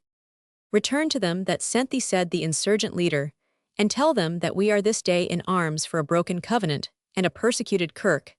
Tell them that we renounce the licentious and perjured Charles Stuart, whom you call king, even as he renounced the covenant, after having once and again sworn to prosecute to the utmost of his power all the ends thereof, really constantly and sincerely all the days of his life, having no enemies but the enemies of the covenant, and no friends but its friends, whereas far from keeping the oath he had called God and angels to witness, his first step after his incoming into these kingdoms was the fearful grasping at the prerogative of the Almighty by that hideous act of supremacy, together with his expulsing, without summons, libel, or process of law, hundreds of famous, faithful preachers, thereby wringing the bread of life out of the mouth of hungry poor creatures, and forcibly cramming their throats with the lifeless, saltless, voicenless, lukewarm dramic of the 14 false prelates, and their sycophantic, formal, carnal, scandalous creaturecurates. I did not come to hear you preach, answered the officer, but to know in one word if you will disperse yourselves on condition of a free pardon to all but the murderers of the late Archbishop of St. Andrews, or whether you will abide the attack of His Majesty's forces, which will instantly advance upon you. In one word, then, answered the spokesman, we are here with our swords on our thighs, as men that watch in the night. We will take one part and portion together as brethren in righteousness. Whosoever assails us in our good cause, his blood be on his own head, so return to them that sent thee, and God give them, and the sight of the evil of your ways. Is not your name, said the cornet, who began to recollect, having seen the person whom he was now speaking with, John Balfour of Burley? And if it be, said the spokesman, hast thou aught to say against it? Only, said the cornet, that as you are excluded from pardon in the name of the king, and of my commanding officer, it is to these country people, and not to you, that I offer it, and it is not with you, or such as you, that I am sent to treat. Thou art a young soldier, friend, said Burley, and scant well learned in thy trade, or thou wouldst know that the bearer of a flag of truce cannot treat with the army but through their officers, and that if he presume to do otherwise, he forfeits his safe conduct.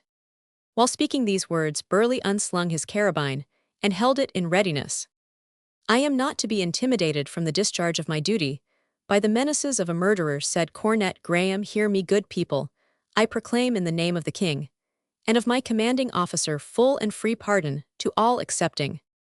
I give thee fair warning, said Burley, presenting his piece. A free pardon to all, continued the young officer, still addressing the body of the insurgento, all but. Then the Lord grant grace to thy soul, amen, said Burley. With these words he fired, and Cornet Richard Graham dropped from his horse. The shot was mortal. The unfortunate young gentleman had only strength to turn himself on the ground and mutter forth, my poor mother, when life forsook him in the effort. His startled horse fled back to the regiment at the gallop, as did his scarce less affrighted attendant. What have you done? Said one of Balfour's brother officers. My duty, said Balfour firmly, Is it not written, Thou shalt be zealous even to slaying? Let those who dare now venture to speak of truce or pardon. Claverhouse saw his nephew fall. He turned his eye on Evandale, while a transitory glance of indescribable emotion disturbed for a second's space the serenity of his features, and briefly said, You see the event. I will avenge him or die, exclaimed Evandale, and putting his horse into motion, rode furiously down the hill, followed by his own troop, and that of the deceased cornet, which broke down without orders, and each striving to be the foremost to revenge their young officer. Their ranks soon fell into confusion. These forces formed the first line of the Royalists. It was in vain that Claverhouse exclaimed, Halt, halt, this rashness will undo us. It was all that he could accomplish by galloping along the second line, entreating, commanding, and even menacing the men with his sword, that he could restrain them from following an example so contagious. Alan, he said, as soon as he had rendered the men in some degree more steady, lead them slowly down the hill to support Lord Evandale, who is about to need it very much. Bothwell, thou art a cool and a daring fellow. I muttered. Bothwell, you can remember that in a moment like this. Lead 10 file up the hollow to the right, continued his commanding officer, and try every means to get through the bog. Then form and charge the rebels in flank and rear, while they are engaged with us in front. Bothwell made a signal of intelligence and obedience, and moved off with his party at a rapid pace. Meantime, the disaster which Claverhouse had apprehended did not fail to take place. The troopers who, with Lord Evandale, had rushed down upon the enemy, soon found their disorderly career interrupted by the impracticable character of the ground. Some stuck fast in the morass as they attempted to struggle through, some recoiled from the attempt, and remained on the brink, others dispersed to seek a more favorable place to pass the swamp. In the midst of this confusion, the first line of the enemy, of which the foremost rank knelt, the second stooped, and the third stood upright, poured in a close and destructive fire that emptied at least a score of saddles, and increased tenfold the disorder into which the horsemen had fallen. Lord Evandale, in the meantime, at the head of a very few well-mounted men, had been able to clear the ditch, but was no sooner across than he was charged by the left body of the enemy's cavalry, who, encouraged by the small number of opponents that had made their way through the broken ground, set upon them with the utmost fury, crying, Woe, woe to the uncircumcised Philistines! Down with Dagon and all his adherents! The young nobleman fought like a lion, but most of his followers were killed, and he himself could not have escaped the same fate, but for a heavy fire of carabines, which Claverhouse, who had now advanced with the second line near to the ditch, poured so effectually upon the enemy that both horse and foot for a moment began to shrink, and Lord Evandale, disengaged from his unequal combat, and finding himself nearly alone, took the opportunity to effect his retreat through the morass. But notwithstanding the loss they had sustained by Claverhouse's first fire, the insurgents became soon aware that the advantage of numbers and of position were so decidedly theirs that if they could but persist in making a brief but resolute defense, the Life Guards must necessarily be defeated. Their leaders flew through their ranks, exhorting them to stand firm, and pointing out how efficacious their fire must be, where both men and horse were exposed to it, for the troopers, according to custom, fired without having dismounted. Claverhouse, more than once, when he perceived his best men dropping by a fire which they could not effectually return, made desperate efforts to pass the bog at various points, and renew the battle on firm ground and fiercer terms. But the close fire of the insurgents, joined to the natural difficulties of the pass, foiled his attempts in every point. We must retreat, he said to Evandale, unless Bothwell can effect a diversion in our favor. In the meantime, draw the men out of fire, and leave skirmishers behind these patches of alder bushes to keep the enemy in check. These directions being accomplished, the appearance of Bothwell with his party was earnestly expected, but Bothwell had his own disadvantages to struggle with. His detour to the right had not escaped the penetrating observation of Burleigh, who made a corresponding movement with the left wing of the mounted insurgents, so that when Bothwell, after riding a considerable way up the valley, found a place at which the bog could be passed, though with some difficulty, he perceived he was still in front of a superior enemy, his daring character was in no degree checked by this unexpected opposition. Follow me, my lads, he called to his men. Never let it be said that we turned our backs before these canting Roundheads. With that, as if inspired by the spirit of his ancestors, he shouted, Bothwell, Bothwell, and throwing himself into the morass, he struggled through it at the head of his party, and attacked that of Burleigh with such fury that he drove them back above a pistol shot, killing 3 men with his own hand, Burleigh perceiving the consequences of a defeat on this point, and that his men, though more numerous, were unequal to the regulars in using their arms and managing their horses, threw himself across Bothwell's way, and attacked him hand to hand. Each of the combatants was considered as the champion of his respective party, and a result ensued more usual in romance than in real story. Their followers on either side instantly paused and looked on, as if the fate of the day were to be decided by the event of the combat between these 2 redoubted swordsmen. The combatants themselves seemed of the same opinion, for after 2 or 3 eager cuts and pushes had been exchanged, they paused, as if by joint consent, to recover the breath which preceding exertions had exhausted, and to prepare for a duel in which each seemed conscious he had met his match. The duels. "You are the murdering villain," Burleigh said. Bothwell, griping his sword firmly, and setting his teeth close, "you escaped me once, but swore an oath too tremendous to be written down. The head is worth its weight of silver, and it shall go home at my saddle-bow, or my saddle shall go home empty for me." "Yes," replied Burleigh with stern and gloomy deliberation, "I am that John Balfour who promised to lay thy head where thou shouldst never lift it again, and God do so unto me, and more also, if I do not redeem my word." "Then a bed of heather, or 1,000 merks," said Bothwell, striking at Burleigh with his full force. "The sword of the Lord and of Gideon," answered Balfour, as he parried and returned the blow.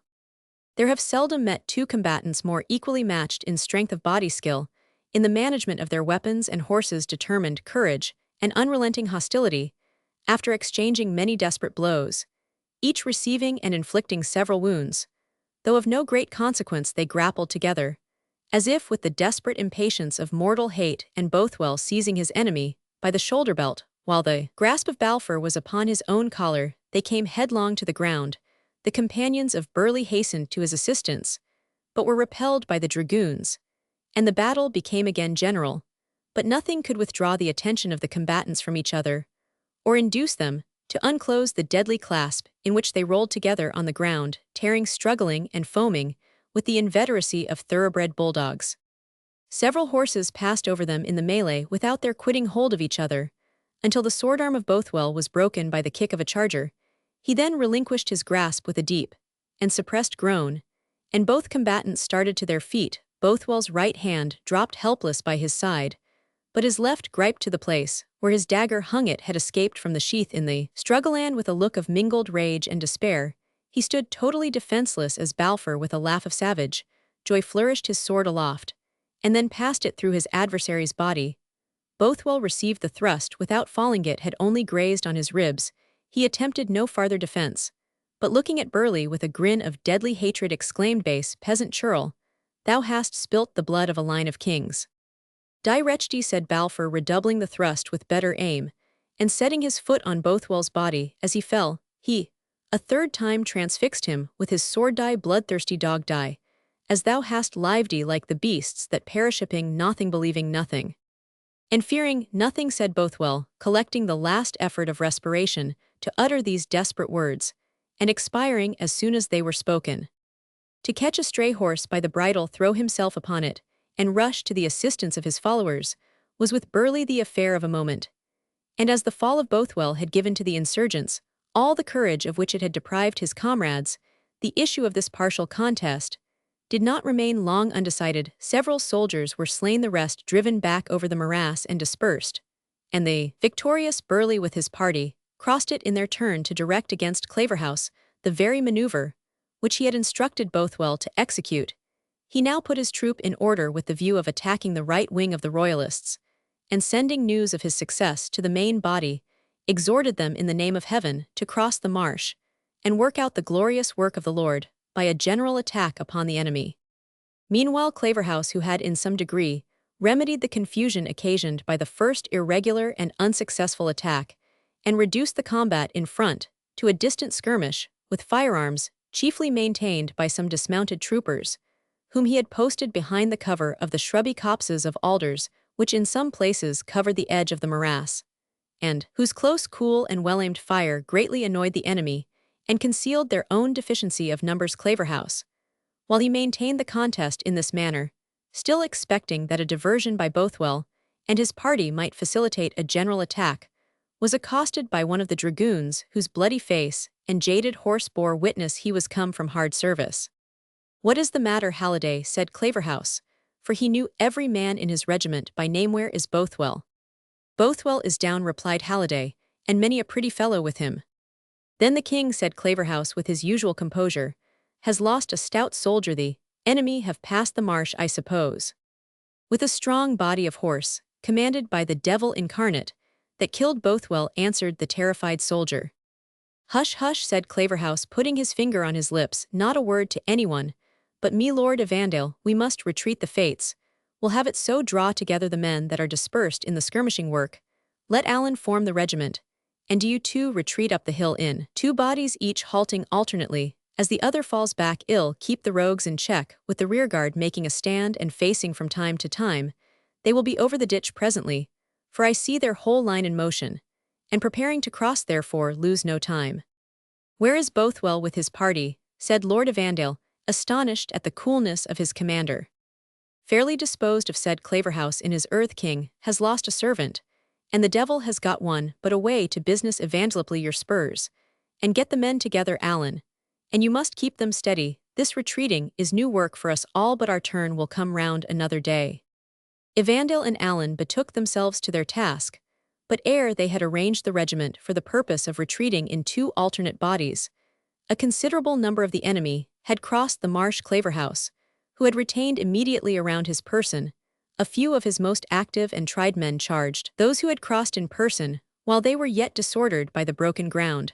Some they killed, others they repulsed into the morass, and checked the whole, so as to enable the main body, now greatly diminished, as well as disheartened by the loss they had sustained, to commence their retreat up the hill. But the enemy's van being soon reinforced and supported compelled Claverhouse to follow his troops. Never did man, however, better maintain the character of a soldier than he did that day, conspicuous by his black horse and white feather. He was first in the repeated charges, which he made at every favorable opportunity to arrest the progress of the pursuers, and to cover the retreat of his regiment, the object of aim to everyone. He seemed as if he were impassive to their shot. The superstitious fanatics, who looked upon him as a man gifted by the evil spirit with supernatural means of defense, averred that they saw the bullets recoil from his jackboots and buffcoat like hailstones from a rock of granite as he galloped to and fro amid the storm of the battle. Many a Whig that day loaded his musket with $1 cut into slugs, in order that a silver bullet, such was their belief, might bring down the persecutor of the Holy Kirk, on whom lead had no power. "Try him with the cold steel," was the cry at every renewed charge. "Powder is wasted on him. Ye might as weel shoot at the auld enemy himsel."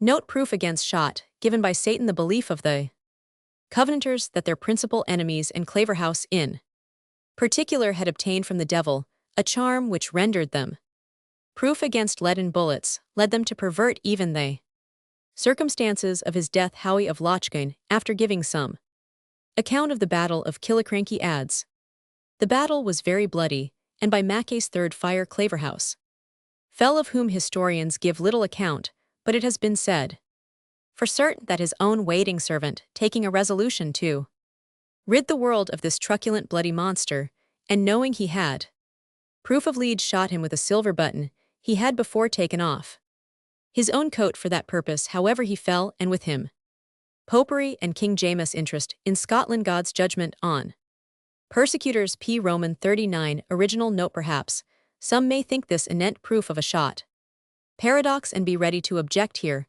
as formerly concerning Bishop Sharp and Doubtseal. How can the devil have, or give a power to save life without entering upon the thing in its reality? I shall only observe first that it is neither in his power, or of his nature, to be a savior of men's lives. He is called Apollyon the Destroyer. 2d. That even in this case, he is said only to give enchantment against one kind of metal, and this does not save life, for the lead would not take Sharp or Claverhouse's lives, yet steel and silver would do it. And for Doubtseal, though he died not on the field, he did not escape the arrows of the almighty Ibidem. But though this was loudly shouted, yet the awe on the insurgents' minds was such that they gave way before Claverhouse, as before a supernatural being, and few men ventured to cross swords with him. Still, however, he was fighting in retreat, and with all the disadvantages attending that movement, the soldiers behind him, as they beheld the increasing number of enemies who poured over the morass, became unsteady, and at every successive movement, Major Allen and Lord Evandale found it more and more difficult to bring them to halt and form line regularly, while on the other hand their motions in the act of retreating became by degrees much more rapid than was consistent with good order as the retiring soldiers approached nearer to the top of the ridge, from which in so luckless an hour they had descended. The panic began to increase. Every one became impatient to place the brow of the hill between him and the continued fire of the pursuers, nor could any individual think it reasonable that he should be the last in the retreat, and thus sacrifice his own safety for that of others. In this mood, several troopers set spurs to their horses and fled outright, and the others became so unsteady in their movements and formations that their officers every moment feared they would follow the same example. Amid this scene of blood and confusion, the trampling of the horses, the groans of the wounded, the continued fire of the enemy, which fell in a succession of unintermitted musketry, while loud shouts accompanied each bullet, which the fall of a trooper showed to have been successfully aimed amid all the terrors and disorders of such a scene, and when it was dubious how soon they might be totally deserted by their dispirited soldiery, Evandale could not forbear remarking the composure of his commanding officer. Not at Lady Margaret's breakfastable that morning did his eye appear more lively, or his demeanour more composed. He had closed up to Evandale for the purpose of giving some orders, and picking out a few men to reinforce his rearguard. "If this bout lasts 5 minutes longer," he said in a whisper, "our rogues will leave you, my lord, old Allen and myself, the honour of fighting this battle with our own hands. I must do something to disperse the musketeers, who annoy them so hard, or we shall be all shamed. Don't attempt to succour me if you see me go down, but keep at the head of your men. Get off as you can in God's name, and tell the king and the council I died in my duty." So saying, and commanding about 20 stout men to follow him, he gave with this small body a charge so desperate and unexpected that he drove the foremost of the pursuers back to some distance.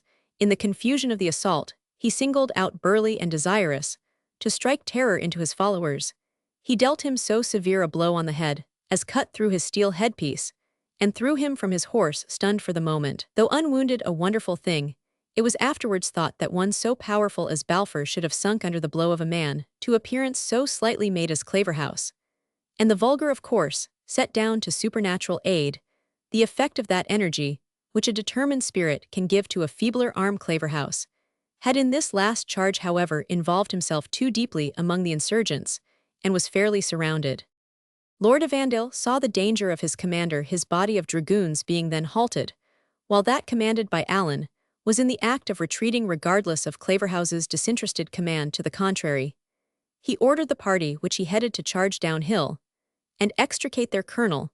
Some advanced with him, most halted and stood uncertain. Many ran away with those who followed Evandale. He disengaged Claverhouse. His assistants just came in time, for a rustic had wounded his horse in a most ghastly manner by the blow of a scythe, and was about to repeat the stroke when Lord Evandale cut him down. As they got out of the press, they looked round them. Allen's division had ridden clear over the hill, that officer's authority having proved altogether unequal to halt them. Evandale's troop was scattered and in total confusion. "What is to be done, Colonel?" said Lord Evandale. "We are the last men in the field, I think," said Claverhouse, "and when men fight as long as they can, there is no shame in flying. Hector himself would say, 'Devil take the hindmost,' when there are but 20 against 1,000. Save yourselves, my lads, and rally as soon as you can. Come, my lord, we must e'en ride for it." So saying, he put spurs to his wounded horse, and the generous animal, as if conscious that the life of his rider depended on his exertions, pressed forward with speed, unabated either by pain or loss of blood. Note Claverhouse's charger. It appears from the letter of Claverhouse afterwards quoted that the horse on which he rode at Drumclog was not black, but sorrel. The author has been misled as to the colour by the many extraordinary traditions current in Scotland concerning Claverhouse's famous black charger, which was generally believed to have been a gift to its rider from the author of Evil, who is said to have performed the Caesarean operation upon its dam. This horse was so fleet, and its rider so expert, that they are said to have outstripped and coated or turned a hair upon the Branlaw, near the head of Moffat, water, where the descent is so precipitous that no merely earthly horse could keep its feet, or merely mortal rider could keep the saddle.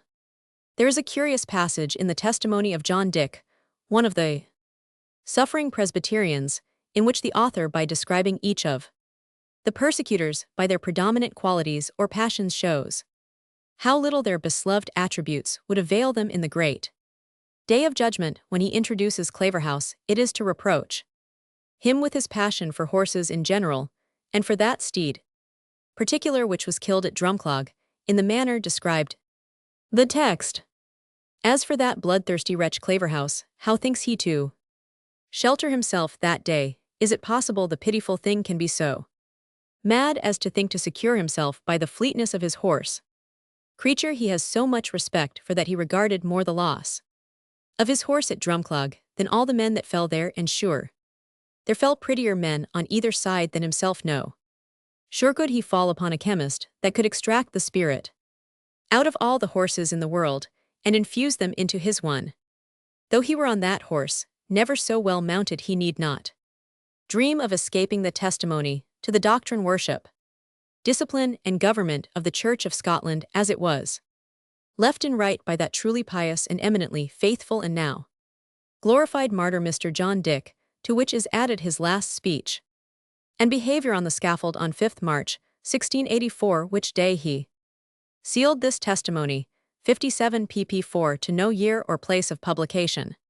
The reader may perhaps receive some farther information on the subject of Cornet Graham's death and the flight of Claverhouse from the following Latin lines, a part of a poem entitled Bellum Boethulianum by Andrew Guild, which exists in manuscript in the Advocate's Library. Mons est oxidus surgit qui celsus in oris. Nomen laudanum fossis pudesque profundis. Quat scatet hic tellus et aprico gramma intectus. Huc collecta, 8 numeroso milite cincta. Turba ferox matters puri inupc puel. Quam perit, egregia grms disperser terma. Venit et primo campo dissedir cogit. Post hos et alios cieno provolvit inerti. Et numerosa cohors, campum dispersa per omnem. Circumfusa rut termasque indagen captas. Aggreditor virtus non hic nec perfuit ensis. Corrupura fugam, viridi sed gramma intectis.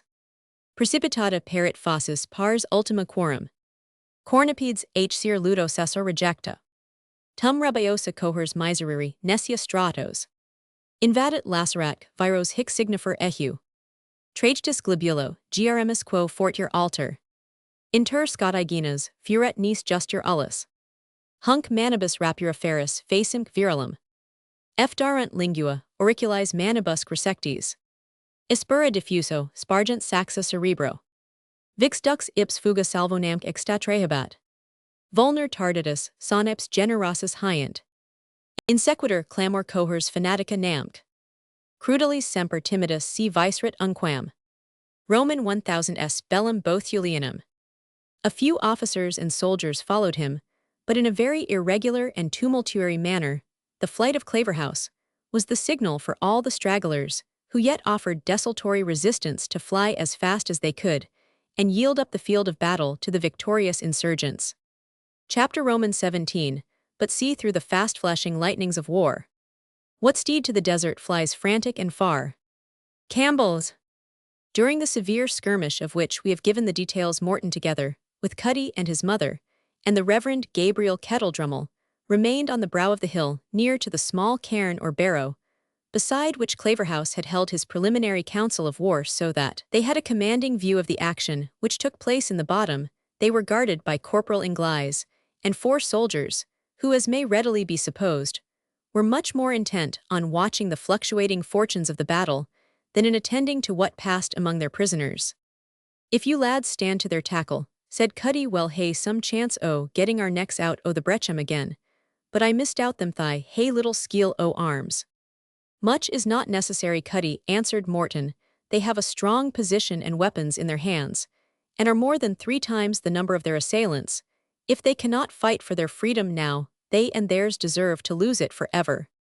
"Osers," exclaimed Moz, "here's a goodly spectacle indeed. My spirit is like that of the blessed Elihu. It burns within memy bowels, are as wine which lacketh vent, thee are ready to burst like new bottles. Oh, that he may look after his ain people in this day of judgment and deliverance, and Now what ailest thou, precious Mr. Gabriel Kettledrummel? I say, what ailest thou that wert a Nazarite purer than snow, whiter than milk, more ruddy than sulphur, meaning, perhaps, sapphires? I say, what ails thee now that thou art blacker than a coal, that thy beauty is departed, and thy loveliness withered like a dry potsherd? Surely it is time to be up and be doing, to cry loudly, and to spare not, and to wrestle for the pure lads that are yonder testifying with their ain blood, and that of their enemies.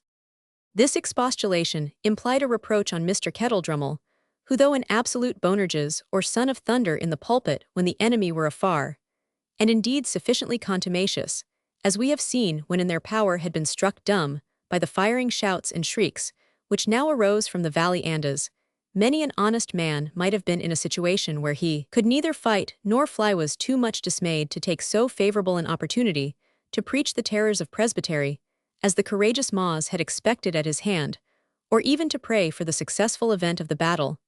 His presence of mind was not, however, entirely lost, any more than his jealous respect for his reputation as a pure and powerful preacher of the word. "Hold your peace, woman," he said, "and do not perturb my inward meditations, and the wrestlings wherewith I wrestle, but of a verity the shooting of the foeman doth begin to increase. Peradventure some pellet may attain unto us even here. Lo, I will ensconce me behind the cairn, as behind a strong wall of defence." "He's but a coward body after," said Cuddy, who was himself by no means deficient in that sort of courage which consists in insensibility to danger. "He's but a daidling coward body. Hell never Phil Rumbleberry's Bonatod Rumbleberry fought and flighted like a fleeing dragon. It was a great pity, pure man, he couldna cheat the woody, but they say he gied singing and rejoicing tilt, just as I wad gang to a bicker o' bros, supposing me hungry, as I stand a gude chance to be a sirs yon's an awfu' sight, and yet ane canna keep their een aff frae it." Accordingly, strong curiosity, on the part of Morton and Cuddy, together with the heated enthusiasm of old Moz, detained them on the spot from which they could best hear and see the issue of the action, leaving to Kettledrummel to occupy alone his place of security. The vicissitudes of combat which we have already described were witnessed by our spectators from the top of the eminence, but without their being able positively to determine to what they tended. That the Presbyterians defended themselves stoutly was evident from the heavy smoke, which, illumined by frequent flashes of fire, now eddied along the valley, and hid the contending parties in its sulphurous shade. On the other hand, the continued firing from the nearer side of the morass indicated that the enemy persevered in their attack, that the affair was fiercely disputed, and that everything was to be apprehended from a continued contest, in which undisciplined rustics had to repel the assaults of regular troops, so completely officered and armed. At length horses, whose caparisons showed that they belonged to the Life Guards, began to fly masterless out of the confusion. Dismounted soldiers next appeared, forsaking the conflict and straggling over the side of the hill, in order to escape from the scene of action. As the numbers of these fugitives increased, the fate of the day seemed no longer doubtful. A large body was then seen emerging from the smoke, forming irregularly on the hillside, and with difficulty kept stationary by their officers, until Evandel's corps also appeared in full retreat. The result of the conflict was then apparent, and the joy of the prisoners was corresponding to their approaching deliverance. "They hae done the job for anes," said Cuddy, "and they near dot again." "They flee," exclaimed Moz in ecstasy. "Oh, the truculent tyrants, they are riding now as they never rode before. Oh, the false Egyptians, proud Assyrians, Philistines, Moabites, Edomites, Ishmaelites, the Lord has brought sharp swords upon them to make them food for the fowls of heaven and the beasts of the field. See how the clouds roll and the fire flashes ahint them, and goes forth before the chosen of the covenant, e'en like the pillar o' cloud, and the pillar o' flame that led the people of Israel out, O the land of Egypt. This is indeed a day of deliverance to the righteous, a day of pouring out of wrath to the persecutors and the ungodly." "Lord save us, mither," said Cuddy, "haud the clavering tongue, O ye, and lie down ahint the cairn like Kettledrummel. Honest man, the Whigamore bullets ken unco little discretion, and will just as soon knock out the harns o' a psalm-singing auld wife as a swearing dragoon." "Fear neething for me, Cuddy," said the old dame, transported to ecstasy by the success of her party. "Fear neething for me. I will stand like Deborah on the tap o' the cairn, and tack up my sang o' reproach against these men of Harasheth of the Gentiles, whose horse-hoofs are broken by their prancing." The enthusiastic old woman would in fact have accomplished her purpose of mounting on the cairn, and becoming, as she said, a sign, and a banner to the people, had not Cuddy, with more filial tenderness than respect, detained her by such force as his shackled arms would permit him to exert. Acers, he said, having accomplished this task, look out yonder Milnwood, saw ye ever mortal fight like the devil Clavers, yonder he's been thrice down among them and thrice cam free af. But I think we'll soon be free ourselves Milnwood and Glies, and his troopers look o'er their shouthers very aften, as if they liked the road ahint them better than the road afore. Cuddy was not mistaken, for when the main tide of fugitives passed at a little distance from the spot where they were stationed, the corporal and his party fired their carabines at random upon the advancing insurgents, and abandoning all charge of their prisoners, joined the retreat of their comrades. Morton and the old woman, whose hands were at liberty, lost no time in undoing the bonds of Cuddy and of the clergyman, both of whom had been secured by a cord tied round their arms above the elbows. By the time this was accomplished, the rearguard of the dragoons, which still preserved some order, passed beneath the hillock or rising ground, which was surmounted by the cairn, already repeatedly mentioned. They exhibited all the hurry and confusion incident to a forced retreat, but still continued in a body. Claverhouse led the van, his naked sword deeply dyed with blood, as were his face, and clothes his horse was all covered with gore, and now reeled with weakness. Lord Evandale, in not much better plight, brought up the rear, still exhorting the soldiers to keep together and fear nothing. Several of the men were wounded, and one or two dropped from their horses as they surmounted the hill. Mawes's zeal broke forth once more at this spectacle, while she stood on the heath with her head uncovered, and her grey hairs streaming in the wind, no bad representation of a superannuated Bacchante or Thessalian witch in the agonies of incantation. She soon discovered Claverhouse at the head of the fugitive party, and exclaimed with bitter irony, "Tari tari ye wa were I sae blithe to be at the meetings of the saints, and wad ride every muir in Scotland to find conventicle. Wilt thou not tarry now thou hast found in wilt thou not stay for one word mair? Wilt thou na bide the afternoon preaching we betide ye?" she said, suddenly changing her tone, "and cut the hose of the creature waste fleetness ye trust in Shukshukawa way, that hae spilled sae muckle blood. And now wad save your enawa way for a railing rabshake, a cursing shimei, a bloodthirsty dog. The swords drawn now, that winna be lang o'ertaking ye, ride as fast as ye will." Claverhouse, it may be easily supposed, was too busy to attend to her reproaches, but hastened over the hill anxious to get the remnant of his men out of gunshot in hopes of again collecting the fugitives round his standard. But as the rear of his followers rode over the ridge, a shot struck Lord Evandale's horse, which instantly sunk down dead beneath him. Two of the Whig horsemen, who were the foremost in the pursuit, hastened up with the purpose of killing him, for hitherto there had been no quarter given. Morton, on the other hand, rushed forward to save his life, if possible, in order at once to indulge his natural generosity, and to requite the obligation which Lord Evandale had conferred on him that morning, and under which circumstances had made him wince so acutely, just as he had assisted Evandale, who was much wounded, to extricate himself from his dying horse, and to gain his feet. The two horsemen came up, and one of them, exclaiming, "Have at!" The red-coated tyrant made a blow at the young nobleman, which Morton parried with difficulty, exclaiming to the rider, who was no other than Burleigh himself, "Give quarter to this gentleman for my sake, for the sake," he added, observing that Burleigh did not immediately recognize him, "of Henry Morton, who so lately sheltered you."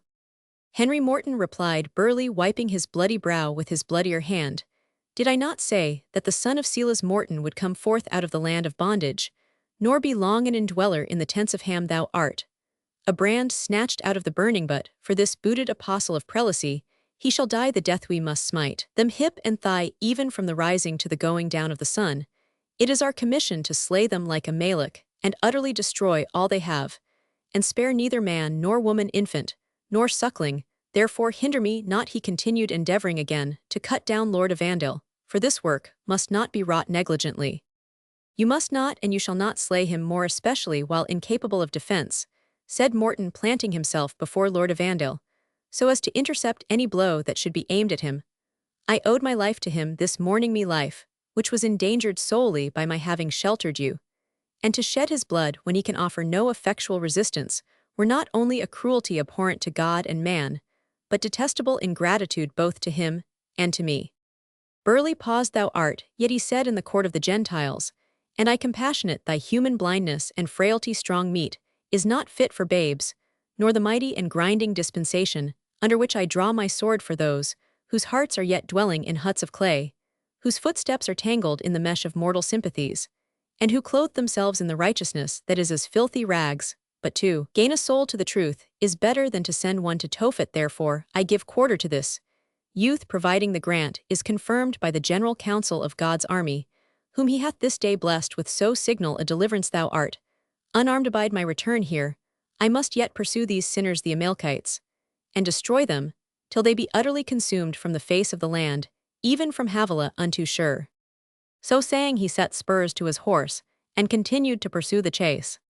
Cuddy said, Morton, for God's sake catch a horse as quickly as you can. I will not trust Lord Evandale's life with these obdurate men. You are wounded, my lord. Are you able to continue your retreat? He continued, addressing himself to his prisoner, who, half-stunned by the fall, was but beginning to recover himself. I think so, replied Lord Evandale, but is it possible? Do I owe my life to Mr. Morton?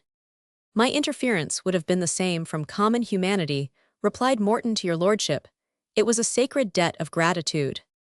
Cuddy at this instant returned with a horse.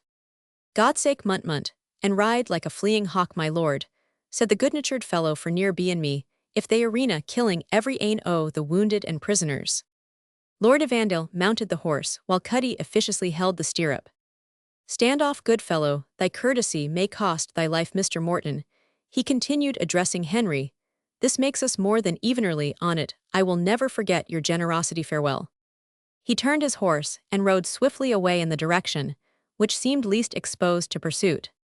Lord Evandale had just rode off when several of the insurgents who were in the front of the pursuit came up, denouncing vengeance on Henry Morton and Cuddy for having aided the escape of a Philistine, as they called the young nobleman.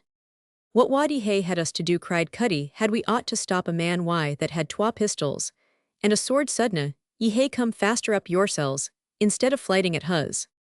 This excuse would hardly have passed current, but Kettledrummel, who now awoke from his trance of terror, and was known to and reverenced by most of the wanderers, together with Moz, who possessed their appropriate language, as well as the preacher himself, proved active and effectual intercessors.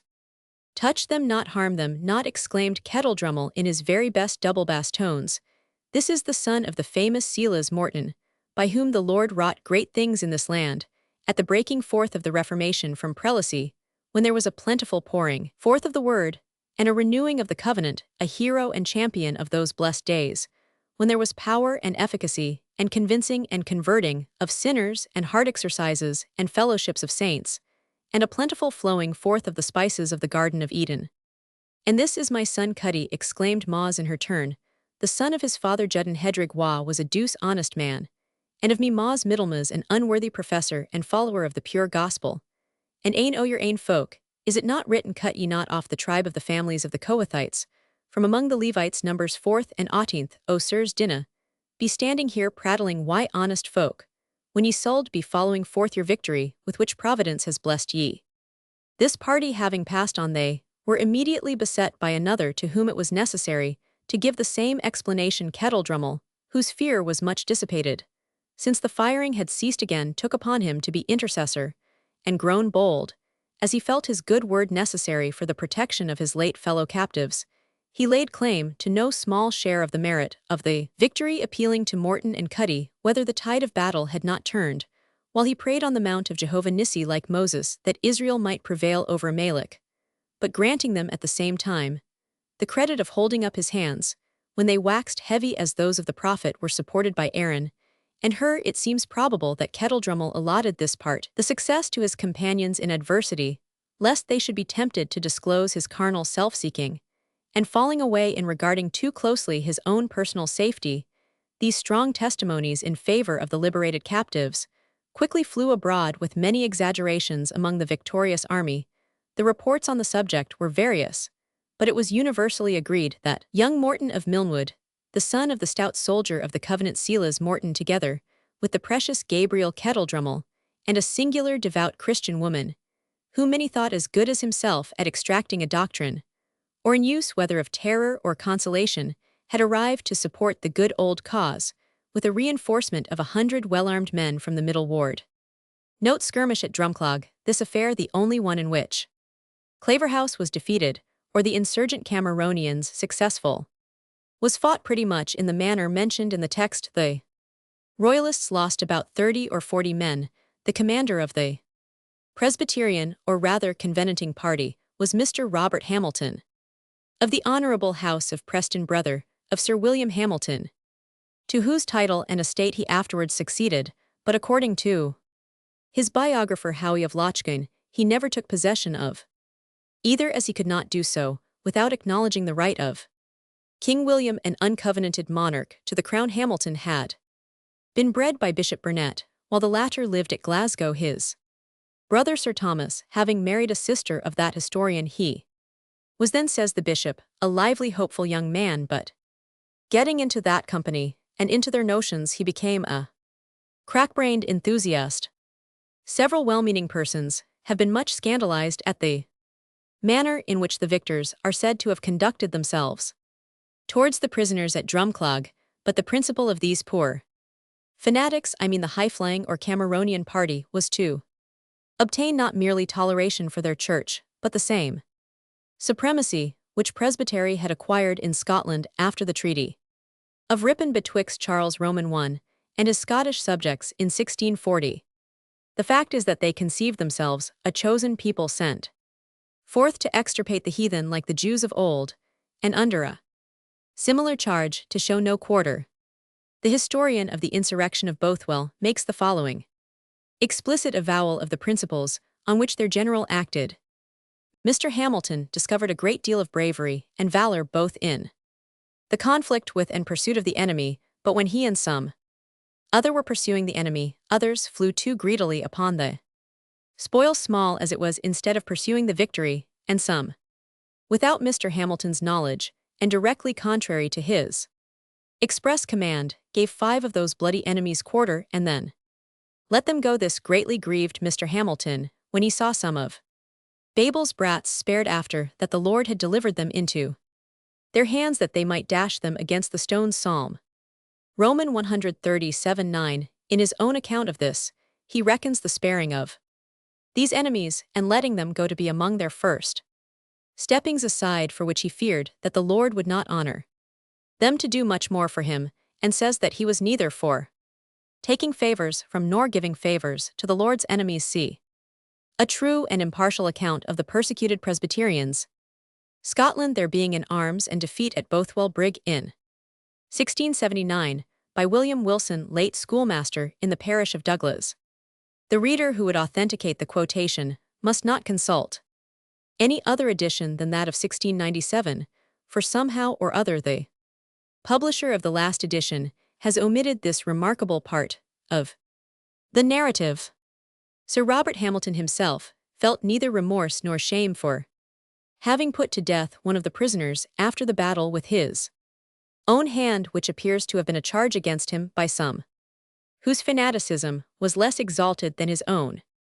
As for that accusation they bring against me of killing that poor man, as they call him at Drumclog, I may easily guess that my accusers can be no other but some of the house of Saul or Shimei, or some such, risen again to espouse that poor gentleman Saul, his quarrel against honest Samuel for his offering to kill that poor man Agag after the king's giving him quarter, but I being to command that day, gave out the word that no quarter should be given. And returning from pursuing Claverhouse, 1 or 2 of these fellows were standing in the midst of a company of our friends, and some were debating for quarter, others against it. None could blame me to decide the controversy, and I bless the Lord for it to this day. There were 5 more that without my knowledge got quarter, who were brought to me after we were a mile from the place, as having got quarter, which I reckoned among the first steppings aside, and seeing that spirit amongst us at that time, I then told it to some that were with me. To my best remembrance, it was honest old John Nisbet, that I feared the Lord would not honor us to do much more. For him, I shall only say this: I desire to bless his holy name, that since ever he helped me to set my face to his work, I never had nor would take a favor from enemies, either on right or left hand, and desired to give as few. The preceding passage is extracted from a long vindication of his own conduct sent by Sir Robert Hamilton, 7th December 1685. Addressed to the anti-popish, anti-prelatic, anti-Erastian anti-sectarian true Presbyterian remnant of the Church of Scotland. And the substance is to be found in the work or collection called Faithful Contendings, displayed, collected, and transcribed by John Howie. As the skirmish of Drumclog has been of late the subject of some enquiry, the reader may be curious to see Claverhouse's own account of the affair in a letter to the Earl of Linlithgow written immediately after the action. This gazette, as it may be called, occurs in the volume called Dundee's Letters, printed by Mr. Smythe of Methven as a contribution to the Bannatyne Club. The original is in the library of the Duke of Buckingham, Claverhouse. It may be observed spells like a chambermaid. For the Earl of Linlithgow, Commander-in-Chief of King Charles Roman II's forces in Scotland. Glasgow, June the 1, 1679. My lord, upon Saturday's night, when my Lord Ross came into this place, I marched out, and because of the insolency that had been done 2 nights before at Ruglen, I went thither and inquired for the names. So soon as I got them, I sent our parties to seize on them, and found not only 3 of those rogues, but also an intercommend minister, called King. We had them at Streven about 6 in the morning yesterday, and resolving to convey them to this, I thought that we might make a little tour to see if we could fall upon a conventicle, which we did little to our advantage, for when we came in sight of them, we found them drawn up in battle upon it most advantageous ground, to which there was no coming, but through mosses and lakes. They were not preaching, and had got away all their women and children. They consisted of 4 backlans of foot, and all well armed with fusils and pitchforks, and 3 squadrons of horse. We sent both parties to skirmish, they of foot, and we of dragoons. They run for it, and sent down a battalion of foot. Against them we sent 60 of dragoons, who made them run again shamefully, but in end they perceiving that we had the better of them in skirmish, they resolved a general engagement, and immediately advanced with their foot, the horse following. They came throughout the loch, the greatest body of all made up against my troop. We kept our fire till they were within 10 pace of us. They recaved our fur, and advanced to shock the first they gave us. Brought down the coronet, Mr. Crawford, and Captain Bleeth. Besides that, with a pitchfork, they made such an opening in my roan horse's belly that his guts hung out half an ell, and yet he carried me aff and mill, which so discouraged our men that they sustained not the shock, but fell into disorder. Their horse took the occasion of this, and pursued us so hotly that we had no time to rally. I saved the standards, but lost on the place about 8 or 10 men besides wounded, but he dragoons lost many more. They are not come easily aff on the other side, for I saw several of them fall before we came to the shock. I mad the best retreat the confusion of our people would suffer, and I am now laying with my Lord Ross. The town of Streven drew up as we was making our retreat, and thought of a pass to cut us off, but we took courage and fell to them, made them run, leaving a dousing on the place. What these rogues will do, yet I know not, but the country was flocking to them from all hands. This may be counted the beginning of the rebellion, in my opinion. I am, my lord, your lordship's most humble servant, J. Graham. My lord, I am so wearied and so sleepy that I have written this very confusedly. Chapter Roman 18, when pulpit drum ecclesiastic was beat with fist instead of a stick. Hudibras. In the meantime, the insurgent cavalry returned from the pursuit jaded and worn out with their unwonted efforts, and the infantry assembled on the ground, which they had won, fatigued with toil and hunger. Their success, however, was a cordial to every bosom, and seemed even to serve in the stead of food and refreshment. It was indeed much more brilliant than they durst have ventured to anticipate, for with no great loss on their part, they had totally routed a regiment of picked men, commanded by the first officer in Scotland, and one whose very name had long been a terror to them. Their success seemed even to have upon their spirits the effect of a sudden and violent surprise, so much had their taking up arms been a measure of desperation, rather than of hope. Their meeting was also casual, and they had hastily arranged themselves under such commanders as were remarkable for zeal and courage, without much respect to any other qualities.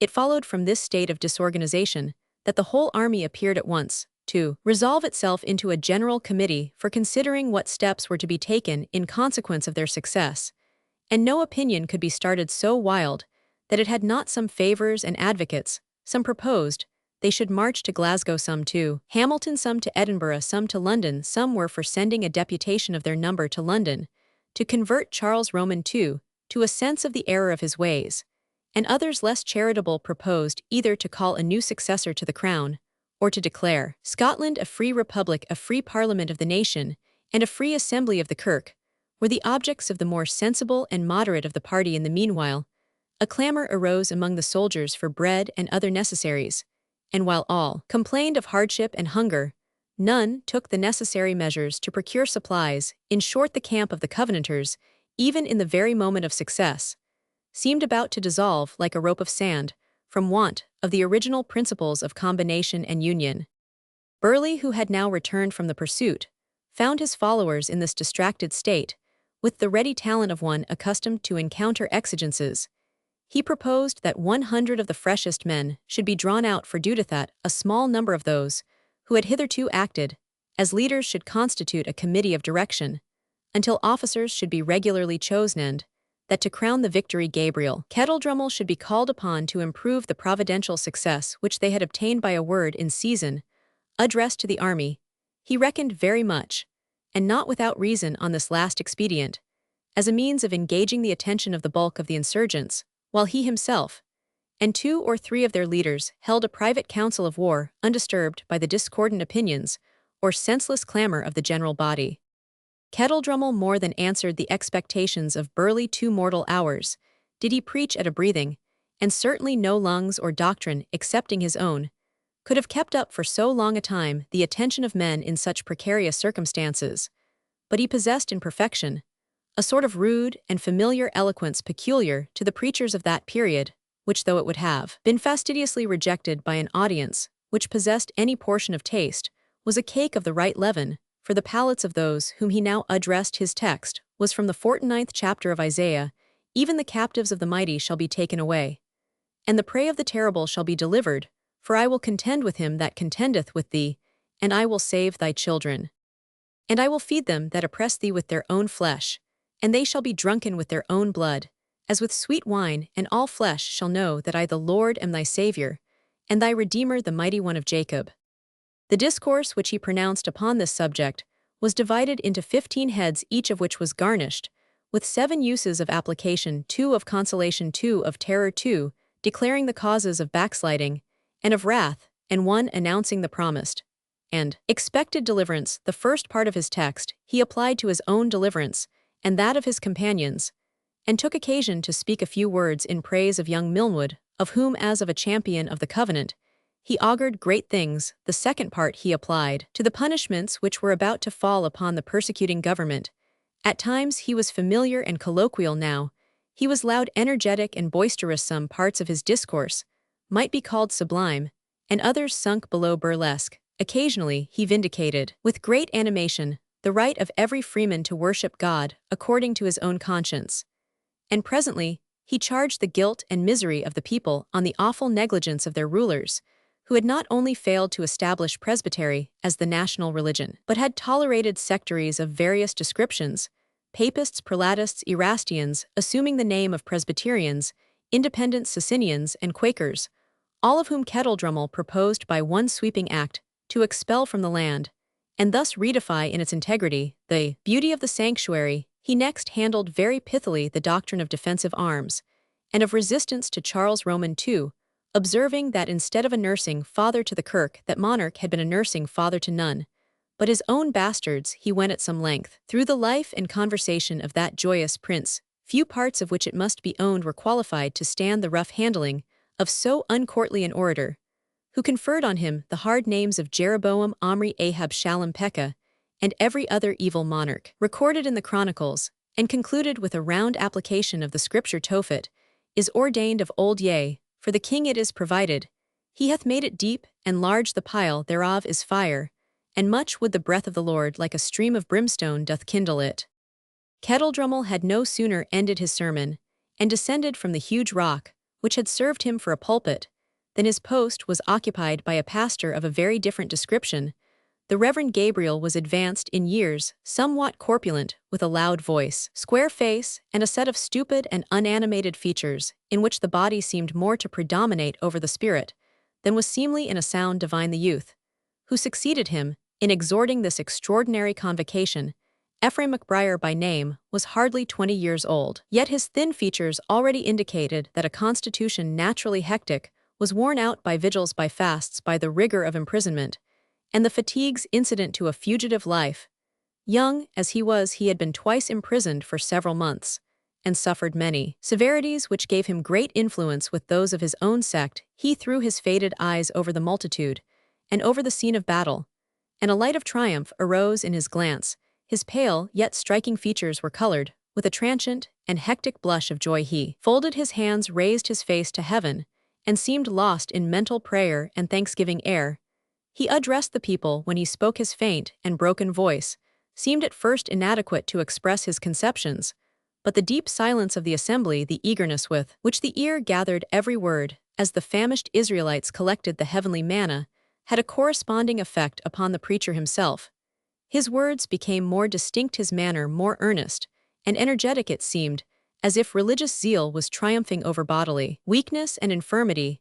His natural eloquence was not altogether untainted with the coarseness of his sect, and yet by the influence of a good natural taste, it was freed from the grosser and more ludicrous errors of his contemporaries, and the language of Scripture, which in their mouths was sometimes degraded by misapplication, gave in McBriar's exhortation a rich and solemn effect, like that which is produced by the beams of the sun, streaming through the storied representation of saints and martyrs on the Gothic window of some ancient cathedral. He painted the desolation of the church during the late period of her distresses in the most affecting colors. He described her like Hagar watching the waning life of her infant, amid the fountainless desert, like Judah under her palm tree mourning for the devastation of her temple, like Rachel weeping for her children and refusing comfort. But he chiefly rose into rough sublimity when addressing the men yet reeking from battle. He called on them to remember the great things which God had done for them, and to persevere in the career which their victory had opened. Your garments are dyed, but not with the juice of the winepress. Your swords are filled with blood, he exclaimed, but not with the blood of goats or lambs. The dust of the desert, on which ye stand, is made fat with gore, but not with the blood of bullocks. For the Lord hath a sacrifice in Bozrah, and a great slaughter in the land of Idumea. These were not the firstlings of the flock, the small cattle of burnt offerings, whose bodies lie like dung on the plowed field of the husbandman. This is not the savor of myrrh, of frankincense, or of sweet herbs that is steaming in your nostrils. But these bloody trunks are the carcasses of those who held the bow and the lance, who were cruel, and would show no mercy, whose voice roared like the sea, who rode upon horses, every man in array, as if to battle. They are the carcasses, even of the mighty men of war that came against Jacob in the day of his deliverance. And the smoke is that of the devouring fires that have consumed them, and those wild hills that surround you are not a sanctuary planked with cedar and plated with silver, nor are ye ministering priests at the altar with censers and with torches, but ye hold in your hands the sword and the bow and the weapons of death.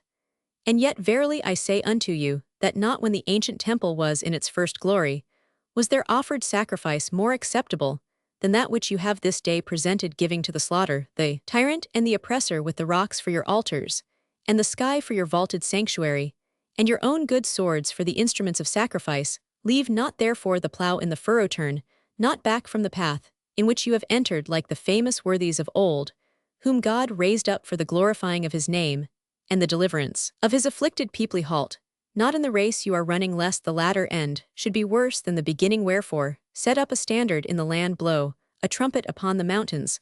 Let not the shepherd tarry by his sheepfold, or the seedsman continue in the plowed field. But make the watch strong, sharpen the arrows, burnish the shields. Name ye the captains of thousands and captains of hundreds, of fifties and of tens. Call the footmen like the rushing of winds, and cause the horsemen to come up like the sound of many waters. For the passages of the destroyers are stopped, their rods are burned, and the face of their men of battle hath been turned to flight. Heaven has been with you and has broken the bow of the mighty. Then let every man's heart be as the heart of the valiant Maccabeus, every man's hand as the hand of the mighty Samson, every man's sword as that of Gideon, which turned not back from the slaughter. For the banner of reformation is spread abroad on the mountains in its first loveliness, and the gates of hell shall not prevail against it. Well is he this day that shall barter his house for a helmet, and sell his garment for a sword, and cast in his lot with the children of the covenant even to the fulfilling of the promise. And woe unto him, who for carnal ends and self-seeking shall withhold himself from the great work, for the curse shall abide with him, even the bitter curse of Meroz, because he came not to the help of the Lord against the mighty up then, and be doing the blood of martyrs reeking upon scaffolds, is crying for vengeance. The bones of saints, which lie whitening in the highways, are pleading for retribution, the groans of innocent captives from desolate isles of the sea, and from the dungeons of the tyrants, high places cry for deliverance. The prayers of persecuted Christians, sheltering themselves in dens and deserts from the sword of their persecutors, famished with hunger, starving with cold, lacking fire, food, shelter, and clothing, because they serve God rather than Manol, are with you pleading, watching, knocking, storming the gates of heaven in your behalf. Heaven itself shall fight for you as the stars in their courses fought against Sisera. Then whoso will deserve immortal fame in this world and eternal happiness in that which is to come, let them enter into God's service, and take Arl at the hand of his servanta, blessing namely upon him and his household, and his children to the 9th generation, even the blessing of the promise for ever and ever. Amen. The eloquence of the preacher was rewarded by the deep hum of stern approbation, which resounded through the armed assemblage, at the conclusion of an exhortation, so well suited to that which they had done, and that which remained for them to do. The wounded forgot their pain, the faint and hungry their fatigues and privations, as they listened to doctrines, which elevated them alike above the wants and calamities of the world, and identified their cause with that of the deity. Many crowded around the preacher as he descended from the eminence on which he stood, and clasping him with hands, on which the gore was not yet hardened, pledged their sacred vow, that they would play the part of heaven's true soldiers. Exhausted by his own enthusiasm, and by the animated fervor which he had exerted in his discourse, the preacher could only reply in broken accents, God bless you, my brethren, it is his cause. Stand strongly up, and play the men. The worst that can befall us is but a brief and bloody passage to heaven. Balfour and the other leaders had not lost the time which was employed in these spiritual exercises. Watchfires were lighted, sentinels were posted, and arrangements were made to refresh the army with such provisions as had been hastily collected from the nearest farmhouses and villages. The present necessity thus provided for, they turned their thoughts to the future. They had dispatched parties to spread the news of their victory, and to obtain either by force or favor supplies of what they stood most in need of. In this, they had succeeded beyond their hopes, having at one village seized a small magazine of provisions, forage, and ammunition, which had been provided for the royal forces. This success not only gave them relief at the time, but such hopes for the future that whereas formerly some of their number had begun to slacken in their zeal, they now unanimously resolved to abide together in arms, and commit themselves and their cause to the event of war.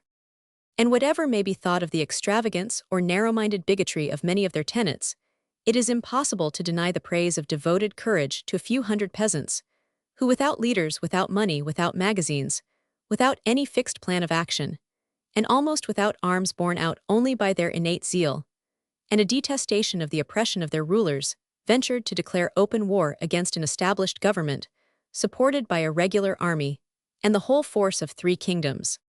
Chapter Roman 19. Why then say an old man can do somewhat? Henry Roman 4 Part Roman 2. We must now return to the Tower of Tiliatudlem, which the march of the Life Guards on the morning of this eventful day had left to silence and anxiety. The assurances of Lord Evandale had not succeeded in quelling the apprehensions of Edith. She knew him generous and faithful to his word, but it seemed too plain that he suspected the object of her intercession to be a successful rival. And was it not expecting from him an effort above human nature to suppose that he was to watch over Morton's safety and rescue him from all the dangers to which his state of imprisonment and the suspicions which he had incurred must repeatedly expose him?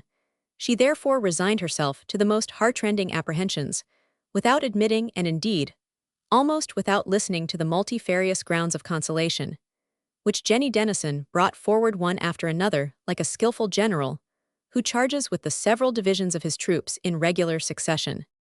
First, Jenny was morally positive that young Milnwood would come to no harm. Then, if he did, there was consolation in the reflection that Lord Evandale was the better and more appropriate match of the two. Then, there was every chance of a battle, in which the said Lord Evandale might be killed, and there wad be nae mair fash about that job. Then, if the Whigs gat the better Milnwood and Cuddy might come to the castle, and carry off the beloved of their hearts by the strong hand. For I forgot to tell ye, madam, continued the damsel, putting her handkerchief to her eyes, that pure Cuddy's in the hands of the Philistines, as weel as young Milnwood, and he was brought here a prisoner this morning. And I was fain to speak Tam Halliday fair, and fleech him to let me near the pure creature. But Cuddy wasna sae thankfu as he needed till hae been neither, she added, and at the same time changed her tone, and briskly withdrew the handkerchief from her face. So I will near waste my een greeting about the matter. There wad be o young men left if they were to hang the tea half o' them. The other inhabitants of the castle were also in a state of dissatisfaction, and anxiety. Lady Margaret thought that Colonel Graham, in commanding an execution at the door of her house, and refusing to grant a reprieve at her request, had fallen short of the deference due to her rank, and had even encroached on her seigneurial rights. The colonel, she said, ought to have remembered, brother, that the barony of Tilliatudlem has the baronial privilege of pit and gallows, and therefore, if the lad was to be executed on my estate, which I consider as an unhandsome thing, seeing it is in the possession of females, to whom such tragedies cannot be acceptable, he ought at common law to have been delivered up to my bailey, and justified at his sight.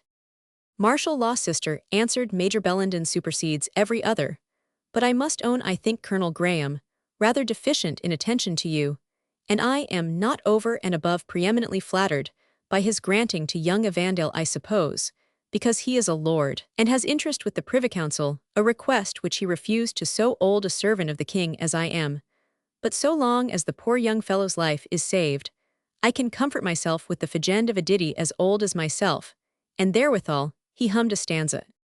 And what though winter will pinch severe through locks of grey, and a cloak that's old, yet keep up thy heart, bold cavalier, for a cup of sack shall fence the cold. I must be your guest here today, sister. I wish to hear the issue of this gathering on Loudenhill, though I cannot conceive there standing a body of horse appointed like our guests this morning. Woes me, the time has been that I would have liked ill to have sate in Bigot, was waiting for the news of a skirmish to be fought within 10 miles of me, but as the old song goes, for time will rust the brightest blade, and years will break the strongest bow. Was ever wight so starkly made? But time and years would overthrow. We are well pleased you will stay, brother, said Lady Margaret. I will take my old privilege to look after my household, whom this collation has thrown into some disorder, although it is uncivil to leave you alone. Oh, I hate ceremony, as I hate a stumbling horse, replied the major. Besides, your person would be with me, and your mind with the cold meat and reversionary pasties. Where is Edith?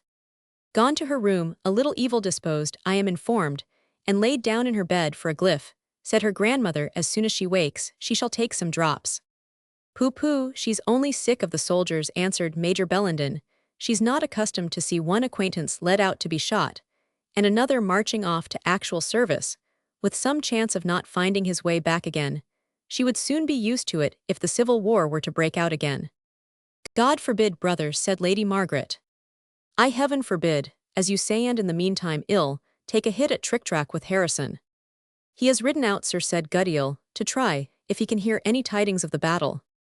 The battle, said the major. It puts this family as much out of order as if there had never been such a thing in the country beforehand, yet there was such a place as Kilsyth, John.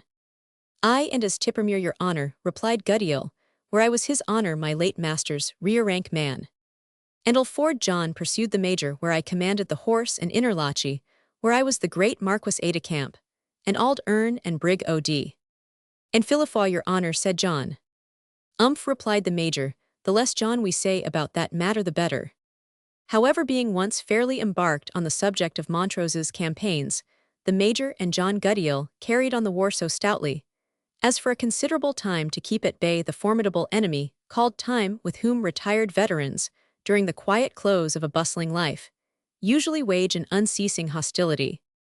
It has been frequently remarked that the tidings of important events fly with a celerity almost beyond the power of credibility, and that reports correct in the general point, though inaccurate in details, precede the certain intelligence, as if carried by the birds of the air. Such rumors anticipate the reality, not unlike to the shadows of coming events, which occupy the imagination of the Highland. Sir Harrison in his ride encountered some such report concerning the event of the battle, and turned his horse back to Tilliatudlem in great dismay, He made it his first business to seek out the major, and interrupted him, in the midst of a prolix account of the siege and storm of Dundee, with the ejaculation, "Heaven send, Major, that we do not see a siege of Tilliatudlem before we are many days older." "How is that, Harrison? What the devil do you mean?" exclaimed the astonished veteran. "Troth, sir, there is strong and increasing belief that Claverhouse is clean broken, some say killed, that the soldiers are all dispersed, and that the rebels are hastening this way, threatening death and devastation to a that will not take the covenant." "I will never believe that," said the major, starting on his feet. "I will never believe that the lifeguards would retreat before rebelsend. Yet why need I say that," he continued, checking himself, "when I have seen such sights myself? Send out Pike, and one or two of the servants for intelligence, and let all the men in the castle, and in the village that can be trusted, take up arms. This old tower may hold them, play a bit if it were but victualled and garrisoned, and it commands the pass between the high and low countries. It's lucky I chanced to be here. Go muster men, Harrison, you Guddiel, look what provisions you have, or can get brought in, and be ready, if the news be confirmed, to knock down as many bullocks as you have. Salt for the well never goes dry. There are some old-fashioned guns on the battlements. If we had but ammunition, we should do well enough." "The soldiers left some casks of ammunition at the Grange this morning, to bide their return," said Harrison. "Hasten then," said the major, "and bring it into the castle with every pike, sword, pistol, or gun that is within our reach. Don't leave so much as a bodkin. Lucky that I was here. I will speak to my sister instantly." Lady Margaret Bellenden was astounded at intelligence so unexpected, and so alarming it had seemed to her that the imposing force which had that morning left her walls was sufficient to have rooted all the disaffected in Scotland, if collected in a body, and now her first reflection was upon the inadequacy of their own means of resistance to an army strong enough to have defeated Claverhouse, and such select troops. Woes me," said she, "what will all that we can do avail us, brother? What will resistance do but bring sure destruction on the house, and on the bairn Edith? For God knows, I thinkna on my ain auld life." "Come, sister," said the major, "you must not be cast down. The place is strong, the rebels ignorant, and ill provided. My brother's house shall not be made a den of thieves and rebels, while old Miles Bellenden is in it. My hand is weaker than it was, but I thank my old grey hairs that I have some knowledge of war. Yet here comes Pike, with intelligence." "What news, Pike? Another Philippa job, eh?" Aye, said Pike, composedly. "A total scattering. I thought this morning little gude would come of their newfangled gait of slinging their carabines." "Whom did you see? Who gave you the news?" asked the major. "Oh, mair than half a dozen dragoon fellows that are on the spur whilk to get first to Hamilton Thale. Win the race, I warrant them, win the battle, like." "Continue your preparations, Harrison," said the alert veteran. "Get your ammunition in, and the cattle killed send down to the borough town for what meal you can gather. We must not lose an instant. Had not Edith and you, sister, better return to Charnwood while we have the means of sending you there?" "No, brother," said Lady Margaret, looking very pale, but speaking with the greatest composure. "Since the Auld House is to be held out, I will take my chance in it. I have fled twice from it in my days, and I have found it desolate of its bravest and its bonniest. When I returned, sae that I will e'en abide now and end my pilgrimage in it. It may on the whole be the safest course, both for Edith and you," said the major, "for the Whigs will rise all the way between this and Glasgow, and make your travelling there, or your dwelling at Charnwood, very unsafe." "So be it then," said Lady Margaret, "and dear brother, as the nearest blood relation of my deceased husband, I deliver to you by this symbol her." She gave into his hand the venerable gold-headed staff of the deceased Earl of Torwood, keeping and government, and seneschalship of my tower of Tilliatudlem, and the appurtenances thereof, with full power to kill, slay, and damage those who shall assail the same as freely as I might do myself. And I trust you will so defend it, as becomes a house in which his most sacred majesty has not disdained." "Pshaw, sister," interrupted the major, "we have no time to speak about the king and his breakfast just now." And hastily leaving the room, he hurried with all the alertness of a young man of 25 to examine the state of his garrison and superintend the measures which were necessary for defending the place. The tower of Tilliatudlem, having very thick walls and very narrow windows, having also a very strong courtyard wall with flanking turrets on the only accessible side, and rising on the other from the very verge of a precipice, was fully capable of defense against anything but a train of heavy artillery. Famine or escalade was what the garrison had chiefly to fear. For artillery, The top of the tower was mounted with some antiquated wall-pieces and small cannons, which bore the old-fashioned names of culverins, sakers, demisakers, falcons, and falconets. These the major, with the assistance of John Guddiel, caused to be scaled and loaded, and pointed them, so as to command the road over the brow of the opposite hill, by which the rebels must advance, causing at the same time 2 or 3 trees to be cut down, which would have impeded the effect of the artillery, when it should be necessary to use it. With the trunks of these trees, and other materials, he directed barricades to be constructed upon the winding avenue, which rose to the tower along the highroad, taking care that each should command the other. The large gate of the courtyard he barricaded, yet more strongly, leaving only a wicket open for the convenience of passage. What he had most to apprehend was the slenderness of his garrison, for all the efforts of the steward were unable to get more than 9 men under arms himself, and Guddiel included. So much more popular was the cause of the insurgents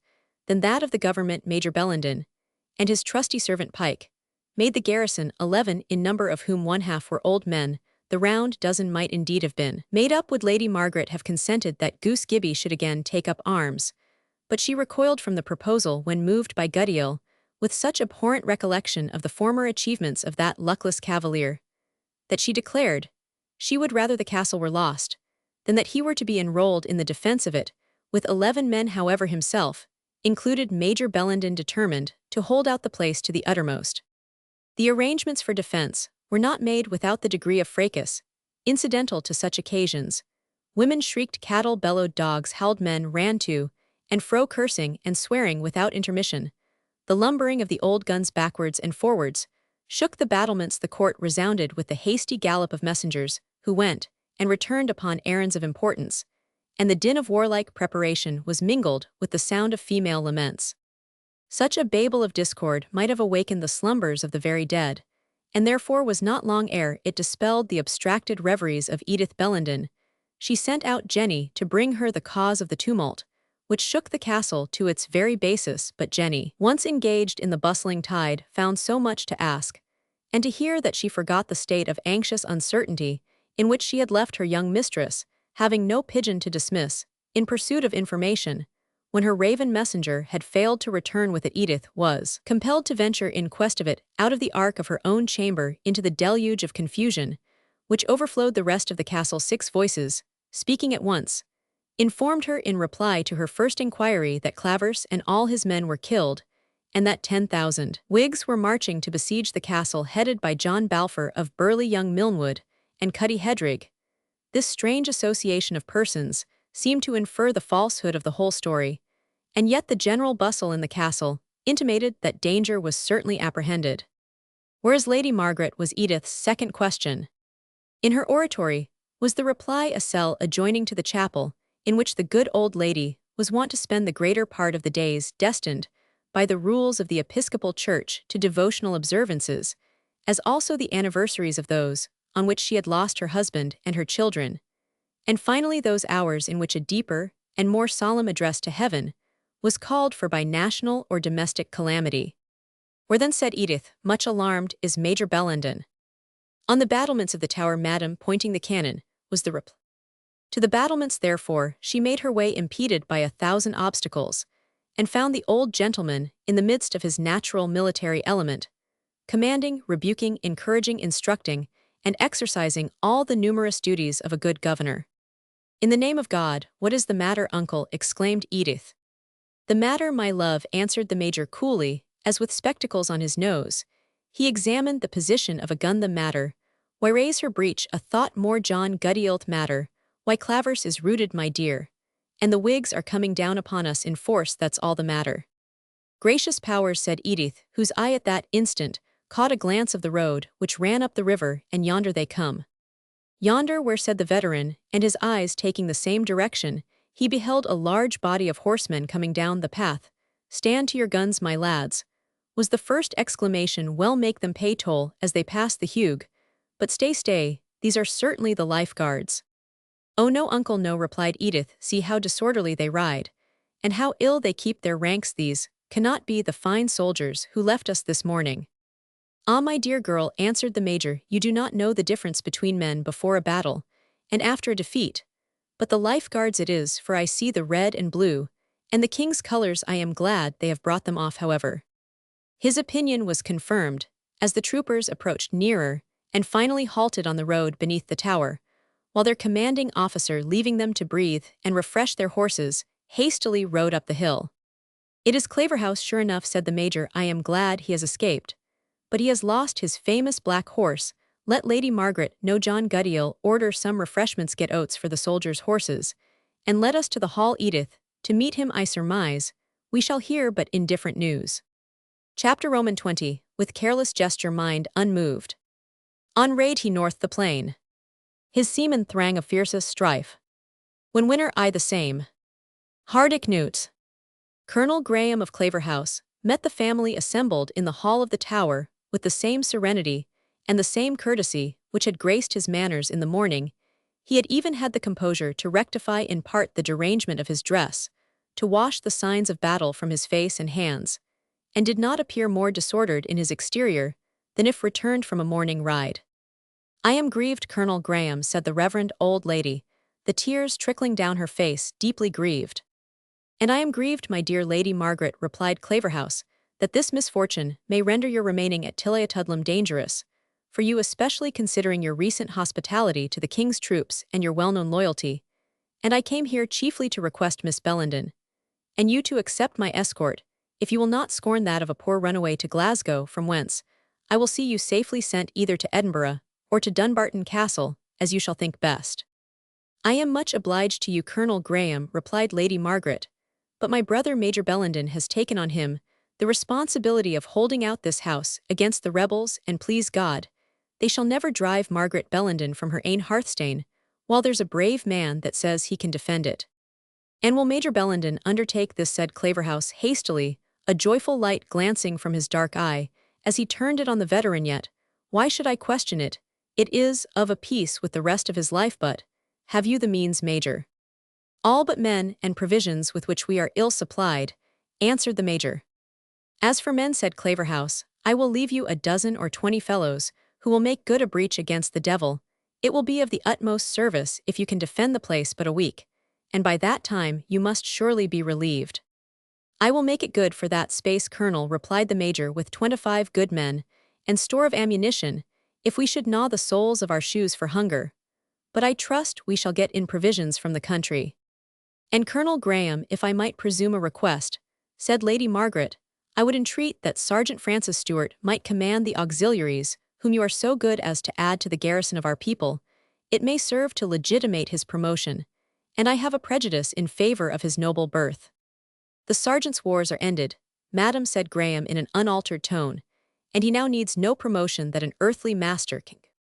"Pardon me," said Major Bellenden, taking Claverhouse by the arm and turning him away from the ladies, "but I am anxious for my friends. I fear you have other and more important loss. I observe another officer carries your nephew's standard." "You are right, Major Bellenden," answered Claverhouse firmly. "My nephew is no more. He has died in his duty, as became him." "Great God!" exclaimed the Major, "how unhappy the handsome, gallant, high-spirited youth!" "He was indeed all you say," answered Claverhouse. "Poor Richard was to me as an eldest son, the apple of my eye and my destined heir. But he died in his duty, and I, Major Bellenden," wrung the Major's hand hard, as he spoke, "I live to avenge him." "Colonel Graham," said the affectionate veteran, his eyes filling with tears, "I am glad to see you bear this misfortune with such fortitude." "I am not a selfish man," replied Claverhouse, "though the world will tell you otherwise. I am not selfish either in my hopes or fears, my joys or sorrows. I have not been severe for myself, or grasping for myself, or ambitious for myself. The service of my master and the good of the country are what I have tried to aim at. I may perhaps have driven severity into cruelty, but I acted for the best, and now I will not yield to my own feelings a deeper sympathy than I have given to those of others." "I am astonished at your fortitude, under all the unpleasant circumstances of this affair," pursued the Major. "Yes," replied Claverhouse, "my enemies in the council will lay this misfortune to my charge. I despise their accusations, they will calumniate me to my sovereign. I can repel their charge. The public enemy will exult in my flight. I shall find a time to show them that they exult too. Early this youth that has fallen stood betwixt a grasping kinsman and my inheritance, for you know that my marriage bed is barren. Yet peace be with him, The country can better spare him than your friend Lord Evandale, who after behaving very gallantly has I fear also fallen." "What a fatal day," ejaculated the major. "I heard a report of this, but it was again contradicted. It was added that the poor young nobleman's impetuosity had occasioned the loss of this unhappy field." "Not so, Major," said Graham. "Let the living officers bear the blame if there be any, and let the laurels flourish untarnished on the grave of the fallen. I do not, however, speak of Lord Evandale's death as certain, but killed or prisoner, I fear. He must be, yet he was extricated from the tumult. The last time we spoke together, we were then on the point of leaving the field with a rearguard of scarce 20 men. The rest of the regiment were almost dispersed." "They have rallied again, soon," said the major, looking from the window on the dragoons who were feeding their horses and refreshing themselves beside the brook. "Yes," answered Claverhouse, "my blackguards had little temptation either to desert or to straggle farther than they were driven by their first panic.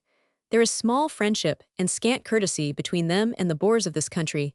Every village they pass is likely to rise on them, and so the scoundrels are driven back to their colors by a wholesome terror of spits, pikestaves, hayforks, and broomsticks. But now let us talk about your plans and wants, and the means of corresponding with you. To tell you the truth, I doubt being able to make a long stand at Glasgow, even when I have joined my Lord Ross, for this transient and accidental success of the fanatics will raise the devil through all the western counties." They then discussed Major Bellenden's means of defense, and settled a plan of correspondence. In case a general insurrection took place, as was to be expected, Claverhouse renewed his offer to escort the ladies to a place of safety, but all things considered, Major Bellenden thought they would be in equal safety at Tilliatudlem. The colonel then took a polite leave of Lady Margaret and Miss Bellenden, assuring them that though he was reluctantly obliged to leave them for the present in dangerous circumstances, yet his earliest means should be turned to the redemption of his character as a good knight and true, and that they might speedily rely on hearing from or seeing him. Full of doubt and apprehension, Lady Margaret was little able to reply to a speech so much in unison with her usual expressions and feelings, but contented herself with bidding Claverhouse farewell, and thanking him for the succors which he had promised to leave them. Edith longed to inquire the fate of Henry Morton, but could find no pretext for doing so, and could only hope that it had made a subject of some part of the long private communication which her uncle had held with Claverhouse on this subject. However, she was disappointed, for the old cavalier was so deeply immersed in the duties of his own office that he had scarce said a single word to Claverhouse excepting upon military matters, and most probably would have been equally forgetful had the fate of his own son, instead of his friends, lain in the balance.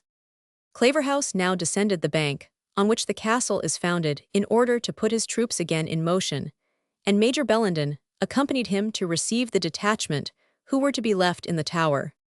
"I shall leave Ingleis with you," said Claverhouse, "for as I am situated, I cannot spare an officer of rank. It is all we can do by our joint efforts to keep the men together. But should any of our missing officers make their appearance, I authorize you to detain them, for my fellows can with difficulty be subjected to any other authority." His troops being now drawn up, he picked out 16 men by name, and committed them to the command of Corporal Ingleis, whom he promoted to the rank of sergeant on the spot.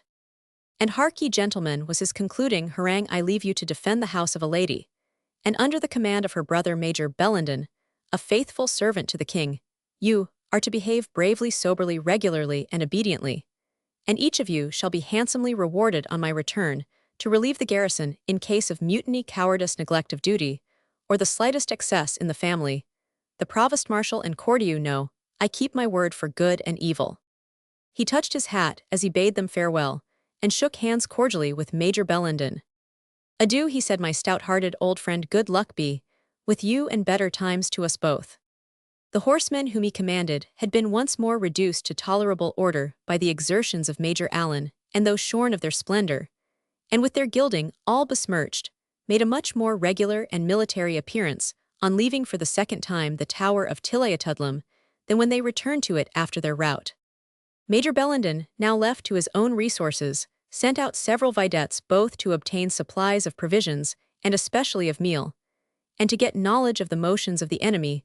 All the news he could collect on the second subject tended to prove that the insurgents meant to remain on the field of battle for that night, but they also had abroad their detachments and advanced guards to collect supplies, and great was the doubt and distress of those who received contrary orders in the name of the king, and in that of the kirk, the one commanding them to send provisions to victual the castle of Tilliatudlem, and the other enjoining them to forward supplies to the camp of the godly professors of true religion, now in arms for the cause of covenanted reformation, presently pitched at Drumclognigh to Loudenhill, each summons closed with a denunciation of fire, and sword if it was neglected, for neither party could confide so far in the loyalty or zeal of those whom they addressed, as to hope they would part with their property upon other terms, so that the poor people knew not what hand to turn themselves to, and to say truth there were some who turned themselves to more than one. Thirkittle times will drive the wisest o' us daft, said Neil Blaine, the prudent host of the Howff. But I keep a calm suff Jenny, what meal is in the gurnal? 4 bows o' 8 meal, 3 bows o' bear, and 3 bows o' peas, was Jenny's reply. Owl hinny, continued Neil Blaine, sighing deeply, let Baldy drive the peas, and bear meal to the camp at Drumclog and was the auld guidwife's plugmonth Mashlam Bannocks, will suit their muirland stamachs, will he maun say it's the last o' meal in the house, or if he scruples to tell a lie as it's no likely he will when it's for the gude o' the house he may wait till Duncan Glen, the auld drucken trooper, drives up the 8 meal to Tilliatudlem, why my dutiful service to my leddy and the major, and I heena as muckle left as will mak my parich. And if Duncan manage right ilgy him, a tass o' whiskey shall mak the blue low come out at his mouth. And what are we to eat ourselves, then, father, asked Jenny, when we hae sent awa the hale meal in the ark, and the gurnal? We maun gar wheat flour serve us for a blink, said Neil, in a tone of resignation. It's no that ill food, though far frae being sae hearty or kindly to a Scotchman's stamach, as the Kearney 8 meal is the Englishers live amiest upont, but to be sure the pockpuddings ken nae better. While the prudent and peaceful endeavoured, like Neil Blaine, to make fair whether with both parties, those who had more public or party spirit began to take arms on all sides. The royalists in the country were not numerous, but were respectable from their fortune and influence, being chiefly landed proprietors of ancient descent, who with their brothers, cousins, and dependents to the 9th generation, as well as their domestic servants, formed a sort of militia capable of defending their own peelhouses against detached bodies of the insurgents, of resisting their demand of supplies, and intercepting those which were sent to the Presbyterian camp. By others the news that the Tower of Tilliatudlem was to be defended against the insurgents afforded great courage and support to these feudal volunteers, who considered it as a stronghold to which they might retreat in case it should become impossible for them to maintain the desultory war they were now about to wage. On the other hand, the towns, the villages, the farmhouses, the properties of small heritors, sent forth numerous recruits to the Presbyterian interest. These men had been the principal sufferers during the oppression of the time. Their minds were fretted, soured, and driven to desperation by the various exactions and cruelties to which they had been subjected, and although by no means united among themselves, either concerning the purpose of this formidable insurrection or the means by which that purpose was to be obtained, most of them considered it as a door opened by Providence to obtain the liberty of conscience of which they had been long deprived, and to shake themselves free of a tyranny directed both against body and soul. Numbers of these men therefore took up arms, and in the phrase of their time and party prepared to cast in their lot with the victors of Loudenhill. Chapter Roman 21. Ananias, I do not like the man, he is a heathen, and speaks the language of Canaan truly. Tribulation, you must await his calling and the coming of the good spirit, you did ill to upbraid him. The alchemist. We return to Henry Morton, whom we left on the field of battle. He was eating by one of the watchfires his portion of the provisions which had been distributed to the army, and musing deeply on the path which he was next to pursue, when Burleigh suddenly came up to him, accompanied by the young minister, whose exhortation after the victory had produced such a powerful effect. Henry Morton, said Balfour abruptly, the council of the army of the Covenant, confiding that the son of Silas Morton can never prove a lukewarm Laodicean or an indifferent Gallio in this great day, have nominated you to be a captain of their host, with the right of a vote in their council, and all authority fitting for an officer who is to command Christian men. Mr. Balfour, replied Morton, without hesitation, I feel this mark of confidence, and it is not surprising that a natural sense of the injuries of my country, not to mention those I have sustained in my own person, should make me sufficiently willing to draw my sword for liberty and freedom of conscience. But I will own to you that I must be better satisfied concerning the principles on which you bottom your cause ere I can agree to take a command amongst you. And can you doubt of our principles, answered Burleigh, since we have stated them to be the reformation both of church, and state the rebuilding of the decayed sanctuary, the gathering of the dispersed saints, and the destruction of the man of sin? I will own frankly, Mr. Balfour, replied Morton, much of this sort of language, which I observe is so powerful with others, is entirely lost on me. It is proper you should be aware of this.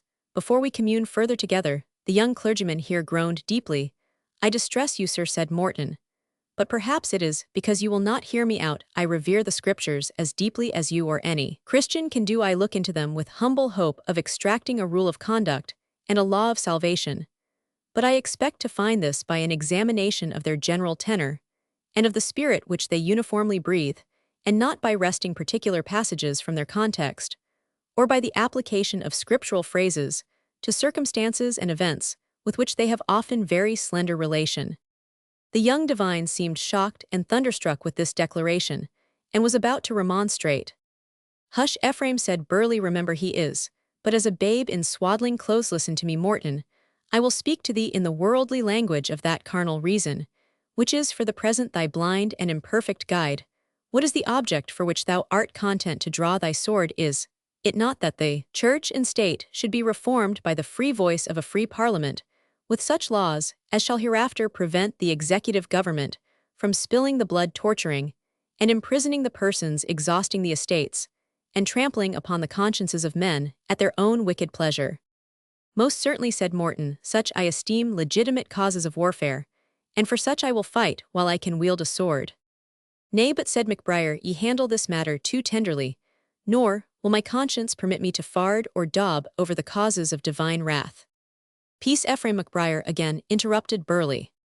I will not peace, said the young man. Is it not the cause of my master who hath sent me?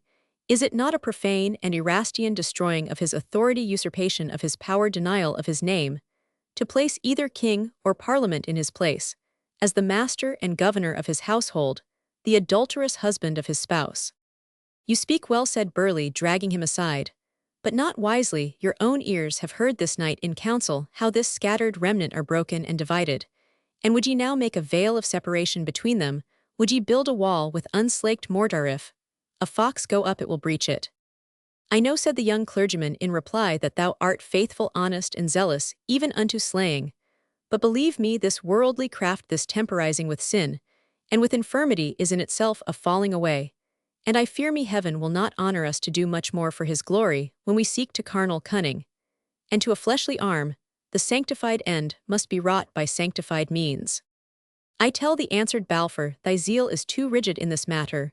We cannot yet do without the help of the Laodiceans, and the Erastians we must endure for a space. The indulged in the midst of the council, the sons of Zeruiah, are yet too strong for us.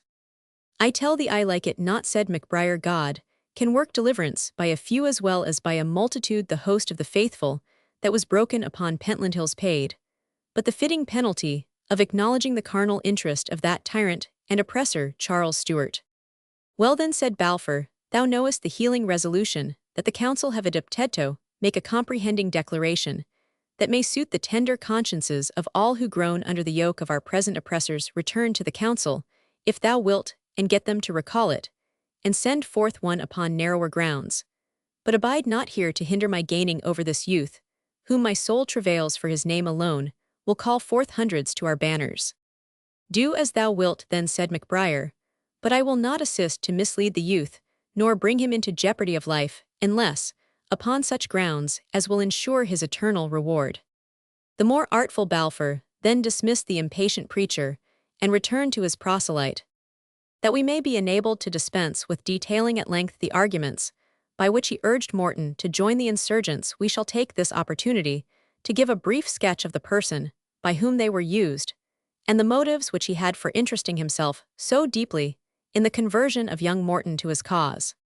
John Balfour of Kinloch, or Burleigh, for he is designated both ways in the histories and proclamations of that melancholy period, was a gentleman of some fortune and of good family in the county of Fife, and had been a soldier from his youth upwards. In the younger part of his life he had been wild and licentious, but had early laid aside open profligacy, and embraced the strictest tenets of Calvinism. Unfortunately, habits of excess and intemperance were more easily rooted out of his dark saturnine and enterprising spirit than the vices of revenge and ambition, which continued notwithstanding his religious professions to exercise no small sway over his mind, daring in design, precipitate and violent in execution, and going to the very extremity of the most rigid recusancy. It was his ambition to place himself at the head of the Presbyterian interest. To attain this eminence among the Whigs, he had been active in attending their conventicles, and more than once had commanded them when they appeared in arms, and beaten off the forces sent to disperse them at length. The gratification of his own fierce enthusiasm, joined as some say with motives of private revenge, placed him at the head of that party, who assassinated the Primate of Scotland as the author of the sufferings of the Presbyterians, the violent measures adopted by government to revenge this deed not on the perpetrators only, but on the whole professors of the religion to which they belonged, together with long previous sufferings, without any prospect of deliverance, except by force of arms, occasioned the insurrection, which, as we have already seen, commenced by the defeat of Claverhouse in the bloody skirmish of Loudenhill. But Burleigh, notwithstanding the share he had in the victory, was far from finding himself at the summit which his ambition aimed at. This was partly owing to the various opinions entertained among the insurgents concerning the murder of Archbishop Sharp. The more violent among them did indeed approve of this act as a deed of justice, executed upon a persecutor of God's church through the immediate inspiration of the deity, but the greater part of the Presbyterians disowned the deed as a crime highly culpable, although they admitted that the archbishop's punishment had by no means exceeded his deserts. The insurgents differed in another main point, which has been already touched upon. The more warm and extravagant fanatics, condemned as guilty of a pusillanimous abandonment of the rights of the church, those preachers and congregations who were contented in any manner to exercise their religion through the permission of the ruling government. This, they said, was absolute Erastianism, or subjection of the Church of God to the regulations of an earthly government, and therefore but one degree better than prelacy or popery. Again, the more moderate party were content to allow the king's title to the throne, and in secular affairs, to acknowledge his authority so long as it was exercised with due regard to the liberties of the subject, and in conformity to the laws of the realm.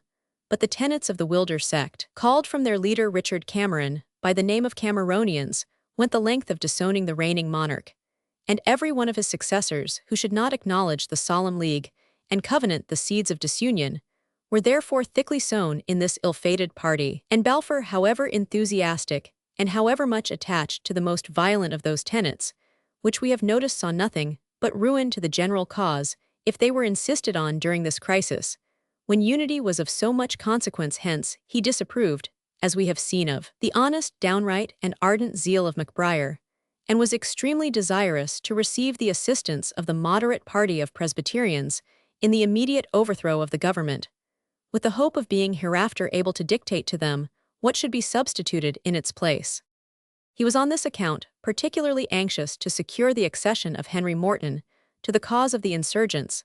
The memory of his father was generally esteemed among the Presbyterians, and as few persons of any decent quality had joined the insurgents, this young man's family and prospects were such as almost ensured his being chosen a leader through Morton's means, as being the son of his ancient comrade Burleigh conceived he might exercise some influence over the more liberal part of the army, and ultimately perhaps ingratiate himself so far with them as to be chosen commander-in-chief, which was the mark at which his ambition aimed. He had therefore, without waiting till any other person took up the subject, exalted to the council the talents and disposition of Morton, and easily obtained his elevation to the painful rank of a leader in this disunited and undisciplined army. The arguments by which Balfour pressed Morton to accept of this dangerous promotion as soon as he had gotten rid of his less wary and uncompromising companion MacBride were sufficiently artful and urgent. He did not affect either to deny or to disguise that the sentiments which he himself entertained concerning church government went as far as those of the preacher who had just left them, but he argued that, when the affairs of the nation were at such a desperate crisis, minute difference of opinion should not prevent those who in general wished well to their oppressed country from drawing their swords in its behalf. Many of the subjects of division, as for example that concerning the indulgence itself, arose, he observed, out of circumstances which would cease to exist provided their attempt to free the country should be successful, seeing that the presbytery, being in that case triumphant, would need to make no such compromise with the government, and consequently with the abolition of the indulgence, all discussion of its legality would be at once ended. He insisted much and strongly upon the necessity of taking advantage of this favorable crisis, upon the certainty of their being joined by the force of the whole western shires, and upon the gross guilt which those would incur who, seeing the distress of the country and the increasing tyranny with which it was governed, should from fear or indifference withhold their active aid from the good cause. Morton wanted not these arguments to induce him to join in any insurrection which might appear to have a feasible prospect of freedom to the country.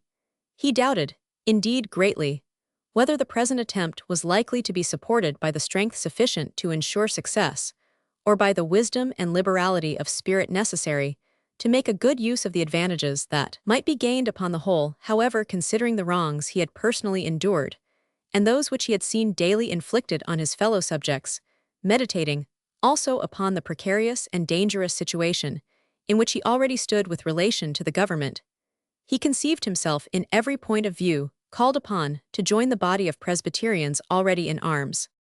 But while he expressed to Burleigh his acquiescence in the vote, which had named him a leader among the insurgents, and a member of their council of war, it was not without a qualification.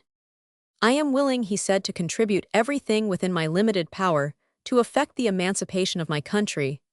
But do not mistake me, I disapprove in the utmost degree of the action in which this rising seems to have originated, and no arguments should induce me to join it, if it is to be carried on by such measures as that with which it has commenced."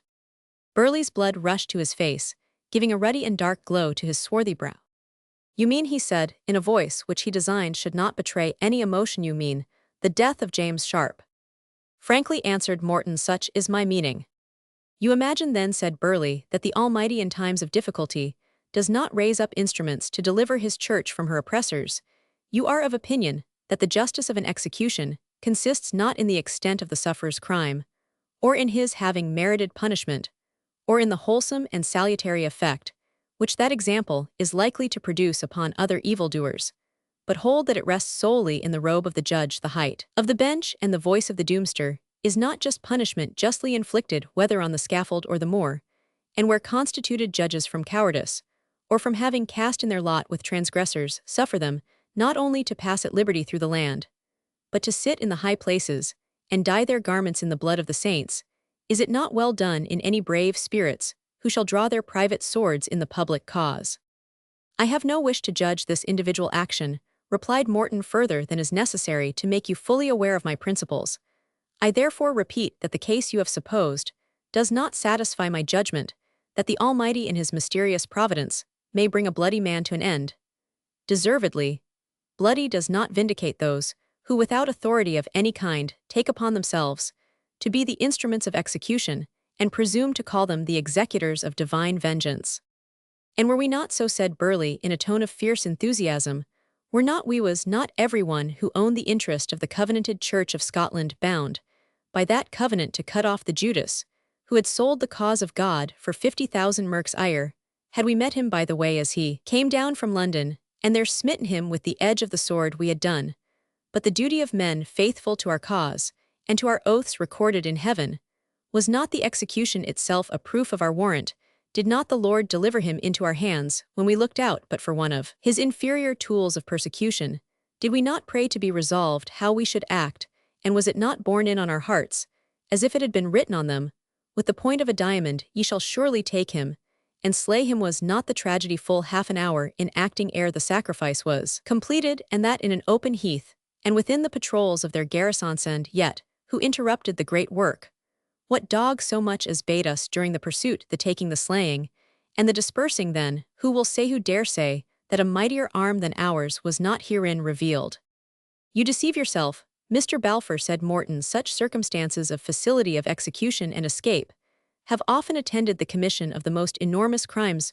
It is not mine to judge you. I have not forgotten that the way was open to the former liberation of Scotland by an act of violence, which no man can justify, slaughter of Cumming by the hand of Robert Bruce, and therefore condemning this action as I do. And I am not unwilling to suppose that you may have motives vindicating it in your own eyes though not in mine, or in those of sober reason. I only now mention it, because I desire you to understand that I join a cause supported by men engaged in open war, which it is proposed to carry on according to the rules of civilized nations, without in any respect approving of the act of violence, which gave immediate rise to it. Balfour bit his lip, and with difficulty suppressed a violent answer. He perceived with disappointment that upon points of principle his young brother-in-arms possessed a clearness of judgment and a firmness of mind, which afforded but little hope of his being able to exert that degree of influence over him, which he had expected to possess. After a moment's pause, however, he said with coolness, "My conduct is open to men, and angels. The deed was not done in a corner. I am here in arms to avow it and care, not where, or by whom I am called on to do so, whether in the council, the field of battle, the place of execution, or the day of the last great trial. I will not now discuss it further with one who is yet on the other side of the veil. But if you will cast in your lot with us, as a brother, come with me to the council, who are still sitting to arrange the future march of the army, and the means of improving our victory."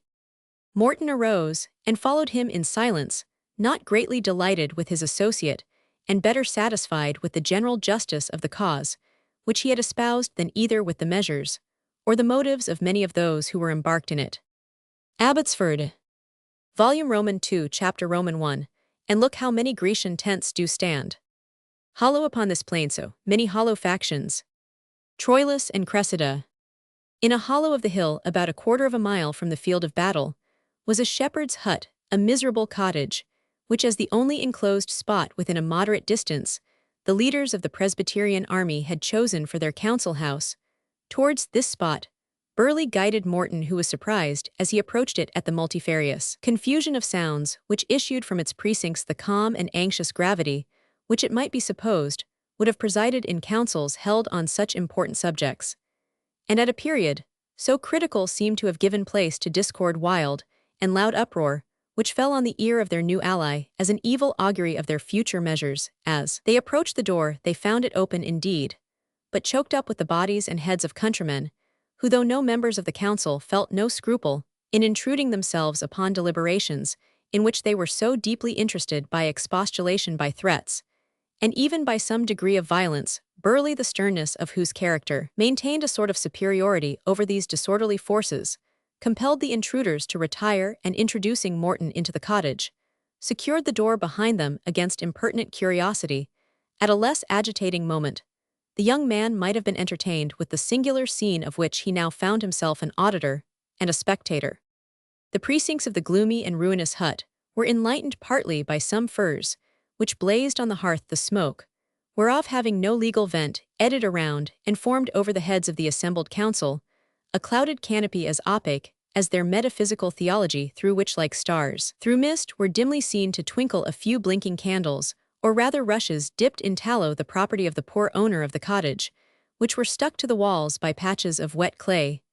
This broken and dusky light showed many a countenance elated with spiritual pride, or rendered dark by fierce enthusiasm, and some whose anxious wandering and uncertain looks showed they felt themselves rashly embarked in a cause which they had neither courage nor conduct to bring to a good issue, yet knew not how to abandon for very shame. They were indeed a doubtful and disunited body. The most active of their number were those concerned with Burleigh in the death of the primate, 4 or 5 of whom had found their way to Loudenhill together with other men of the same relentless and uncompromising zeal, who had in various ways given desperate and unpardonable offense to the government. With them were mingled their preachers' men, who had spurned at the indulgence offered by government, and preferred assembling their flocks in the wilderness to worshipping in temples built by human hands, if their doing the latter should be construed to admit any right on the part of their rulers to interfere with the supremacy of the kirk. The other class of councillors were such gentlemen of small fortune and substantial farmers, as a sense of intolerable oppression had induced to take arms and join the insurgents. These also had their clergymen with them, and such divines, having many of them taken advantage of the indulgence, were prepared to resist the measures of their more violent brethren, who proposed a declaration in which they should give testimony against the warrants and instructions for indulgence as sinful and unlawful acts. This delicate question had been passed over in silence in the first draft of the manifestos, which they intended to publish of the reasons of their gathering in arms, but it had been stirred anew during Balfour's absence, and to his great vexation, he now found that both parties had opened upon it in full cry, MacBride Kettledrummel, and other teachers of the Wanderers being at the very springtide of polemical discussion, with Peter Poundtext, the indulged pastor of Milnwood's parish, who it seems had e'en girded himself with a broadsword, but ere he was called upon to fight for the good cause of Presbytery in the field, was manfully defending his own dogmata in the council. It was the din of this conflict, maintained chiefly between Poundtext and Kettledrummel together with the clamour of their adherents, which had saluted Morton's ears upon approaching the cottage. Indeed, as both the divines were men well gifted with words and lungs, and each fierce ardent and intolerant in defence of his own doctrine, prompt in the recollection of texts wherewith they battered each other without mercy, and deeply impressed with the importance of the subject of discussion, the noise of the debate betwixt them fell little short of that which might have attended an actual bodily conflict. Burleigh, scandalized at the disunion implied in this virulent strife of tongues, interposed between the disputants, and by some general remarks on the unseasonableness of discord, a soothing address to the vanity of each party, and the exertion of the authority which his services in that day's victory entitled him to assume, at length succeeded in prevailing upon them to adjourn farther discussion of the controversy. But although Kettledrummel and Poundtext were thus for the time silenced, they continued to eye each other like two dogs who, having been separated by the authority of their masters, while fighting have retreated each beneath the chair of his owner, still watching each other's motions, and indicating by occasional growls, by the erected bristles of the back and ears, and by the red glance of the eye, that their discord is unappeased, and that they only wait the first opportunity afforded by any general movement or commotion in the company to fly once more at each other's throats. Balfour took advantage of the momentary pause to present to the council Mr. Henry Morton of Milnwood, as one touched with a sense of the evils of the times, and willing to peril goods and life in the precious cause for which his father, the renowned Silas Morton, had given in his time a soul-stirring testimony. Morton was instantly received with the right hand of fellowship by his ancient pastor, Poundtext, and by those among the insurgents who supported the more moderate principles. The others muttered something about Erastianism, and reminded each other in whispers that Silas Morton, once a stout and worthy servant of the Covenant, had been a backslider in the day when the Resolutioners had led the way in owning the authority of Charles Stuart, thereby making a gap whereat the present tyrant was afterwards brought into the oppression, both of kirk and country. They added, however, that on this great day of calling, they would not refuse society with any who should put hand to the plough. And so Morton was installed in his office of leader and counsellor, if not with the full approbation of his colleagues, at least without any formal or avowed dissent. They proceeded on Burleigh's motion to divide among themselves the command of the men who had assembled, and whose numbers were daily increasing in this partition. The insurgents of Poundtext's parish and congregation were naturally placed under the command of Morton, an arrangement mutually agreeable to both parties, as he was recommended to their confidence, as well by his personal qualities as his having been born among them. When this task was accomplished, it became necessary to determine what use was to be made of their victory. Morton's heart throbbed high when he heard the Tower of Tilliatudlem named as one of the most important positions to be seized upon it commanded, as we have often noticed the pass between the more wild and the more fertile country, and must furnish, it was plausibly urged, a stronghold and place of rendezvous to the cavaliers and malignants of the district, supposing the insurgents were to march onward and leave it uninvested. This measure was particularly urged as necessary by Poundtext, and those of his immediate followers, whose habitations and families might be exposed to great severities if this strong place were permitted to remain in possession of the Royalists. I opine, said Poundtext, for like the other divines of the period, he had no hesitation in offering his advice upon military matters, of which he was profoundly ignorant. I opine that we should take in and raise that stronghold of the woman Lady Margaret Bellenden, even though we should build a fort and raise a mount against it, for the race is a rebellious and a bloody race, and their hand has been heavy on the children of the Covenant, both in the former and the latter times their hook hath been in our noses, and their bridle betwixt our jaws. What are their means and men of defence, said Burleigh? The place is strong, but I cannot conceive that two women can make it good against a host. There is also, said Poundtext Harrison, the steward and John Guddiel, even the lady's chief butler, who boasteth himself a man of war from his youth upward, and who spread the banner against the good cause, with that man of Belial James Graham of Montrose. Pshaw, returned Burleigh scornfully, a butler. Also there is that ancient malignant, replied Poundtext Miles Bellenden of Charnwood, whose hands have been dipped in the blood of the saints. If that, said Burleigh, be Miles Bellenden, the brother of Sir Arthur, he is one whose sword will not turn back from battle, but he must now be stricken in years. There was word in the country as I rode along, said another of the council, that so soon as they heard of the victory, which has been given to us, they caused shut the gates of the tower, and called in men, and collected ammunition. They were ever a fierce and a malignant house. We will not with my consent, said Burleigh, engage, in a siege which may consume time. We must rush forward, and follow our advantage by occupying Glasgow. For I do not fear that the troops we have this day beaten, even with the assistance of my Lord Ross' regiment, will judge it safe to await our coming. Howbeit, said Poundtext, we may display a banner before the tower, and blow a trumpet, and summon them to come forth. It may be that they will give over the place into our mercy, though they be a rebellious people, and we will summon the women to come forth of their stronghold, that is Lady Margaret Bellenden and her granddaughter, and Jenny Denison, which is a girl of an ensnaring eye, and the other maids, and we will give them a safe conduct, and send them in peace to the city, even to the town of Edinburgh. But John Guddiel and Hugh Harrison and Miles Bellenden we will restrain with fetters of iron, even as they in times bypast have done to the martyred saints. Who talks of safe conduct and of peace, said a shrill, broken, and overstrained voice from the crowd. Peace, Brother Habakkuk, said MacBriar in a soothing tone to the speaker. I will not hold my peace, reiterated the strange and unnatural voice. Is this a time to speak of peace when the earth quakes, and the mountains are rent, and the rivers are changed into blood, and the two-edged sword is drawn from the sheath to drink gore, as if it were water, and devour flesh, as the fire devours dry stubble?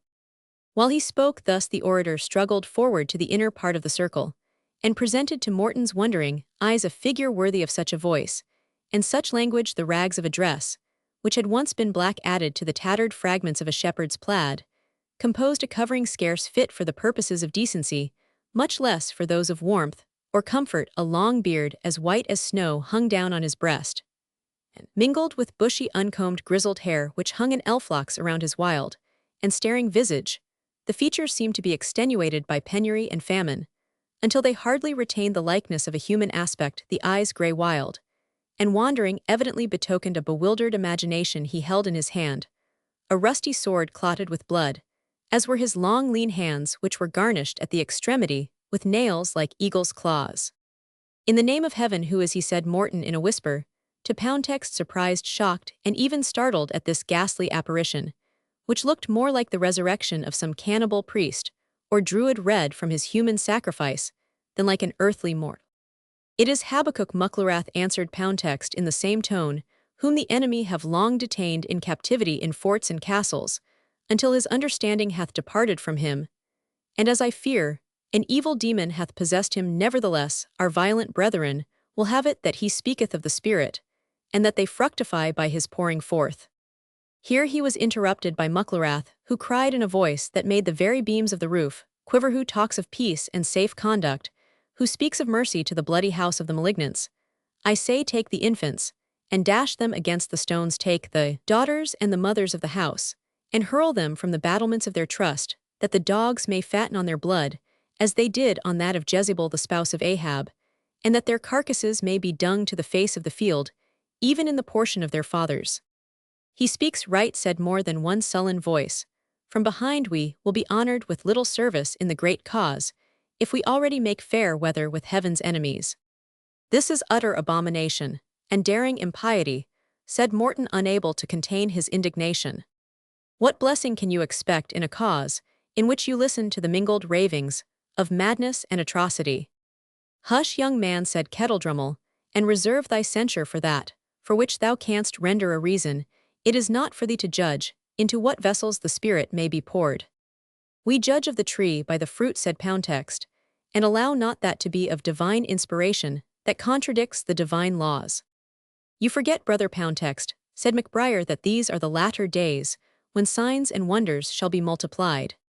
Poundtext stood forward to reply, but ere he could articulate a word, the insane preacher broke in, with a scream that drowned all competition.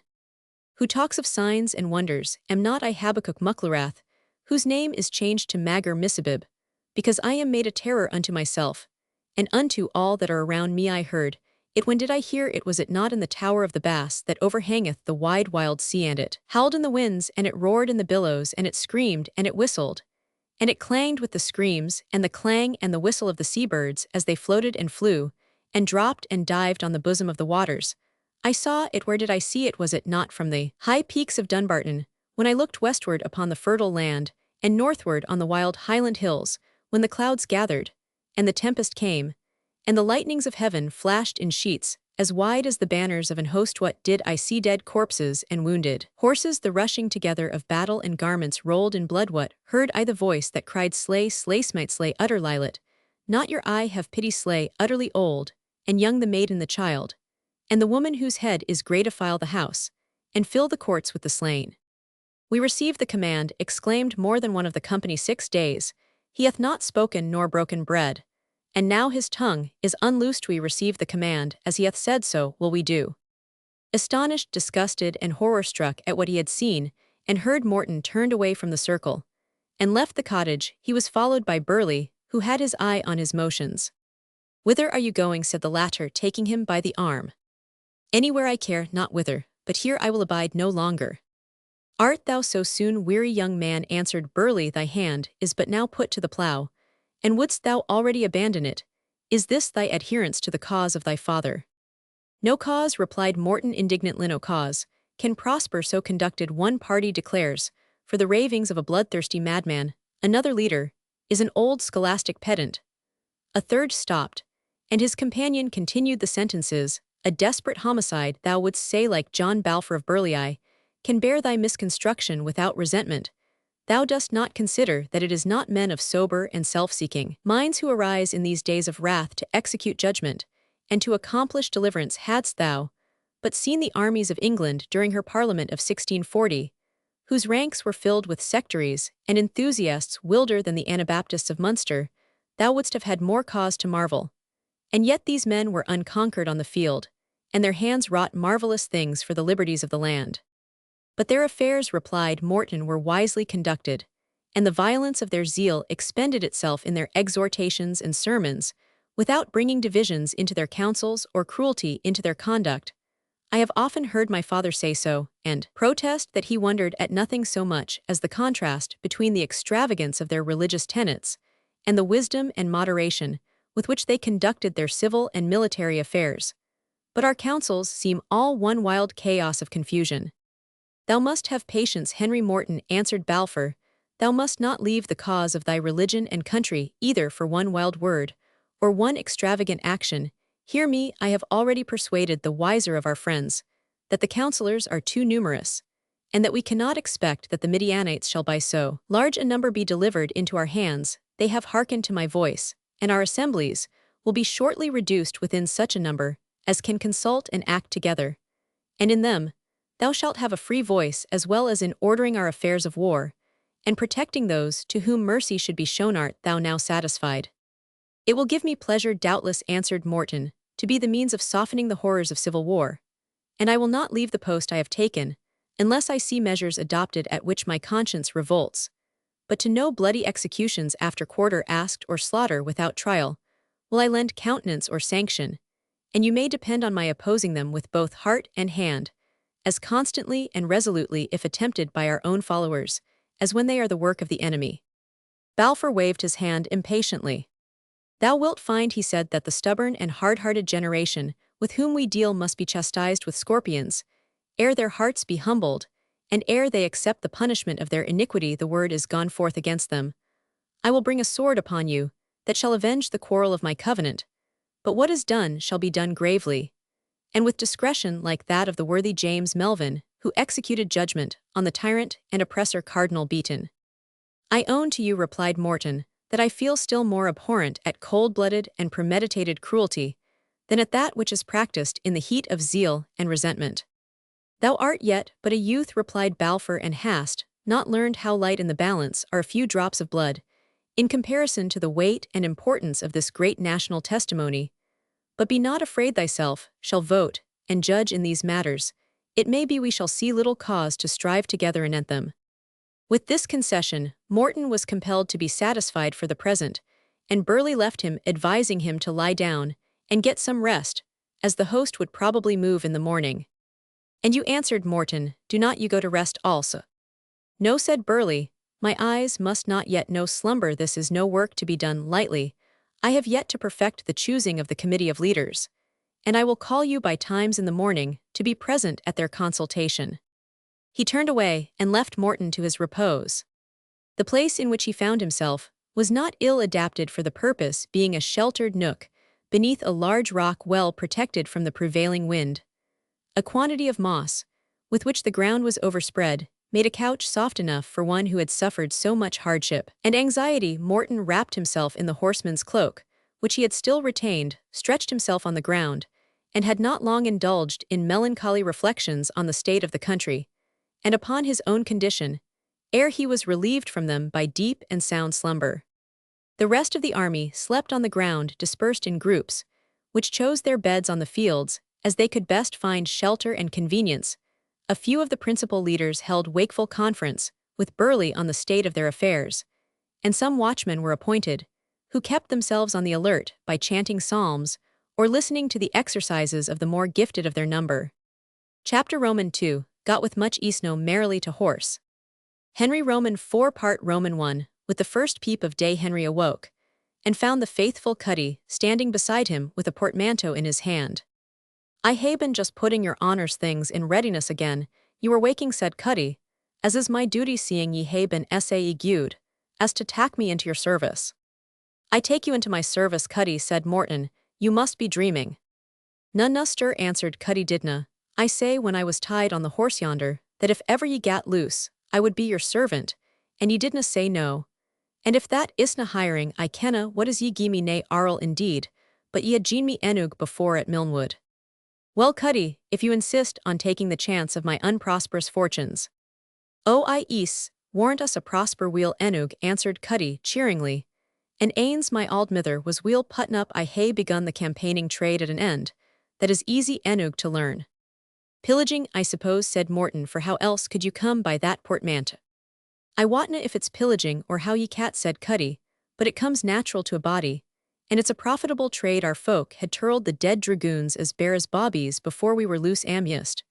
But when I saw the Whigs a wheel yocket by the lugs to Kettledrummel, and the other chield, I set off at the lang trot on my ain errand, and your honour's sae, I took up the syke a wee bit away to the right, where I saw the marks omni a horsefoot, and sure enug, I cam to a place where there had been some clean leather in, and of the pure chields were lying their busket, why their clees, just as they had put them, on that morning. Nobody had found out that Pose o' Carcage sand was sold be in the midst thereof, as my mither says, but our auld acquaintance Sergeant Bothwell.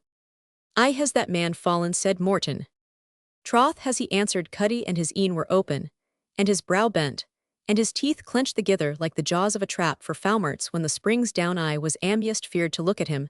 However, I thought to hae turn about why him and sae I een riped his pouches, as he had doon money an honester man's. And here's your ain siller again, or your uncle's, which is the same that he got at Milnwood, that unlucky night that made us a sogers thegither.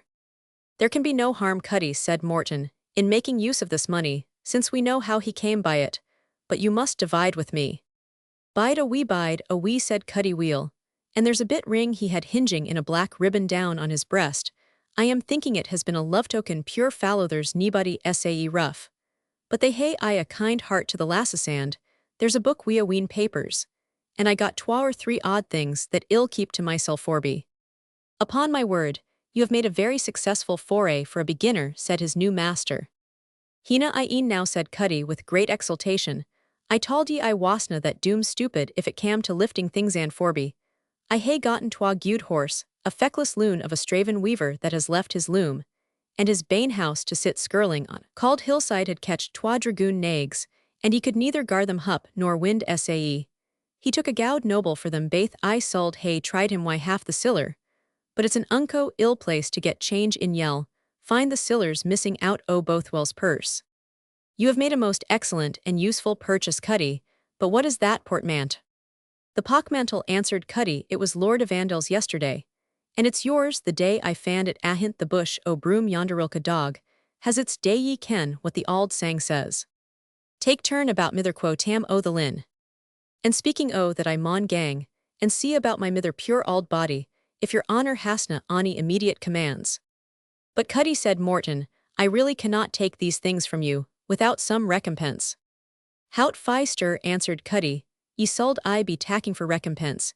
Ye may think about that some other time. I hae seen gay weel to mysel why, some things that fit me better, what could I do?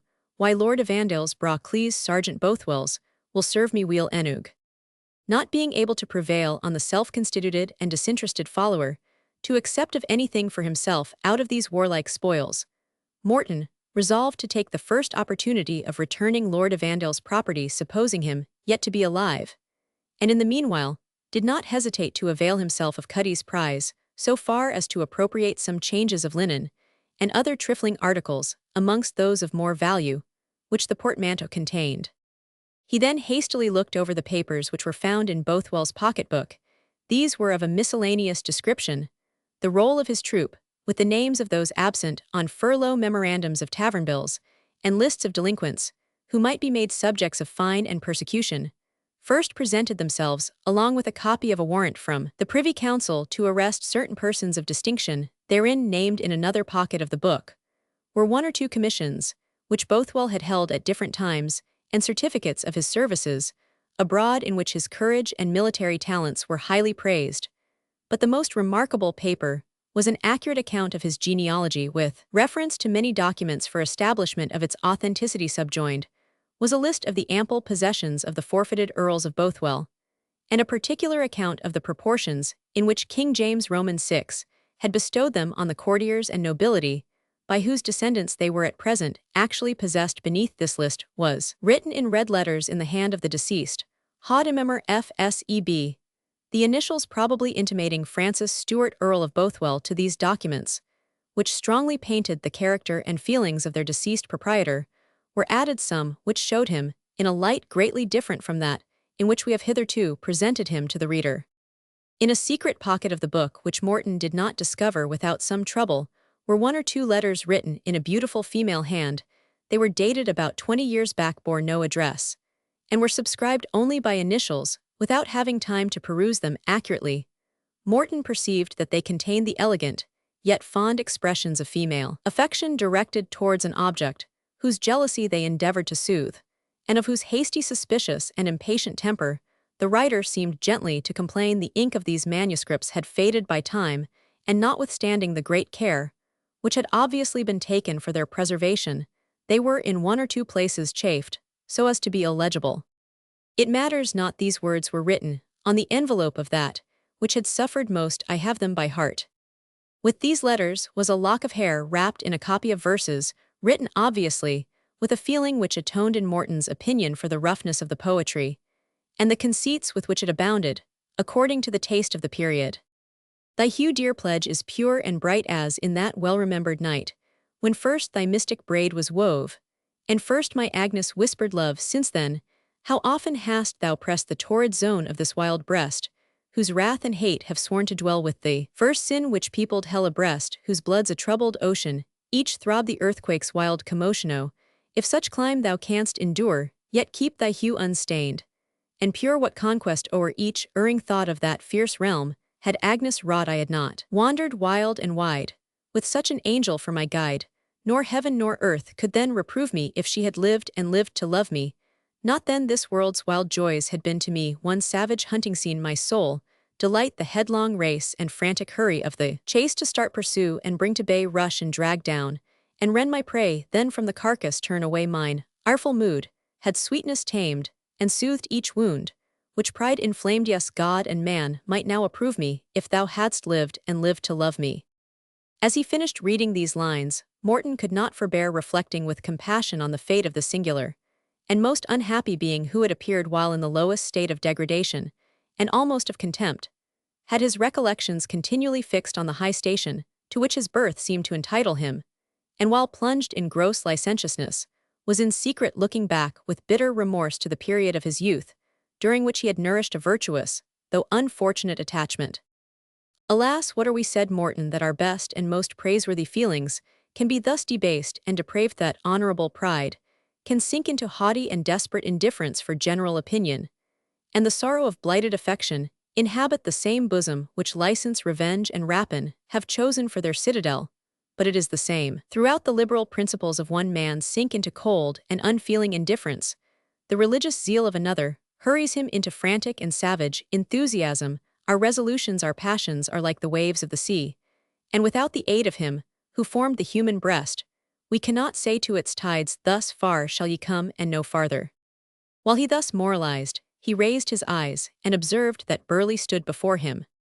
Already awake, said that leader, it is well, and shows zeal to tread the path before you. What papers are these, he continued. Morton gave him some brief account of Cuddy's successful marauding party, and handed him the pocketbook of Bothwell with its contents. The Cameronian leader looked with some attention on such of the papers as related to military affairs or public business, but when he came to the verses, he threw them from him with contempt. I little thought, he said, when by the blessing of God I passed my sword 3 times through the body of that arch tool of cruelty and persecution, that a character so desperate and so dangerous could have stooped to an art as trifling as it is profane. But I see that Satan can blend the most different qualities in his well-beloved and chosen agents, and that the same hand which can wield a club or a slaughter weapon against the godly in the valley of destruction can touch a tinkling lute or a gittern to soothe the ears of the dancing daughters of perdition in their Vanity Fair. Your ideas of duty, then, said Morton, exclude love of the fine arts which have been supposed in general to purify and to elevate the mind. To me, young man, answered Burleigh, and to those who think as I do, the pleasures of this world, under whatever name disguised, our vanity as its grandeur and power are a snare. We have but one object on earth, and that is to build up the temple of the Lord. I have heard my father observe, replied Morton, that many who assumed power in the name of heaven were as severe in its exercise, and as unwilling to part with it, as if they had been solely moved by the motives of worldly ambition. But of this another time. Have you succeeded in obtaining a committee of the council to be nominated? I have, answered Burleigh. The number is limited to 6, of which you are one, and I come to call you to their deliberations. Morton accompanied him to a sequestered grass-plot, where their colleagues awaited them in this delegation of authority. The 2 principal factions, which divided the tumultuary army, had each taken care to send 3 of their own number. On the part of the Cameronians were Burleigh MacBriar and Kettledrummel, and on that of the moderate party Poundtext Henry Morton, and a small proprietor called the Laird of Lankill. Thus the 2 parties were equally balanced by their representatives in the Committee of Management, although it seemed likely that those of the most violent opinions were, as is usual in such cases, to possess and exert the greater degree of energy. Their debate, however, was conducted more like men of this world than could have been expected from their conduct on the preceding evening, after maturely considering their means and situation, and the probable increase of their numbers. They agreed that they would keep their position for that day, in order to refresh their men, and give time to reinforcements to join them, and that on the next morning they would direct their march towards Tilliatudlem, and summon that stronghold, as they expressed it, of malignancy. If it was not surrendered to their summons, they resolved to try the effect of a brisk assault, and should that miscarry, it was settled that they should leave a part of their number to blockade the place, and reduce it if possible by famine, while their main body should march forward to drive Claverhouse and Lord Ross from the town of Glasgow. Such was the determination of the Council of Management, and thus Morton's first enterprise in active life was likely to be the attack of a castle belonging to the parent of his mistress, and defended by her relative Major Bellenden, to whom he personally owed many obligations. He felt fully the embarrassment of his situation, yet consoled himself with the reflection that his newly acquired power in the insurgent army would give him, at all events, the means of extending to the inmates of Tilliatudlem a protection which no other circumstance could have afforded them, and he was not without hope that he might be able to mediate such an accommodation betwixt them and the Presbyterian army as should secure them a safe neutrality during the war which was about to ensue. Chapter Roman 3. There came a knight from the field of slain. His steed was drenched in blood and rain. Finlay. We must now return to the fortress of Tilliatudlem, and its inhabitants, the morning being the first after the Battle of Loudenhill, had dawned upon its battlements, and the defenders had already resumed the labors by which they proposed to render the place tenable, when the watchman who was placed in a high turret called the Warder's Tower gave the signal that a horseman was approaching. As he came nearer, his dress indicated an officer of the Life Guards, and the slowness of his horse's pace, as well as the manner in which the rider stooped on the saddlebow, plainly showed that he was sick or wounded. The wicket was instantly opened to receive him, and Lord Evandale rode into the courtyard, so reduced by loss of blood that he was unable to dismount without assistance. As he entered the hall leaning upon a servant, the ladies shrieked with surprise and terror, for pale as death, stained with blood, his regimentals soiled and torn, and his hair matted and disordered, he resembled rather a spectre than a human being. But their next exclamation was that of joy at his escape. "Thank God," exclaimed Lady Margaret, "that you are here, and have escaped the hands of the bloodthirsty murderers, who have cut off so many of the king's loyal servants." "Thank God," added Edith, "that you are here, and in safety. We have dreaded the worst, but you are wounded, and I fear we have little the means of assisting you." "My wounds are only sword cuts," answered the young nobleman, as he reposed himself on a seat. "The pain is not worth mentioning, and I should not even feel exhausted, but for the loss of blood. But it was not my purpose to bring my weakness to add to your danger and distress, but to relieve them if possible. What can I do for you? Permit me," he added, addressing Lady Margaret, "permit me to think and act as your son, my dear madamas, your brother Edith." He pronounced the last part of the sentence with some emphasis, as if he feared that the apprehension of his pretensions as a suitor might render his proffered services unacceptable to Miss Bellenden. She was not insensible to his delicacy, but there was no time for exchange of sentiments. "We are preparing for our defense," said the old lady with great dignity. "My brother has taken charge of our garrison, and by the grace of God, we will give the rebels such a reception as they deserve." "How gladly," said Evandale, "would I share in the defense of the castle, but in my present state, I should be but a burden to you, nay, something worse, for the knowledge that an officer of the Life Guards was in the castle would be sufficient to make these rogues more desperately earnest to possess themselves of it. If they find it defended only by the family, they may possibly march on to Glasgow, rather than hazard an assault." "And can you think so meanly of us, my lord?" said Edith, with the generous burst of feeling which woman so often evinces, and which becomes her so well, her voice faltering through eagerness, and her brow coloring with the noble warmth which dictated her language. "Can you think so meanly of your friends, as that they would permit such considerations to interfere with their sheltering and protecting you at a moment when you are unable to defend yourself, and when the whole country is filled with the enemy? Is there a cottage in Scotland whose owners would permit a valued friend to leave it in such circumstances? And can you think we will allow you to go from a castle which we hold to be strong enough for our own defense?" "Lord Evandale need never think of it," said Lady Margaret. "I will dress his wounds myself. It is all an old wife is fit for in war time. But to quit the castle of Tilliatudlem, when the sword of the enemy is drawn to slay him, the meanest trooper that ever wore the king's coat on his back, should not do so, much less my young Lord Evandale. Ours is not a house that ought to brook such dishonor. The Tower of Tilliatudlem has been too much distinguished by the visit of his most sacred—" Here she was interrupted by the entrance of the major. "We have taken a prisoner, my dear uncle," said Edith, "a wounded prisoner, and he wants to escape from us. You must help us to keep him by force." "Lord Evandale," exclaimed the veteran, "I am as much pleased as when I got my first commission. Claverhouse reported you were killed, or missing at least." "I should have been slain, but for a friend of yours," said Lord Evandale, speaking with some emotion, and bending his eyes on the ground, as if he wished to avoid seeing the impression that what he was about to say would make upon Miss Bellenden. "I was unhorsed and defenseless, and the sword raised to dispatch me, when young Mr. Morton, the prisoner for whom you interested yourself yesterday morning, interposed in the most generous manner, preserved my life, and furnished me with the means of escaping." As he ended the sentence, a painful curiosity overcame his first resolution.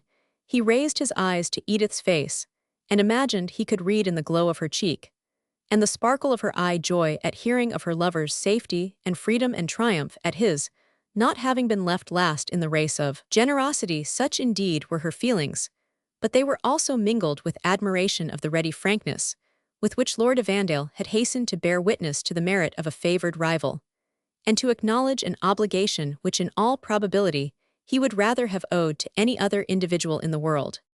Major Bellenden, who would never have observed the emotions of either party, even had they been much more markedly expressed, contented himself with saying, "Since Henry Morton has influence with these rascals, I am glad he has so exerted it. But I hope he will get clear of them as soon as he can. Indeed, I cannot doubt it. I know his principles, and that he detests their cant and hypocrisy. I have heard him laugh 1,000 times at the pedantry of that old Presbyterian scoundrel Poundtext, who, after enjoying the indulgence of the government for so many years, has now, upon the very first ruffle, shown himself in his own proper colors, and set off with 3 parts of his crow-paired congregation to join the host of the fanatics. But how did you escape, after leaving the field, my lord?" "I rode for my life as a recreant knight," answered Lord Evandale, smiling. "I took the route where I thought I had least chance of meeting with any of the enemy, and I found shelter for several hours. You will hardly guess where." "At Castle Bracklin, perhaps," said Lady Margaret, "or in the house of some other loyal gentleman." "No, madam, I was repulsed under one mean pretext or another from more than one house of that description, for fear of the enemy following my traces. But I found refuge in the cottage of a poor widow, whose husband had been shot within these 3 months by a party of our corps, and whose 2 sons are at this very moment with the insurgents." "Indeed," said Lady Margaret Bellenden, "and was a fanatic woman capable of such generosity, but she disapproved, I suppose, of the tenets of her family." "Far from it, madam," continued the young nobleman, "she was in principle a rigid recusant, but she saw my danger and distress, considered me as a fellow creature, and forgot that I was a cavalier and a soldier. She bound my wounds, and permitted me to rest upon her bed, concealed me from a party of the insurgents who were seeking for stragglers, supplied me with food, and did not suffer me to leave my place of refuge, until she had learned that I had every chance of getting to this tower without danger." "It was nobly done," said Miss Bellenden, "and I trust you will have an opportunity of rewarding her generosity." "I am running up an arrear of obligation on all sides, Miss Bellenden, during these unfortunate occurrences," replied Lord Evandale, "but when I can attain the means of showing my gratitude, the will shall not be wanting." All now joined in pressing Lord Evandale to relinquish his intention of leaving the castle, but the argument of Major Bellenden proved the most effectual. "Your presence in the castle will be most useful, if not absolutely necessary, my lord, in order to maintain, by your authority, proper discipline among the fellows whom Claverhouse has left in garrison here, and who do not prove to be of the most orderly description of inmates. And indeed, we have the colonel's authority for that very purpose to detain any officer of his regiment who might pass this way." "That," said Lord Evandale, "is an unanswerable argument, since it shows me that my residence here may be useful even in my present disabled state." "For your wounds, my lord," said the major, "if my sister Lady Bellenden will undertake to give battle to any feverish symptom, if such should appear, I will answer that my old campaigner Gideon Pike shall dress a flesh wound. With any of the incorporation of barber surgeons, he had enough of practice in Montrose's time, for we had few regular librid army chirurgeons, as you may well suppose. You agree to stay with us then?" "My reasons for leaving the castle," said Lord Evandale, glancing a look towards Edith, "though they evidently seemed weighty, must needs give way to those which infer the power of serving you. May I presume, Major, to inquire into the means and plan of defense which you have prepared, or can I attend you to examine the works?" It did not escape Miss Bellenden that Lord Evandale seemed much exhausted both in body and mind. "I think, sir," she said, addressing the major, "that since Lord Evandale condescends to become an officer of our garrison, you should begin by rendering him amenable to your authority, and ordering him to his apartment, that he may take some refreshment ere he enters on military discussions." "Edith is right," said the old lady. "You must go instantly to bed, my lord, and take some febrifuge which I will prepare with my own hand, and my lady-in-waiting mistress, Martha Weddell, shall make some friar's chicken, or something very light. I would not advise wine. John Goodale, let the housekeeper make ready the chamber of dais. Lord Evandale must lie down instantly. Pike will take off the dressings, and examine the state of the wounds." "These are melancholy preparations, madam," said Lord Evandale, as he returned thanks to Lady Margaret, and was about to leave the hall. "But I must submit to your ladyship's directions, and I trust that your skill will soon make me a more able defender of your castle than I am at present. You must render my body serviceable as soon as you can, for you have no use for my head, while you have Major Bellenden." With these words, he left the apartment. An excellent young man and a modest, said the major. None of that conceit, said Lady Margaret, that often makes young folks suppose they know better how their complaints should be treated than people that have had experience. And so generous and handsome, a young nobleman, said Jenny Dennison, who had entered during the latter part of this conversation, and was now left alone with her mistress in the hall, the major returning to his military cares, and Lady Margaret to her medical preparations. Edith only answered these encomiums with a sigh. But although silent, she felt and knew better than anyone how much they were merited by the person on whom they were bestowed. Jenny, however, failed not to follow up her blow. After it's true that my lady says there's nae trusting a Presbyterian, they are a faithless mansworn lowndes we wad. Hae thought that young Milnwood and Cuddy Hedrig wad hae teen on why the rebel blackguards. What do you mean by such improbable nonsense? Jenny, said her young mistress, very much displeased. I ken it's no pleasing for you to hear, madam, answered Jenny heartily, and it's as little pleasant for me to tell, but as gude ye suld kenna about it, soon as sign for the Hale Castle's ringing wit. Ringing with what, Jenny, have you a mind to drive me mad, answered Edith, impatiently. Just that Henry Morton of Milnwood is out why the rebels, and ane o' their chief leaders. It is a falsehood, said Editha, most base calumny, and you are very bold to dare to repeat it to me. Henry Morton is incapable of such treachery to his king, and country such cruelty, to metodo all the innocent and defenseless victims, I mean, who must suffer in a civil war. I tell you he is utterly incapable of it in every sense. Dear Miss Edith, replied Jenny, still constant to her text, they maun be better acquainted, why young men than I am, or ever wish to be, that can tell precisely what they're capable or no capable o'. But there has been Trooper Tam and another chieled out in bonnets and grey plaids like countrymen to reconnoitre. I think John Guddy'll cat it, and they hae been amming the rebels, and brought back word that they had seen young Milnwood mounted on ane o' the dragoon horses that was teen at Loudonhill, armed wi' swords and pistols like wha but him, and hand and glove wi' the foremost o' them, and dreeling, and commanding the men and Cuddy at the heels o' him, in ane o' Sergeant Bothwell's laced waistcoats, and a cocked hat, with a bab o' blue ribbons at it for the auld cause o' the Covenant, but Cuddy I liked a blue riband, and a ruffled sark like ony lord o' the landit sets the like o' him indeed. Jenny, said her young mistress hastily, it is impossible these men's report can be true, my uncle has heard nothing of it at this instant. Because Tam Halliday, answered the handmaiden, came in just 5 minutes after Lord Evandale, and when he heard his lordship was in the castle, he swore the profane loon, he would be d.d. ere he would make the report as he catted of his news to Major Bellenden. Since there was an officer of his ain regiment in the garrison sae, he wad have said neathing, till Lord Evandale wakened the next morning. Only he told me about it here. Jenny looked a little down just to vex me about Cuddy. Po, you silly girl, said Edith, assuming some courage, it is all a trick of that fellow to tease you. Na, madam, it canna be that, for John Guddy'll took the other dragoon, he's an auld hard-favoured man, I watna his name into the cellar, and gie him a tass o' brandy to get the news out o' him. And he said just the same as Tam Halliday word for word, and Mr. Guddy'll was in sick a rage that he told it o'er again to us, and says the Hale rebellion is owing to the nonsense o' my leddy, and the Major and Lord Evandale that begged off young Milnwood and Cuddy yesterday morning, for that if they had suffered the country wad hae been quiet and troth, I am muckle o' that opinion mysel.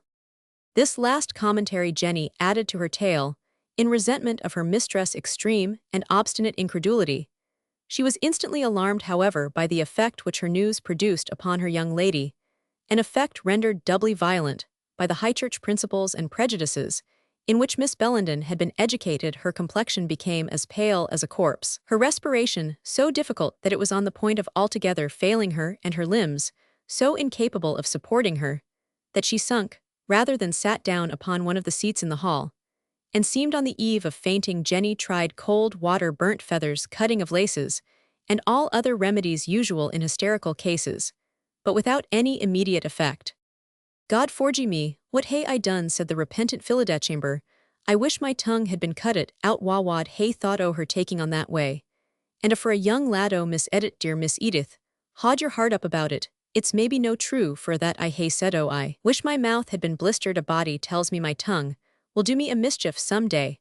What if my leddy comes, or the majorant she's sitting in the throne too that nobody has sate in since that weary morning? The king was hero, What will I do? Oh, what will become o' us? While Jenny Dennison thus lamented herself, and her mistress Edith slowly returned from the paroxysm into which she had been thrown by this unexpected intelligence. If he had been unfortunate, she said, I never would have deserted him. I never did so even when there was danger and disgrace in pleading his cause.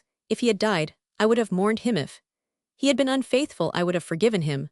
But a rebel to his king, a traitor to his contrite associate, and colleague of cutthroats, and common stabbers, the persecutor of all that is noble, professed, and blasphemous enemy of all that is sacred, I will tear him from my heart, if my lifeblood should ebb in the effort. She wiped her eyes, and rose hastily from the great chair or throne, as Lady Margaret used to call it, while the terrified damsel hastened to shake up the cushion, and efface the appearance of anyone having occupied that sacred seat, although King Charles himself, considering the youth and beauty, as well as the affliction of the momentary usurper of his hallowed chair, would probably have thought very little of the profanation. She then hastened officiously to press her support on Edith, as she paced the hall apparently in deep meditation. Tack my arm, madam, better, just tack my arm, sorrow mon hay its vent, and doubtless. No, Jenny, said Edith with firmness, you have seen my weakness, and you shall see my strength.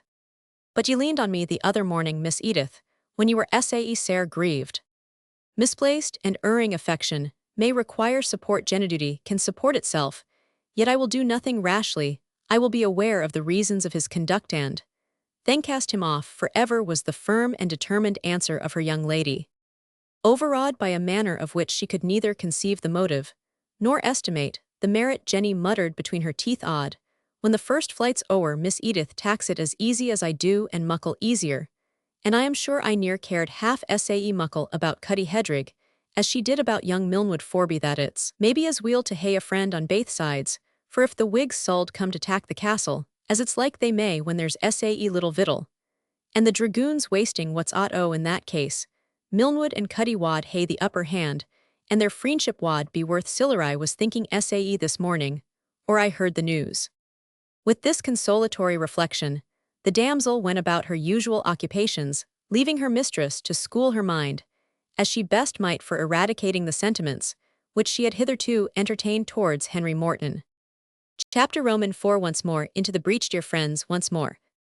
Henry Roman 5. On the evening of this day, all the information which they could procure led them to expect that the insurgent army would be with early dawn on their march against Tilliatudlem.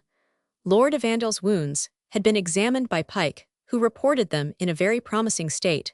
They were numerous but none of any consequence, and the loss of blood as much perhaps as the boasted specific of Lady Margaret had prevented any tendency to fever, so that notwithstanding he felt some pain and great weakness, the patient maintained that he was able to creep about with the assistance of a stick. In these circumstances, he refused to be confined to his apartment, both that he might encourage the soldiers by his presence and suggest any necessary addition to the plan of defense, which the major might be supposed to have arranged upon something of an antiquated fashion of warfare. Lord Evandale was well qualified to give advice on such subjects, having served during his early youth both in France and in the Low Countries.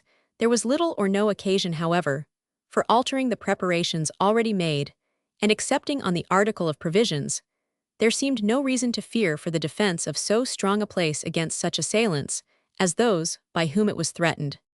With the peep of day, Lord Evandale and Major Bellenden were on the battlements again, viewing and reviewing the state of their preparations, and anxiously expecting the approach of the enemy. I ought to observe that the report of the spies had now been regularly made and received, but the major treated the report that Morton was in arms against the government with the most scornful incredulity. I know the lad better, was the only reply he deigned to make. The fellows have not dared to venture near enough, and have been deceived by some fanciful resemblance, or have picked up some story. I differ from you, Major, answered Lord Evandale. I think you will see that young gentleman at the head of the insurgents, and though I shall be heartily sorry for it, I shall not be greatly surprised. You are as bad as Claverhouse, said the major, who contended yesterday morning down my very throat that this young fellow, who is as high-spirited and gentlemanlike a boy as I have ever known, wanted but an opportunity to place himself at the head of the rebels. And considering the usage which he has received, and the suspicions under which he lies, said Lord Evandale, what other course is open to him? For my own part, I should hardly know whether he deserved most blame or pity. Blame, my lord, pity, echoed the major, astonished at hearing such sentiments. He would deserve to be hanged, that's all, and, were he my own son, I should see him strung up with pleasure. Blame, indeed. But your lordship cannot think, as you are pleased to speak. I give you my honor, Major Bellenden, that I have been for some time of opinion that our politicians and prelates have driven matters to a painful extremity in this country, and have alienated by violence of various kinds, not only the lower classes, but all those in the upper ranks whom strong partifling or a desire of court interest does not attach to their standard.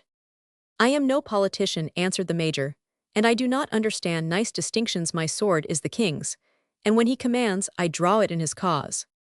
I trust, replied the young lord, you will not find me more backward than yourself, though I heartily wish that the enemy were foreigners. It is, however, no time to debate that matter, for yonder they come, and we must defend ourselves as well as we can. As Lord Evandale spoke, the van of the insurgents began to make their appearance on the road, which crossed the top of the hill, and thence descended opposite to the tower. They did not, however, move downwards, as if aware that in doing so their columns would be exposed to the fire of the artillery of the place, but their numbers, which at first seemed few, appeared presently so to deepen and concentrate themselves, that judging of the masses, which occupied the road behind the hill from the closeness of the front, which they presented on the top of it, their force appeared very considerable. There was a pause of anxiety on both sides, and while the unsteady ranks of the Covenanters were agitated, as if by pressure behind or uncertainty as to their next movement, their arms, picturesque from their variety, glanced in the morning sun, whose beams were reflected from a grove of pikes, muskets, halberds, and battle-axes. The armed mass occupied for a few minutes this fluctuating position, until 3 or 4 horsemen who seemed to be leaders advanced from the front, and occupied the height a little nearer to the castle. John Guddiel, who was not without some skill, as an artilleryman, brought a gun to bear on this detached group. Il flee the falconso, the small cannon was called Il flee the falcon. When near your honor Jai's command, my certy shall ruffle their feathers for them. The major looked at Lord Evandale. Stay a moment, said the young nobleman, they send us a flag of truce. In fact, one of the horsemen at that moment dismounted, and displaying a white cloth on a pike moved forward towards the tower, while the major and Lord Evandale, descending from the battlement of the main fortress, advanced to meet him as far as the barricade, judging it unwise to admit him within the precincts, which they designed to defend at the same time that the ambassador set forth the group of horsemen, as if they had anticipated the preparations of John Guddiel, for their annoyance withdrew from the advanced station, which they had occupied, and fell back to the main body. The envoy of the Covenanters, to judge by his mien and manner, seemed fully imbued with that spiritual pride which distinguished his sect. His features were drawn up to a contemptuous primness, and his half-shut eyes seemed to scorn to look upon the terrestrial objects around, while, at every solemn stride, his toes were pointed outwards, with an air that appeared to despise the ground on which they trode. Lord Evandale could not suppress a smile at this singular figure. Did you ever, said he to Major Bellenden, see such an absurd automaton? One would swear it moves upon springs. Can it speak, think you? Oh, I, said the major, that seems to be one of my old acquaintance, a genuine Puritan of the right pharisaical leaven. Steak coughs and hems. He is about to summon the castle with the butend of a sermon, instead of a parley on the trumpet. The veteran, who in his day had had many an opportunity to become acquainted with the manners of these religionists, was not far mistaken in his conjecture, only that instead of a prose exordium, the Laird of Lanculfer, it was no less a personage uplifted with a stentorian voice, a verse of the 24th Psalm. Ye gates, lift up your heads, ye doors, doors that do last for aye be lifted up. I told you so, said the major to Evandale, and then presented himself at the entrance of the barricade, demanding to know for what purpose or intent he made that doleful noise like a hog in a high wind beneath the gates of the castle. I come, replied the ambassador in a high and shrill voice, and without any of the usual salutations or deferences. I come from the godly army of the Solemn League and Covenant to speak with 2 carnal malignants, William Maxwell, called Lord Evandale, and Miles Bellenden of Charnwood. And what have you to say to Miles Bellenden and Lord Evandale? Answered the major. Are you the parties? Said the Laird of Lankill in the same sharp, conceited, disrespectful tone of voice. Even so, for fault of better, said the major. Then there is the public summons, said the envoy, putting a paper into Lord Evandale's hand, And there is a private letter for Miles Bellenden from a godly youth, who is honored with leading a part of our host. Read them quickly, and God give you grace to fructify by the contents, though it is muckle to be doubted. The summons ran thus: we the named and constituted leaders of the gentlemen ministers, and others presently in arms for the cause of liberty and true religion do warn, and summon William Lord Evandale and Miles Bellenden of Charnwood, and others presently in arms, and keeping garrison in the Tower of Tilliatudlem, to surrender the said tower upon fair conditions of quarter and license, to depart with bag and baggage, otherwise, to suffer such extremity of fire and sword as belong by the laws of war to those who hold out an untenable post, and so may God defend his own good cause. This summons was signed by John Balfour of Burleigh, as Quartermaster General of the Army of the Covenant for himself, and in name of the other leaders. The letter to Major Bellenden was from Henry Morton. It was couched in the following language: I have taken a step, my venerable friend, which among many painful consequences will, I am afraid, incur your very decided disapprobation. But I have taken my resolution in honor and good faith, and with the full approval of my own conscience.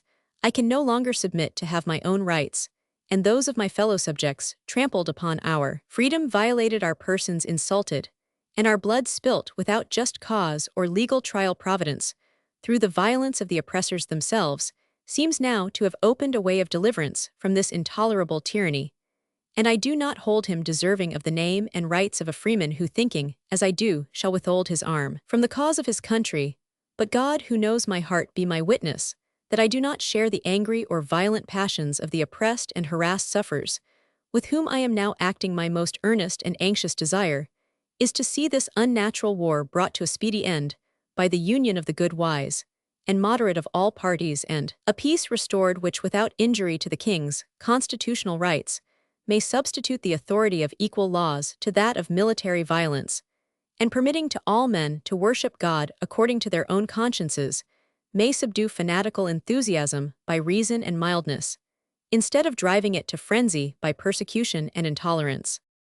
With these sentiments, you may conceive with what pain I appear in arms before the house of your venerable relative, which we understand you propose to hold out against us. Permit me to press upon you the assurance that such a measure will only lead to the effusion of blood, that, if repulsed in the assault, we are yet strong enough to invest the place and reduce it by hunger. Being aware of your indifferent preparations to sustain a protracted siege, it would grieve me to the heart to think what would be the sufferings in such a case, and upon whom they would chiefly fall.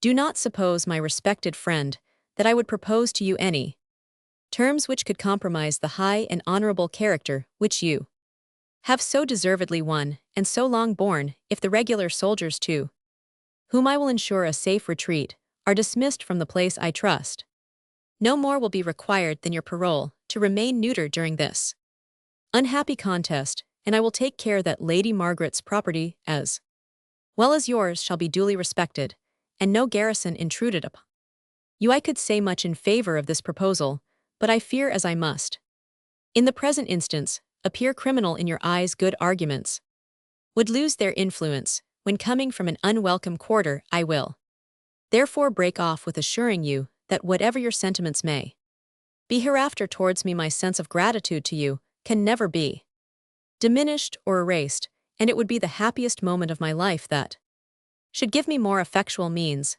than mere words to assure you of it.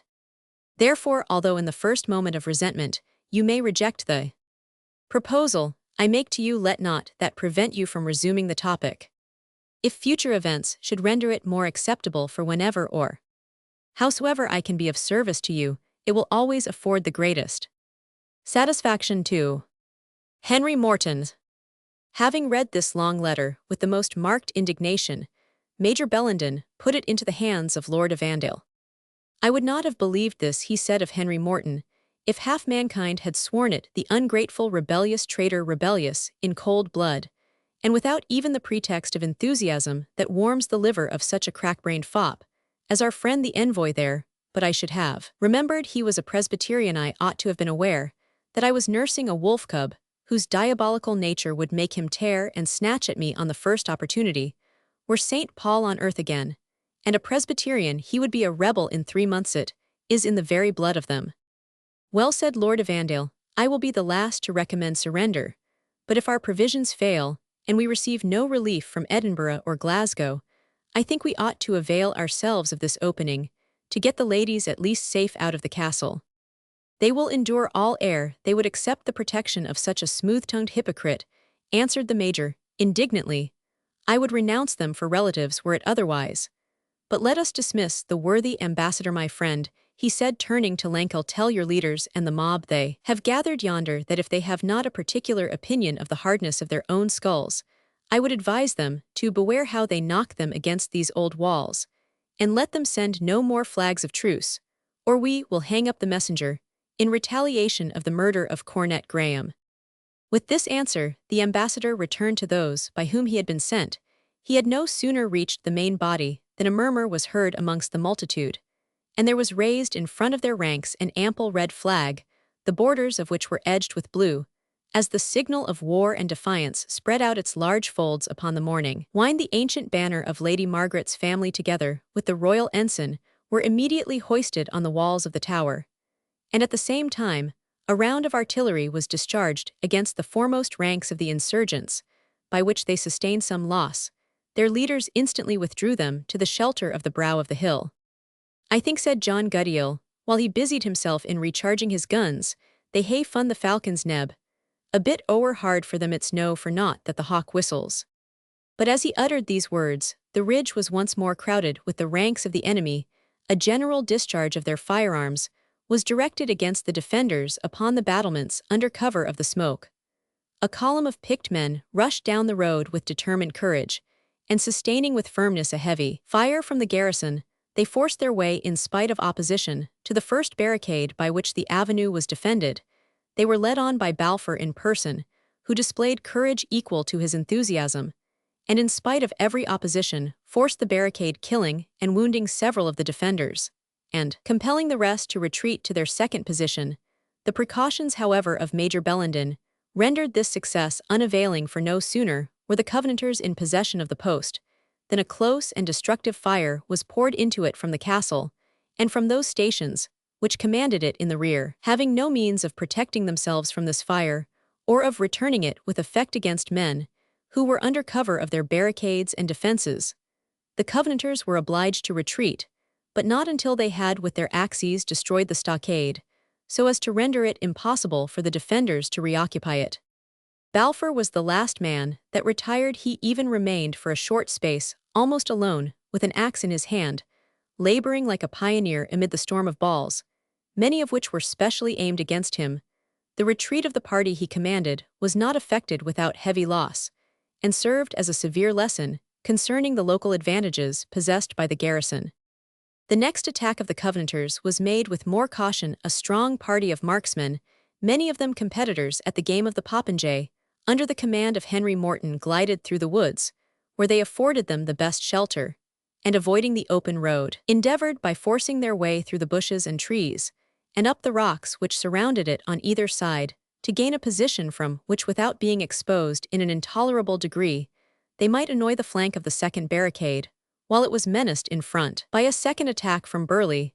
The besieged saw the danger of this movement, and endeavored to impede the approach of the marksmen by firing upon them at every point where they showed themselves. The assailants, on the other hand, displayed great coolness, spirit, and judgment in the manner in which they approached the defenses. This was in a great measure to be ascribed to the steady and adroit manner in which they were conducted by their youthful leader, who showed as much skill in protecting his own followers as spirit in anding the enemy. He repeatedly enjoined his marksmen to direct their aim chiefly upon the redcoats, and to save the others engaged in the defense of the castle, and above all, to spare the life of the old major, whose anxiety made him more than once expose himself in a manner that, without such generosity on the part of the enemy, might have proved fatal. A dropping fire of musketry now glanced from every part of the precipitous mount on which the castle was founded, from bush to bush, from crag to crag, from tree to tree. The marksmen continued to advance, availing themselves of branches and roots to assist their ascent, and contending at once with the disadvantages of the ground and the fire of the enemy. At length they got so high on the ascent that several of them possessed an opportunity of firing into the barricade against the defenders, who then lay exposed to their aim, and Burleigh, profiting by the confusion of the moment, moved forward to the attack in front. His onset was made with the same desperation and fury as before and met with less resistance, the defenders being alarmed at the progress which the sharpshooters had made in turning the flank of their position. Determined to improve his advantage, Burleigh, with his axe in his hand, pursued the party whom he had dislodged even to the third and last barricade, and entered it along with them. Kill Kildon with the enemies of God, and his people no quarter the castle, is ours, were the cries by which he animated his friends, the most undaunted of whom followed him close, whilst the others with axes, spades, and other implements threw up earth, cut down trees, hastily laboring to establish such a defensive cover in the rear of the second barricade as might enable them to retain possession of it, in case the castle was not carried by this coup de main. Lord Evandale could no longer restrain his impatience. He charged with a few soldiers, who had been kept in reserve in the courtyard of the castle, and although his arm was in a sling, encouraged them by voice and gesture to assist their companions who were engaged with Burleigh.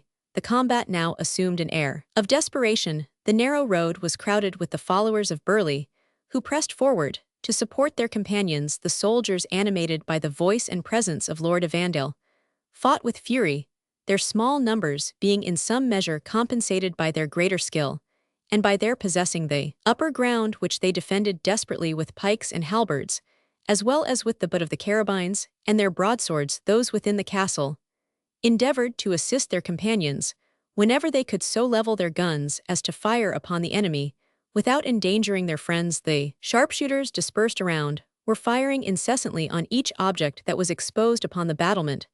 The castle was enveloped with smoke, and the rocks rang to the cries of the combatants. In the midst of this scene of confusion, a singular accident had nearly given the besiegers possession of the fortress.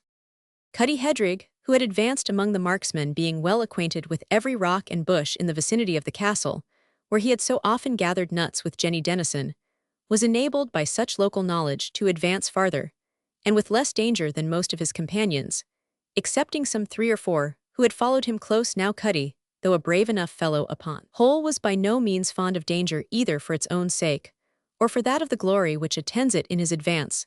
Therefore he had not, as the phrase goes, taken the bull by the horns, or advanced in front of the enemy's fire. On the contrary, he had edged gradually away from the scene of action, and turning his line of ascent rather to the left, had pursued it, until it brought him under a front of the castle different from that before which the parties were engaged, and to which the defenders had given no attention, trusting to the steepness of the precipice. There was, however, on this point, a certain window belonging to a certain pantry, and communicating with a certain yew tree, which grew out of a steep cleft of the rock, being the very pass through which Goose Gibbie was smuggled out of the castle in order to carry Edith's express to Charnwood, and which had probably in its day been used for other contraband purposes. Cuddy, resting upon the butt of his gun, and looking up at this window, observed to one of his companions, "There's a place I ken weel, money. A time I hae helped Jenny Dennison out o' the winnock forby, creeping in whiles mysel, to get some daffin at e'en, after the plug was loosed." "And what's to hinder us to creep in just now?" said the other, who was a smart, enterprising young fellow. "There's no muckle to hinder us in that were," answered Cuddy, "but what were we to do neist?" "Well, take the castle," cried the other. "Here are 5 or 6 o' us, and o' the sojers are engaged at the gate." "Come awa why you then," said Cuddy, "but mind deal a finger ye maun lay on Lady Margaret, or Miss Edith, or the Auld Major, or a boon on Jenny Dennison, or ony body, but the Sagiscut and quarter amming them as ye like. I carena." "Aye, aye," said the other, "let us once in, and we will make our ain terms with them." Gingerly, and as if treading upon eggs, Cuddy began to ascend the well-known pass, not very willingly, for besides that he was something apprehensive of the reception he might meet with, in the inside his conscience insisted that he was making but a shabby requital for Lady Margaret's former favours and protection. He got up, however, into the yew tree, followed by his companions, one after another. The window was small, and had been secured by stanchions of iron, but these had been long worn away by time, or forced out by the domestics to possess a free passage for their own occasional convenience. Entrance was therefore easy, providing there was no one in the pantry, a point which Cuddy endeavoured to discover before he made the final and perilous step, while his companions therefore were urging and threatening him behind, and he was hesitating and stretching his neck to look into the apartment.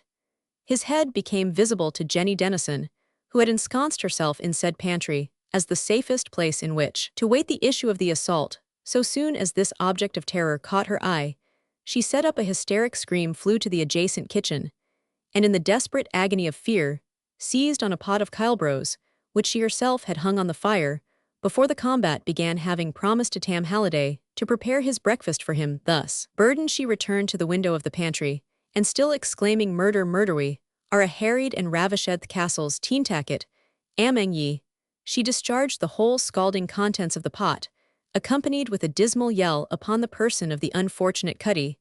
However welcome the mess might have been if Cuddy and it had become acquainted in a regular manner, the effects as administered by Jenny would probably have cured him of soldiering forever had he been looking upwards when it was thrown upon him. But fortunately for our man of war, he had taken the alarm upon Jenny's first scream, and was in the act of looking down, expostulating with his comrades, who impeded the retreat which he was anxious to commence, so that the steel cap and buff coat, which formerly belonged to Sergeant Bothwell, being garments of an excellent endurance, protected his person against the greater part of the scalding. Blows enough, however, reached him to annoy him severely, so that in the pain and surprise he jumped hastily out of the tree, oversetting his followers to the manifest danger of their limbs, and without listening to arguments, entreaties, or authority, made the best of his way by the most safe road to the main body of the army whereunto he belonged, and could neither by threats nor persuasion be prevailed upon to return to the attack. Jenny Dennison. As for Jenny, when she had thus conferred upon one admirer's outward man the viands which her fair hands had so lately been in the act of preparing for the stomach of another, she continued her song of alarm, running a screaming division upon all those crimes which the lawyers call the four pleas of the crown, namely murder, fire, rape, and robbery. These hideous exclamations gave so much alarm and created such confusion within the castle that Major Bellenden and Lord Evandale judged it best to draw off from the conflict without the gates, and abandoning to the enemy all the exterior defenses of the avenue, confine themselves to the castle itself, for fear of its being surprised on some unguarded point. Their retreat was unmolested, for the panic of Cuddy and his companions had occasioned nearly as much confusion on the side of the besiegers as the screams of Jenny had caused to the defenders. There was no attempt on either side to renew the action. That day the insurgents had suffered most severely, and from the difficulty which they had experienced in carrying the barricadoed positions without the precincts of the castle, they could have but little hope of storming the place itself. On the other hand, the situation of the besieged was dispiriting and gloomy. In the skirmishing, they had lost 2 or 3 men, and had several wounded, and though their loss was in proportion greatly less than that of the enemy, who had left 20 men dead on the place, yet their small number could much worse spare it, while the desperate attacks of the opposite party plainly showed how serious the leaders were in the purpose of reducing the place, and how well seconded by the zeal of their followers. But especially the garrison had to fear for hunger in case blockade should be resorted to as the means of reducing them. The major's directions had been imperfectly obeyed in regard to laying in provisions, and the dragoons, in spite of all warning and authority, were likely to be wasteful in using them. It was therefore with a heavy heart that Major Bellenden gave directions for guarding the window, through which the castle had so nearly been surprised, as well as all others, which offered the most remote facility for such an enterprise. Chapter Roman 5. The King hath drawn the special head of all the land together. Henry Roman 4 Part Roman 2. The leaders of the Presbyterian army had a serious consultation upon the evening of the day in which they had made the attack on Tilliatudlem. They could not but observe that their followers were disheartened by the loss which they had sustained, and which, as usual in such cases, had fallen upon the bravest and most forward. It was to be feared that if they were suffered to exhaust their zeal and efforts in an object so secondary as the capture of this petty fort, their numbers would melt away by degrees, and they would lose all the advantages arising out of the present unprepared state of the government. Moved by these arguments, it was agreed that the main body of the army should march against Glasgow and dislodge the soldiers who were lying in that town. The council nominated Henry Morton with others to this last service, and appointed Burleigh to the command of a chosen body of 500 men, who were to remain behind for the purpose of blockading the tower of Tilliatudlem. Morton testified the greatest repugnance to this arrangement. He had the strongest personal motives, he said, for desiring to remain near Tilliatudlem, and if the management of the siege were committed to him, he had little doubt, but that he would bring it to such an accommodation as without being rigorous to the besieged, would fully answer the purpose of the besiegers. Burleigh readily guessed the cause of his young colleague's reluctance to move with the army for interested, as he was in appreciating the characters with whom he had to deal. He had contrived through the simplicity of Cuddy and the enthusiasm of old Moz to get much information concerning Morton's relations with the family of Tilliatudlem. He therefore took the advantage of Poundtext's arising to speak to business, as he said for some short space of time, which Burleigh rightly interpreted to mean an hour at the very least, and seized that moment to withdraw Morton from the hearing of their colleagues, and to hold the following argument with him. Thou art unwise, Henry Morton, to desire to sacrifice this holy cause to thy friendship for an uncircumcised Philistine, or thy lust for a Moabitish woman. I neither understand your meaning, Mr. Balfour, nor relish your allusions, replied Morton indignantly, and I know no reason you have to bring so gross a charge, or to use such uncivil language. Confess, however, the truth, said Balfour, and own that there are those within yon dark tower over whom thou wouldst rather be watching like a mother over her little ones, than thou wouldst bear the banner of the Church of Scotland over the necks of her enemies. If you mean that I would willingly terminate this war without any bloody victory, and that I am more anxious to do this than to acquire any personal fame or power, you may be, replied Morton, perfectly right. And not wholly wrong, answered Burleigh, in deeming that thou wouldst not exclude from so general a pacification thy friends in the garrison of Tilliatudlem. Certainly, replied Morton, I am too much obliged to Major Bellenden not to wish to be of service to him as far as the interest of the cause I have espoused will permit. I never made a secret of my regard for him. I am aware of that, said Burleigh, but if thou hadst concealed it, I should nevertheless have found out thy riddle. Now hearken to my words. This Miles Bellenden hath means to subsist his garrison for a month. This is not the case, answered Morton. We know his stores are hardly equal to a week's consumption. Ay, but, continued Burleigh, I have since had proof of the strongest nature that such a report was spread in the garrison, by that wily and grey-headed malignant partly, to prevail on the soldiers, to submit to a diminution of their daily food, partly, to detain us before the walls of his fortress, until the sword should be whetted to smite and destroy us. And why was not the evidence of this laid before the council of war, said Morton. To what purpose, said Balfour, why need we undeceive Kettledrummel, MacBriar, Poundtext, and Lankill upon such a point? Thyself must own that whatever is told to them escapes to the host out of the mouth of the preachers at their next holding forth. They are already discouraged by the thoughts of lying before the fort a week. What would be the consequence, were they ordered to prepare for the leaguer of a month? But why conceal it then from me, or why tell it me now, and above all, what proofs have you got of the fact, continued Morton.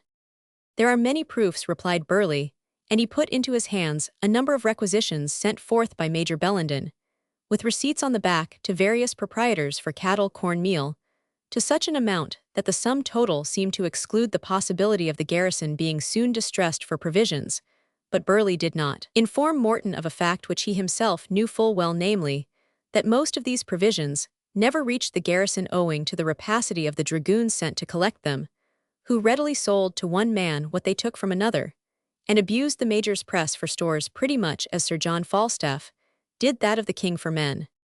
And now, continued Balfour, observing that he had made the desired impression, I have only to say that I concealed this from thee no longer than it was concealed from myself, for I have only received these papers this morning, and I tell it unto thee now that thou mayest go on thy way rejoicing and work the great work willingly at Glasgow, being assured that no evil can befall thy friends in the malignant party, since their fort is abundantly victualled, and I possess not numbers sufficient to do more against them than to prevent their sallying forth. And why, continued Morton, who felt an inexpressible reluctance to acquiesce in Balfour's reasoning, we not permit me to remain in the command of this smaller party, and march forward yourself to Glasgow? It is the more honourable charge. And therefore, young man, answered Burleigh, have I laboured that it should be committed to the son of Silas Morton. I am waxing old, and this grey head has had enough of honour where it could be gathered by danger. I speak not of the frothy bubble which men call earthly fame, but the honour belonging to him that doth not the work negligently, But thy career is yet to run. Thou hast to vindicate the high trust which has been bestowed on thee through my assurance that it was dearly well merited. At Loudenhill thou wert a captive, and at the last assault it was thy part to fight under cover, whilst I led the more open and dangerous attack. And shouldst thou now remain before these walls, when there is active service, elsewhere, trust me that men will say that the son of Silas Morton hath fallen away from the paths of his father. Stung by this last observation, to which as a gentleman and soldier he could offer no suitable reply, Morton hastily acquiesced in the proposed arrangement. Yet he was unable to divest himself of certain feelings of distrust, which he involuntarily attached to the quarter from which he received this information. Mr. Balfour, he said, let us distinctly understand each other. You have thought it worth your while to bestow particular attention upon my private affairs and personal attachments. Be so good as to understand that I am as constant to them as to my political principles. It is possible that during my absence you may possess the power of soothing or of wounding those feelings. Be assured that whatever may be the consequences to the issue of our present adventure, my eternal gratitude, or my persevering resentment, will attend the line of conduct you may adopt on such an occasion, and however young and inexperienced, I have no doubt of finding friends to assist me in expressing my sentiments in either case. If there be a threat implied in that denunciation, replied Burleigh coldly and haughtily, it had better have been spared. I know how to value the regard of my friends, and despise from my soul the threats of my enemies. But I will not take occasion of offense. Whatever happens here in your absence shall be managed with as much deference to your wishes as the duty I owe to a higher power can possibly permit. With this qualified promise, Morton was obliged to rest satisfied. Our defeat will relieve the garrison, said he internally, ere they can be reduced to surrender at discretion, and in case of victory, I already see from the numbers of the moderate party that I shall have a voice as powerful as Burleigh's in determining the use which shall be made of it. He therefore followed Balfour to the council, where they found Kettledrummel adding to his lastly a few words of practical application. When these were expended, Morton testified his willingness to accompany the main body of the army, which was destined to drive the regular troops from Glasgow. His companions in command were named, and the whole received a strengthening exhortation from the preachers who were present. Next morning at break of day, the insurgent army broke up from their encampment and marched towards Glasgow. It is not our intention to detail at length incidents which may be found in the history of the period. It is sufficient to say that Claverhouse and Lord Ross, learning the superior force which was directed against them, entrenched, or rather barricaded themselves in the centre of the city, where the townhouse and old jail were situated, with the determination to stand the assault of the insurgents rather than to abandon the capital of the west of Scotland. The Presbyterians made their attack in two bodies, one of which penetrated into the city in the line of the college and cathedral church, while the other marched up the Gallowgate, or principal access, from the southeast. Both divisions were led by men of resolution, and behaved with great spirit, but the advantages of military skill and situation were too great for their undisciplined valor.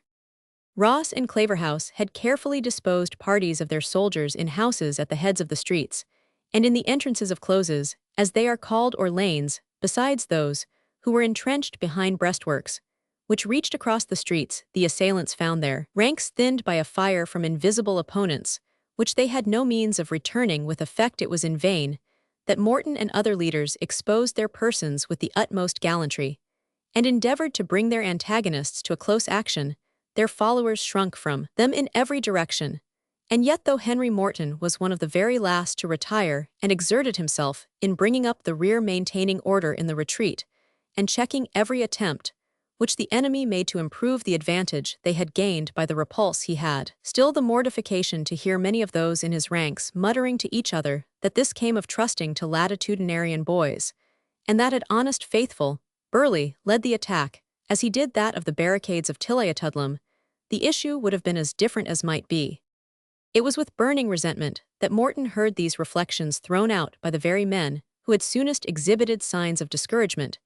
The unjust reproach, however, had the effect of firing his emulation, and making him sensible that, engaged as he was in a perilous cause, it was absolutely necessary that he should conquer or die. I have no retreat, he said to himself. All shall allowen Major Bellendenoven edit that, in courage at least, the rebel Morton was not inferior to his father. The condition of the army after the repulse was so undisciplined, and in such disorganization, that the leaders thought it prudent to draw off some miles from the city to gain time for reducing them once more into such order as they were capable of adopting recruits in the meanwhile, came fast in more moved by the extreme hardships of their own condition, and encouraged by the advantage obtained at Loudenhill, than deterred by the last unfortunate enterprise. Many of these attached themselves particularly to Morton's division.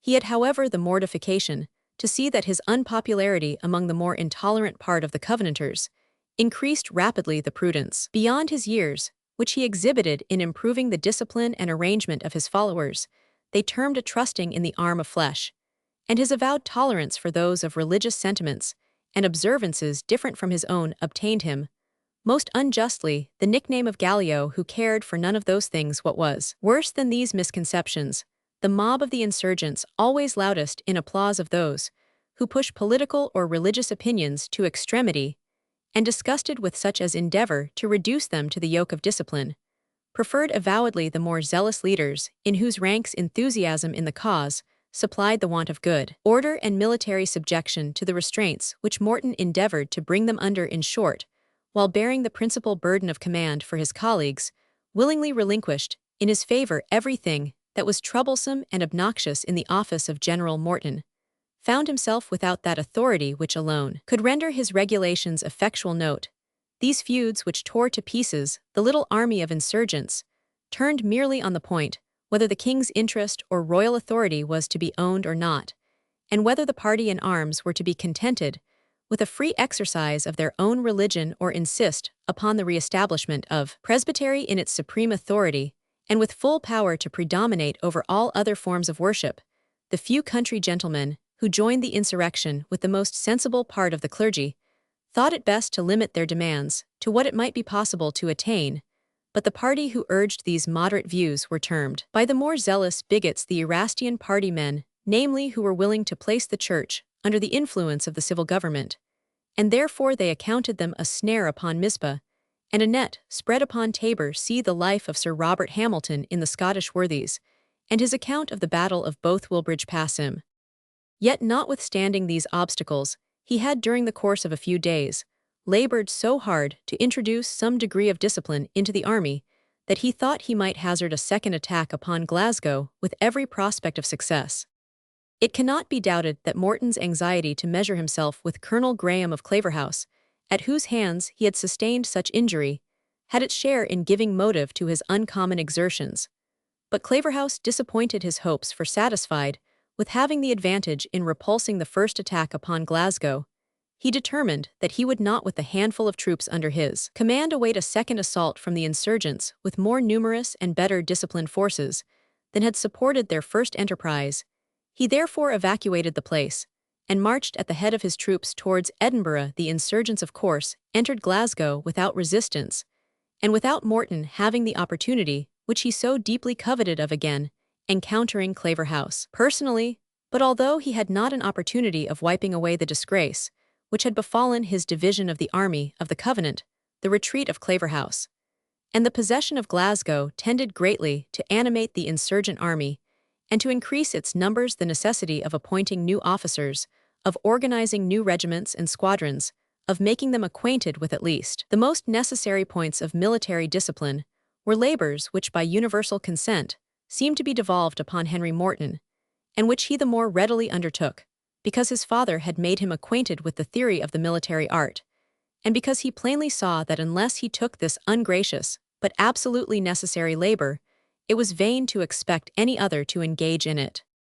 In the meanwhile, fortune appeared to favor the enterprise of the insurgents more than the most sanguine durst have expected. The Privy Council of Scotland, astonished at the extent of resistance which their arbitrary measures had provoked, seemed stupefied with terror, and incapable of taking active steps to subdue the resentment which these measures had excited. There were but very few troops in Scotland, and these they drew towards Edinburgh as if to form an army for protection of the metropolis. The feudal array of the crown vassals in the various counties was ordered to take the field and render to the king the military service due for their fiefs. But the summons was very slackly obeyed. The quarrel was not generally popular among the gentry, and even those who were not unwilling themselves to have taken arms were deterred by the repugnance of their wives, mothers, and sisters to their engaging in such a cause. Meanwhile, the inadequacy of the Scottish government to provide for their own defense, or to put down a rebellion, of which the commencement seemed so trifling, excited at the English court doubts, at once of their capacity, and of the prudence of the severities they had exerted against the oppressed Presbyterians. It was therefore resolved to nominate to the command of the army of Scotland the unfortunate Duke of Monmouth, who had by marriage a great interest, large estate, and a numerous following, as it was called in the southern parts of that kingdom. The military skill which he had displayed on different occasions abroad was supposed more than adequate to subdue the insurgents in the field, while it was expected that his mild temper and the favorable disposition which he showed to Presbyterians in general might soften men's minds and tend to reconcile them to the government. The Duke was therefore invested with a commission containing high powers for settling the distracted affairs of Scotland, and dispatched from London with strong succors to take the principal military command in that country. Chapter Romans 6. I am bound to Bothwell Hill, where I maun either do or die. Old Ballad. The Battle of Bothwell Bridge. There was now a pause in the military movements on both sides. The government seemed contented to prevent the rebels advancing towards the capital, while the insurgents were intent upon augmenting and strengthening their forces. For this purpose, they established a sort of encampment in the park belonging to the ducal residence at Hamilton, a central situation for receiving their recruits, and where they were secured from any sudden attack by having the Clyde, a deep and rapid river, in front of their position, which is only passable by a long and narrow bridge near the castle and village of Bothwell. Morton remained here for about a fortnight after the attack on Glasgow, actively engaged in his military duties.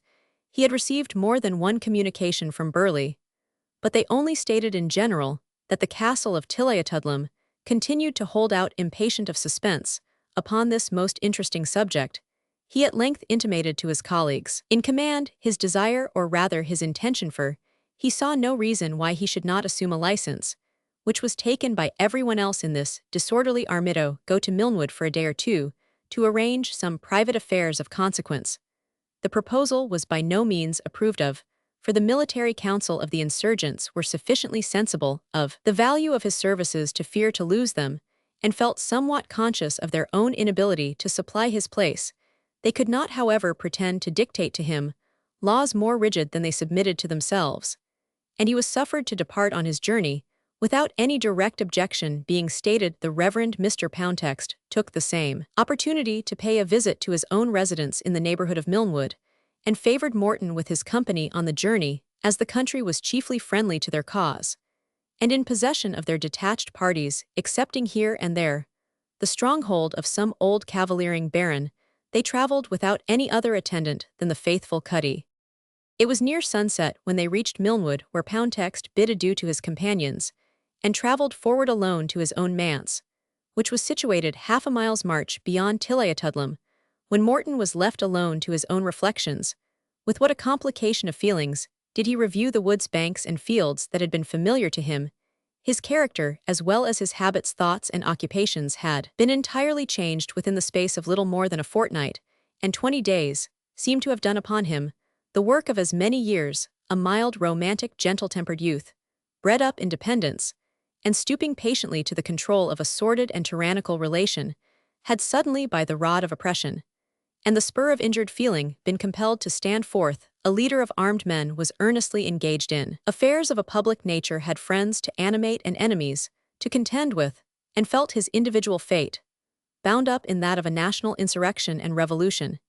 It seemed as if he had at once experienced a transition from the romantic dreams of youth to the labors and cares of active manhood.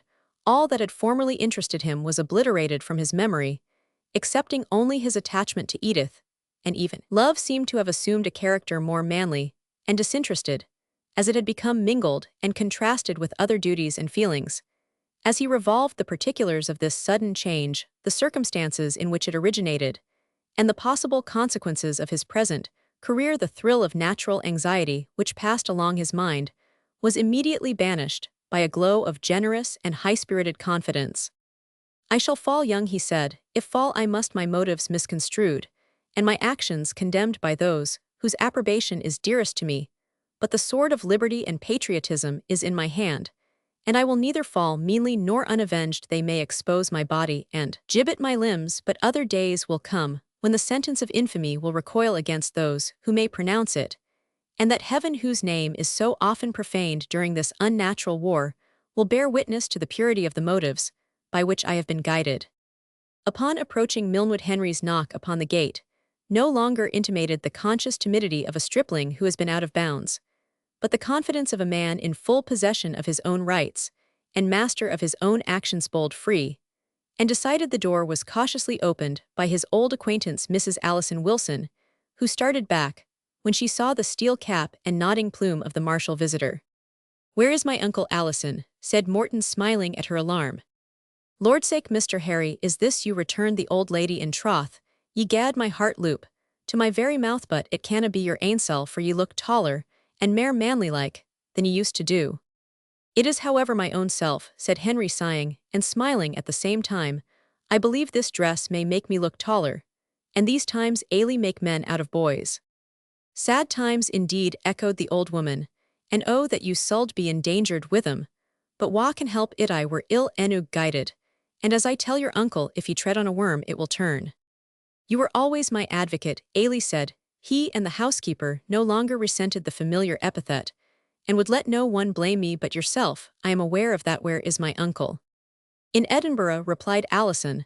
"The honest man thought it was best to gang and sit by the chimley when the reek racia vexed man he's been, and afeared but ye ken the laird as weel as I do." "I hope he has suffered nothing in health," said Henry. "Neething to speak of," answered the housekeeper, "nor in gudes neither. We fended as weel as we could. And though the troopers of Tilliatudlem took the Red Cow, and auld Hacky Yell mind them, weel, yet they sold us a gude bargain. Oh, for they were driving to the castle." "Sold you a bargain?" said Morton. "How do you mean?" "Oh, they came out to gather marts for the garrison," answered the housekeeper, "but they just fell to their auld trade, and raid through the country cooping and selling a that they gat like sae money west country drovers. My surdy, Major Bellenden, was laird o' the least share o' what they lifted, though it was teen in his name." Then said Morton hastily, "The garrison must be straitened for provisions." "Stressed enug," replied Ailey. "There's little doubt o' that." A light instantly glanced on Morton's mind. Burleigh must have deceived Mecraft, as well as cruelty is permitted by his creed. Such was his inward thought. He said aloud, "I cannot stay, Mrs. Wilson. I must go forward directly." "But oh, bide to eat a mouthful," entreated the affectionate housekeeper, "and ill mak it ready for you, as I used to do afore these sad days." "It is impossible," answered Morton. "Cuddy, get our horses ready." "They're just eating their corn," answered the attendant. "Cuddy," exclaimed Ailey, "what gad ye bring that ill-fawed unlucky loon alang? Why, yet was him and his randy mother began o' the mischief in this house." "Tut, tut," replied Cuddy, "ye should forget. And forgy Mistress Smithers in Glasgow, why her tiddy and saul plague ye nae mair, and I am the captain's wally now, and I keep him tighter in thack and rape than ever ye did, so ye him ever sae weel put on as he is now." "In troth, and that's true," said the old housekeeper, looking with great complacency at her young master, whose mien she thought much improved by his dress. "I am sure ye ne'er had a laced cravat like that when ye were at Milnwood. That's nane o' my sewing." "None, na, mistress," replied Cuddy, "that's a cast o' my hand. That's ane o' Lord Evandale's bras." "Lord Evandale," answered the old lady, "that's him that the Whigs are gone to hang the morn, as I hear say." "The Whigs about to hang Lord Evandale," said Morton in the greatest surprise. "I troth are they," said the housekeeper. "Yesterday night he made a sally, as they cat my mother's name was Sally. I wonder they jye Christian folks' names to sick unchristian doings, but he made an outbreak to get provisions, and his men were driven back. And he was teen, and the Whig Captain Balfragad set up a gallows, and swore or said upon his conscience, for they winna swear, that if the garrison was not gene o'er the morn by daybreak, he would hing up the young lord. Poor thing, as high as Hammond. These are sair times, but folk canna help them. See, do ye sit down, and tack bread and cheese, until better meat's made ready. Ye suldna hae kenned a word about it, and I had thought it was to spoil your dinner. Hinny." "Fed or unfed," exclaimed Morton. "Saddle the horses instantly, Cuddy. We must not rest until we get before the castle." And resisting all Ailey's entreaties, they instantly resumed their journey. Morton failed not to halt at the dwelling of Poundtext, and summon him to attend him to the camp. that honest divine had just resumed for an instant his pacific habits, and was perusing an ancient theological treatise with a pipe in his mouth, and a small jug of ale beside him to assist his digestion of the argument, it was with bitter ill will that he relinquished these comforts which he called his studies, in order to recommence a hard ride upon a high-trotting horse. However, when he knew the matter in hand, he gave up with a deep groan the prospect of spending a quiet evening in his own little parlor, for he entirely agreed with Morton that whatever interest Burleigh might have in rendering the breach between the Presbyterians and the government irreconcilable by putting the young nobleman to death, it was by no means that of the moderate party to permit such an act of atrocity, and it is but doing justice to Mr. Poundtext to add that, like most of his own persuasion, he was decidedly adverse to any such acts of unnecessary violence, besides that his own present feelings induced him to listen with much complacence to the probability held out by Morton of Lord Evandale's becoming a mediator for the establishment of peace upon fair and moderate terms. With this similarity of views, they hastened their journey, and arrived about 11 o'clock at night at a small hamlet adjacent to the castle at Tilliatudlem, where Burleigh had established his headquarters. They were challenged by the sentinel, who made his melancholy walk at the entrance of the hamlet, and admitted, upon declaring their names and authority in the army, another soldier kept watch before a house which they conjectured to be the place of Lord Evandale's confinement, for a gibbet of such great height as to be visible from the battlements of the castle was erected before it in melancholy confirmation of the truth of Mrs. Wilson's report.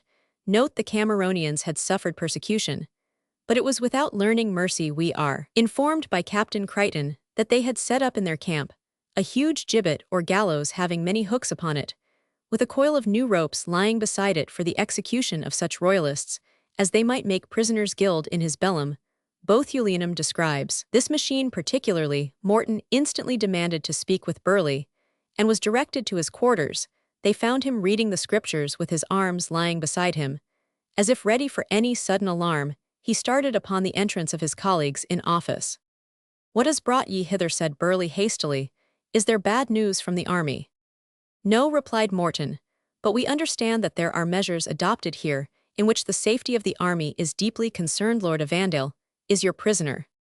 "The Lord," replied Burleigh, "hath delivered him into our hands. And you will avail yourself of that advantage, granted you, by heaven, to dishonor our cause in the eyes of all the world, by putting a prisoner to an ignominious death." "If the house of Tilliatudlem be not surrendered by daybreak," replied Burleigh, "God do so to me, and more also, if he shall not die that death to which his leader and patron John Graham of Claverhouse hath put so many of God's saints." "We are in arms," replied Morton, "to put down such cruelties, and not to imitate them, far less to avenge upon the innocent the acts of the guilty.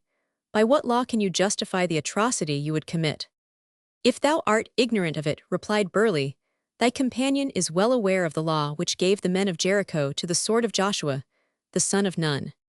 But we answered, the divine live under a better dispensation, which instructeth us to return good for evil, and to pray for those who despitefully use us and persecute us." "That is to say," said Burleigh, "that thou wilt join thy grey hairs to his green youth, to controvert me in this matter." "We are," rejoined Poundtext, "two of those to whom jointly with thyself authority is delegated over this host, and we will not permit thee to hurt a hair of the prisoner's head. It may please God to make him a means of healing these unhappy breaches in our Israel." "I judged it would come to this," answered Burleigh, "when such as thou wert called into the council of the elders." "Such as I," answered Poundtext, "and who am I that you should name me with such scorn? Have I not kept the flock of this sheepfold from the wolves for 30 years, I, even while thou, John Balfour, wert fighting in the ranks of uncircumcision, a Philistine of hardened brow and bloody hand? Who am I, sayst thou?" "I will tell thee what thou art, since thou wouldst so fain know," said Burleigh. "Thou art one of those who would reap where thou hast not sowed, and divide the spoil, while others fight the battle. Thou art one of those that follow the gospel for the loaves, and for the fishes, that love their own manse better than the church of God, and that would rather draw their stipends under prelatists or heathens, than be a partaker with those noble spirits who have cast all behind them for the sake of the covenant."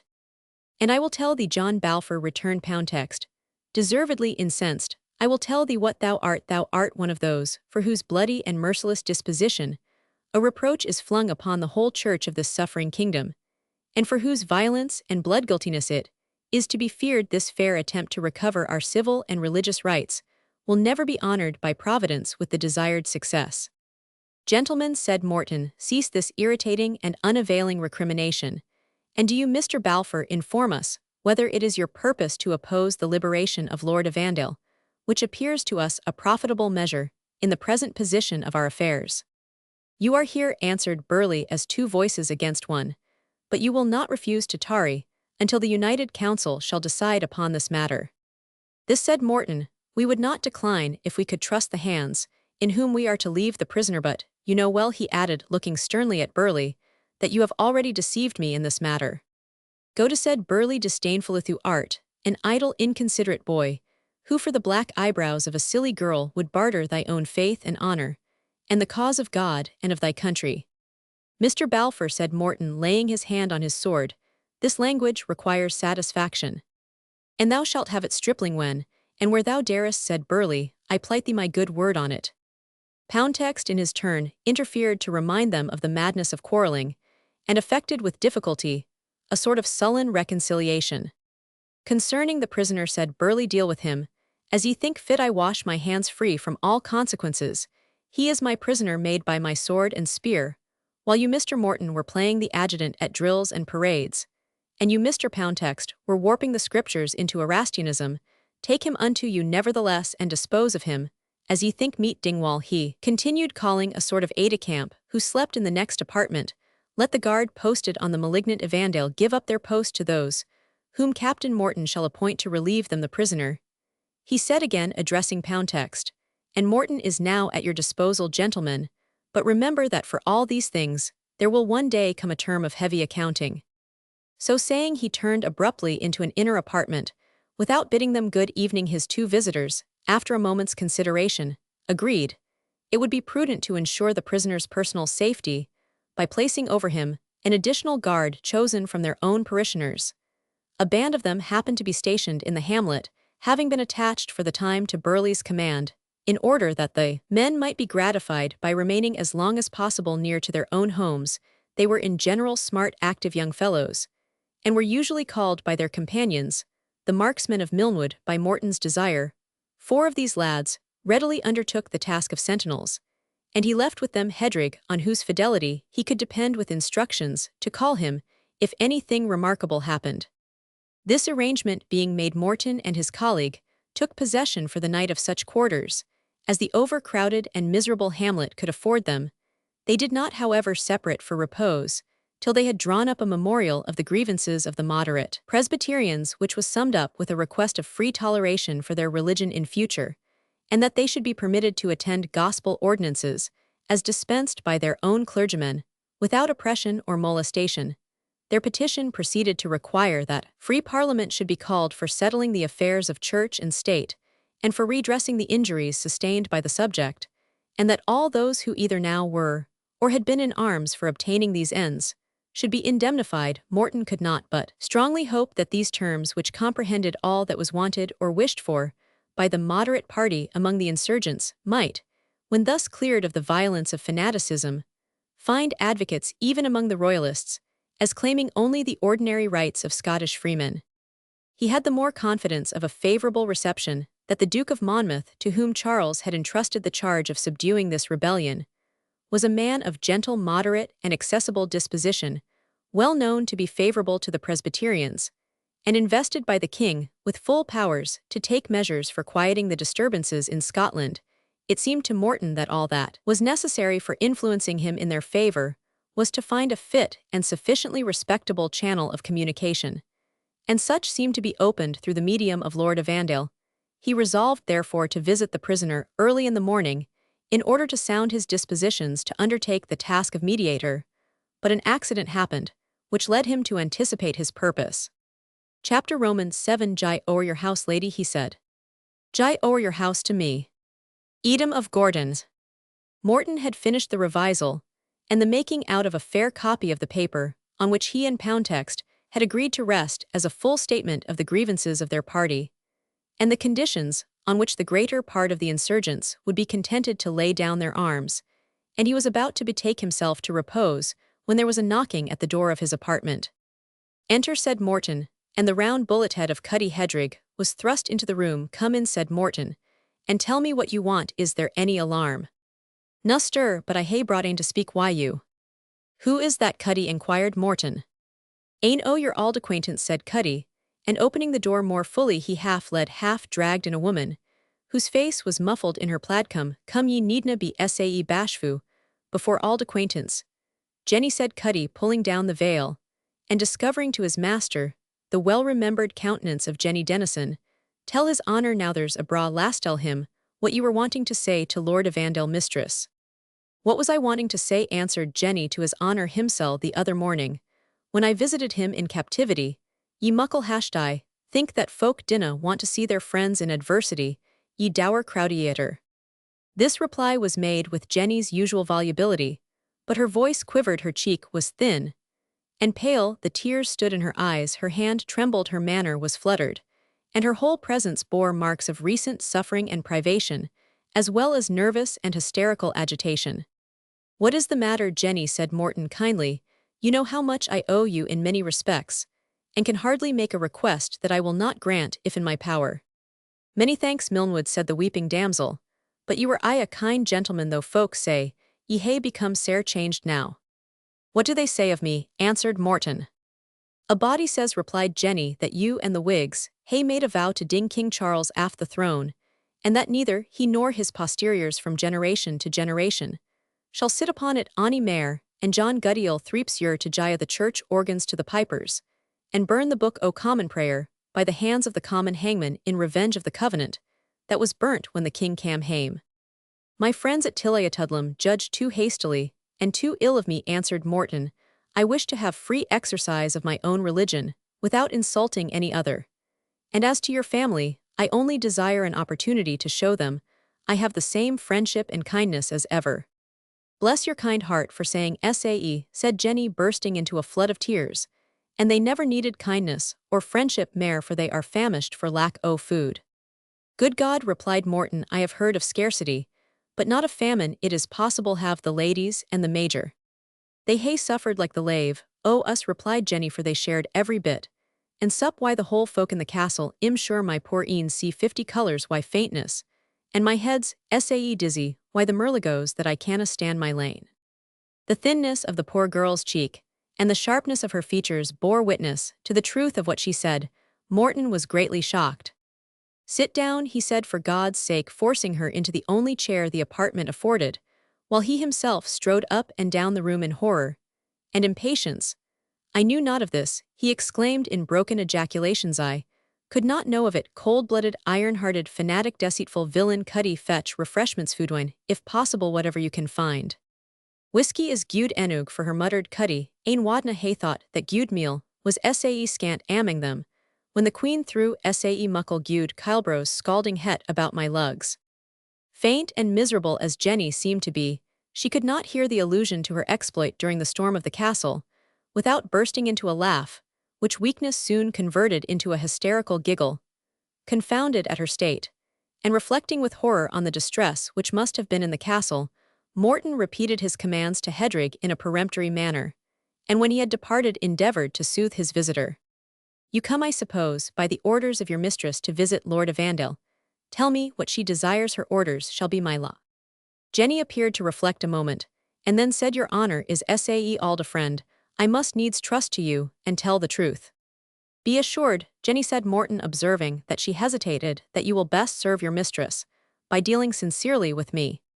"Will then ye maun ken we're starving, as I said before, and have been mair days than ane, and the major has sworn that he expects relief daily, and that he will not gie o'er the house to the enemy, till we have eaten up his auld boots end. They are unco thick in the soles, as ye may weel mind, forby being tug in the upper leather, the dragoons again, they think they will be forced to gie up at last, and they can abide hunger weel after the life they led at free quarters for this while bypast, and since Lord Evandale's teen there's nae guiding them, and Inglis says hell gie up the garrison to the Whigs, and the major, and the leddies into the bargain if they will, but let the troopers gang free themselves."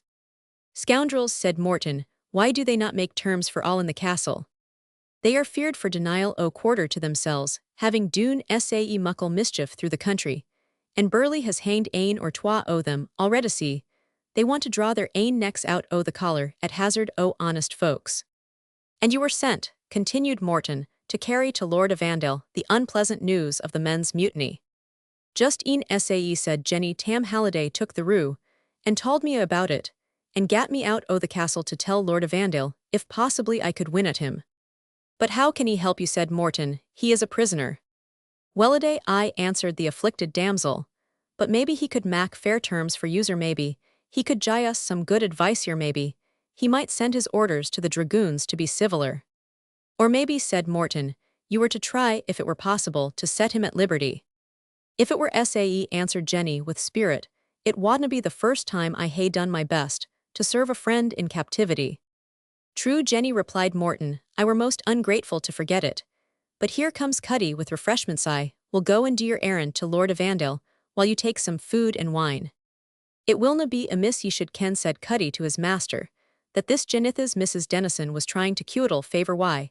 Tam ran the miller's man to win into Lord Evandale's room, without ony body kennin. She wasna thinking the gypsy that I was at her elp. And an unco fright ye gie me when ye cam ahint, and took a grip o' me, said Jenny, giving him a sly twitch with her finger, and her thumb, if ye hadna been an auld acquaintance, ye daft gomerel. Cuddy, somewhat relenting, grinned a smile on his artful mistress, while Morton wrapped himself up in his cloak, took his sword under his arm, and went straight to the place of the young nobleman's confinement. He asked the sentinels if anything extraordinary had occurred. Nothing worth notice, they said, excepting the lass that Cuddy took up, and 2 couriers that Captain Balfour had dispatched, one to the Reverend Ephraim MacBriar, another to Kettledrummel, both of whom were beating the drum, ecclesiastic in different towns, between the position of Burleigh and the headquarters of the main army near Hamilton. The purpose, I presume, said Morton with an affectation of indifference, was to call them hither. So I understand, answered the sentinel, who had spoke with the messengers. He is summoning a triumphant majority of the council, thought Morton to himself, for the purpose of sanctioning whatever action of atrocity he may determine upon, and thwarting opposition by authority. I must be speedy, or I shall lose my opportunity. When he entered the place of Lord Evandale's confinement, he found him ironed and reclining on a flock bed in the wretched garret of a miserable cottage. He was either in a slumber or in deep meditation when Morton entered, and turned on him when aroused, a countenance so much reduced by loss of blood, want of sleep, and scarcity of food, that no one could have recognized in it the gallant soldier who had behaved with so much spirit at the skirmish of Loudenhill. He displayed some surprise at the sudden entrance of Morton. I am sorry to see you thus, my lord, said that youthful leader. I have heard you are an admirer of poetry, answered the prisoner. In that case, Mr. Morton, you may remember these lines. Stone walls do not a prison make, or iron bars a cage. A free and quiet mind can take these for a hermitage. But were my imprisonment less endurable, I am given to expect tomorrow a total enfranchisement. By death, said Morton. Surely, answered Lord Evandale, I have no other prospect. Your comrade Burleigh has already dipped his hand in the blood of men, whose meanness of rank and obscurity of extraction might have saved them. I cannot boast such a shield from his vengeance, and I expect to meet its extremity. But Major Bellenden, said Morton, may surrender in order to preserve your life. Never while there is one man to defend the battlement, and that man has one crust to eat. I know his gallant resolution, and grieved should I be if he changed it for my sake. Morton hastened to acquaint him with the mutiny among the dragoons and their resolution to surrender the castle, and put the ladies of the family, as well as the major, into the hands of the enemy. Lord Evandale seemed at first surprised, and something incredulous, but immediately afterwards deeply affected. What is to be done, he said. How is this misfortune to be averted? Hear me, my lord, said Morton. I believe you may not be unwilling to bear the olive branch between our master the king, and that part of his subjects which is now in arms, not from choice, but necessity. You construe me but justly, said Lord Evandale, but to what does this tend? Permit me, my lord, continued Morton, I will set you at liberty upon parole. Nay, you may return to the castle, and shall have a safe conduct for the ladies, the major, and all who leave it on condition of its instant surrender. In contributing to bring this about, you will only submit to circumstances, for with a mutiny in the garrison, and without provisions, it will be found impossible to defend the place 24 hours longer. Those, therefore, who refuse to accompany your lordship must take their fate. You and your followers shall have a free pass to Edinburgh, or wherever the Duke of Monmouth may be in return for your liberty. We hope that you will recommend to the notice of His Grace as Lieutenant General of Scotland this humble petition and remonstrance containing the grievances which have occasioned this insurrection, a redress of which being granted, I will answer with my head that the great body of the insurgents will lay down their arms." Lord Evandale read over the paper with attention. "Mr. Morton," he said, "in my simple judgment, I see little objection that can be made to the measure here recommended. Nay, farther, I believe in many respects they may meet the private sentiments of the Duke of Monmouth. And yet, to deal frankly with you, I have no hopes of their being granted unless, in the first place, you were to lay down your arms. The doing so," answered Morton, "would be virtually conceding that we had no right to take them up, and that for one I will never agree to." "Perhaps it is hardly to be expected you should," said Lord Evandale. "And yet on that point, I am certain, the negotiations will be wrecked. I am willing, however, having frankly told you my opinion, to do all in my power to bring about a reconciliation." "It is all we can wish or expect," replied Morton. "The issue is in God's hands, who disposes the hearts of princes. You accept then the safe conduct." "Certainly," answered Lord Evandale, "and if I do not enlarge upon the obligation incurred by your having saved my life a second time, believe that I do not feel it the less." "And the garrison of Tilliatudlem," said Morton, "shall be withdrawn, as you propose," answered the young nobleman. "I am sensible the Major will be unable to bring the mutineers to reason, and I tremble to think of the consequences should the ladies and the brave old man be delivered up to this bloodthirsty ruffian Burleigh." "You are in that case free," said Morton. "Prepare to mount on horseback. A few men, whom I can trust, shall attend you, till you are in safety from our parties." Leaving Lord Evandale in great surprise and joy at this unexpected deliverance, Morton hastened to get a few chosen men under arms, and on horseback, each rider holding the rein of a spare horse. Jenny, who while she partook of her refreshment, had contrived to make up her breach with Cuddy Road on the left hand of that valiant cavalier. The tramp of their horses was soon heard under the window of Lord Evandale's prison. Two men, whom he did not know, entered the apartment, disencumbered him of his fetters, and conducting him downstairs, mounted him in the center of the detachment. They set out at a round trot towards Tilliatudlem. The moonlight was giving way to the dawn when they approached that ancient fortress, and its dark massive tower had just received the first pale coloring of the morning. The party halted at the tower barrier, not venturing to approach nearer for fear of the fire of the place. Lord Evandale alone rode up to the gate, followed at a distance by Jenny Denison. As they approached the gate, there was heard to arise in the courtyard a tumult, which accorded ill with the quiet serenity of a summer dawn. Cries and oaths were heard, a pistol shot or two were discharged, and everything announced that the mutiny had broken out. At this crisis, Lord Evandale arrived at the gate, where Halliday was sentinel. On hearing Lord Evandale's voice, he instantly and gladly admitted him, and that nobleman arrived among the mutinous troopers like a man dropped from the clouds. They were in the act of putting their design into execution of seizing the place into their own hands, and were about to disarm and overpower Major Bellenden and Harrison, and others of the castle, who were offering the best resistance in their power. The appearance of Lord Evandale changed the scene. He seized Inglis by the collar, and upbraiding him with his villainy, ordered two of his comrades to seize and bind him, assuring the others that their only chance of impunity consisted in instant submission.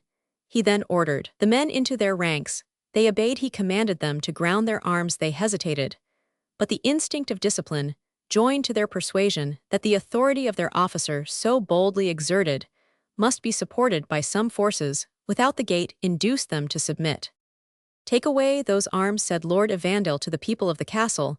"They shall not be restored until these men know better the use for which they are entrusted with them. And now," he continued, addressing the mutineers, "begone, make the best use of your time, and of a truce of 3 hours which the enemy are contented to allow you. Take the road to Edinburgh, and meet me at the house off Muir.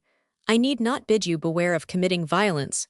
By the way, you will not, in your present condition, provoke resentment for your own sakes. Let your punctuality show that you mean to atone for this morning's business." The disarmed soldiers shrunk in silence from the presence of their officer, and leaving the castle took the road to the place of rendezvous, making such haste as was inspired by the fear of meeting with some detached party of the insurgents, whom their present defenseless condition and their former violence might inspire. With thoughts of revenge Inglis, whom Evandale destined for punishment remained in custody, Halliday was praised for his conduct, and assured of succeeding to the rank of the culprit. These arrangements being hastily made, Lord Evandale accosted the Major, before whose eyes the scene had seemed to pass like the change of a dream.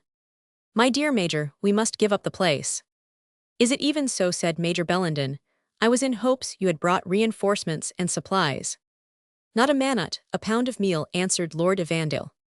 "Yet I am blithe to see you," returned the honest Major. "We were informed yesterday that these psalm-singing rascals had a plot on your life, and I had mustered the scoundrelly dragoons 10 minutes ago in order to beat up Burleigh's quarters and get you out of limbo, when the dog Inglis, instead of obeying me, broke out into open mutiny. But what is to be done now?"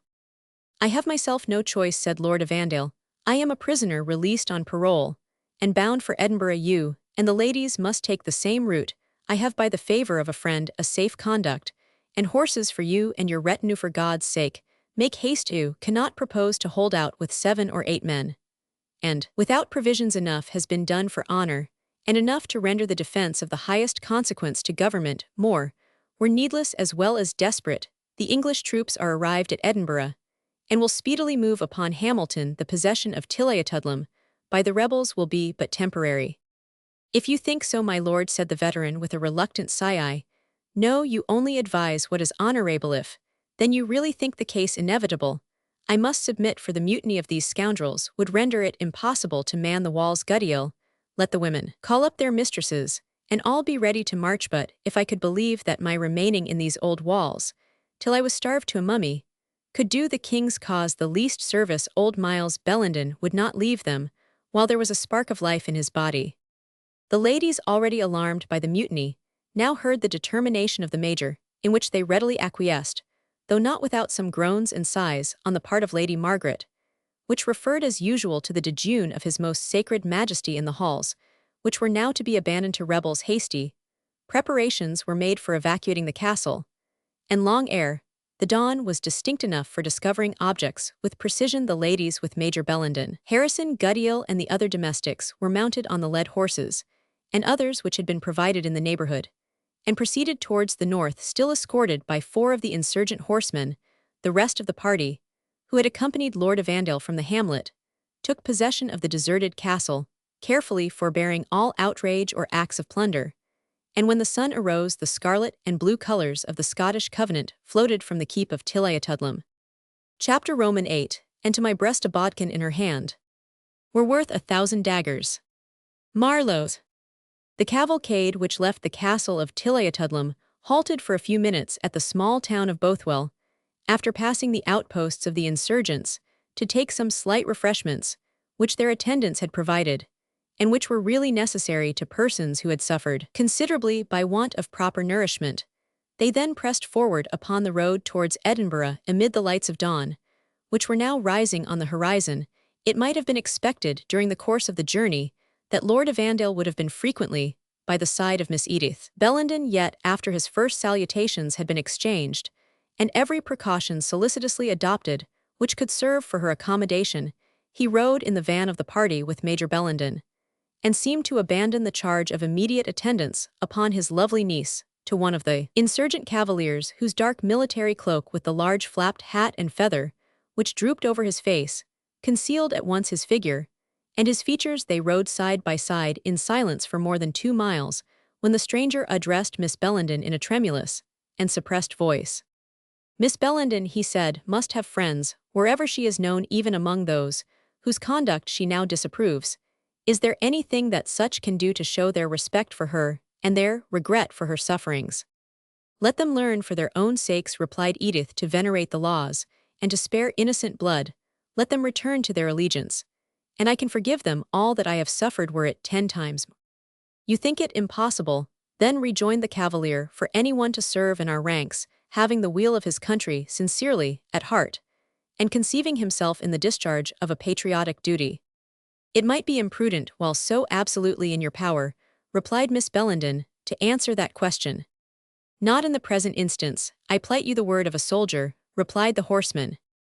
"I have been taught candour from my birth," said Edith, "and if I am to speak at all, I must utter my real sentiments. God only can judge the heart. Men must estimate intentions by actions, treason, murder by the sword, and by gibbet the oppression of a private family, such as ours, who were only in arms for the defense of the established government, and of our own property, our actions, which must needs sully all that have accession to them, by whatever specious terms they may be gilded over. The guilt of civil war, rejoined the horseman's miseries, which it brings in its train, lie at the door of those who provoked it by illegal oppression, rather than of such as are driven to arms in order to assert their natural rights as freemen. That is assuming the question, replied Edith, which ought to be proved. Each party contends that they are right in point of principle, and therefore the guilt must lie with them, who first drew the sword, as in an affray. Law holds those to be the criminals who are the first to have recourse to violence.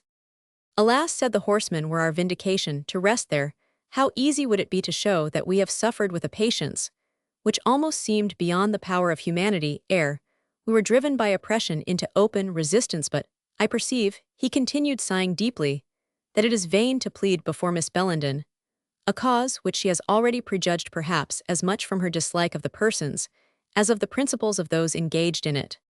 Pardon me, answered Edith, I have stated with freedom my opinion of the principles of the insurgents, of their persons. I know nothing excepting in one solitary instance. And that instance, said the horseman, has influenced your opinion of the whole body. Far from it, said Edith. He ice at least I once thought him on in whose scale few were fit to be weighed. Iser he seemedone of early talent, high faith, pure morality, and warm affections.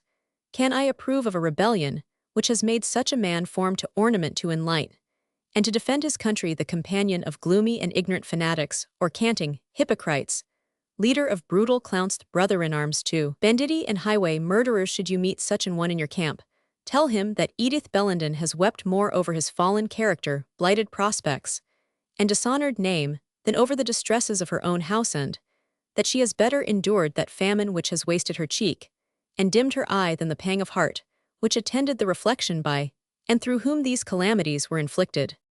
As she thus spoke, she turned upon her companion a countenance whose faded cheek attested the reality of her sufferings, even while it glowed with the temporary animation which accompanied her language.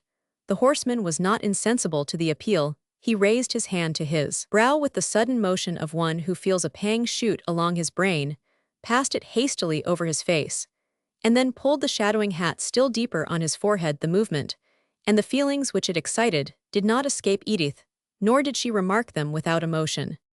And yet she said, should the person of whom I speak seem to you too deeply affected by the hard opinion of an early friend, say to him that sincere repentance is next to innocence, that, though fallen from a height not easily recovered, and the author of much mischief, because gilded by his example, he may still atone in some measure for the evil he has done. And in what manner? asked the cavalier in the same suppressed and almost choked voice. By lending his efforts to restore the blessings of peace to his distracted countrymen, and to induce the deluded rebels to lay down their arms by saving their blood, he may atone for that which has been already spilt, and he that shall be most active in accomplishing this great end will best deserve the thanks of this age, and an honored remembrance in the next. And in such a peace, said her companion with a firm voice, Miss Bellenden would not wish, I think, that the interests of the people were sacrificed unreservedly to those of the crown. I am but a girl, was the young lady's reply, and I scarce can speak on the subject without presumption. But since I have gone so far, I will fairly add I would wish to see a peace which should give rest to all parties, and secure the subjects from military rapine, which I detest as much as I do the means now adopted to resist it. Miss Bellenden, answered Henry Morton, raising his face, and speaking in his natural tone, the person who has lost such a highly valued place in your esteem has yet too much spirit to plead his cause as a criminal, and conscious that he can no longer claim a friend's interest in your bosom, he would be silent under your hard censure, were it not that he can refer to the honored testimony of Lord Evandale that his earnest wishes and most active exertions are even now directed to the accomplishment of such a peace as the most loyal cannot censure. He bowed with dignity to Miss Bellenden, who, though her language intimated that she well knew to whom she had been speaking, probably had not expected that he would justify himself with so much animation. She returned his salute confused, and in silence Morton then rode forward to the head of the party. Henry Morton, exclaimed Major Bellenden, surprised at the sudden apparition. The same, answered Morton, who is sorry that he labors under the harsh construction of Major Bellenden, and his family he commits to my Lord Evandale. He continued, turning towards the young nobleman, and bowing to him the charge of undeceiving his friends, both regarding the particulars of his conduct and the purity of his motives. Farewell, Major Bellenden. All happiness attend you and yours may.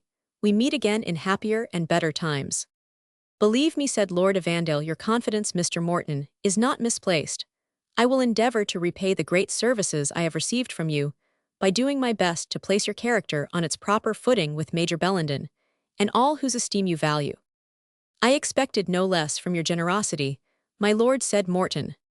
He then called his followers, and rode off along the heath in the direction of Hamilton, their feathers waving and their steel caps glancing in the beams of the rising sun. Cuddy Hedrick alone remained an instant behind his companions, to take an affectionate farewell of Jenny Dennison, who had contrived during this short morning's ride to re-establish her influence over his susceptible bosom. A straggling tree or two obscured, rather than concealed their tete-a-tete, as they halted their horses to bid adieu. Fare ye well, Jenny, said Cuddy, with a loud exertion of his lungs, intended perhaps to be a sigh, but rather resembling the intonation of a groan yell. Think, O pure Cuddy, sometimes an honest lad, that lows ye Jenny yell, think o him now and then. Whiles at Brostime, answered the malicious damsel, unable either to suppress the repartee or the arch smile which attended it. Whiles at Brostime. Cuddy took his revenge, as rustic lovers are wont, and as Jenny probably expected, caught his mistress round the neck, kissed her cheeks and lips heartily, and then turned his horse and trotted after his master. Deals in the fallow, said Jenny, wiping her lips and adjusting her headdress. He has twice the spunk o' Tam Halliday, after a coming my leddy coming, Lord have a care o' us. I trust the auld leddy didna see us. Jenny, said Lady Margaret, as the damsel came up. Was not that young man who commanded the party the same that was captain of the Popinjay, and who was afterwards prisoner at Tilliatudlem on the morning Claverhouse came there? Jenny, happy that the query had no reference to her own little matters, looked at her young mistress to discover if possible whether it was her cue to speak truth, or not being able to catch any hint to guide her. She followed her instinct as a lady's maid, and lied. I dinna believe it was him, my leddy, said Jenny, as confidently as if she had been saying her catechism. He was a little black man, that. You must have been blind, Jenny, said the Major. Henry Morton is tall and fair, and that youth is the very man. I had ither thing ado than be looking at him, said Jenny, tossing her head. He may be as fair as a farthing candle for me. Is it not, said Lady Margaret, a blessed escape, which we have made out of the hands of so desperate and bloodthirsty a fanatic?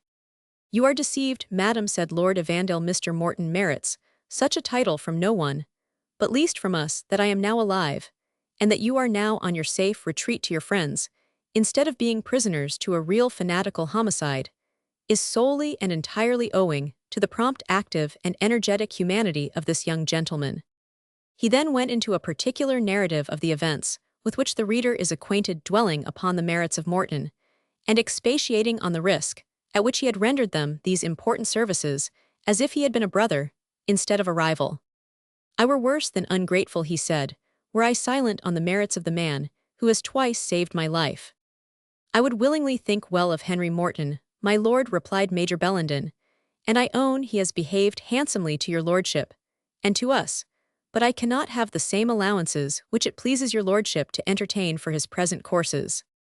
You are to consider, replied Lord Evandale, that he has been partly forced upon them by necessity, and I must add that his principles, though differing in some degree from my own, are such as ought to command respect. Claverhouse, whose knowledge of men is not to be disputed, spoke justly of him as to his extraordinary qualities, but with prejudice and harshly concerning his principles and motives.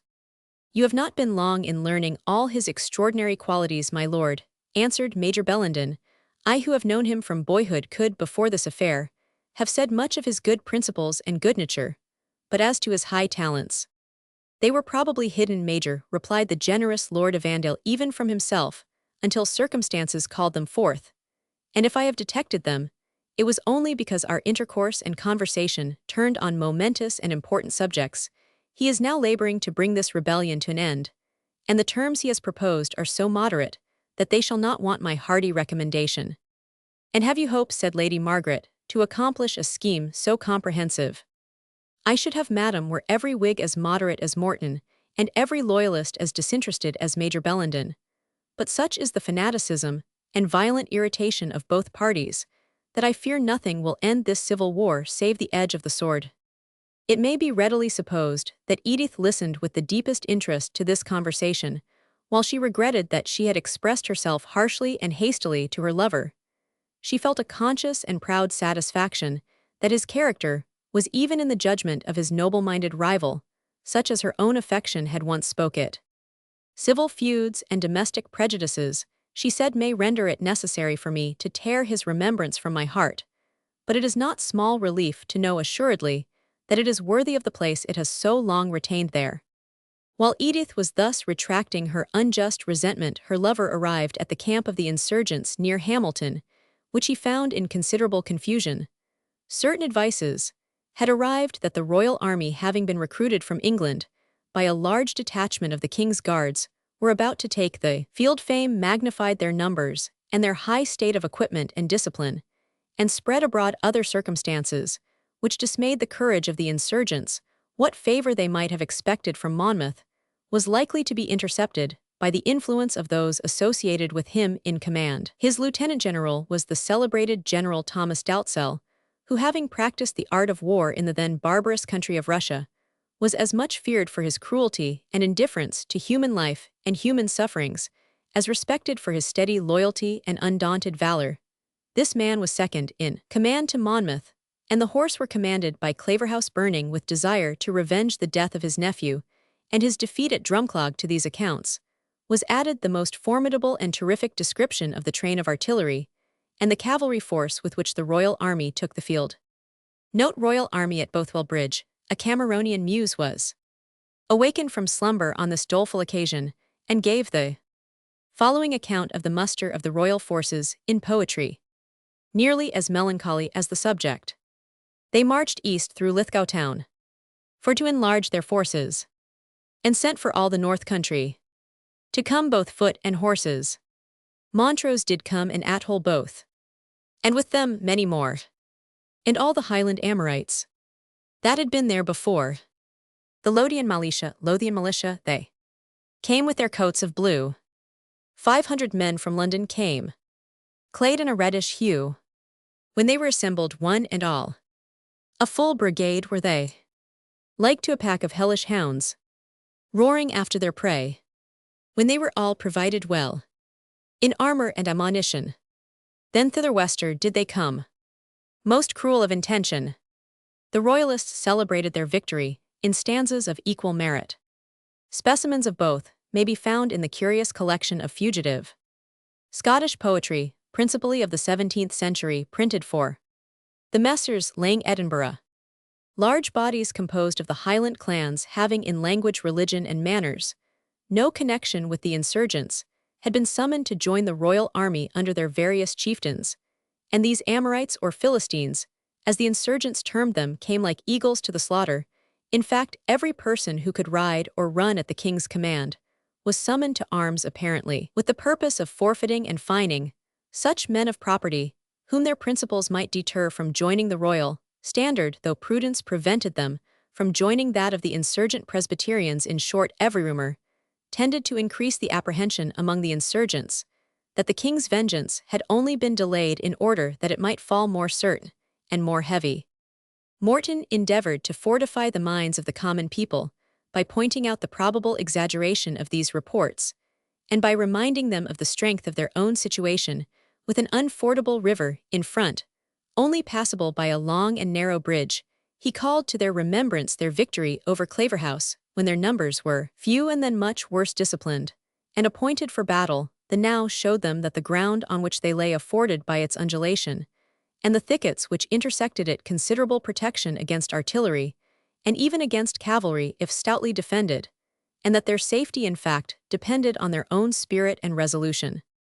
But while Morton thus endeavored to keep up the courage of the army at large, he availed himself of those discouraging rumors to endeavor to impress on the minds of the leaders the necessity of proposing to the government moderate terms of accommodation, while they were still formidable, as commanding an unbroken and numerous army, he pointed out to them that in the present humor of their followers, it could hardly be expected that they would engage with advantage the well-appointed and regular force of the Duke of Monmouth, and that if they chanced as was most likely to be defeated, and dispersed the insurrection, in which they had engaged so far from being useful to the country, would be rendered the apology for oppressing it more severely.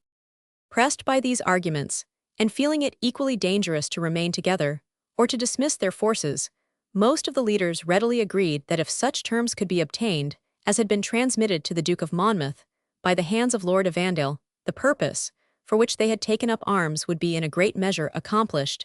They then entered into similar resolutions, and agreed to guarantee the petition and remonstrance which had been drawn up by Morton. On the contrary, there were still several leaders, and those men whose influence with the people exceeded that of persons of more apparent consequence, who regarded every proposal of treaty, which did not proceed on the basis of the Solemn League and Covenant of 1640, as utterly null and void, impious and unchristian. These men diffused their feelings among the multitude who had little foresight and nothing to lose, and persuaded many that the timid counsellors who recommended peace upon terms short of the dethronement of the royal family and the declared independence of the Church with respect to the state were cowardly laborers who were about to withdraw their hands from the plough, and despicable trimmers who sought only a specious pretext for deserting their brethren in arms. These contradictory opinions were fiercely argued in each tent of the insurgent army, or rather in the huts or cabins, which served in the place of tense violence in language, often led to open quarrels and blows, and the divisions into which the army of sufferers was rent served as too plain a presage of their future fate. Chapter Roman 9. The curse of growing factions and divisions. Still vex your counsels. Venice preserved. The prudence of Morton found sufficient occupation in stemming the furious current of these contending parties, when 2 days after his return to Hamilton, he was visited by his friend and colleague the Reverend Mr. Poundtext, flying, as he presently found from the face of John Balfour of Burleigh, whom he left not a little incensed at the share he had taken in the liberation of Lord Evandale, when the worthy divine had somewhat recruited his spirits, after the hurry and fatigue of his journey. He proceeded to give Morton an account of what had passed in the vicinity of Tilliatudlem after the memorable morning of his departure. The night march of Morton had been accomplished with such dexterity, and the men were so faithful to their trust, that Burleigh received no intelligence of what had happened. Until the morning was far advanced, his first inquiry was whether MacBriar and Kettledrummel had arrived agreeably to the summons which he had dispatched at midnight. MacBriar had come, and Kettledrummel, though a heavy traveller, might, he was informed, be instantly expected. Burleigh then dispatched a messenger to Morton's quarters to summon him to an immediate council. The messenger returned with news that he had left the place. Poundtext was next summoned, but he, thinking as he said himself that it was ill dealing with fractious folk, had withdrawn to his own quiet manse, preferring a dark ride, though he had been on horseback the whole preceding day, to a renewal in the morning of a controversy with Burleigh, whose ferocity overawed him when unsupported by the firmness of Morton. Burleigh's next inquiries were directed after Lord Evandale, and great was his rage when he learned that he had been conveyed away overnight by a party of the marksmen of Milnwood, under the immediate command of Henry Morton himself. "The villain," exclaimed Burleigh, addressing himself to MacBriar, "the base, mean-spirited traitor, to curry favour for himself with the government, hath set at liberty the prisoner taken by my own right hand, through means of whom, I have little doubt, the possession of the place of strength, which hath wrought us such trouble, might now have been in our hands." "But is it not in our hands," said MacBriar, looking up towards the keep of the castle, "and are not these the colours of the covenant that float over its walls?" "A stratagem, a mere trick," said Burleigh, "an insult over our disappointment, intended to aggravate and embitter our spirits." He was interrupted by the arrival of one of Morton's followers, sent to report to him the evacuation of the place, and its occupation by the insurgent forces. Burleigh was rather driven to fury than reconciled by the news of this success. "I have watched," he said, "I have fought, I have plotted, I have striven for the reduction of this place, I have forborne to seek to head enterprises of higher command, and of higher honour. I have narrowed their outgoings, and cut off the springs, and broken the staff of bread within their walls. And when the men were about to yield themselves to my hand, that their sons might be bondsmen, and their daughters a laughingstock to our whole camp, cometh this youth without a beard on his chin, and takes it on him to thrust his sickle into the harvest, and to rend the prey from the spoiler. Surely the laborer is worthy of his hire, and the city with its captives should be given to him that wins it. Nay, said MacBriar, who was surprised at the degree of agitation, which Balfour displayed. Chafe not thyself, because of the ungodly heaven will use its own instruments, and who knows but this youth? Hush, hush, said Burleigh, do not discredit, then own better judgment.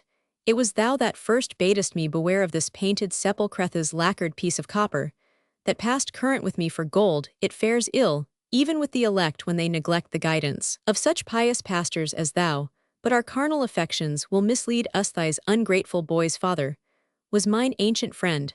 They must be as earnest in their struggles as thou, Ephraim MacBriar, that would shake themselves clear of the clogs and chains of humanity.